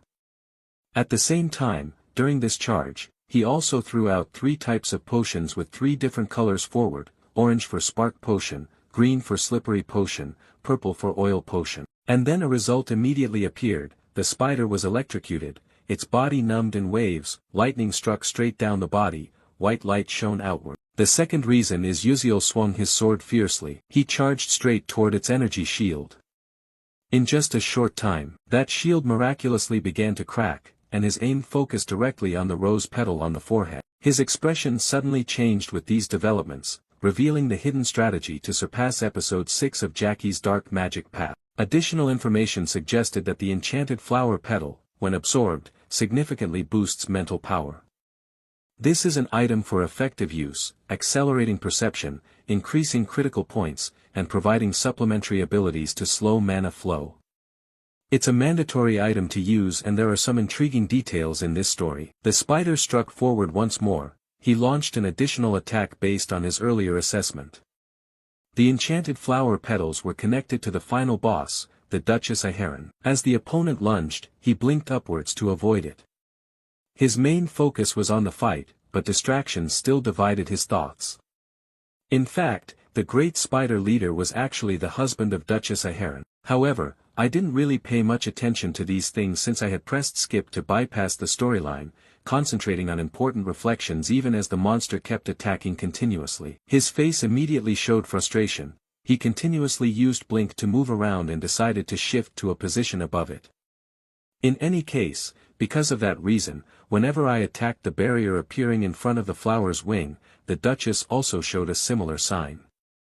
Therefore, the main characters would be able to carry out their strategies more easily. It is precisely because of this concern that he also felt another kind of worry, but I wasn't sure whether my attack would be effective at the right moment. However, a slight smile appeared on his lips, so I decided to attack it as much as possible to defeat it outright. In all previous battles, the spider sword had charged the attack first, so this time he decided to go all out by acting himself first. Blink was continuously deployed. As soon as he appeared in a new position, he used blink once more. Thus, we could only see the afterimages along the path he left behind. The ability to blink 3 times consecutively allowed him to do all that, turning this place into a stage for his performance. Before this transformation, the spider emitted a series of strange sounds. As for him, after that performance, he has now settled down. If I continued to maintain this state, before I could think further, he was suddenly surprised, and the expression on his face shifted to astonishment. The spider below has moved unusually along with some kind of greenish substance, and you know where the problem lies. I threw so many slippery potions, yet it's still not over. There was no other choice, he was forced to rush at it once again. When Uziel saw the spider below moving oddly without anywhere to cling to, he immediately felt uneasy. Damn it, below was the dance hall, and his speed was increasing due to inertia. Rushing down, there was a snap decision to change his course of action. Alright, think about this. I need to check the direction that spider is moving toward. Moving at a rapid pace, he finally caught up with its position. They collided, their eyes met, sweat dripped down his face along with angry gritted teeth, and he adjusted himself. His pupil flashed with a special color, blink. A few minutes earlier. Just as the large bulletin board appeared, the battle with the Masquerade Festival boss Temptation had begun. Following that announcement, Princess Bayan's entire group gathered together into a fighting cluster. Meanwhile, Jackie's hand grasped a part of her black dress. Blood-red music sounded, and Jackie's dance immediately began. All attention was focused on her movements. Each step she changed triggered new flashes of red lightning, and beneath her feet, a strange magic circle had formed. Once again, Jackie changed her steps according to her dance. The red lightning bolts began to alter the situation around, and everyone stepped aside. But the announcement seemed too slow, and then all the previous lightning bolts converged on one spot to attack. The nobles standing nearby were also knocked away. Back with the others, Princess Bayan, after seeing that powerful strike land, turned back to look at everyone and asked if they were all right. A male trainee behind replied, yes. Calming down to analyze the problem, the worry became clearer moment by moment. I don't have time to hesitate or delay, now is the time to fight. She personally took out the azure staff and planted it. The upper part of the staff began to emit light because this time the opponent was a black mage. Meanwhile, above, Jackie continued her dance moves while the fire elemental magic attacks began to target her lock-on. Noticing this, Jackie looked back with a contemptuous glance, and of course, there was reason for that. It wouldn't be that easy. After that speech, a strange black formation appeared right in front of Jackie. All fire magic attacks were easily stopped by it. But the attacks did not stop there. Acel formed 3 small ice formations, from which large ice pillars shot out. The other students were not without thought either. They all simultaneously launched spells rushing toward the target. But unfortunately, all those attacks were blocked by the similar magic circles from before. The students were taken by a huge surprise. All the magic we created, is it completely ineffective? While everyone launched their attack, Jackie made a new move. Red lightning bolts formed in the sky, and a slight startle was born. Ah, she's attacking once again, be careful. At that moment, by some miraculous way, Flame created a complex magic formation right in front of her. Jackie looked over and seemed to realize something. Mirroring her previous gesture, Flame also grasped a part of her own skirt. The sound of music began to play. Flame held her staff with an indifferent expression and started the requested dance. Those watching her action didn't know when it happened, but were greatly surprised. "Why are you suddenly dancing here?" But Flame didn't answer and continued her dance. After a while, Flame stopped, her eyes half lowered, staring straight at the opponent. Following the previously formed magic formation, Flame immediately unleashed an attack outward. A golden light swept past Jackie's side, who, holding a fan and with wide eyes, could only stand there watching. Seeing it succeed, Flame silently rejoiced. "All right, it's exactly like what I read in the novel before." Then she raised her voice loudly, "Everyone, let's dance." The eyes of Princess Bayan and Acel looked on in astonishment. And with the explanation continued by Flame, we already had hints from the previous episodes. In this episode, not only does it open with a magical confrontation, but it also includes a dance. We can only use magic through our dance movements. Quickly understanding, Princess Bayan grasped the issue. So that's it, the dance of Duchess Iheron cannot be broken by ordinary magic. Acel also formed some ideas. The dance can counter Serena's quiet tango, and everything boils down to one important clue: Serena's farewell song is dead. Without hesitation, Princess Bayan opened the scene with a dance. Acel synchronized and began to dance as well, and the other classmates knew this dance too. The musical notes created blended harmoniously with the dance. And within a short time, magical attacks were successively unleashed, heading straight for the spot where Jackie was standing. Unexpectedly interwoven, she held the fan in front of her mouth. And just like that, a large explosion formed before everyone, with Jackie at the center. The music was still playing, and Acel, in that melody, began to feel a new worry: would that attack be effective? But then, the sound suddenly changed, causing her to change as well. Wait a minute. As the blood-red music played, and from the smoke born of the previous explosion, a black shadow slowly appeared, contemplative in posture. The melody seemed to quicken its pace. 2 other students on this side also noticed the same thing. What the hell is that? One foot was slowly lifted forward. Specifically, 2 more feet emerged beneath Jackie's skirt. Her eyes also shifted to a demonic red hue, prompting someone to urgently warn everyone. Her legs have now grown to 4, haven't they? The dark black feet from the explosion once again rose onto tiptoes in rhythm with the dance steps, continuously changing their movements. Through the new rhythm generated by the 4 feet, Jackie quickly formed a new, denser magical array behind her back than before. "All right, then let's begin the correct way." With the sound Jackie spoke, her face became increasingly dark and demonic. Seeing her like that, Flame couldn't help but shout loudly toward Jackie, "Stop it, Jackie. If you keep immersing yourself in the role of Duchess Iheron, you won't be able to come back anymore." Jackie retorted, "Exactly why do you want me to stop? Just look around." At the same time as the dark magic spread, the voices of other nobles echoed endlessly. "Jackie, Iheron, Jackie, Iheron." Everyone just stood silently there watching this scene unfold. From that moment on, the scene was no longer beautiful but rather looked more like a terrifying spectacle. The nobles cheered rhythmically along with the music, just as expected. "You are truly beautiful. You are indeed the best dancer, punish those foolish challengers." Looking at Flame's bewilderment, Jackie added a few words. "Flame, are you really that heartless?" Flame was taken aback. What? Some old memories surfaced along with strange, selfish, and mean analyses in the mind. This is a sweet and wonderful feeling. You are the only one who exclusively owns it, you have kept it to yourself. Flame always had a smile on his lips. while Jackie stood aside looking saddened, and now the pent-up anger was unleashed. I will never let go of this heart and feeling. Red lightning began to appear more. Princess Bayan sensed a great mana about to be released and warned everyone on behalf of all. It's coming, everyone protect yourselves. After these words, Jackie on the other side began to act. Clusters of energy beams were formed from the formations and launched straight forward. Fortunately, with the prior warning, Princess Bayan and Acel raised their protective shields to block the attack. But unexpectedly, another classmate beside Acel was hit by the attack.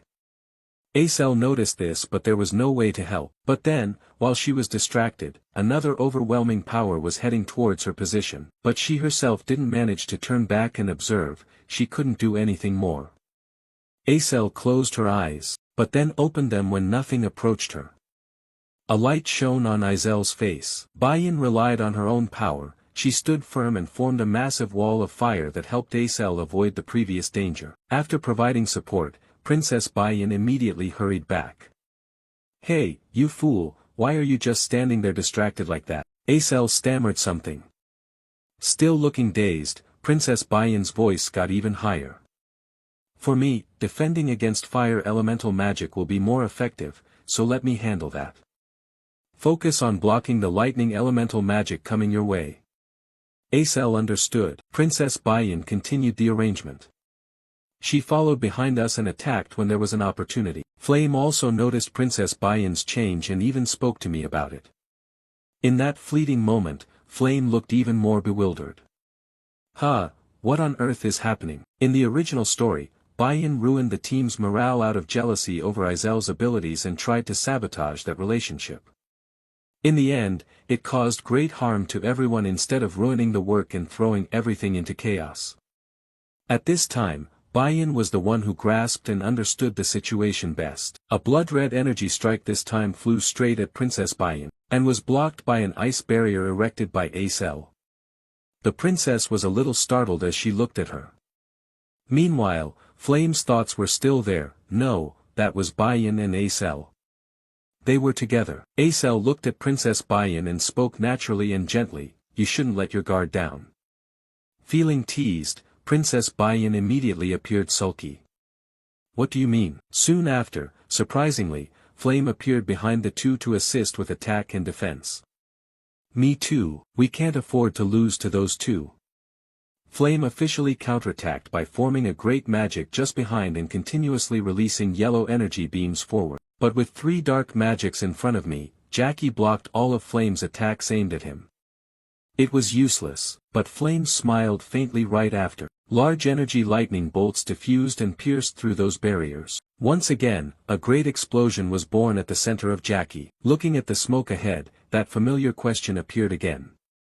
So, is this the end? Looking closer, the smoke was somewhat thicker than before. And of course, that shadow appeared once again, but this time it had horns. The first to notice was Acel, followed by Princess Bayan, and then Flame. Jackie's voice changed, calling out Flame's name.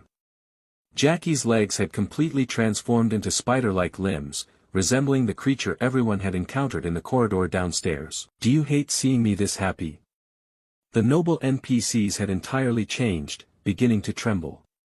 Meanwhile, some had already started to vomit. Jackie was gradually losing control. Why won't you just leave me alone? Why, knowing that she ended up like this was partly because of me. Flame tried to speak up loudly, Jackie is not like that. Please, be rational. But Jackie had reached the peak of his anger. Be quiet. Immediately, a blood-red magic circle was formed. Not stopping there, a second divine magic array appeared right below. The blood-red musical sound rose again, sealing a smile on Jackie's face. The original Princess Bayan was stunned. Impossible. Behind Flame, the identical expression was displayed. This was. Looking at the danger ahead, thoughtful analysis was brought forth. At least this was a level 5 risk. There was nothing more to think about. What should we do now? From their gaze looking ahead, Flame suddenly looked up as if sensing some movement. The noises increased steadily, and she then asked a big question. What was that sound? Acel seemed to sense what it was and interrupted from beside her. It's Uziel. Flame was startled at her words, but suddenly another unexpected development occurred. Jackie screamed as if struck by some blow. The question was asked again by Princess Bayan. What is happening? Flame glanced from afar to explain. I don't know the reason either, but it seems the battle between Uziel and the spider sword leader above has affected Jackie down here. Jackie held his head in pain. Flame didn't believe it, but there was another confirmation in his mind. Don't tell me Uziel has discovered this characteristic and is fighting that monster alone just to help us defeat this final boss. Not sure how the attack is going above, but Jackie once again clutched his head, crying out helplessly. Not missing this opportunity, Princess Bayan's tone changed, saying now is our chance. After issuing the command, the three unleashed their magical skills once more. Princess Bayan's fire, Izel's ice, and Flame's light surged quickly forward. Ice advanced first, freezing the legs of the spider sword leader's limb. Then came the engulfing flames of Princess Bayan. Light was the final attack rushing in. A great explosion occurred when the three elements collided, sweeping away the smoke that had formed. Jackie shouted angrily, "Is this what you kids call showing off?" But then his anger exploded to the peak. How dare you? At that moment, the original spider sword leader suddenly appeared in the room. Feeling that something new had appeared here, Princess Bayan anxiously asked, "What is happening?" Flame was equally suspicious and said, "I don't know, it seems like something just fell down." As if recognizing a familiar figure, Flame hesitated for a moment in thought. That can't be, isn't that the great sword-tongued spider leader? Falling from above had caused this giant spider to lose consciousness, and the dance floor cracked as a result. The big question that arose afterward was, has it died? A male trainee in the group seemed unable to believe his own eyes, his body trembling as he spoke unconsciously. That's ridiculous. Uziel, a first-year trainee like us, actually hunted down a 4-star monster by himself. Not only the spider but also other similar beings fell. This male trainee suddenly turned around in shock. To see you lying there completely unconscious. In front of everyone present, a large spider fell right on the exact spot where Jackie had been standing before. From below, someone stepped up these stairs, one of her friends. Flame was the first to ascend, but she carried a sadness within. Jackie was now pinned under the giant spider, struggling to rise but trembling as she questioned Flame, who was moving forward. Why do you always bother me so much? Anger grew on her face. I will never forgive you. But then, another thought arose in this situation here. Oh heavens, so that's how it is. You couldn't win by dancing, so you had to resort to this trick. Because no one dances more beautifully than me, right? How pitiful, truly pitiful. In the end, you're just like me, also jealous of someone more beautiful appearing, wearing an additional foolish smile.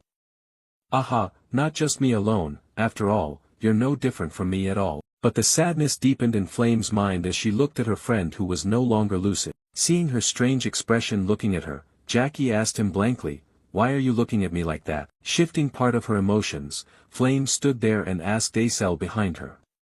"Acel, can you summon an ice mirror?" Acel replied quickly, "Yes." Jackie, understanding her action, then smiled smugly. "No matter what absurd thing you do, the truth is that I'm still more beautiful than you." At Flame's request, Acel created an ice mirror in front of Jackie. She blankly cast her gaze into it. One side of her face had completely transformed into a spider. She still couldn't believe this was true. "What is this?" While the male classmate here was concerned about you just sitting up, "Are you okay?" "Oh, my head." Jackie's voice shattered that quiet atmosphere again. "Is this my appearance?" "You're lying, isn't this an ordinary mirror?" Uziel has now regained consciousness but is pressing his fingers to his forehead and mouth while Jackie's voice continues without end. "You all are trying to deceive me with this image, aren't you? It's disgusting, truly disgusting, absolutely revolting." That sound keeps echoing. Jackie screamed even louder. "Ah, please put that mirror away." The group of nobles who had sided with Jackie earlier at the dance have now stopped. The Duchess is no longer beautiful. Everyone knew what would happen next, so they all lowered their heads and let Jackie rage in her agony. "Ah, I don't want this, I hate it, this is not me." Jackie's transformed hand trembled as it reached out for help. "Flame, please, can you do anything? Please help me, save me." But the words shifted somewhat. do you think I would ask for that? A sword-like leg resembling a giant spider's combat limb appeared. Jackie's transformed arm that was raised toward Flame screamed, with added anger. It's all your fault I ended up like this, die. Flame was a mix of white and red, but the one injured in the attack was Jackie. Something emerged beneath Flame's feet and pierced through Jackie's body. Her dazed eyes opened. For a moment, Jackie recalled the happiness she felt standing beside Hei Wonriang. Jackie could not be saved. Everyone could only help her escape this situation through sacrifice. The flame from Princess Baiyan began to blaze. Once again, Flame lowered her head, saddened because she herself had done that terrible thing. The identical Princess Baiyan also felt something similar. But the saddest person was probably Flame, because she knew that she herself was partly the cause of that death. After Jackie vanished, she stood there speaking her final words to her friend, "I'm sorry, Jackie, I truly am sorry." At the same moment Jackie fell, an official announcement appeared, ending the story of Duchess Iheron, who had achieved the greatest beauty and fame in the world. You have conquered the ballroom of temptation. Congratulations. Moving outside, where everyone entered the gates, an announcement sound also echoed here. Team A6, the simulation practice has ended and the students have left. The training simulation for Group B3 has also been completed. As the trainees came outside, Teacher Yuziel immediately issued instructions, evacuate them at once. A teacher responded, yes, sir, everyone has left. Teacher Lee Hanwal then focused on the last place, worry forming on the spot. Is this C7 the only thing left? Suddenly, the red gate right next to Teacher Lee Hanwal began to undergo some change. Red lightning bolts started to flicker around it. Sensing that something was wrong about to happen, Master Lee Hanwal immediately turned to another assistant nearby and said, the waves are shaking, prepare quickly.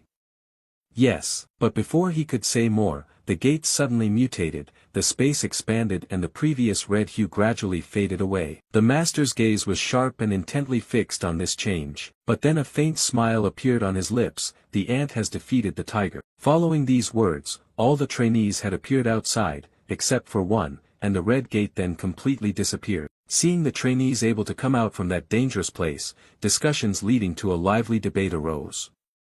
Had they truly conquered the dangerous level 5 persona gate just as trainees?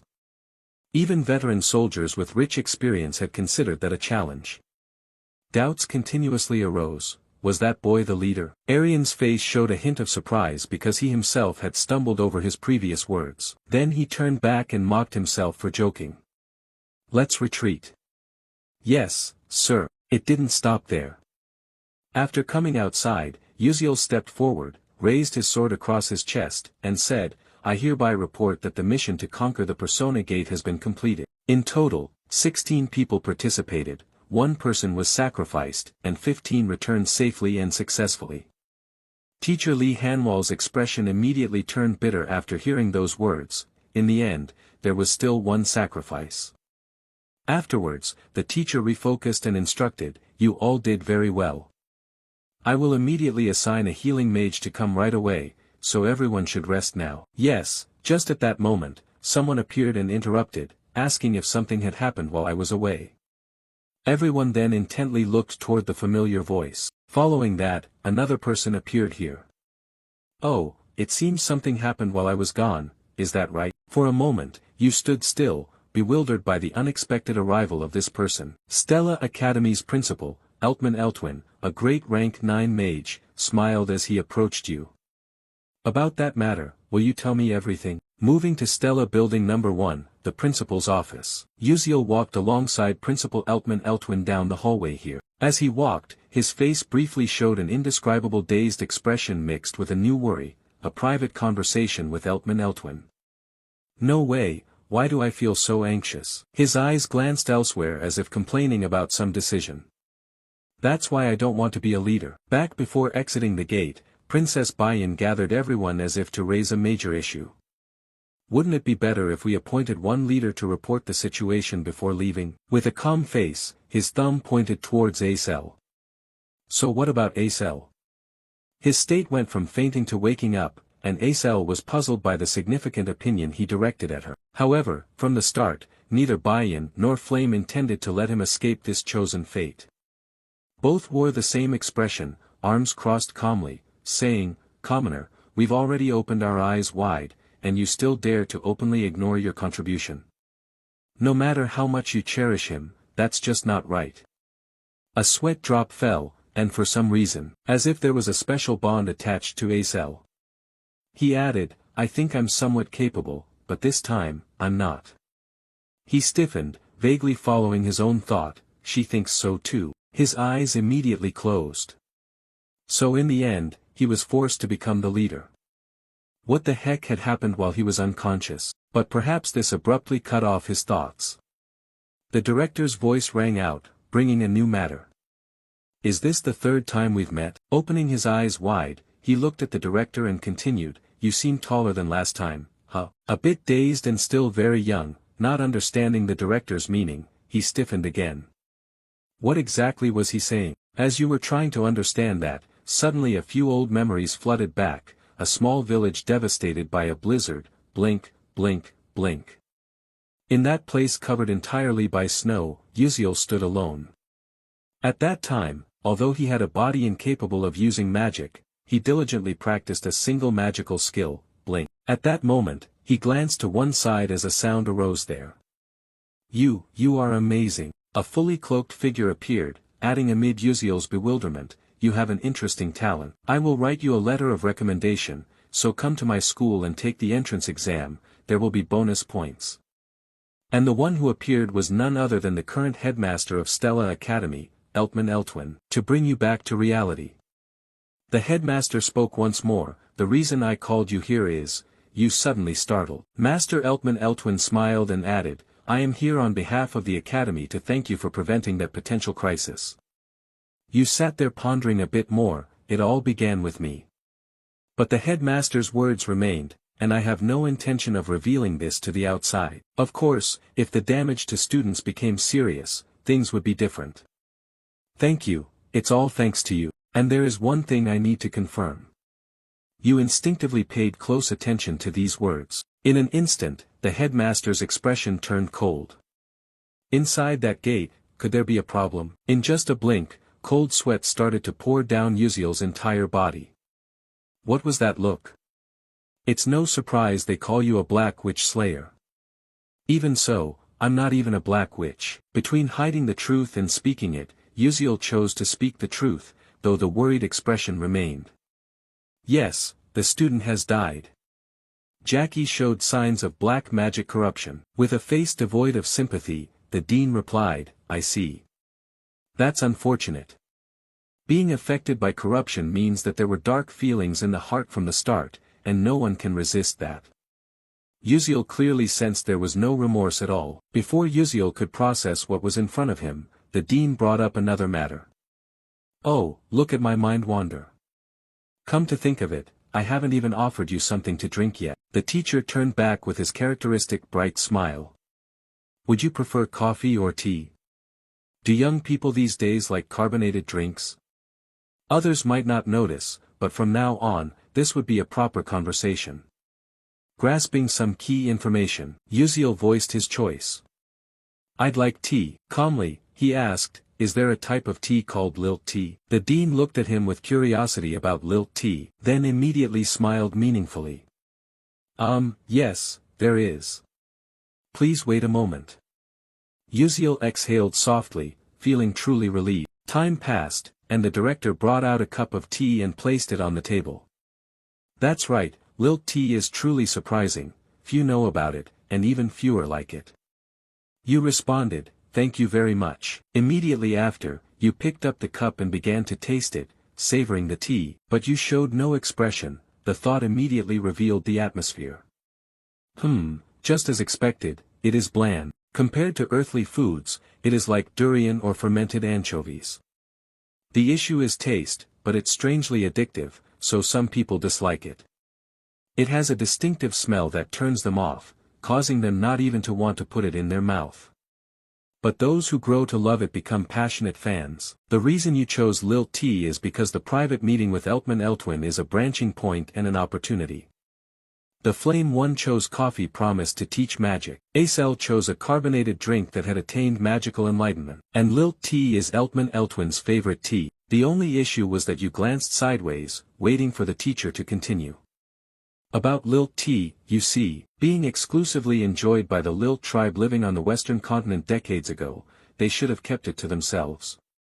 But they shared it with humans and faced misfortune together with the Lilt tribe. The Lilt tea brewing recipe is said to have disappeared. The master smiled, looking at the cup of tea in his hand. This must be one of the few Lilt teas left in the world. If humans weren't foolishly greedy, we could still enjoy it to this day. Truly, it's a pity. But the next words from you brought the director a sense of surprise. Is that so? But it's also strange, because even now, I'm still drinking it. Seeing you put down the teacup, the master hurriedly asked, so, do you still have any left? You replied briefly, no. Hearing this, Eltman Eltwin's expression changed, showing disappointment. I thought so, however, it's still too early to be disappointed, you cut in, but I know about it. The recipe for Lilt tea. The director's eyes widened. The quiet atmosphere was shattered as the master could no longer contain his calm. What? Really? How did you get that recipe? Uziel knew he spoke hastily and looked somewhat dazed. Ah, the thought quickly took over, this was somewhat difficult to explain. I can't say exactly that I got it from a game. In the director's expectation, you slowly said, my late mother taught me, so that's why I know about it. Wearing a somewhat sad expression, you expressed that. The final gesture, the nurturing from a mother swept away. Your emotions. The master felt sad too. Sorry, I probably shouldn't have asked that. You tried to shake off that sadness, it's alright, no need to apologize for that. The thought occupied again. It's truly a relief that everything went smoothly. Regain calm as usual. The director cleared his throat and asked for your opinion, so would you consider selling that formula to me? I will pay you generously. Eltman Eltwin couldn't contain his eagerness, but you waited for this moment. Finally, the moment I had been waiting for arrived, and you said immediately, actually there is something I want from you even more than money, director. The master asked again, oh, and what is it? To be the director once again surprised. You stated, the space enchantment technique of the headmaster. I want your help, even if only once. Surprised by your choice, the director asked again, what? Why don't you reconsider? The Lilt tea formula has now ceased production and could be sold for a much higher price than that. But my magical technique is completely impractical. You understand what that means, don't you? You sat there silently. I understand very well about Eltman Eltwin's space magic and Alterisha's alchemy technique. And finally, by using a mana vessel captured by a soul mage, I can create a magnificent multidimensional space. It will be a space that can only be created when a mage masterfully controls the level 8 space attribute. That is why very few people in this world can achieve this. But with the help of level 9 mage Eltman Eltwin, I can create the most advanced storage facility in my mind. He smiled brightly and continued, more than just a few coins, as an alchemist mage who seeks the truth of matter, understanding the nature of magic and the original Lilt used, you can consider it the most precious gift in your life. So please, I am asking for your opinion. After hearing everything you said, time and again, I was surprised. A smile and a sigh soon followed. Expecting an answer from him, the teacher replied immediately, all right. If that is truly what you desire, then let's make a deal. Uziel looked clearly delighted. Wonderful. Meanwhile, in the first tower, Vice Principal Aki Haydn was sitting across from someone. Clenching his hands tightly, he addressed the other party, I've heard a story, the Persona Gate is very difficult, and you just opened it, but already failed, right? Raiden. As the Vice Principal had said, the person speaking to him was Professor Raiden from the New Moon Magic Department. Professor Raiden closed his eyes and replied, yes, I fear the sect leader will be furious if he learns the truth about this matter. The Vice Principal adjusted his coat and said, you're too rigid and inflexible by nature, that's the real issue causing trouble. I'm not too sorry about your failure, but there are still many other ways. Professor Raiden appeared indifferent, as if he had guessed something. Under Vice Principal Aki Haydn's threatening gaze, Professor Raydin voiced his speculation, "Are you planning to make Professor Mizentiran lose control?" The atmosphere was unusually silent, and the exchange ended with Professor Raydin's departure. "If there was nothing more to report, I will take my leave." The corridor stretched on as the professor walked silently. During this time, he began to form some new judgments. The only realistic reason for opening the Persona Gate this time was to deal with several students who might attend the upcoming Aslan seminar. Although they opened the gate, which carried risks beyond their capabilities, who would have thought that Flame, Acel, Princess Bayan and even Beck Uziel could step outside safely? Looking towards the nearby window frame, the professor gave a slight assessment. None of these matters were part of the plan. Preoccupied with these thoughts, the professor suddenly looked in one direction when someone started a conversation. "Professor, it's been a while." Raydin slowly turned around. He saw the polite smile of a student named Ma Yuxiang. Folding his arms, Ma Yuxiang continued speaking, "When I was little, you seemed like a dangerous beast, but now I hardly recognize you when you behave like a human." Before Raydin could react, Ma Yuxiang brought up a serious issue. "Honestly, my friends have nearly been injured recently. Did you, the old man burdened with so much, slow in your work and plan this?" Hearing these words, Professor Raydin turned to Ma Yuxiang with a cold expression. "Even if you are a young master, please restrain your words and disrespectful actions." "Friends," Ma Yuxiang's face darkened. The other party ended with a question. "Are you perhaps too immersed in the role-playing school game?" However, Professor Raydin was surprised when Ma Yuxiang's voice no longer sounded the same. It turned out that not only had his appearance changed, he even dared to speak arrogantly and rudely in front of me. An invisible but real pressure began to weigh heavily on the professor's body. He gritted his teeth and tried to resist, but his expression became increasingly strained as beads of sweat appeared on his face. The eye expression, aura, and spirit of Ma Yuxiang standing opposite had completely changed.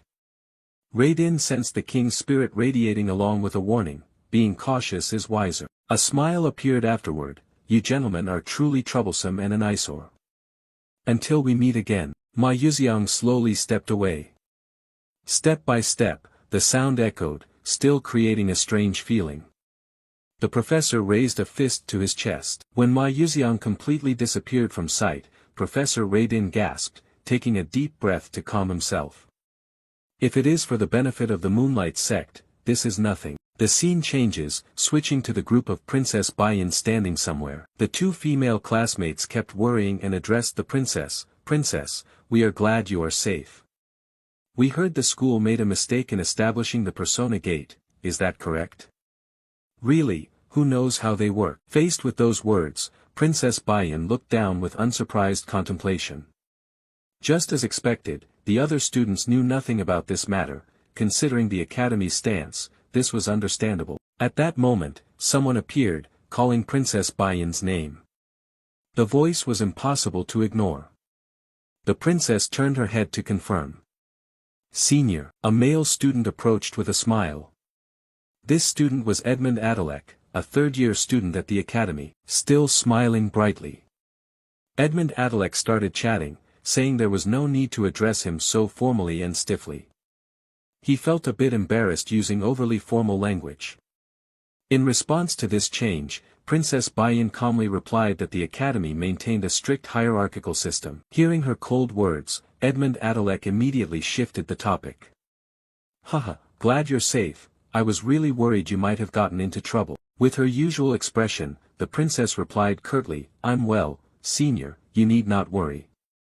A sudden thought formed, this sly old fox. What he worries about is not himself but more likely his own livelihood. The two leading great powers of the Adalabic kingdom, the Orkan Duke family supporting Princess Hong Siwa, and the Adalek Duke clan, the only family able to rival and oppose the Orkans. Among them, Edmund Adalek was the sole heir of the Adalek Duke. Perhaps his goal was to help her become queen and marry her. Realizing the previous approach was ineffective, Edmund Adalek changed the subject.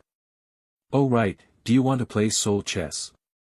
There will be a competition for the students soon." Although Princess Bayan wasn't interested in soul chess, she still nodded in agreement. "Yes, let's do that." Seeing an opportunity to get closer, Edmund Adalek placed a hand on her shoulder and spoke softly and coldly, "All right, today I'll teach you a move, watch carefully and learn it. Bayan was surprised by this action, biting her lip in resentment. Walking behind and greeting everyone ahead, she closed her eyes and calmly thought, there was a painful truth that she couldn't become queen without the help of someone like him, if only she could gain some kind of power. Even if that was someone with power equivalent to Duke Adalek standing on her side. Just then, the princess suddenly shifted her gaze out the window. Uziel, what a coincidence, he unexpectedly walked past outside, catching the princess's eye. But the princess quickly looked away again, just as he turned to speak. Bayan, what are you doing?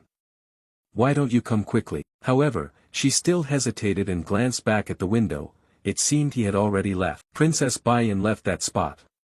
Yes, senior. Cut to Uziel holding a flower petal, stopping at a corner with arms akimbo, inspecting it, considering, let's see, is this enough now? The surrounding scene shifted to pink, the petal in his hand floated up. An information panel appears. Absorbing the flower branch of the enchanting tree will increase mental strength by 65%, and permanently boost a small amount of charm-type magic resistance. Uziel's status panel.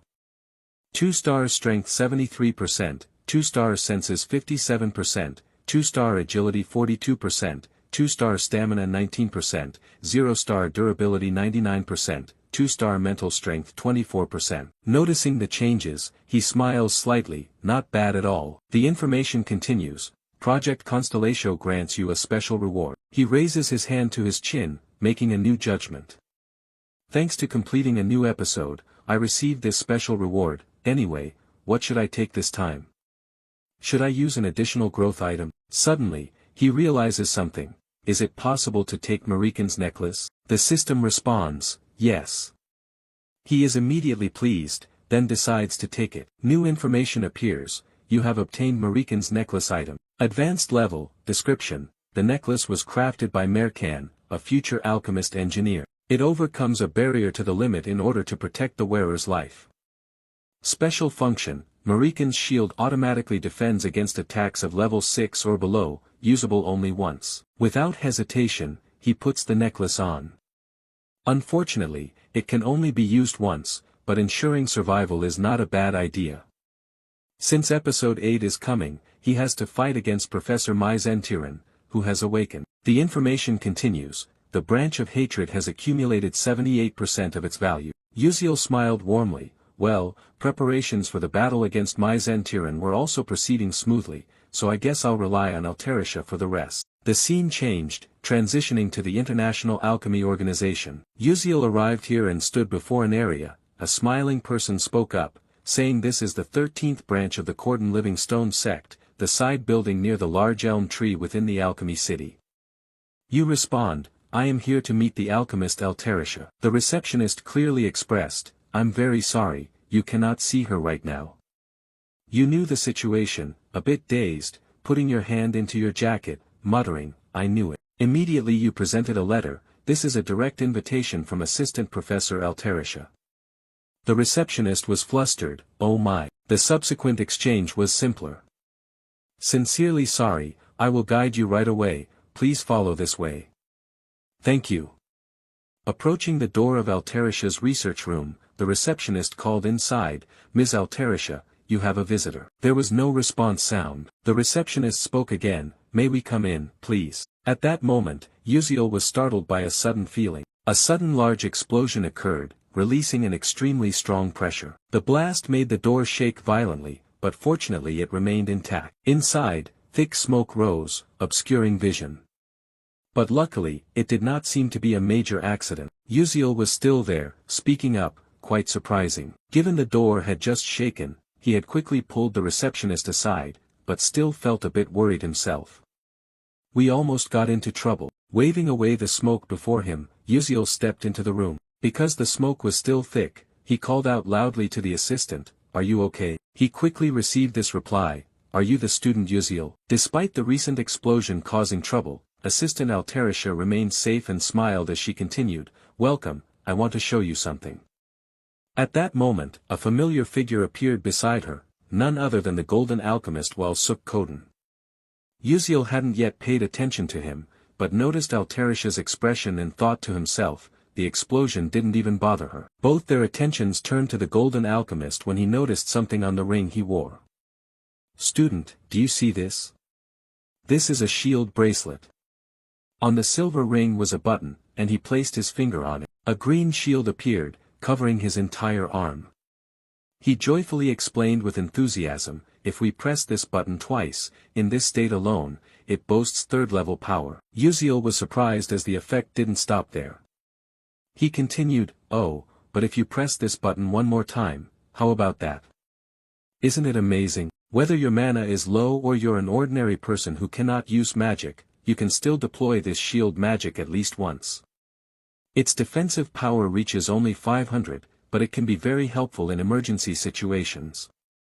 Before the three of them, a large shield 3 times the size of the man's face appeared, replacing the smaller shield just now. The difference was that no magical rune inscriptions were carved on it. The golden alchemist was astonished. If this were revealed, the world would be overturned. It was all thanks to this genius child, Altarisha. He noticed the boy's presence. "Ah, come to think of it, the kid is also a co-author," he persuaded him. "Why don't we join the alchemical world together as alchemy practitioners?" Uziel wanted this, but had to leave both of them baffled with his answer. "I cannot survive as an alchemy practitioner because I lack mana." Witnessing a prodigious alchemical genius without mana, while Suk Koden exclaimed, "What, did you just say that?" This secret, up until now, seems to be unknown to anyone at the academy, but it is not exactly a secret. He explained that a congenital constitution incapable of absorbing mana slows down the process of mana leakage. The golden alchemist pushed up his glasses, still in disbelief. What the kid just said can't be his intention. Altarisha spoke on his behalf. "Is that what people call a limited lifespan?" He calmly accepted, but his eyes wandered off in another direction, quietly thinking, "Yes, that is indeed a big story, but is it really true? To bring them both back to normal." Uziel added, "My time is indeed limited, but I have no intention of dying. I'll take care of that, so don't worry." Hearing that, Altarisha breathed a sigh of relief. "That's right." To dispel the tense atmosphere, Uziel raised his hand. "Besides, can I take a look at that shield bracelet a bit?"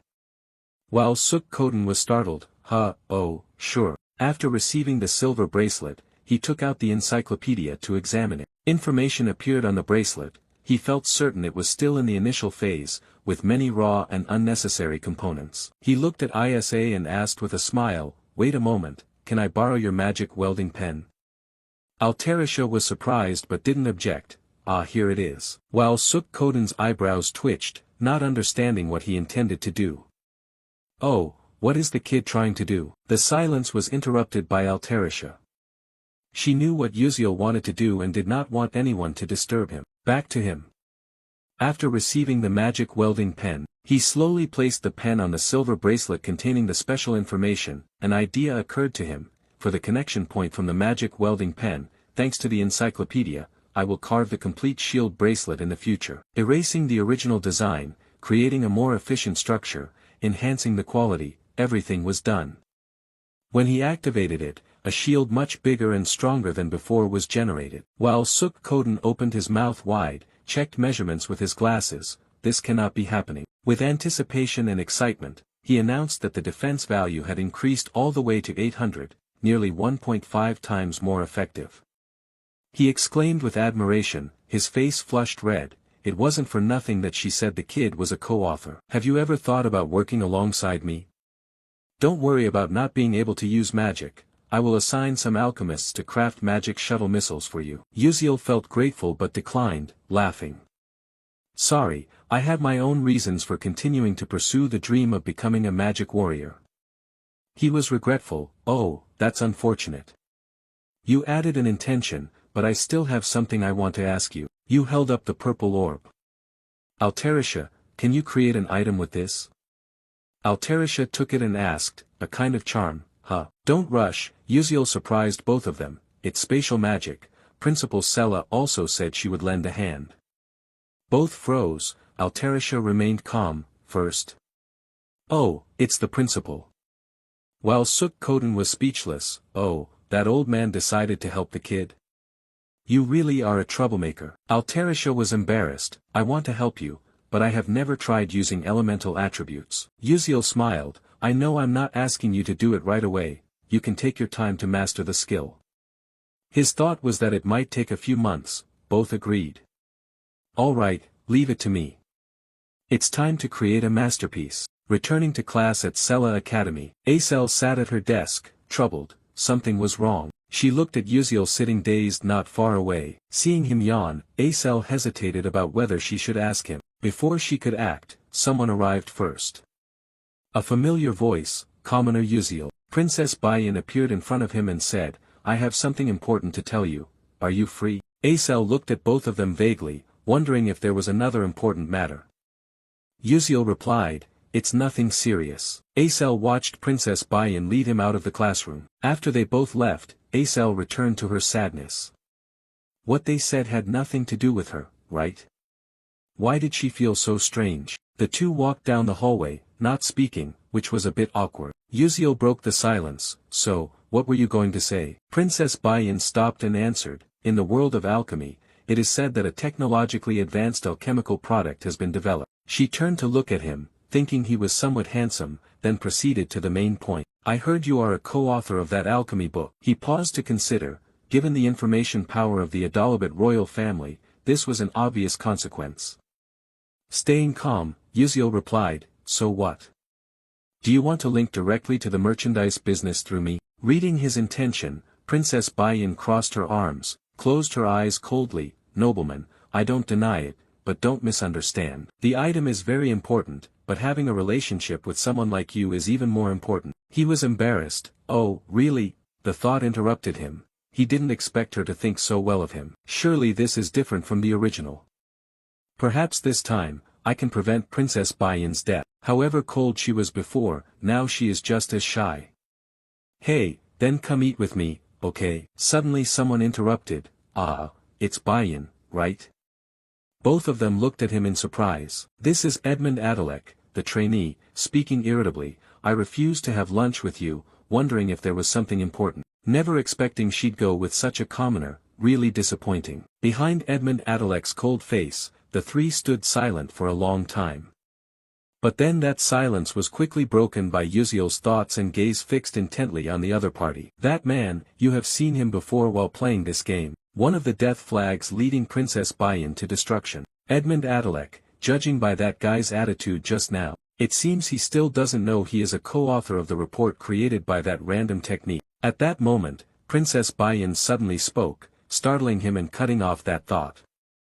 She is not an ordinary civilian, thinking of connecting with the alchemist Alterisha through this civilian, so please don't disturb right now. However, Edmund Adalek wouldn't allow that to happen, a dangerous smile appearing clearly. Hey Bayan, do you really think that just an ordinary civilian like that could have any power to help you? I'm better than that. Uziel listened to the criticism aimed at him, but indifference still dominated his thoughts as usual. It's really funny to look at the princess beside me. That thought continued, well, I've gotten used to being looked down on like a commoner. Although I know she is a great supporter of mine, Princess Bayan coldly rebutted Edmund Adalek's previous remark. Exactly what does Senior mean by that? Seeing the princess looking somewhat displeased, Uziel didn't want things to go too far, and immediately interrupted their conversation with his own words. Alright, let's just pretend we never discussed the item exchange. Princess Bayan suddenly spun around to look at him. What? Meanwhile, Edmund Adalek was very pleased with this. That's right, the commoner knows his place. But before leaving, Uziel unexpectedly brought up another important matter. By the way, regarding the item business, I will certainly tell them that Duke Adalek bluntly refused to supply the kingdom of Adalabit. At that moment, Edmund Adalek's face went cold and stern, but a dangerous smile remained. Hey, it seems like you're a bit too arrogant. Do you know what happens when a first-year trainee dares to challenge a third-year trainee? Uziel replied coldly right away, so what? That's none of my concern. Worried about his direct confrontation, Princess Bayan found herself in a somewhat awkward position. As a commoner, he also knew that the hierarchy system in Stella was very strict, moreover, he was famously the most influential among the third-year students. What was he thinking when he spoke such words? Ignoring both of them here, Uziel turned and left. Then I'll take my leave first. The gazes of the two locked onto his back, after which contempt was clearly visible on Edmund Adalek's face. How could a first-year student not know just how terrifying his seniors were? It seemed I needed to make this guy's school life a bit more enjoyable. Seeing that all his efforts had come back to zero, Bayan clearly showed a look of sadness and loss. Meanwhile, Uziel had stepped out onto the academy's main courtyard. As he walked, he carried a private sorrow. Sorry, Bayan, but if that person hadn't been pulled down, you would never have had a happy ending. Whether she inherited the throne or Duke Adalek fell, in the end death would still come. That was inevitable. His footsteps suddenly halted. His gaze flicked sharply to one side. At least he wouldn't let Bayan bow before that guy. His eyes then shifted straight toward the students moving away, specifically Bayan, who was hiding in a corner of the wall. Truly helpless, Princess Bayan could only tap her forehead. Should I just throw away everything related to this princess's honor? The reason Edmund Adalek keeps interfering with her is very clear. Perhaps he wants her to never stand firm on her own 2 feet, so that she has no choice but to depend on him. Feeling even more helpless when she was all alone there, looking back at her clenched hand, the previous sadness deepened. She had missed a good opportunity. Was she really incapable of doing anything on her own? At that moment, Princess Bayan's eyes suddenly widened as if realizing something. Wait a minute. The figure and voice from before surged back into her mind once again. I will definitely tell them that Duke Adalek flatly refused to supply the kingdom of Adalabit. Thinking back, as a commoner, why would he say that? Normally, he shouldn't attract such attention, but instead he directly provoked her, giving her a very strange feeling about this. Cut to night, in some rooms of the academy. Uziel appeared, holding something in hand, opened a gift box, smiling and said, "Great, it arrived safely." A 3-compartment box was revealed before eyes, a bracelet, necklace, and ring with simple patterns. Though they didn't look like accessories, their integration capability was very remarkable. Sat there watching them for a long time. Uziel pondered deeply. Altarisha's original artifact had arrived sooner than he expected. He added another question. Now, what is this used for? An information panel appeared immediately. The necklace has a protective shield ranging from low to medium level. Description: activating the protective shield covers the entire body when worn. Effects: agility plus 11%, defense plus 14%, mana plus 1%. Special function: body shield grade 1, 125 BP, damage absorption rate plus 3%. Looking at the necklace in his hand, Uziel showed clear delight. Oh, this is even better than I expected. The remaining ring in his hand also displayed new information. Unknown dagger ring, intermediate level. Description: upon use, the ring transforms into a dagger hilt and creates a new mana dagger. Effects: agility plus 14%, perception plus 9%. Special function: magic dagger level 3, duration 5 minutes. The final item among the 3 detailed artifacts is a shield bracelet, low to medium level. Description: when activated, it becomes a forearm protecting bracelet. Effects: strength plus 7%, defense plus 9%, mana plus 2%. Special function: shield level 1, 1000 BP. He offered a compliment to the bracelet item. That's truly Altarisha, she can already create intermediate level items. Clenching his fist, a new smile appeared. I need to test this immediately in real combat to send feedback to Altarisha. And I had already informed Dr. Hulse-Corden. Now that all preparations are complete, it's time for me to crush Duke Adalek. A few days later, the second exam was approaching. This exam was divided into 2 parts, practical and theoretical. In the practical part, the combat magic test would be scored differently depending on the type of magic cast. For example, lightning magic was scored based on maximum voltage and the number of chains linked. Wind magic was scored according to the force of the explosion generated. Ice magic was evaluated by maximum coldness and coverage range. For healing magic, light brightness and other special attributes offered many factors to consider, but the most anticipated remained the fire attribute. Who else but Princess Bayan? Watching everyone continuously display their abilities, Uziel couldn't help but be amazed. Indeed, the main characters operated on a completely different level. Then, before him, an instructor looked back and spoke. Uziel, your turn. Uziel's foot stepped onto the testing area. The person in charge signaled to prepare to start, using exactly one of their abilities. From where he stood, Uziel blinked forward toward the pillars and a slightly large red button on top. He easily moved to the pillars and pressed the red button. Especially, his focus and the absence of any unnecessary movements made each button press effortless. From the perspective of evaluating the situation, the supervisors couldn't help but be surprised by his practice. Every time they saw it, it was an unbelievably vivid imagination. There was no delay during the blink execution, and he immediately oriented and performed it precisely. Truly astonishing. Uziel stopped, and the announcer's voice rang out.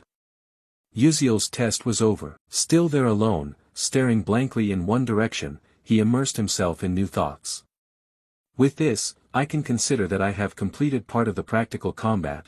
I can't use magic, so the rest is basically lost.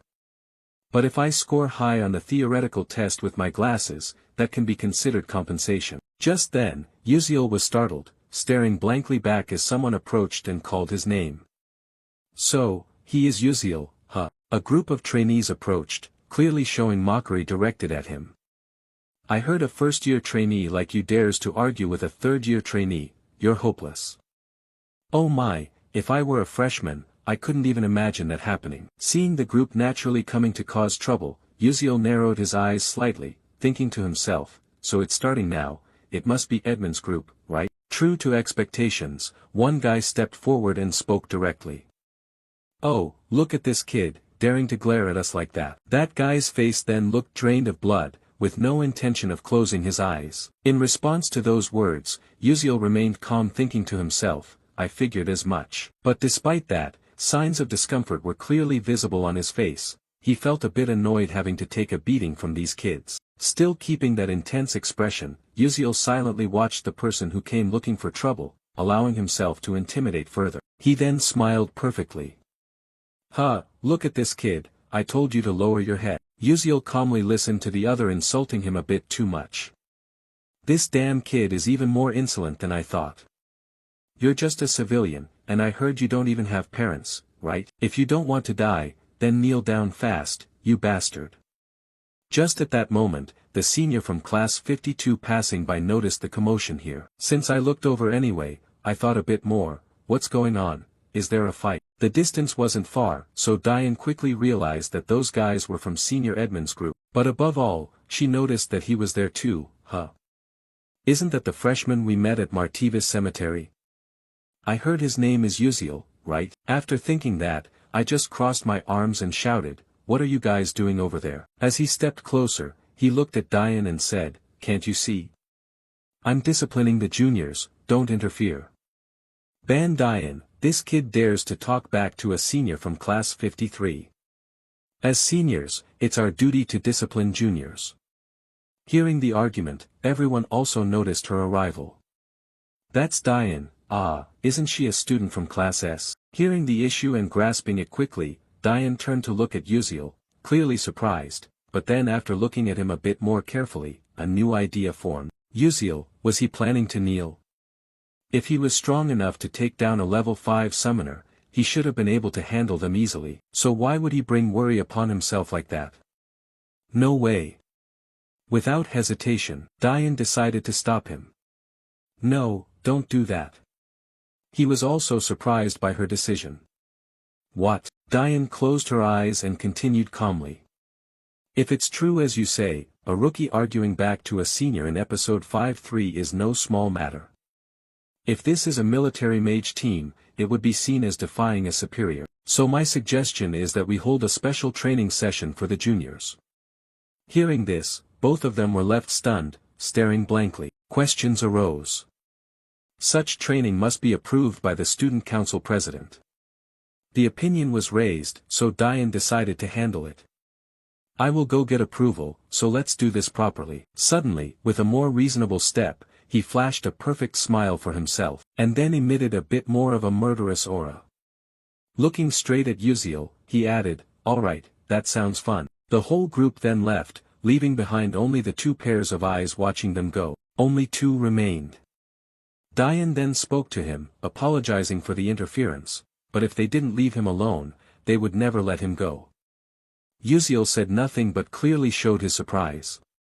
Huh, does she mean they won't let me go? Not receiving any answer from him, Diane went on to share her guess. You plan to seize the moment of humiliation to strike back hard, right?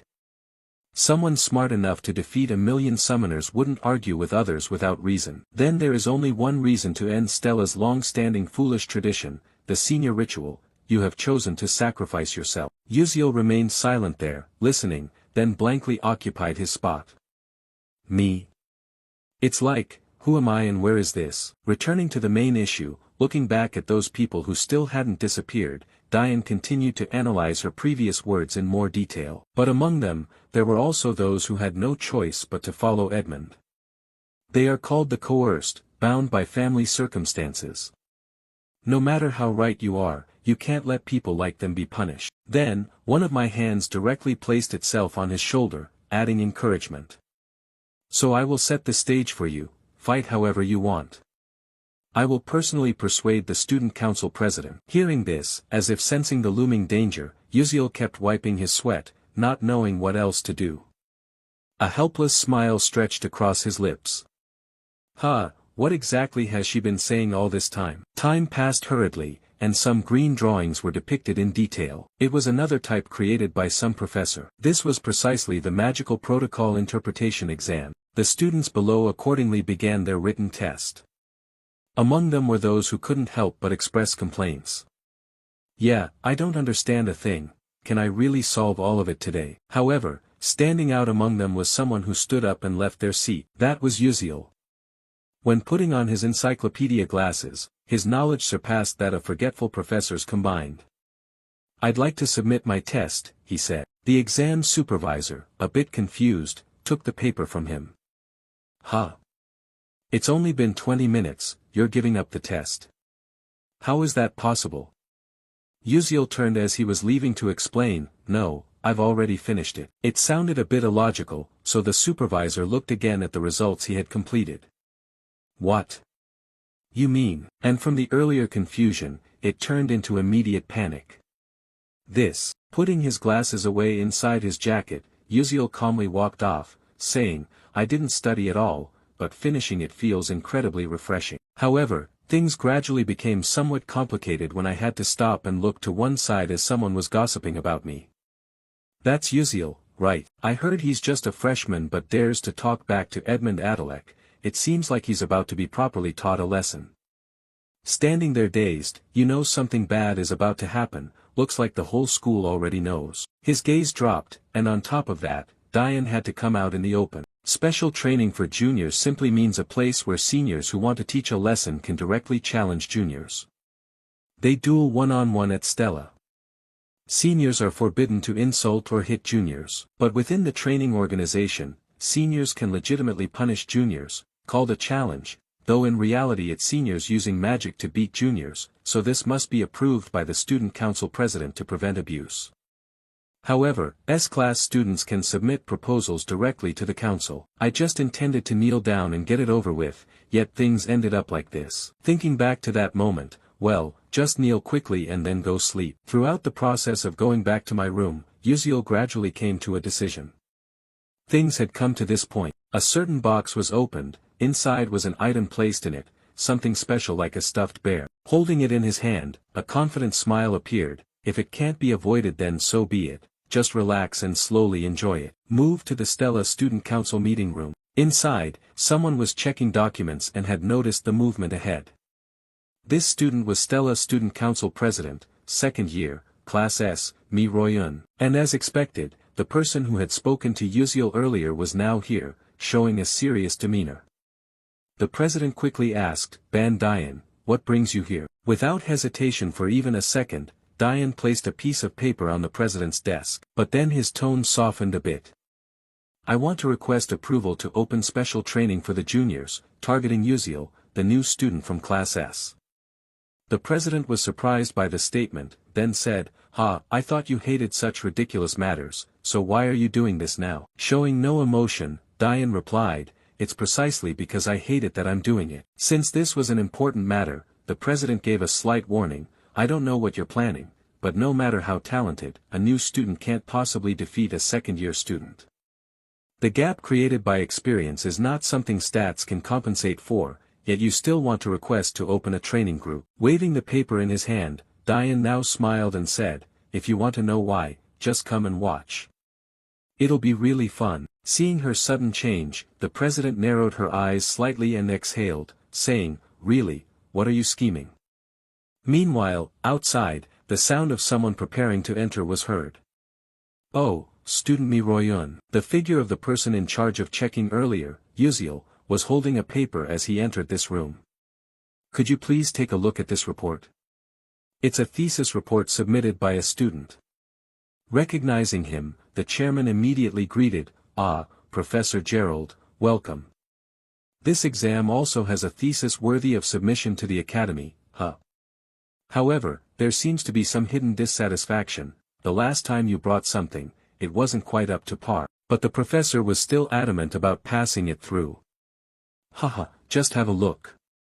It was a bit confusing before, and now it's even more perplexing." The chairman had understood the reason. "Isn't this the stacked circuit design of Professor Gerald? Impressive indeed, it has halved the iterative formula used in reverse model resolution. And by such a simple formula, too." Looking more closely, the idea had already occurred. The stacked circuit had been perfected by countless scholars before, yet now it has been taken even further. Only a genius could do this, it can't wait any longer. The chairman raised the important question, "Who wrote this?" Raising one hand, the professor smiled and answered, "Graduate student Uziel. At this level, he could even be invited to participate in the Aslan Symposium." "Ah, now is not the time. I must report this to the vice principal immediately." Suddenly, the atmosphere in the room grew unusually quiet. Holding that check paper, the chairman was stunned for a long moment, combining two incidents happening at once on one graduate student. The chairman gave his assessment. "Uziel, you are far more interesting than I thought." Professor Gerald held Uziel's exam paper and immediately went to find the vice principal. The document was already on the desk. The vice principal leaned on his hand, frowned, and asked, "Are you intending to recommend student Uziel to attend the Aslan seminar?" Professor Gerald replied happily, "Yes, as you can see, this is truly surprising." However, the vice principal's tone suddenly grew serious as he interrupted, "That's somewhat difficult and troublesome." Unconsciously, Professor Gerald responded, "Yes." The vice principal adjusted his mood and began to explain what he just said. "Currently, Stella has many applicants registered besides that student, especially the freshmen this year, who are promising candidates and will stand out wherever they go. In an academy, the maximum number of students allowed to participate in Aslan, excluding those prestigious individuals with permanent enrollment rights, is 2. But are you nominating Uziel for that position? A magic warrior who cannot use spells, that's an insult to the sorcerers." Professor Gerald froze in place and then closed his eyes at the vice principal's next words. "If you understand, you should leave immediately. I absolutely cannot allow Uziel to go to Aslan." "Understood," Gerald said with exhaustion as he left the vice principal's office. Meanwhile, the vice principal frowned increasingly as the exam paper left on the desk was crumpled directly without even being reviewed. Who would ever think to put a pest like that into Aslan? No way." With a cold expression, your exam was instantly burned up. Time passed quietly and silently. The second test round had ended and the ranking board was announced. Uziel blended in with the crowd, standing before the large result board. Pointing with a finger, he looked confused and added, "Let's take a look." "Ah, I found it." After scanning the results from bottom to top, Uziel was selected, ranking 419th in Class S. Uziel looked on with some pride. Although the ranking had quite a few digits, standing at 419th meant he was truly doing well in this ranking. "Even though I scored perfectly on the written test, suddenly your eyes locked and focused intently on a certain position within your view. By the way, this time the top position belongs to, could it be Ma Yuziang?" The first rank showed Ma Yuziang of Class S, second was Flame of Class S, third Acel of Class S, fourth He Wunriang of Class S, fifth Baiyan of Class S. The top members were all from Class S. The rankings weren't surprising, but something made him feel a little concerned. He Wunriang, who achieved second place last semester, had now dropped to fourth, Could it be because Acel and Flame had focused more on studying than before? At the same time, the figure of Princess Bayan appeared here. Right after that, he stood beside you without you even realizing it and continued to think. Because Jackie followed the path of the Dark Mage, the entire Dark Mage line of Acel and Flame had disappeared. When focusing too much on you, Princess Bayan suddenly spoke up and directly asked you. Are you trying to adjust your ranking appropriately? I think it's quite clear now. Princess Bayan was waiting for your answer, but that seemed somewhat impossible as sweat appeared on Yuziel's face at that sudden appearance. How surprising, what is she saying, why is she suddenly here, is she planning to do something bad? As if reading your thoughts, Princess Bayan immediately spoke. However, seeing that you had managed to reach the top 600, it seemed like you intended to participate in the academy tournament. Upon hearing this, Yuziel vaguely realized it and brought his hand to his chin to think further. Ah, now that I think about it, there might be such a thing. The academy tournament is an event where selected students compete against trainees from other prestigious magic academies. After these considerations, you immediately looked at the person who had just spoken, assessing you. At that moment, you only saw shyness, a flushed face, and the gesture of the princess stroking her hair. You thought again, what is going on, what is this feeling? Naturally approaching the princess, Yuziel confidently spoke out the thoughts in his head just now. What is it? Do you have anything else you want to say? Bayan opened her eyes wide, her face flushing even more, and immediately turned away as if sulking. Her fists clenched tightly, proving it even more. In the follow-up confusion of Yuziel, a question arose immediately. Why did you do that? Yuziel didn't understand at all. His eyes narrowed even more. Why would you do something like that to Edmund? He's an influential person and also an enemy. Probably he will keep causing trouble for you until graduation. His tone turned a bit serious. Do you have the confidence to handle this? Seeing Princess Bayan concerned about him made Yuziel a little surprised. His eyes never left the changing expressions of the princess. Without much thought, Yuziel spoke frankly, no, I don't think I can handle it. Hearing the answer made the princess's heart feel like it was tightening. Rejection was present in her, and the confusion returned to Yuziel. Instead of being bothered by kids with blue eyes a few years younger, I'd rather crush them all and get expelled. Back to the princess's mood, her clenched fists trembled more and more, and two continuous questions were directed at him. Then why did you do that? What benefit did you get from me? Instead of answering quickly, once again Yuziel created a silent pause as his gaze remained fixed on the princess. And only when his eyes looked away did the answer come. That's because I value our relationship more.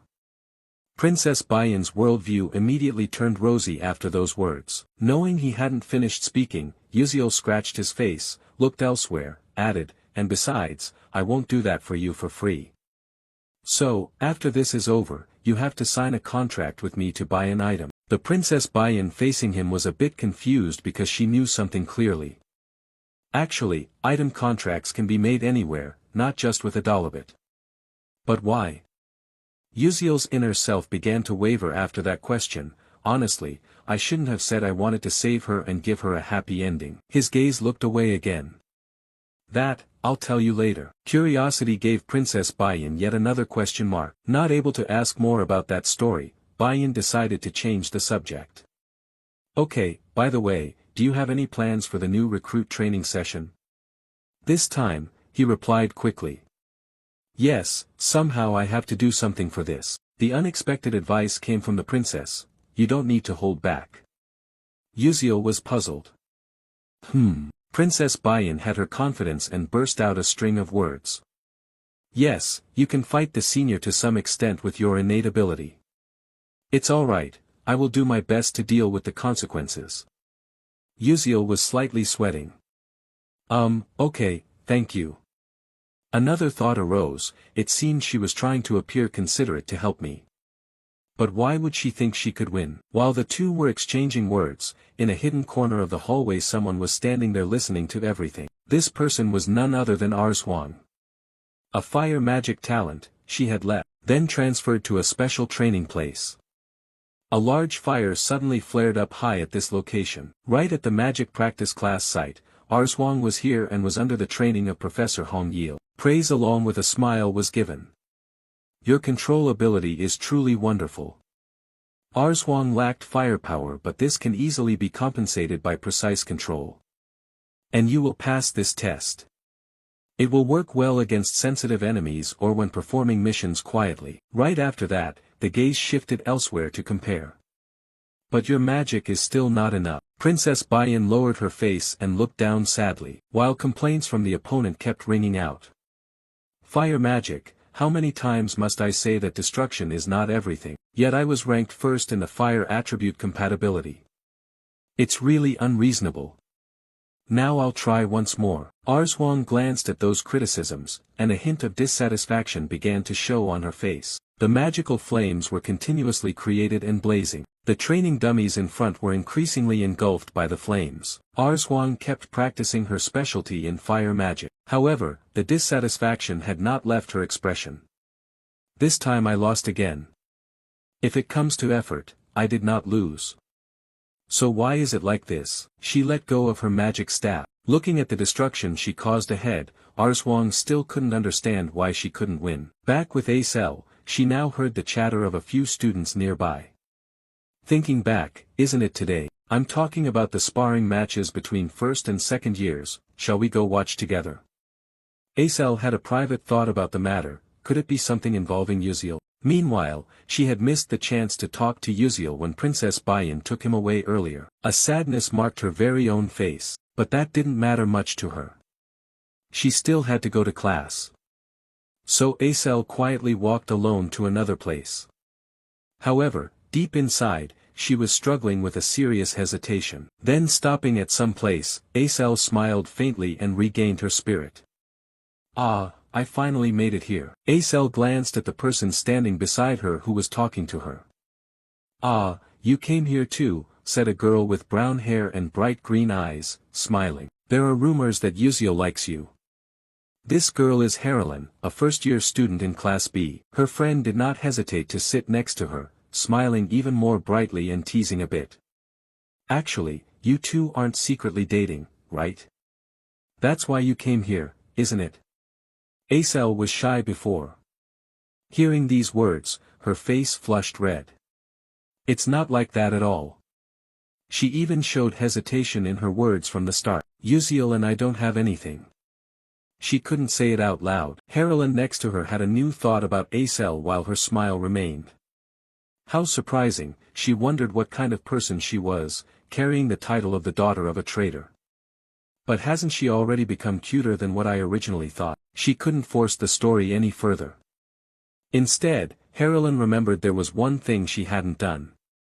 Ah, this greeting is a bit late, isn't it? I'm Haralyn from Class B, nice to meet you. Acel replied blankly, yes, nice to meet you too. Just then, someone's loud exclamation caught both of their attention as they looked to one side. It seemed like everything was about to begin. At the bottom of the large courtyard, Yuziel appeared and stood still there with a backpack slung over his shoulder. Hearing the increasingly lively chatter focusing on him, he once again looked confused just like before. Why were so many people gathering here like this? Not only that, Senior Dok Chulkwang up in the stands shouted encouragement loudly. Hey brave boy, I don't know the details exactly but please go easy on them. Hearing these somewhat exaggerated compliments, Yuziel was dazed. A new thought popped into his head. Wait a minute, wasn't I the one chosen by the seniors to fight? Why should I go easy then? As for Dian beside him, he remained unusually calm. Only Dian was like that, while the other trainees were delighted to witness such a match. That bastard Yuziel will finally have to learn a lesson he won't forget. He's just a civilian who thinks he's the center of the universe, serve him right. Once a senior puts a mark on you, that's the end of the story. Saying this, one of the two stiffened his expression. Hearing his friend being badmouthed, Baiyan immediately cast a cold glare, staring fixedly at the other party. His coldness intensified, as if to imply that if the other side said one more word against him, he would kill them right there. And this tactic really worked. When Princess Baiyan left, the two trainees who had been teasing earlier shrank into a corner, too timid to do anything else. Like everyone else, Baiyan was also interested in his match and chose a good spot to watch. But when she thought of him, her eyes narrowed slightly. She still couldn't take her eyes off Yuziel, calm down below. And shortly after, Uziel's gaze fixed intently ahead where someone stood opposite him and spoke. "Hey kid, are you ready? Hey kid, are you ready? Your opponent has appeared." Second-year student from Class C, Caliban Kadalam, with sharp eyes, also from Class C, with strength ranked roughly around 300. "Although I am from Class S, if we only compare pure fighting ability, he seems stronger than me. It's best to avoid direct confrontation as much as possible." Uziel casually swung back. "Well, I'm ready, I guess." Hearing that confirmation from him, Caliban gave a dangerous smile, stubborn until the last moment. And just as the tension built dramatically, a professor stepped forward to preside over both. "Since everyone is here, I will explain the match rules. This duel will last at least 15 minutes. It will continue until one of you falls. If there is any sign of life-threatening danger during the fight, Stella's spatial control magic will automatically end the match. Moreover, after 15 minutes, either side can choose to concede, and the match will end immediately." Then the match began. As the sound rang out, both were transported to a vast forest full of green trees. A clock with 4 zeros will be the starting highlight for everything. Caliban remained confident as he took out his wand. Uziel, facing him, grew serious and held a sword of light to ease some of the tension. Harlan looked at Acel and asked a question. "Who do you think will win?" Acel already had her answer and choice. "Of course, it's the senior. After all, Senior Caliban is the inheritor of the Earth attribute. Earth elementals have very strong defensive capabilities, and Uziel's firepower is not exactly that powerful either." Harlan agreed and analyzed further.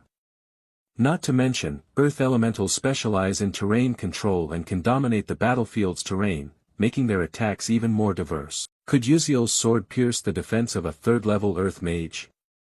Although I previously expressed that opinion, Acel still felt more sadness. Harlan is right, there's no way Uziel can win this battle, at least logically, but there is still a bit of faith placed in him.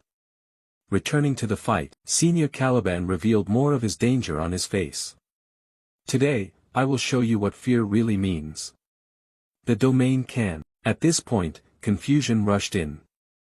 The ground had cracked, but the two words "blink constant" already appeared in front of Uziel. What Uziel chose to do first in fighting his opponent was to keep his distance. And once he had established a safe distance, Uziel realized something about his opponent. Caliban had also sensed something similar. Immediately, a new smile appeared on Uziel's face. After smiling, he thought, "I'll run as far as possible." Caliban stayed behind, unable to believe that he could act so quickly. "What is this?" Sharing the same impression, Harlan stiffened and spoke up, observing. "Oh, running from the start without keeping face for himself at all." Acel beside him shared the same view. That's true." However, Izel's worry for Uziel remained, but in this situation, that might be the right move. Back to the battle, Caliban kept chasing behind with anger continuously showing on his face. Shouting, "Hey you bastard, come back here quickly." Usually, if you were to turn back, that would be strange. Who would listen to that and actually turn back? Once enough frustration builds up inside, it's time for it to be released. Caliban clenched his teeth. Then from his current position, 3 simple green formations were created. Throwing stones. Uziel was surprised as his opponent quickly shifted the situation. And realizing that, the attack struck ahead and dust flew everywhere around. Princess Bayan, Acel, Senior Dok Chulkwang, and Diane had to suppress their emotions and waited anxiously. Stopping at a bush, Caliban smiled again and thought, "Good, that move definitely hit." When the pride is pushed high, the features and face become even more pronounced. Caliban stiffened. "What is this?" Right before my eyes appeared a monkey hanging upside down by its tail, swaying. Could it be a monkey doll? Because when startled, people lose their sharp judgment. What the hell is that? Why is it here? Just as I didn't know what to do, the 2 claws on its hands showed signs of closing in on each other. A dangerous pressure quickly transmitted into the opponent's senses. Boom! A burst of light exploded, forcing him to raise his hands in defense. True to his Earth Mage nature, a greenish light enveloped Caliban's entire body. He stood motionless, but a sense of unease increased. I almost died there. Lucky I increased my body's weight to match the Earth's gravity. But that no longer mattered when his senses detected a strange change. An earth blade formed right behind him, and as Caliban expected, the sound of slicing wind rang out. Bec-Uziel appeared at that spot and swung a slash with his blade of light. A crisp tearing sound echoed, but unfortunately the sword couldn't pierce it. Caliban turned back with a smug grin and raised his wand high. Die. Shatterstone, the earth blade he had created vanished in an instant, replaced by the energy of a new explosion forming. Caliban was certain he wouldn't miss again this time. But the slap in the face slowly changed his perspective. Right where the explosion formed, nothing appeared there, not even strange lotus-like traces, nothing at all. Caliban looked around. Hey rookie, is that all you can do, just run away? Are those words about knightly spirit just empty phrases? The slap updated again when he stepped on something strange. Oh my god. His body reacted oddly. What had been heavy as a lump of earth was now lifted up, unsteady. Why is my body so stiff? Losing balance, he staggered and tilted to one side, his gaze fixed forward. Hidden in the bushes from afar, Bec-Uziel watched everything intently. A smile that boosted his confidence. But when it caught Caliban's eye it felt like a provocation. That kid, he's smiling. Exerting all his strength to cast magic, Caliban bent down and gritted his teeth. Earth's gravity. His wand pointed once toward where Bec-Uziel had been, but the boy had vanished. Irritated, furious, completely annoyed, Caliban had to use his senses to find him again. This brat wants to play peekaboo, come out now. Whether by choice of angle or not, a strange thing like a tennis ball flew from afar. Sensing the motion, Caliban sidestepped and slid it in two with his wand. Stop those cheap little tricks. From the split of the ball a somewhat intense light shone out. Instead of an explosive bomb it was a smoke bomb. Thus Caliban was temporarily blinded, tears fell, the game was over. But no, Caliban was still there, albeit looking a bit messy. Ugh, is this a CS gas grenade? Though not badly injured, Caliban's attention accidentally hit a bell lying and swaying on the ground that he hadn't noticed before. And as expected, that light was shown for everyone to see. Instead of affecting only Caliban in combat it now affected everyone watching outside. Harlan wondered. What is that? Acel squinted and replied, it looks like a flashing device that temporarily blocks sight and sound. From CS gas to dazzling attacks, this senior seems completely disoriented. Princess Hong Baiyan stood aside, curled her lip, and judged, that's it, now if one can approach slowly and deliver the finishing blow, that commoner will be the victor. Suddenly something changed that made the princess widen her eyes looking below. What now? Below, Bec-Uziel calmly produced more round objects to prepare to throw. The first one hit the side of his face and deformed it, accompanied by a spreading pain. The rest couldn't be wasted either. Bec-Uziel continuously used his blink skill to redirect the attacks. From another viewpoint, Senior Dok Chokwang and Senior Dian voiced their doubts. Is it CS gas again this time? It seems there's just a bit of simple smoke mixed in. What should I say now? Bec-Uziel's attacks aren't lethal. He has at least inflicted light wounds. Instead of just tears this time there's also spit. Cursing is the only way to vent for now. Damn you Bec-Uziel. Drawing most of his mana, Caliban pulled up a chunk of earth from beneath his feet straight toward the sky. Bec-Uziel below was somewhat surprised by the impact. His earlier insults apparently weren't enough. Caliban raised his voice in the following words. Enough with this so-called training. I don't need it. I'll fight you seriously right here and now. Bec-Uziel couldn't help but look bewildered, unable to avoid what was coming. A massive green magic array with countless characters layered atop one another enveloped the area. From his previous days, Bec-Uziel froze solid with a fresh bead of sweat. Still, a meteor shower isn't too much to expect from a first-year student, is it? Already pissed off about the stakes, and now hearing impermissible words, Caliban's eyes went red as he ground his teeth. Are you out of your mind? I don't know about others, but you shouldn't say that. Both Dok Chokwang and Dian sympathized with those words. Fair enough. When words couldn't change things, small sharp stone pillars began to sprout from the array. Time started to slow count. 14 minutes 47 seconds, 14 minutes 49 seconds. Caliban's wand-bearing arm rose straight up preparing to strike. The moment his arm came down and pointed forward, he gathered more strength and shouted, Die. The timer kept running. 14 minutes 55 seconds. The dense meteor shower surrounding the sky was inching closer to Bec-Uziel. Time reached 14 minutes 57 seconds and he still stood there without any motion to move. Not only that, Bec-Uziel seemed sleep-deprived so his eyelids gradually drooped. Time slowly passed. 14 minutes 58 seconds, 14 minutes 59 seconds and the crucial moment arrived. 15 minutes. A smile stretched at the corner of his mouth. Just as the earth pillars were only a few spans away, Baek Yuziel raised his hand and declared, "I give up." Instead of saying it might stop before him, you could say all magic halted under the push of Stella. The entire square suddenly fell into an unusual silence. Because of one thing, they all couldn't believe he would utter those words at such a critical moment. And it seemed the most pitiful person now was Caliban, since from the start he'd been the only one taking hits constantly, staggered, eyes burning, coughing and hacking. One bout of annoyance after another, after a while he finally regained some composure. The announcement sounded, training match over, both returned to the real world and stood facing each other. First-year student of Class S, Baek Yuziel, surrendered, therefore the winner is Caliban of Class C Year 2, Caliban still couldn't believe this was real. Is it over? Contrary to that expression, Baek Yuziel felt his body lighten considerably. I finally survived. Pity him as he still stood there listening to the announcement, the special training match ends here. His body trembled in its natural way. Then a helpless, metallic wail echoed across the entire square. The match ended, just as most students predicted, the second-year student won. Stepping outside, the chatter grew lively. Wow, did you see that second-year student's face? He looked like he was furious enough to go mad. If I were in his place I'd start throwing punches regardless of the match result. You're right. It looked like the first year had beaten the second year. But what exactly were the things Baek Yuziel used? Could these be newly developed items this time?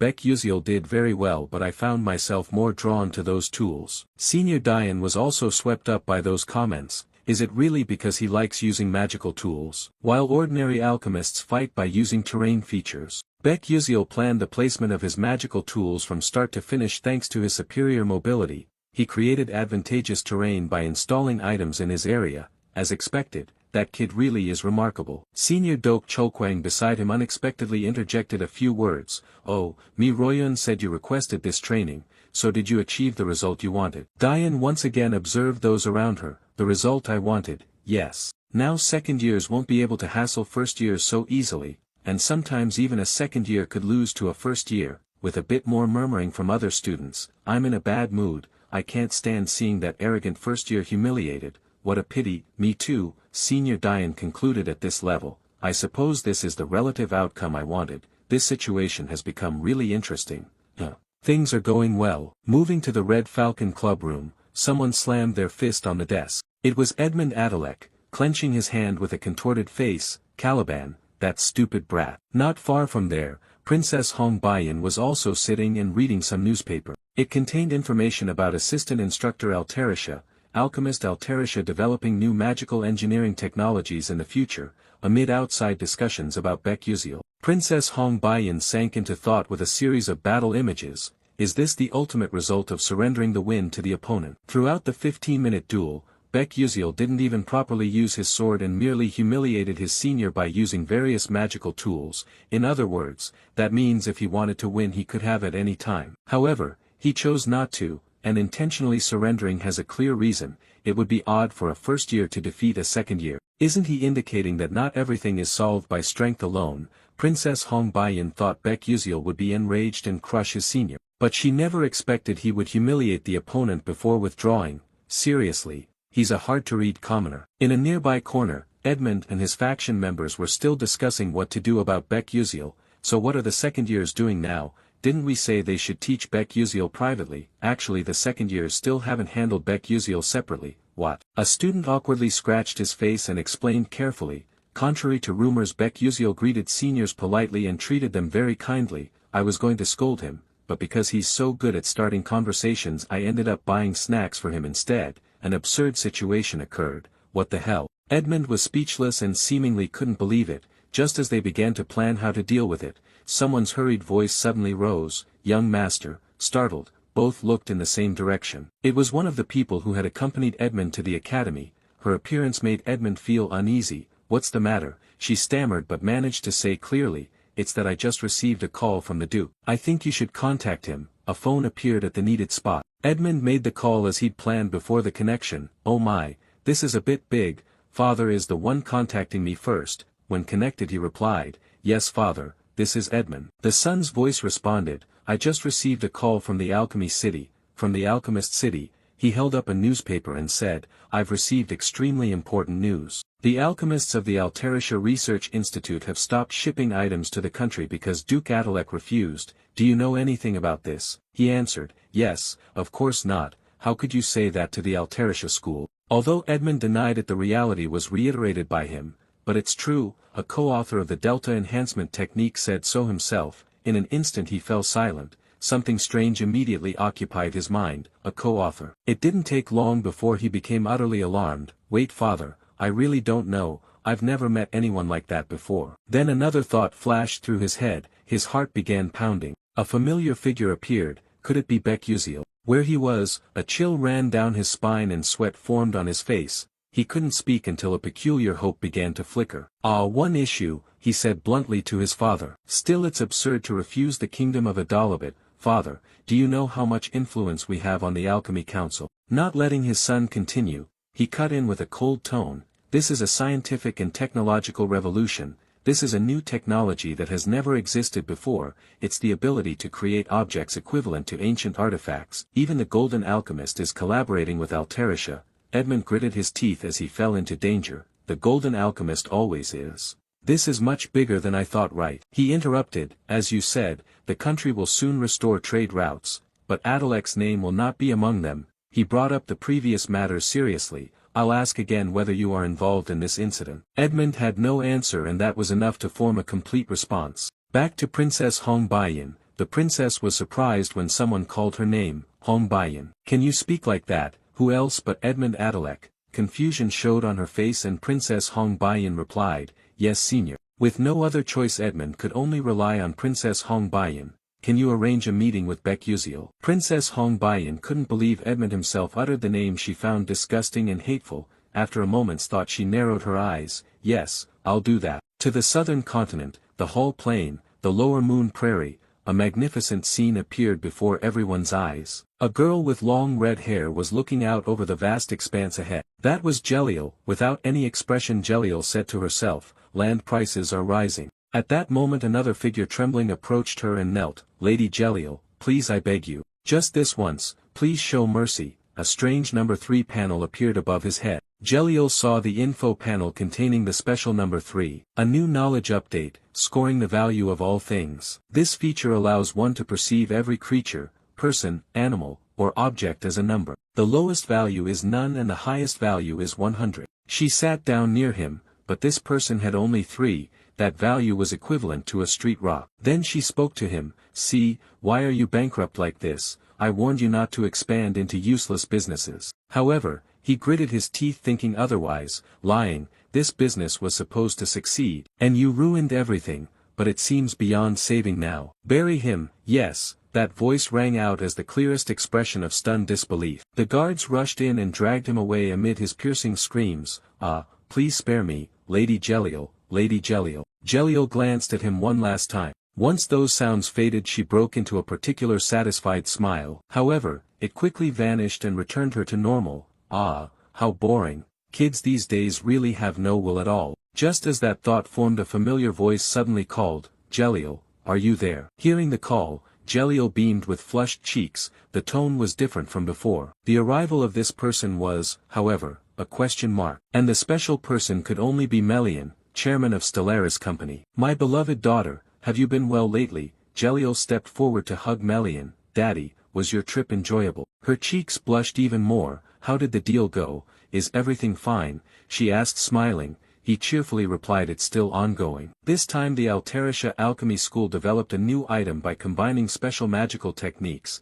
There is a video of an actual battle using the jointly developed alchemical item. Would you like to watch it? The smile remained on her face. Jeliel replied, "That would be delightful." A thought intruded. "Honestly, I wish I had more time to talk with father," but she couldn't say that. "Then shall we go to my room?" "Yes." Entering the new room, a purple orb emitted a brilliant light. I'll give a brief introduction before the video. He's a first year at Stella Academy. He fought a second year using that item. Jeliel was slightly surprised by her father's introduction. Alchemical technique. The co-author of Metallomagic is only a first-year student. Jeliel began to feel a curious interest in him. What kind of person might that boy be? When the screen played, Jeliel snapped out of her surprise. Oh! The image of Beck-Uziel appeared clearly, yet through that screen, like her father, He also had an information panel marked with a question mark. How strange, why can't I read his value? This has never happened before. Even the Emperor of the Scalvan Empire, the King of Adalabit, I've seen that everyone has one.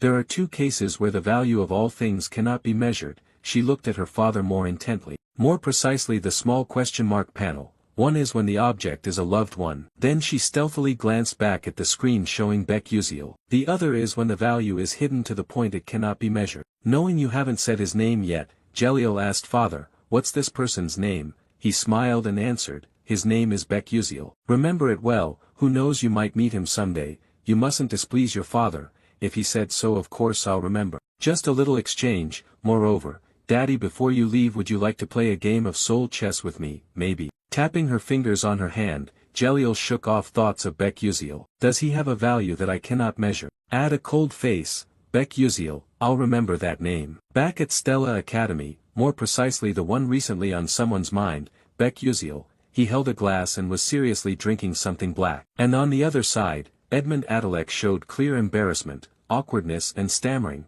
He couldn't let time be wasted in silence. Beck-Uziel spoke first as he set the glass down. I've finished my coffee. If you have nothing to say I'll be leaving. Edmund couldn't believe he was so decisive and blunt.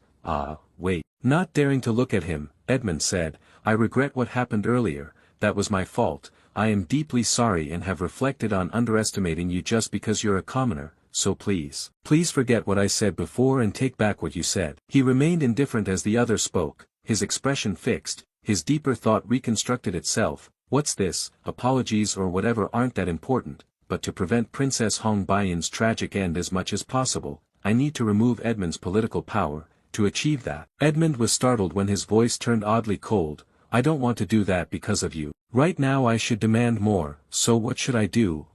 Let's see. Beck-Uziel put his hand into his coat. What if I do it like this? A paper with writing on it was revealed. This was no ordinary paper but magic paper, a mysterious sheet on which anything can be miraculously created just by drawing. Beck-Uziel continued, this is a magical oath written on magic paper. Bet with me then. Edmund grew puzzled. Bet. He explained in more detail but nothing changed. The game will be soul chess. If I lose here I'll withdraw what I said. I'll only supply items to the kingdom of Adalabit through House Adalek. Edmund wanted to confirm again, soul chess, you also add a reverse condition, but only if I win. Please transfer me a regular pass to attend the Aslan Symposium. Edmund sensed a danger in those words. What? He calmly listened as the other spoke. Now do you think that's reasonable? Edmund squinted. Of course not. The Aslan Symposium, a public forum where members of prestigious magical houses gather to hold academic discussion sessions. Only truly reputable houses in the magical elite can participate, and there are 3 conditions to attend.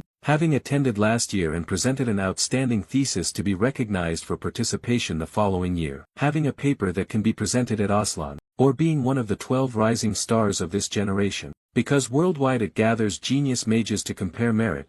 Participating in Aslan and even maintaining that status proves one's ability. House Adalek, the Dukes have attended Aslan for decades. This is a key factor sustaining their power. I'm thinking of targeting that. He put the paper back into his coat. Beck-Uziel closed his eyes and added, if you don't like it then fine. Just as he had walked a few steps away, a decisive hesitant voice stopped him. Wait. Edmund's face fell as if depressed. Did you just say soul chess? If you said that, a smile tugged at the corner of his mouth. With deep danger in his gaze, all right, I'll sign it. We'll meet here at this time tomorrow. He studied his own expression for a long moment to question how the other had slipped into his coat pocket. A day passed to reach an important matter. Moving to the next day, students began gathering far more densely than usual. Surely they were all headed for an event. The uninformed will be told by the informed. Why are there so many people at the cafe today? Senior Edmund in his final year is betting a game of soul chess with his first-year junior. Is that really a thing? The focus point straight behind Beck-Uziel whispering, who here at Stella Academy can play soul chess better than Senior Edmund? Which fearless junior is this? You supply the answer without saying it. It's me. He sighed lightly and glanced elsewhere. Do you all think I like it? From the start I had no interest in soul chess at all, however. What? He startled when he looked toward a student emerging. Here they come. Senior Edmund and Princess Hong Baiying were accompanied by another student carrying something, confidently declaring themselves the center of attention today from Edmund Adalek. Beck-Uziel was similarly concerned. Indeed, he had brought Princess Hong Baiying along. Today Princess Hong Baiying was prickly, doubly so when the chatter included her. Wow, the princess looks stunning today, aren't those two secretly dating? Princess Hong Baiyan focused on Baek Yuziel with understanding. What's this? Why is she staring at me so intensely? Did I do something wrong? Unable to do more after sulking, Princess Hong Baiyan crossed her arms, closed her eyes and picked a seat. Another student brought out a board divided into alternating black and white squares. Until now Princess Hong Baiyan had never understood him much. This time was no different. She felt uneasy. What is Baek Yuziel thinking? Edmund learned Soul Chess at 5 and was called a Soul Chess prodigy. Not just at Stella but across Adalabit there are few players better than Edmund. But why did he choose the game Edmund is best at? Baek Yuziel seemed to read minds with Princess Hong Baiyan. Edmund smiled at her like a familiar object. Holding that smile and turning back to the decisive game box, honestly it was surprising Baek Yuziel set Aslan participation as a condition. Placing his hand on the white pieces, but this is indeed better, now the time has come. I will make you feel ashamed before me. Edmund lifted a piece, his smile slightly inhuman. Let's begin the game. Finally let's check and confirm once more. Edmund, confident of victory, reiterated the bet. Once you sign the magic paper, breaking the oath means you will lose all your mana. You understand that, right? Baek Yuziel replied without odd expression. Of course. But in this matter he did feel he was playing a bit dirty. I have no mana, so breaking that agreement doesn't matter. A final piece was placed by Edmund interleaved at the center point. He let go and extended an invitation to him. The arrangement of the pieces was set. Please go first. Baek Yuziel gave himself a brief thought. Is he abandoning first move advantage in such an important bet? He slipped his hand into his coat. It seems he had completely underestimated me. The encyclopedic knowledge he used to his last breath. Okay, things look better for me. At this point, let's briefly explain some rules of Soul Chess. Soul Chess is played on an octagonal board. You must choose 20 pieces from 200 types and place them on that board. You can only move one piece per turn. Unlike ordinary chess, each piece and each square has its own attribute and ability. Combine them strategically to capture the opponent's king and win. That is the ultimate goal. Even for me, a veteran who has fought 10 years in Soul Chess,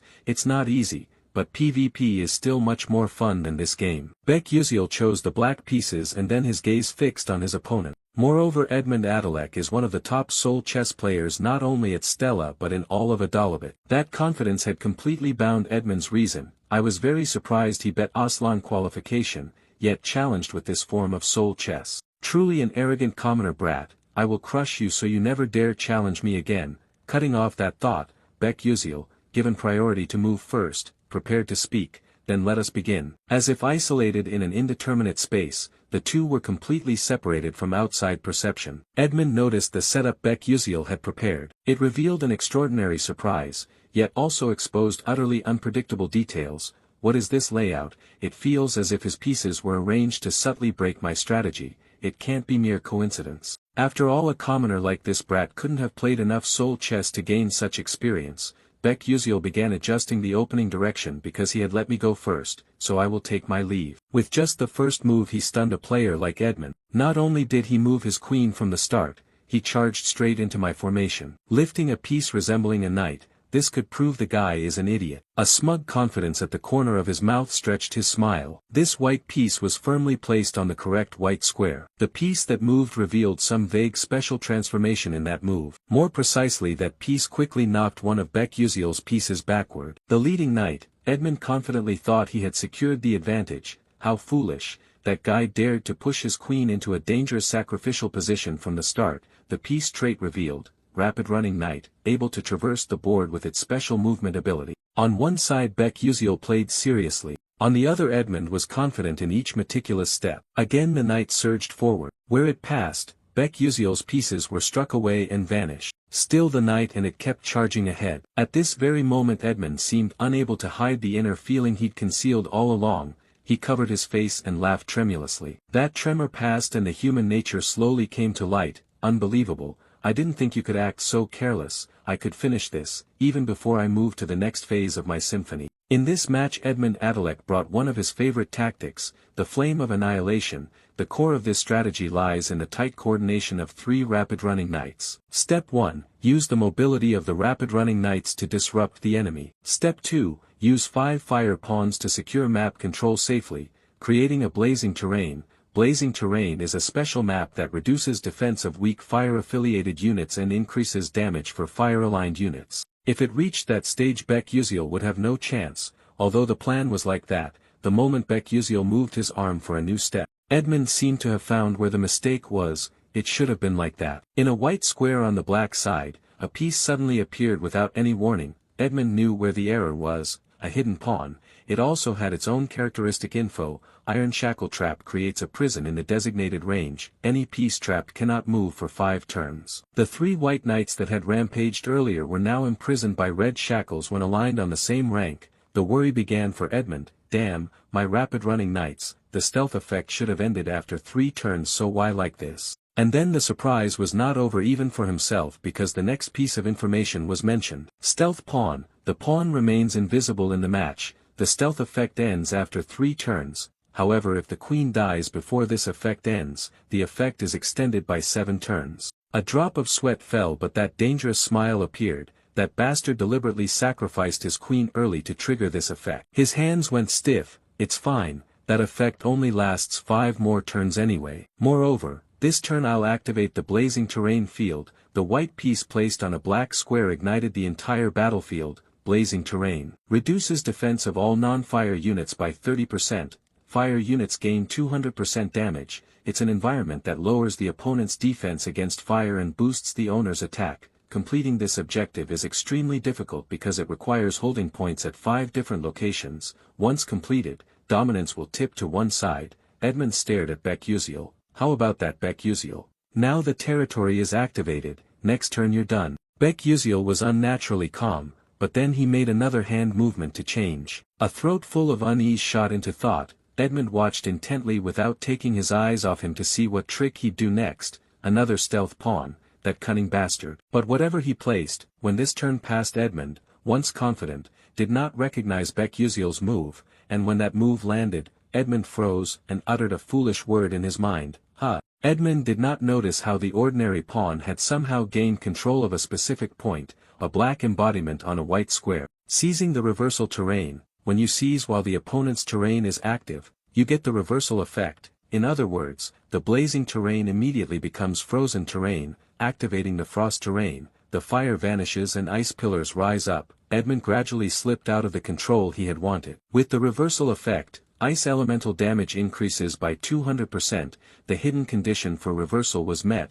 Gain an extra attack turn, 2 maneuvers, 2 simple pieces, 3 knights and 1 environment neutralized. Edmund tried to reassure himself with his earlier arrogance. What the hell, he saw my entire tactic. Edmund rolled his eyes to look at him more closely. No. Impossible, it must be a coincidence. With a single adjustment of his glasses, Edmund realized he had been trapped in the palm of a true chess monster. He grew paler and his mouth opened uncontrollably. Coincidence, isn't it? There was still one white knight not yet imprisoned. Wake up. Unable to trap the opponent in his hand, Edmund could only clutch his senseless pants pitifully as another bead of sweat fell. Edmund pressed his lips together. I've faced countless opponents like this. Just hold on until the next turn, then I can turn the tide. If I endure, I'll win. He swallowed, his expression hardened. That's all. The bright spark of hope on his face slowly sank into darkness. I can win. Instead of confidence, despair carried Edmund into an isolated dimension. Can I really beat him? Can my turn come back? Baek pieces moved without hesitation. Edmund gradually shrank in that scene. He crossed his arms in the chair and switched to serious mode, and a few words of praise for his opponent entered his thoughts. Edmund's skill was indeed not bad. Even strong. Moreover, in this world, beating Edmund in soul chess has always been one of the toughest challenges. But after 10 years, mad veteran players appeared. This one truly was insane. A veteran who'd played thousands of games with Edmund finally wrote a perfect strategy. No longer hidden, Baek smiled brightly, and that strategy was stored right in these glasses. In other words, I'm playing soul chess with an entire encyclopedia of detailed instructions in hand. The next black piece was chosen to be placed on a black square. It differed from the characteristics of the pieces I knew. Bishop of Thunder unleashes a lightning strike, dealing 200% damage to enemies that are frozen. If frozen targets are linked, the attack becomes spreading lightning. Under the piece's hood a lightning-shaped gap was revealed. The yellow of the lightning and the energy beams gradually converged. The blue of the snow and ice covering the field completely changed to the yellow of lightning bolts. Edmund stood in despair. stunned by that rapid transformation. One move, the entire white side vanished, now only the black pieces remained there. Ha ha ha, the previous coldness had shifted. Edmund bitterly had to accept a truth he voiced, I lost, Becuzio. The tone ended with a phrase, yes, thank you for this match, absolute silence, on the board now there is only one color, black and dark. Very soon after, the students repeatedly voiced astonished exclamations. One of them had the courage to speak up directly, wait. A first group of 3 formed and turned to make a commotion.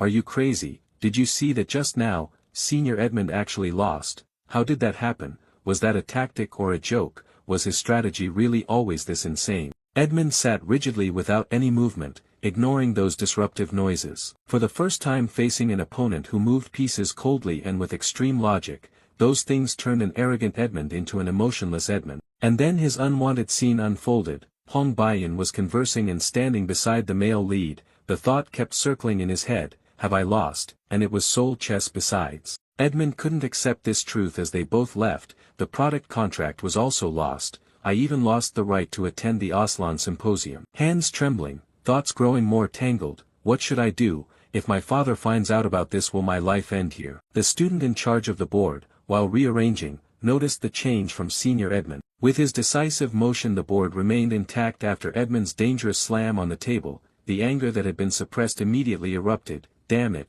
truly damn it. Because of that action a few students outside did not dare to intervene deeply. They could only leave the place before things got worse. Very quickly the quiet space left only Edmund covering his face and trembling. What should I do? Just as he seemed about to fall into despair a familiar voice rose and untied that annoying knot. Senior, look up. Edmund was not mistaken that it was Hong Baiyan. When she had noticed him, Hong Baiyan adjusted and spoke in the calmest voice. I will try to persuade that commoner on your behalf. We will secure the commercial rights to the product. I will ask him to retract the statement he made about the Adalec ducal family. Edmund was astonished as if he couldn't believe his ears. A thrill of excitement welled up making him more open in his next words. Really? Is that really true? Thank you Hong Baiyan, thank you so much. How can I repay you for this help? A gentle voice. The princess interjected a bit. You say repay. I was born destined to be a queen. After another round of emotions, Edmund returned to the feeling he had when he first lost the game to Becuzio. It had been a long time since Hong Baiyan showed that dangerous expression,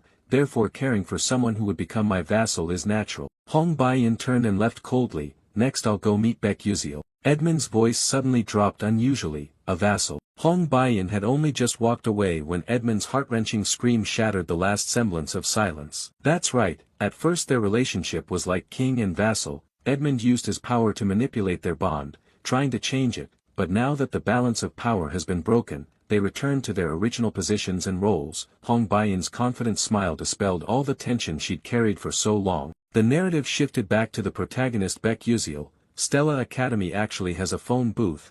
Becuzio was contacting the person on the other end. Hello, yes, please postpone all transactions with the merchant in Adalabit for about a month. He smiled and moved to another option. Currently we plan to distribute only through royal channels. Is that possible? A quick reply came back to him. Of course I will do that, anything you want, thank you teaching assistant. After finishing what he had planned, he disconnected, stretched several times to breathe the fresh, comfortable air.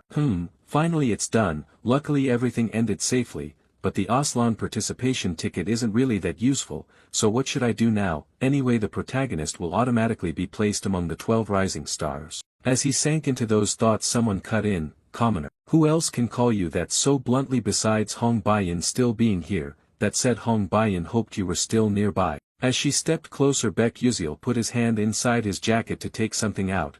Ah, you arrived just in time. He held a sheet of paper up in front of her. Here, a new contract. Hong Baiyan's eyes went wide in bewilderment. He didn't hide his plan and spoke it immediately. The Alterisha school will be distributed only through the Adalabit royal family for 1 month. How it is used is up to what you want to do with it. Hong Baiyan studied the new contract's details closely and then gripped the paper when he unexpectedly spoke in a slightly sad tone. Well then I'll take my leave. I don't want you to go so quickly. The princess mustered her courage and spoke anew. This time I owe you. Her cheeks flushed and her voice grew soft. Thank you. Sensing the clear change in her behavior, Becuzio looked back slightly embarrassed and replied curtly, okay, a passing thought, how lucky to receive thanks from her. Knowing he wasn't good at managing emotions, Hong Baiyan blushed but chose her words more carefully. Hey, you said there'd be a price for helping me.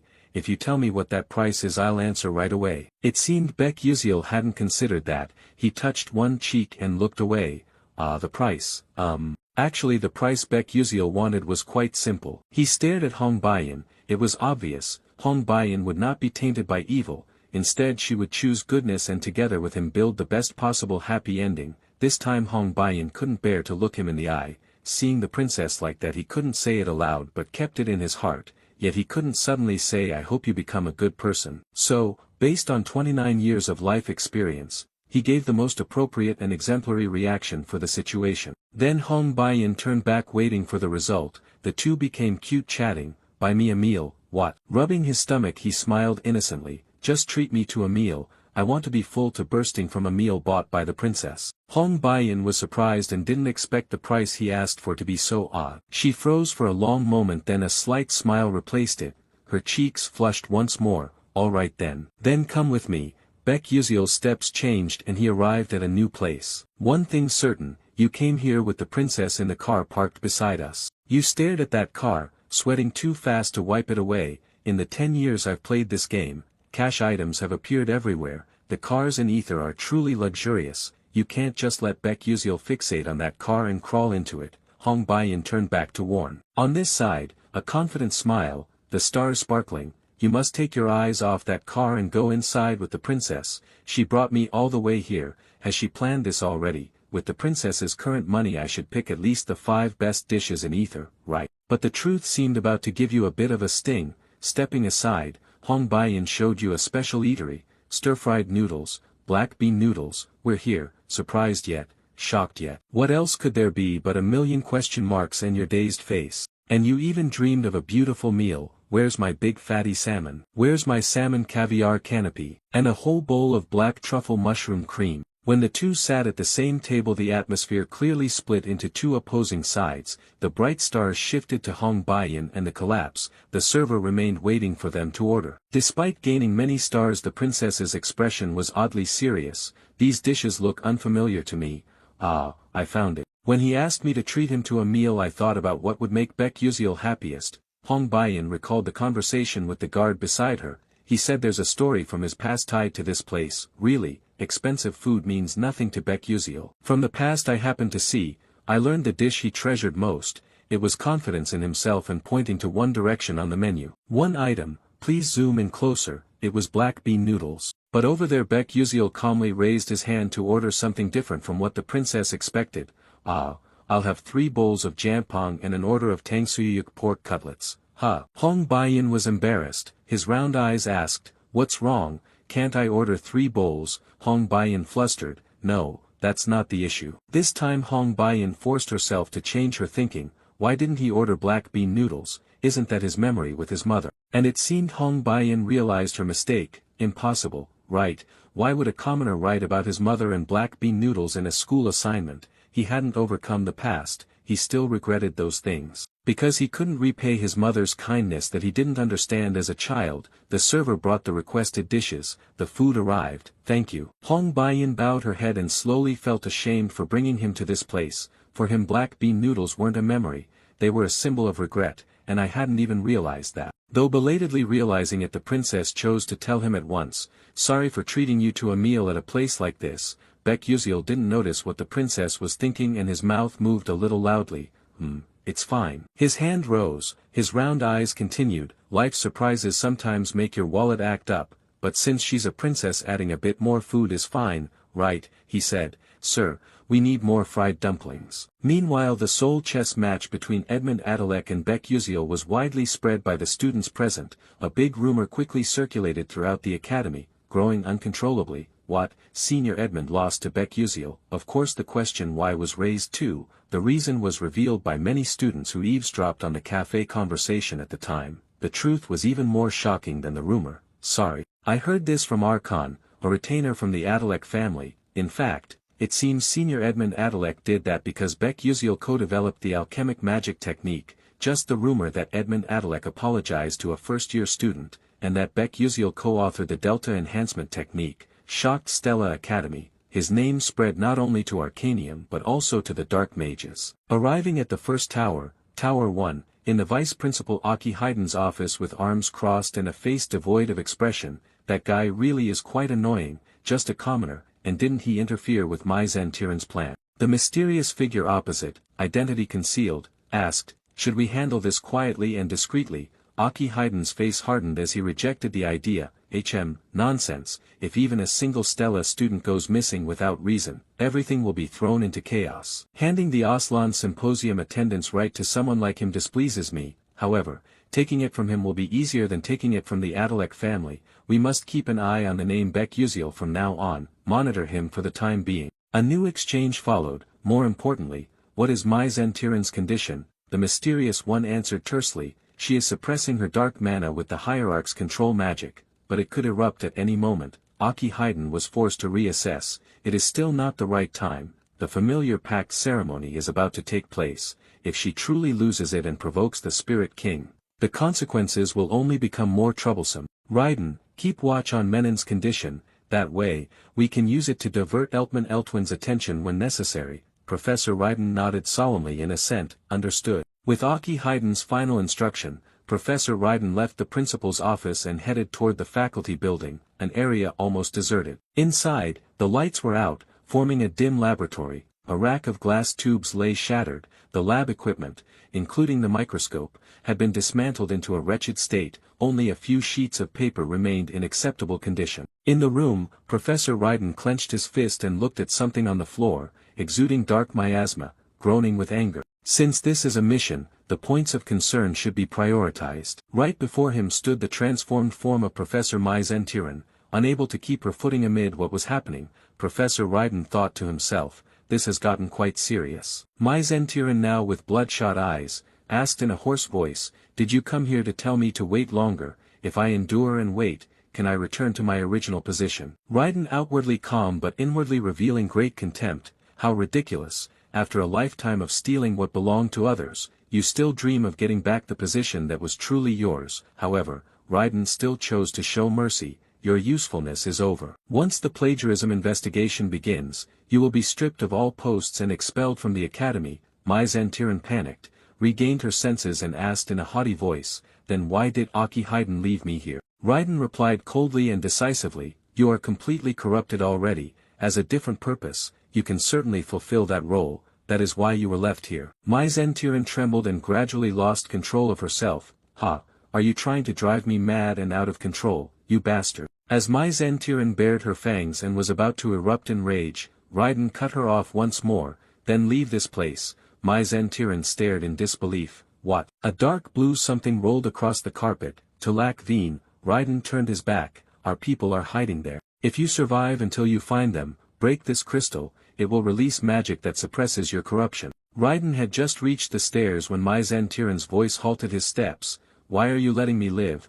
Ryden didn't need to look back. I just don't want to see my own people die so miserably. When Ryden had fully departed, Professor Mai Zentiran managed to stand and step toward the crystal. Without hesitation, Mai Zentiran picked up the orb in her hand, and continued walking in an unknown direction, and stopped beside a table holding the annual plan, observing more closely what was on it, more precisely the notes she herself had left. But when she focused deeper on one item, uncontrolled dark magic spilled out, compressing all that hatred. Mai Zentiran gradually unleashed deep dark claws, gradually growing more tyrannical in spirit. How dare you? Do you really think I would leave after being turned into this without doing anything? I will tear everything to pieces. What Mai Zentiran had just ripped up was the familiar pact signing. Time passed quickly. Today is the day Stella Academy students take their first field trip to the cradle of the sacred tree to attend the familiar pact signing. The giant vessels began departing on a new route. In a room, Acel and a few classmates began enjoying a meal.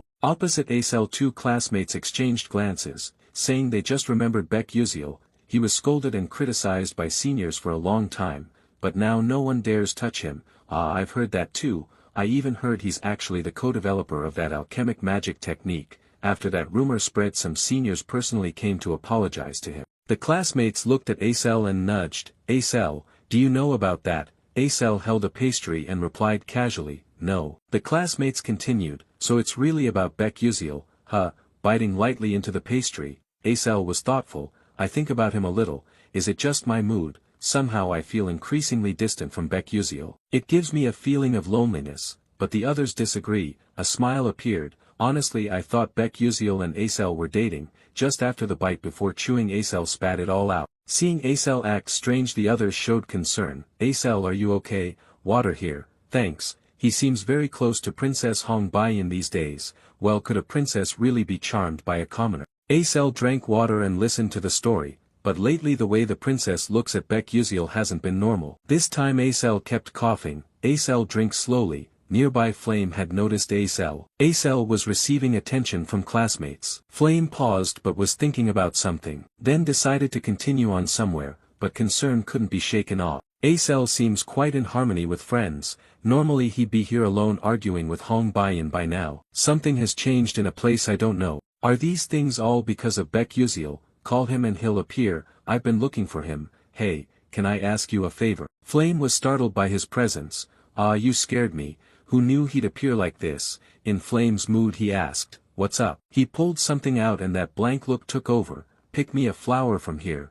Hambaram flower, a windflower. Flame paused to ask, Hambaram flower, the kind that always faces one direction. Do you think I'm a vending machine? Though saying and thinking that, Flame's hand reached toward the box of soil he held out. After a moment Flame's magic activated. A jade light highlighted a spot. Quickly, a shimmering 5-petaled white flower bloomed in the box. Baekhyuseol smiled with eyes narrowed when he got what he wanted. Thanks. Flame folded his arms. I know something's wrong with you. What are you planning to use this for? As soon as he said it, Flame vaguely realized something. So a direct question was aimed at him. Hey, don't tell me you're planning to go down to the 4th level. Baekhyuseol was surprised Flame could tell. Of course I'm going. Why else would I take it? Flame couldn't help but add a few more words. Watch your back. Or this time too. You appeared with a question mark, not understanding. Flame realized she'd slipped up and hurriedly looked away. No, it's nothing. However, she was a little startled when Baekhyuseol proactively asked back,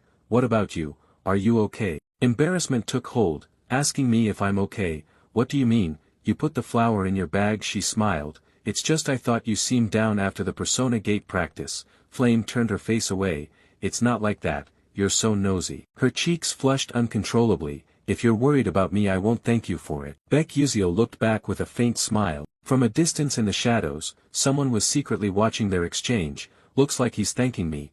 I told you it's not that. You're really not honest at all. Oh, give me back my flower. At that moment near Menon Tower, 2 figures in uniforms like the 13th Legion watched the lights ahead, the residents of Mage, who had disappeared and was no longer known under the Stella name. Starting today, first-year research majors will begin their field activities. Menon Tower, 13th Legion, Commander Kane, special activities related to dark magic will commence there. Mage may participate, so please pay attention. The isolated space and the volume of that news quickly dissipated and returned them both to the boundless plane. Additional info, blink space displacement. A unique Menon Tower technique allows rapid travel across long distances, a type of magic only high masters in the world can use. However, even with that astounding magic, the two set out without any special sign. And then standing beside the commander, Deputy Commander Hazen Macaron, who was complaining about the news. Oh my, why is the owner of Ivory Tower so obsessed with Stella?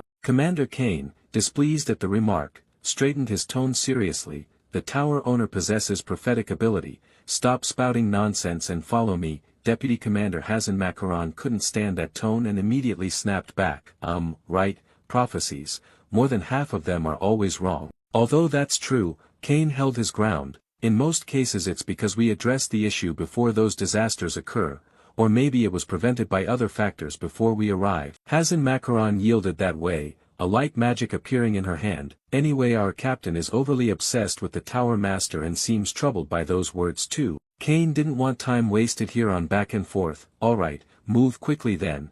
Immediately the linked magic circles formed, and the two vanished in an instant. Back to the main topic. Stella Academy frequently has more field trips than expected during its development. They established blink gates at over 20 locations for the vessels. One notable example is the cradle of the celestial tree, also where the cloud flowers are cultivated. This time homeroom teacher Lee Hanwha gathered the students in a fairly large area, his voice carrying responsibility. Listen up, after participating in the World Tree's birthday celebration, the familiar signing will be held and begin tomorrow. Make yourselves comfortable and use your time well until assembly. 12 students answered in unison, yes. With no longer constrained by time or space, each student split off to do as they wished, and this time attention fell on Flame. She was scanning the surroundings as if looking for something. Looking at the lush tree canopies, Flame dispelled her tension and smiled. Perhaps being surrounded by nature gave her a very relaxed feeling. But then Flame's target appeared as she shifted her gaze elsewhere. Who else could the target be besides Becjusiel? Flame paid attention to Becjusiel,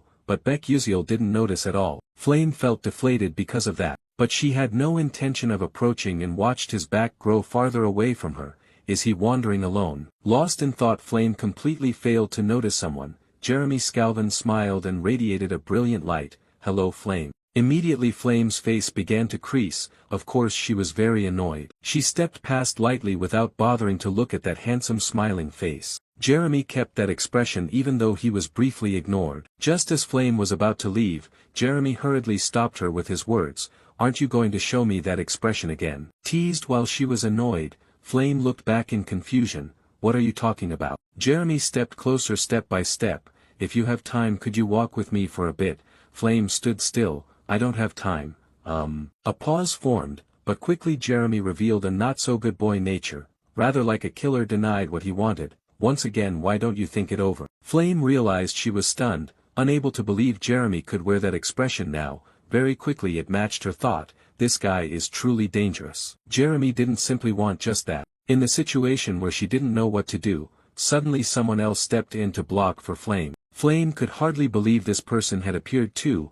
It was Hei Wonriang. He helped untie this knot for Flame. Prince, that's enough. Do you know your actions were quite rude and coercive? Jeremy sneered with derision. Oh, why wouldn't I know that? When Jeremy speaks with a smile, ordinary people naturally turn away and avoid him. However, that won't work on someone at the peak of the magical world as the Tower Heir. As the two boys stared at each other, Flame sweated standing between them, analyzing. Oh my, what on earth is this situation? Having met, some plot gradually brewed across Jeremy's expressions. Leaving one serious and one flustered, Jeremy walked away and returned to normal, waving. It seems your friend misunderstood something, so I'll head back for now. See you next time, okay? With that, Jeremy fully left, leaving the two there. Although things seemed to go smoothly, Flame sensed a deep unease. She then expressed loudly in a reproachful tone to the one who stayed, Hei Wonriang, what the hell were you thinking? How dare you block Jeremy? Do you think making enemies with the Scalvin family is wise? Hei Wonriang seemed unmoved by the criticism. Flame, you're the one who needs to be careful. The prince is very dangerous. If he wants something, he won't hesitate to do anything to obtain it. And right now you've become what he wants most. Flame knew that better than anyone, so she's currently weighing what to do. However, a new perspective from Hei Wonriang puzzled her. Or perhaps you truly trust him. Indeed, Flame couldn't imagine Hei Wonriang saying those words. Suddenly this time Flame returned to the other. Who are you talking about? Hei Wonriang was stunned. From where he stood he turned his back and tried to hurry away. Sorry, I misspoke.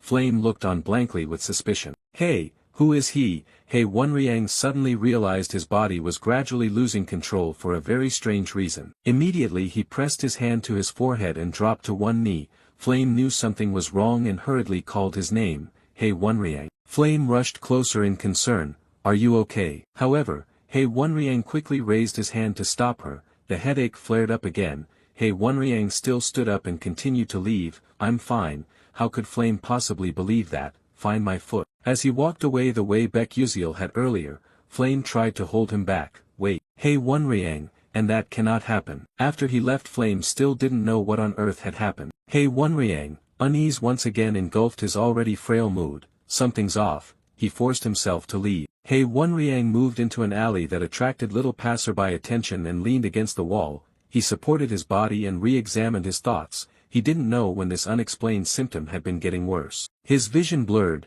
Damn it, at this rate how can I complete the familiar signing ritual? Just as confusion peaked, he was startled by a familiar voice saying, Oh, who do we have here? Although Hei Wonriang had only heard that voice a few times during their encounters. But as he slowly turned his head he confirmed who it was, Professor Mizentiran. Half his face hidden by a black cloak, his appearance sinking into shadow, Professor Mizentiran stepped closer with surprising calm. I've been wondering where my seed has gone. So it turns out there's a seed right here, perfect. I didn't expect the level of infestation to have advanced this far. Hey Wonriang panicked at those words. Professor, what are you saying? The professor's hand and dark magic reached forward, the danger escalated to a high level. Now, don't resist, for from this moment you will become my subordinate. Hey Wonriang, do you understand what situation you've fallen into? He tried to push himself to stay awake. Don't come near. Hey Wonriang's consciousness began to darken. The memory fragments of standing beside and talking with Flame surfaced.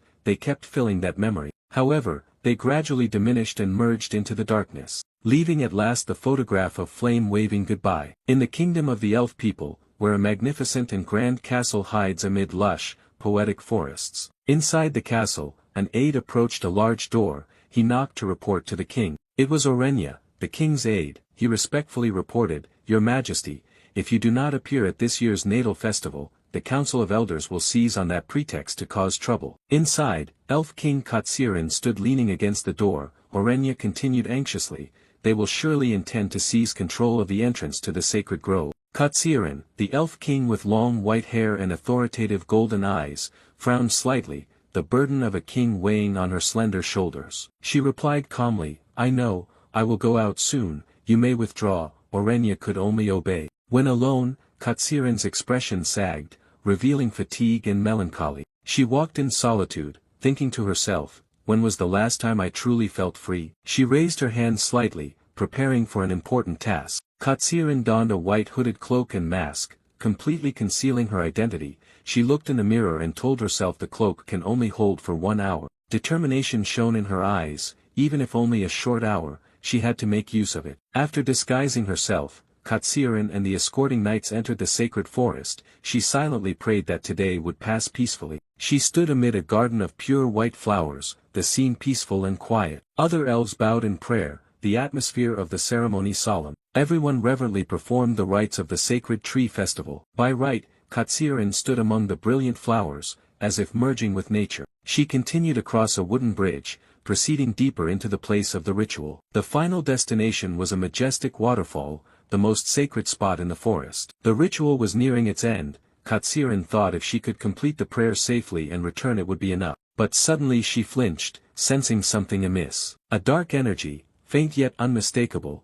someone bearing dark magic had appeared. Katsirin's golden eyes flashed in the gloom. Katsirin realized immediately, a dangerous dark mage has infiltrated this holy land. She glanced at her knights, including Orenya, but none of them seemed to notice. She understood that only she could sense this dark power. By decree the Elf King must remain silent throughout the festival, but she could not stand idly by while a dark mage defiled this sacred place. Katsirin clenched her hands, her gaze steady. She resolved inwardly, there is no other way. Katsirin affirmed, I will have to deal with this myself. Meanwhile, in another scene, Flame was rushing off somewhere. She panted and thought, I followed He Wonriang because he looked strange, but Flame anxiously looked around. Where did he go so fast? Suddenly she found He Wonriang. He stood in a dark corner, motionless. Flame froze at the sight of He Wonriang. He was enveloped by a dark aura, his eyes completely obscured. She gasped his name, He Wonriang. Flame immediately sensed the terrifying energy radiating from him.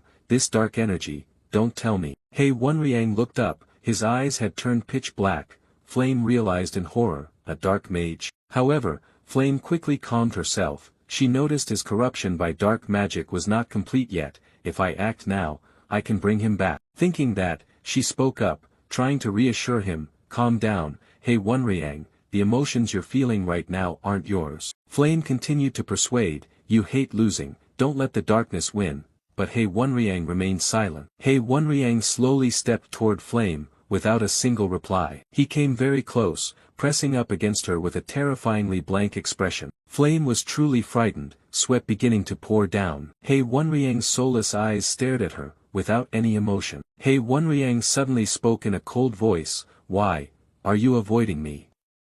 Flame was flustered and didn't know how to answer. She was struck dumb, her eyes wide with fear and confusion. As if sensing something, He Wonriang stepped back. Flame hurriedly cried out, ah wait. He Wonriang was lost in his own chaotic thoughts, wondering, does he hate me? Am I unreliable? Flame frantically waved her hands. No, don't think that, but a powerful burst of dark magic suddenly erupted from somewhere and struck across, cutting her off. She had no time to react, only able to stare in shock at the pouring dark energy. A violent explosion of dark energy engulfed the space. Flame hurriedly raised her hands to shield herself from the sudden attack. The smoke and dust from the blast slowly cleared. Flame still stood stunned, unable to believe her friend had attacked her. Just as she was bewildered, a classmate appeared. Flame exclaimed in surprise, "Ma Yuxiang." Ma Yuxiang rushed over and asked anxiously, "Are you okay?" Flame looked at Ma Yuxiang and said, "That dark lightning just now."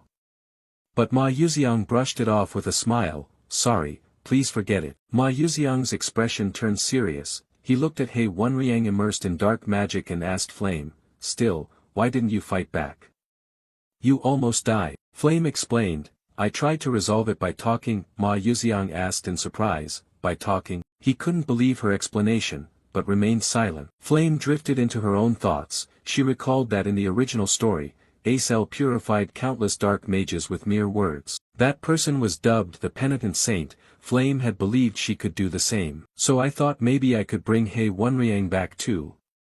But reality was far harsher. She despairingly thought, "But perhaps, my power can't save anyone." The image of Jackie dead in the past haunted her. Ma Yuxiang cut into her thoughts, "I don't know what your plan is, but first you have to fight." He asked with trusting eyes, "You can do it, right?" Those words awakened Flame. The despair on Flame's face vanished, replaced by resolve. She declared loudly, "Yes, I can," and summoned a magic staff. Her eyes shone with steely determination. "This time, I won't let anyone die like Jackie." Flame raised her staff high, gathering all her will and strength, shouting, "I will definitely save you, He Wenriang." Flame and her teammate, Ma Yuxiang, stood side by side in the academy garden, preparing for a battle. Their opponent, He Wenriang, was also emanating a menacing dark energy from his hand. Without a hint of hesitation, Ma Yuxiang began channeling magic, green lightning flashing from his sword. Meanwhile, Flame readied herself as well. She slammed her staff hard into the ground, preparing to support her teammate. Ma Yuxiang charged in first. He leaped above He Wenriang's head. He unleashed a powerful technique, concentrating a large amount of thunder mana into his weapon. The technique, Earth Whip, was cast. From above countless vine whips streaked down to strike He Wenriang. But He Wenriang calmly looked up without a trace of fear. A large explosion erupted as Ma Yuxiang's technique collided with the ground, kicking up a thick cloud of dust. He Wenriang swiftly dodged and sprang into the air to counterattack, which made Ma Yuxiang a little surprised. He Wenriang launched a strike of dark arts. Razor-sharp currents of shadow energy flew toward Ma Yuxiang. Right after, he continued to rush in to attack, leaving Ma Yuxiang astonished at this recklessness. Seeing her teammate in trouble, Flame stepped in. Her eyes gleamed gold. She began chanting a support spell. She used Binding Light. A blazing beam shot straight out and wrapped around He Wenriang, locking his movements tight. He Wenriang was bound by Flame's magic, creating a perfect opening for Ma Yuxiang to finish the fight. Flame held the line, her eyes full of resolve, focused on maintaining the binding spell. While the enemy was being held back, Ma Yuxiang dashed in from behind, preparing to unleash a fire element attack. His fist erupted in fierce flames, his face lit with determination. Ma Yuxiang delivered a devastating fire punch, blasting He Wenriang far away. After the perfect combo, Ma Yuxiang and Flame stood side by side, the smoke and dust from the explosion slowly clearing. He Wenriang collapsed to the ground, seemingly completely defeated. Flame let out a sigh of relief, thinking she could speak again, but Ma Yuxiang coldly said, "It's not over yet." Flame was shocked and confused. She turned back to ask, "What do you mean?"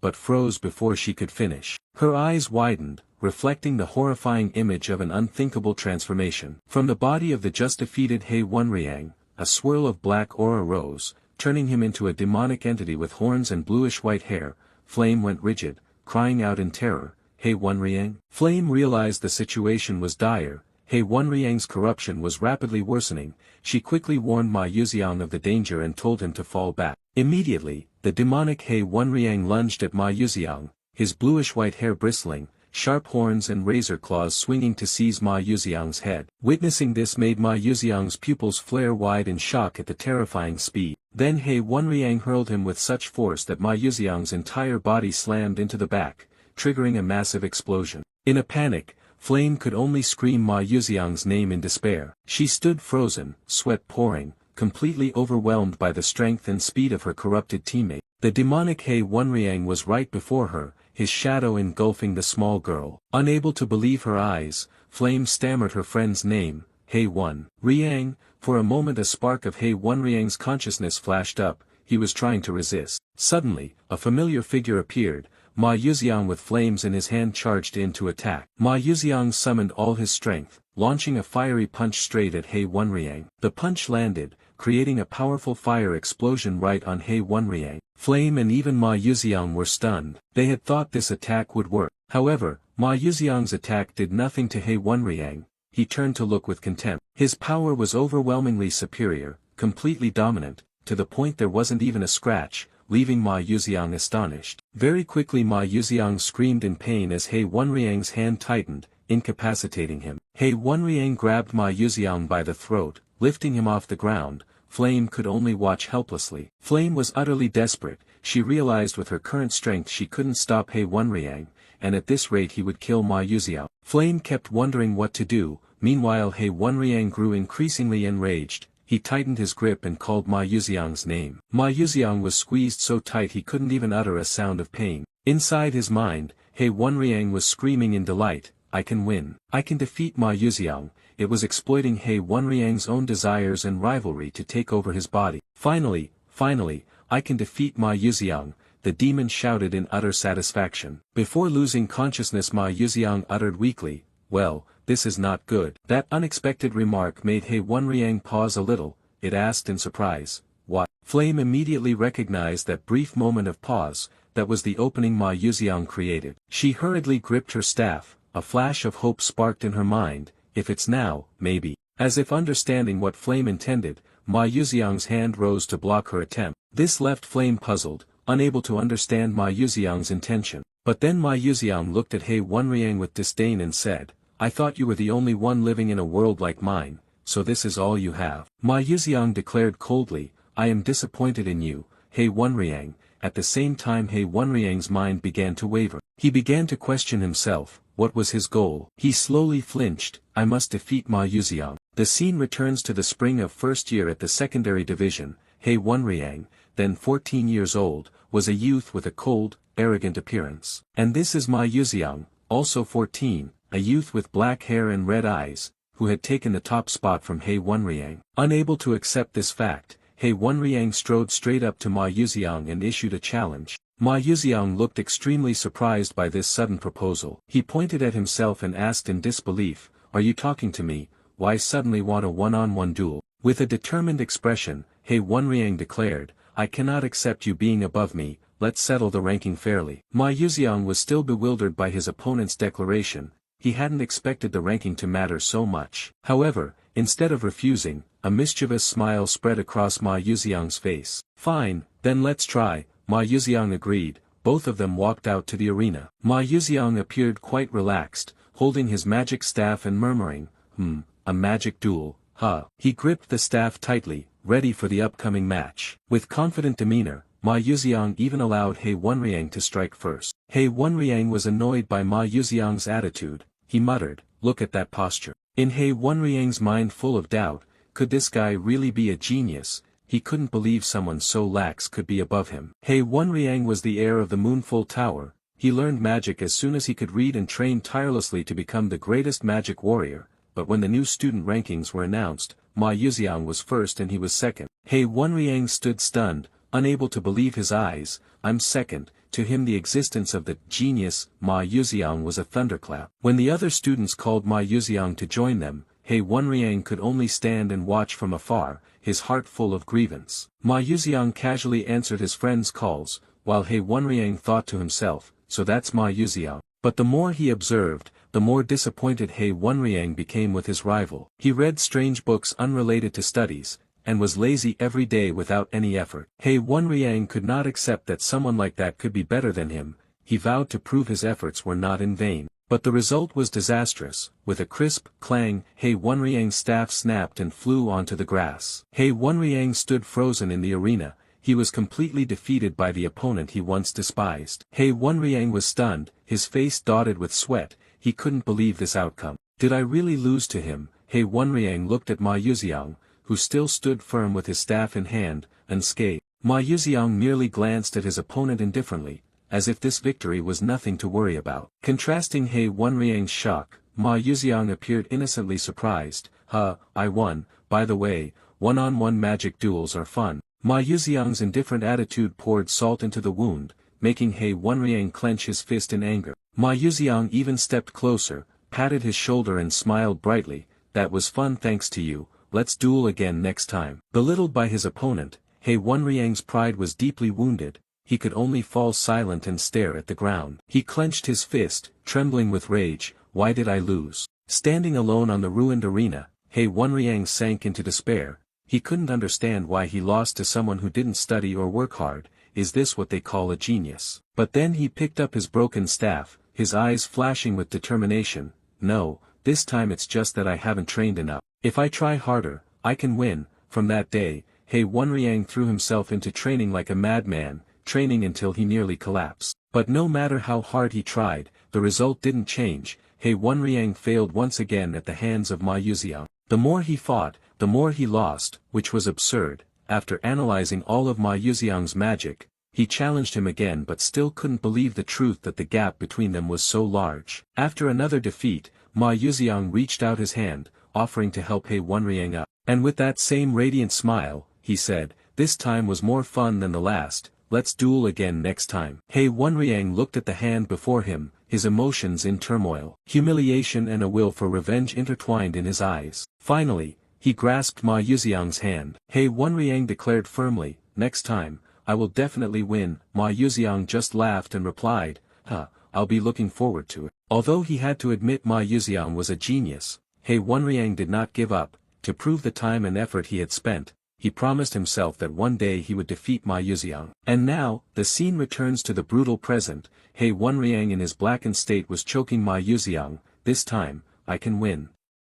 I thought so. Suddenly, Ma Yuxiang blocked He Wenriang's hand and taunted, is that all, getting drunk on the power of dark magic and losing yourself like this?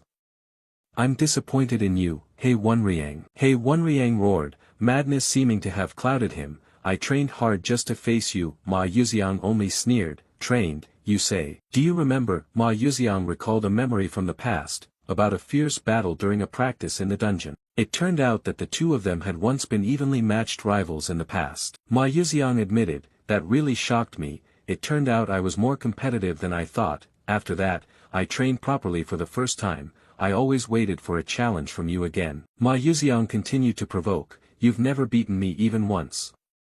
This is your chance.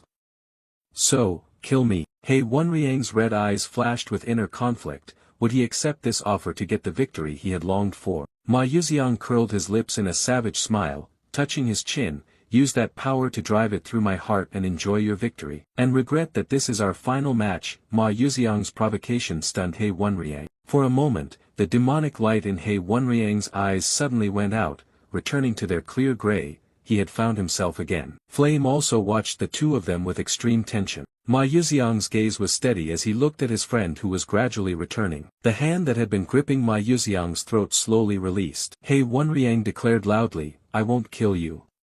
Winning this way would deny all the effort I've put in. Flame rejoiced inwardly, thank God, He Wenriang's emotions have almost returned to normal. She believed she could save He Wenriang, but at that moment, a powerful green magic surge suddenly struck, attacking all three of them. He Wenriang screamed in pain as the surge of magic struck him. Ma Yuxiang was not spared either. He and He Wenriang were both knocked away at the same time. Flame was also affected by this tremendous power. She wondered, what is this energy? A gentle voice sounded, oh my. From within the light, a mysterious figure appeared. The footsteps drew nearer. A woman in elegant attire was approaching. Golden earrings glittered on the ears of the mysterious woman. A tall woman with reddish-brown hair, wearing glasses and holding a spear appeared. A voice rang out, asking her, you are Maizen Tyron, aren't you? Hazin Macaron gently held the wand standing there, invisibly creating a great pressure that kept Flame from moving and forced her to kneel. Slightly annoyed, Flame squinting vaguely realized exactly who the opponent was. I saw that character in the original novel. The identity of the mysterious woman was finally revealed. It was Hazin Macaron, Vice Commander of Destruction Squad 13, which meant. At the same time, the sound of another person's footsteps approached. Hazen turned and complained with her usual dazed manner, "After all, the prophecy was completely wrong, wasn't it?" The captain tightened his cold fist and walked on, his expression unchanged, only his words changed. Kane spoke, "Stop the nonsense, Hazen." "And this is Kane, commander of Destruction Squad 13, he had long black hair and a sharp gaze, radiating a very strong and decisive aura. Flame also recognized the presence of that man here. Kane looked down at Ma Yuxiang and the blackened He Wenriang kneeling on the ground. It seemed the squad's target was one of the two of them. Without saying more, Kane silently used a talisman to detect a special dark fluctuation. Hazen's gravity illusion was perfect, merely that restrained movement. Kane commented on the opponent, "The faint fluctuation waves were so real it was surprising they could emit such power." Hazen confirmed, "Indeed, what do you intend to do?" After confirming the target, Kane hesitated not at all, his hand tightened on his weapon, a stream of blue mana began to activate. Not giving the opponent a chance, Kane ordered an immediate execution. The target Kane aimed at was the blackened He Wenriang. Just having regained some consciousness, He Wenriang along with Ma Yuxiang and Flame fell into an awkward situation, rather they were surprised by that decisiveness. Hazen seemed to disagree with the captain's hasty decision, she thought they should observe more, but Kane immediately retorted that if this entity were allowed to erupt it would become a disaster. Kane reaffirmed his decision firmly, that killing the target now was completely correct. Kane's conduct was not wrong. Once those tainted by dark magic have been corrupted once they are prone to be corrupted a second or third time, even if temporarily purified the corruption remains and eventually they will be affected by dark magic and cause a massacre. A decision made must be carried out immediately. Just as Kane prepared the finishing blow a voice rang out demanding a halt. Hazen Macaron was surprised and turned to see who had dared intervene. Unexpectedly it was Ma Yuxiang. While speaking he had gathered his remaining strength to stand up. Hazen recognized Ma Yuxiang, the top scholar of Stella Academy. She was quite impressed by his ability. However, the smile on Hazen's face quickly changed to a dangerous expression. It seemed she had another plan. Ma Yuxiang felt a greater pressure begin to crash down upon his body. Just as Ma Yuxiang tried to lift himself, Hazen snapped her fingers and caused him to collapse once more. Hazen coldly ordered Ma Yuxiang to stay down, warning him not to interfere with her affairs, her eyes now full of cruelty. Hazen's sudden and vicious attack left Ma Yuxiang no time to react. He staggered and sank to the ground,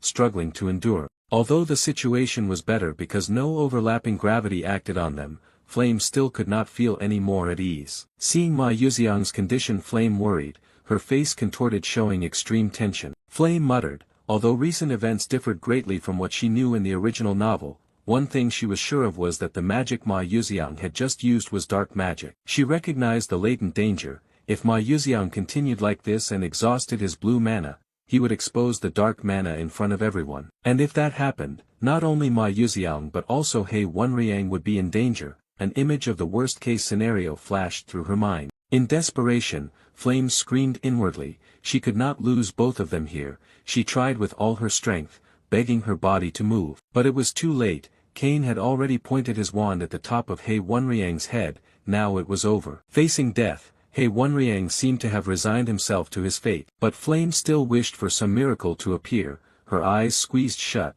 "Please save us." The mana surging from Kane's wand showed no hesitation. "Die, Dark Mage." At that moment, a voice called out demanding he stop. Kane paused slightly and turned his head toward the sound. He turned to confirm the direction the sound had come from. "You are the only one who can change the situation," the supporting character from the novel Beck Uziel. Kane vaguely remembered him by that unmistakable face. "You are." The scene shifted back 10 minutes, where Beck Uziel was now patting the head of a little fey boy. But his main purpose was to buy food, so he patted the head because it was cute. Before leaving he offered a friendly smile. "Good luck with your business." The middle-aged woman happily accepted his blessing. "Thank you, the student." Just after he walked away, a familiar chime from the system ran through his mind. A system notification appeared before him. It announced that a variable had occurred in this episode of the story. Next came an even more terrifying message. "The darkening route of He Wenriang has begun." Ma Yuxiang was stunned. He could not believe his eyes. As far as he knew from the original plot, this darkening event should occur after Jeki's route ended. Ma Yuxiang recalled that in the original game a total of 3 students were affected by Professor Mason's darkening. And among them, He Wenriang's darkening route had a 99% chance of leading to a bad ending. Ma Yuxiang's hand clenched. He knew well the horrific and insane nature of this mission, he had to choose whether to stop it or let it happen. Unable to think further, Baek Yuziel decided to give the food he had just bought to another Fae. Hey, this is really good, eat it. The other was a little surprised, but still took it and watched Baek Yuziel walk away. Baek Yuziel's choice was a new line of thought, still he could not just watch a bad ending happen. And so at the present moment the pressure descended upon the two main characters Ma Yuziang and Hei Wonriang. Flame breathed a sigh of relief that help had arrived. 5 pairs of eyes, 5 gazes from 4 directions focused on one subject, Baek Yuziel. Just as Baek Yuziel arrived he still thought well of his classmates, still breathing, thank goodness. But so what that you arrived, Kane still coldly commanded. Hazen understood and immediately smiled, stepping forward with small steps. Got it, leave that kid to me. Hazen stepped forward, her wand like a mini scythe tapping lightly with each step. With a confident, teasing smile, Hazen promised to show Baek Yuziel a wonderful illusion. Immediately Hazen activated her magic, her eyes blazing as a powerful illusionary energy was unleashed. However Ma Yuziang remained still, showing no sign of being affected by the magic. A silence passed, the two just stood looking at each other with no movement. Hazen was completely bewildered, she didn't understand why her illusion had no effect, her confident expression vanished and was replaced by bewilderment. Oh my, unbelievable, she waved her wand several more times. Ma Yuziang still stood firm, unmoved, he looked completely normal as if nothing had happened. Hazen panicked and reported to the captain that her illusion wasn't working. Kane grew annoyed, thinking she was joking and demanded she do it properly. Hazen strained to argue, insisting she had been serious. Hazen looked at Ma Yuziang with disbelief, why would someone be immune to her illusion? Reassess the issue, need to analyze the problem more thoroughly. The basic illusion magic is to disrupt the opponent's mana.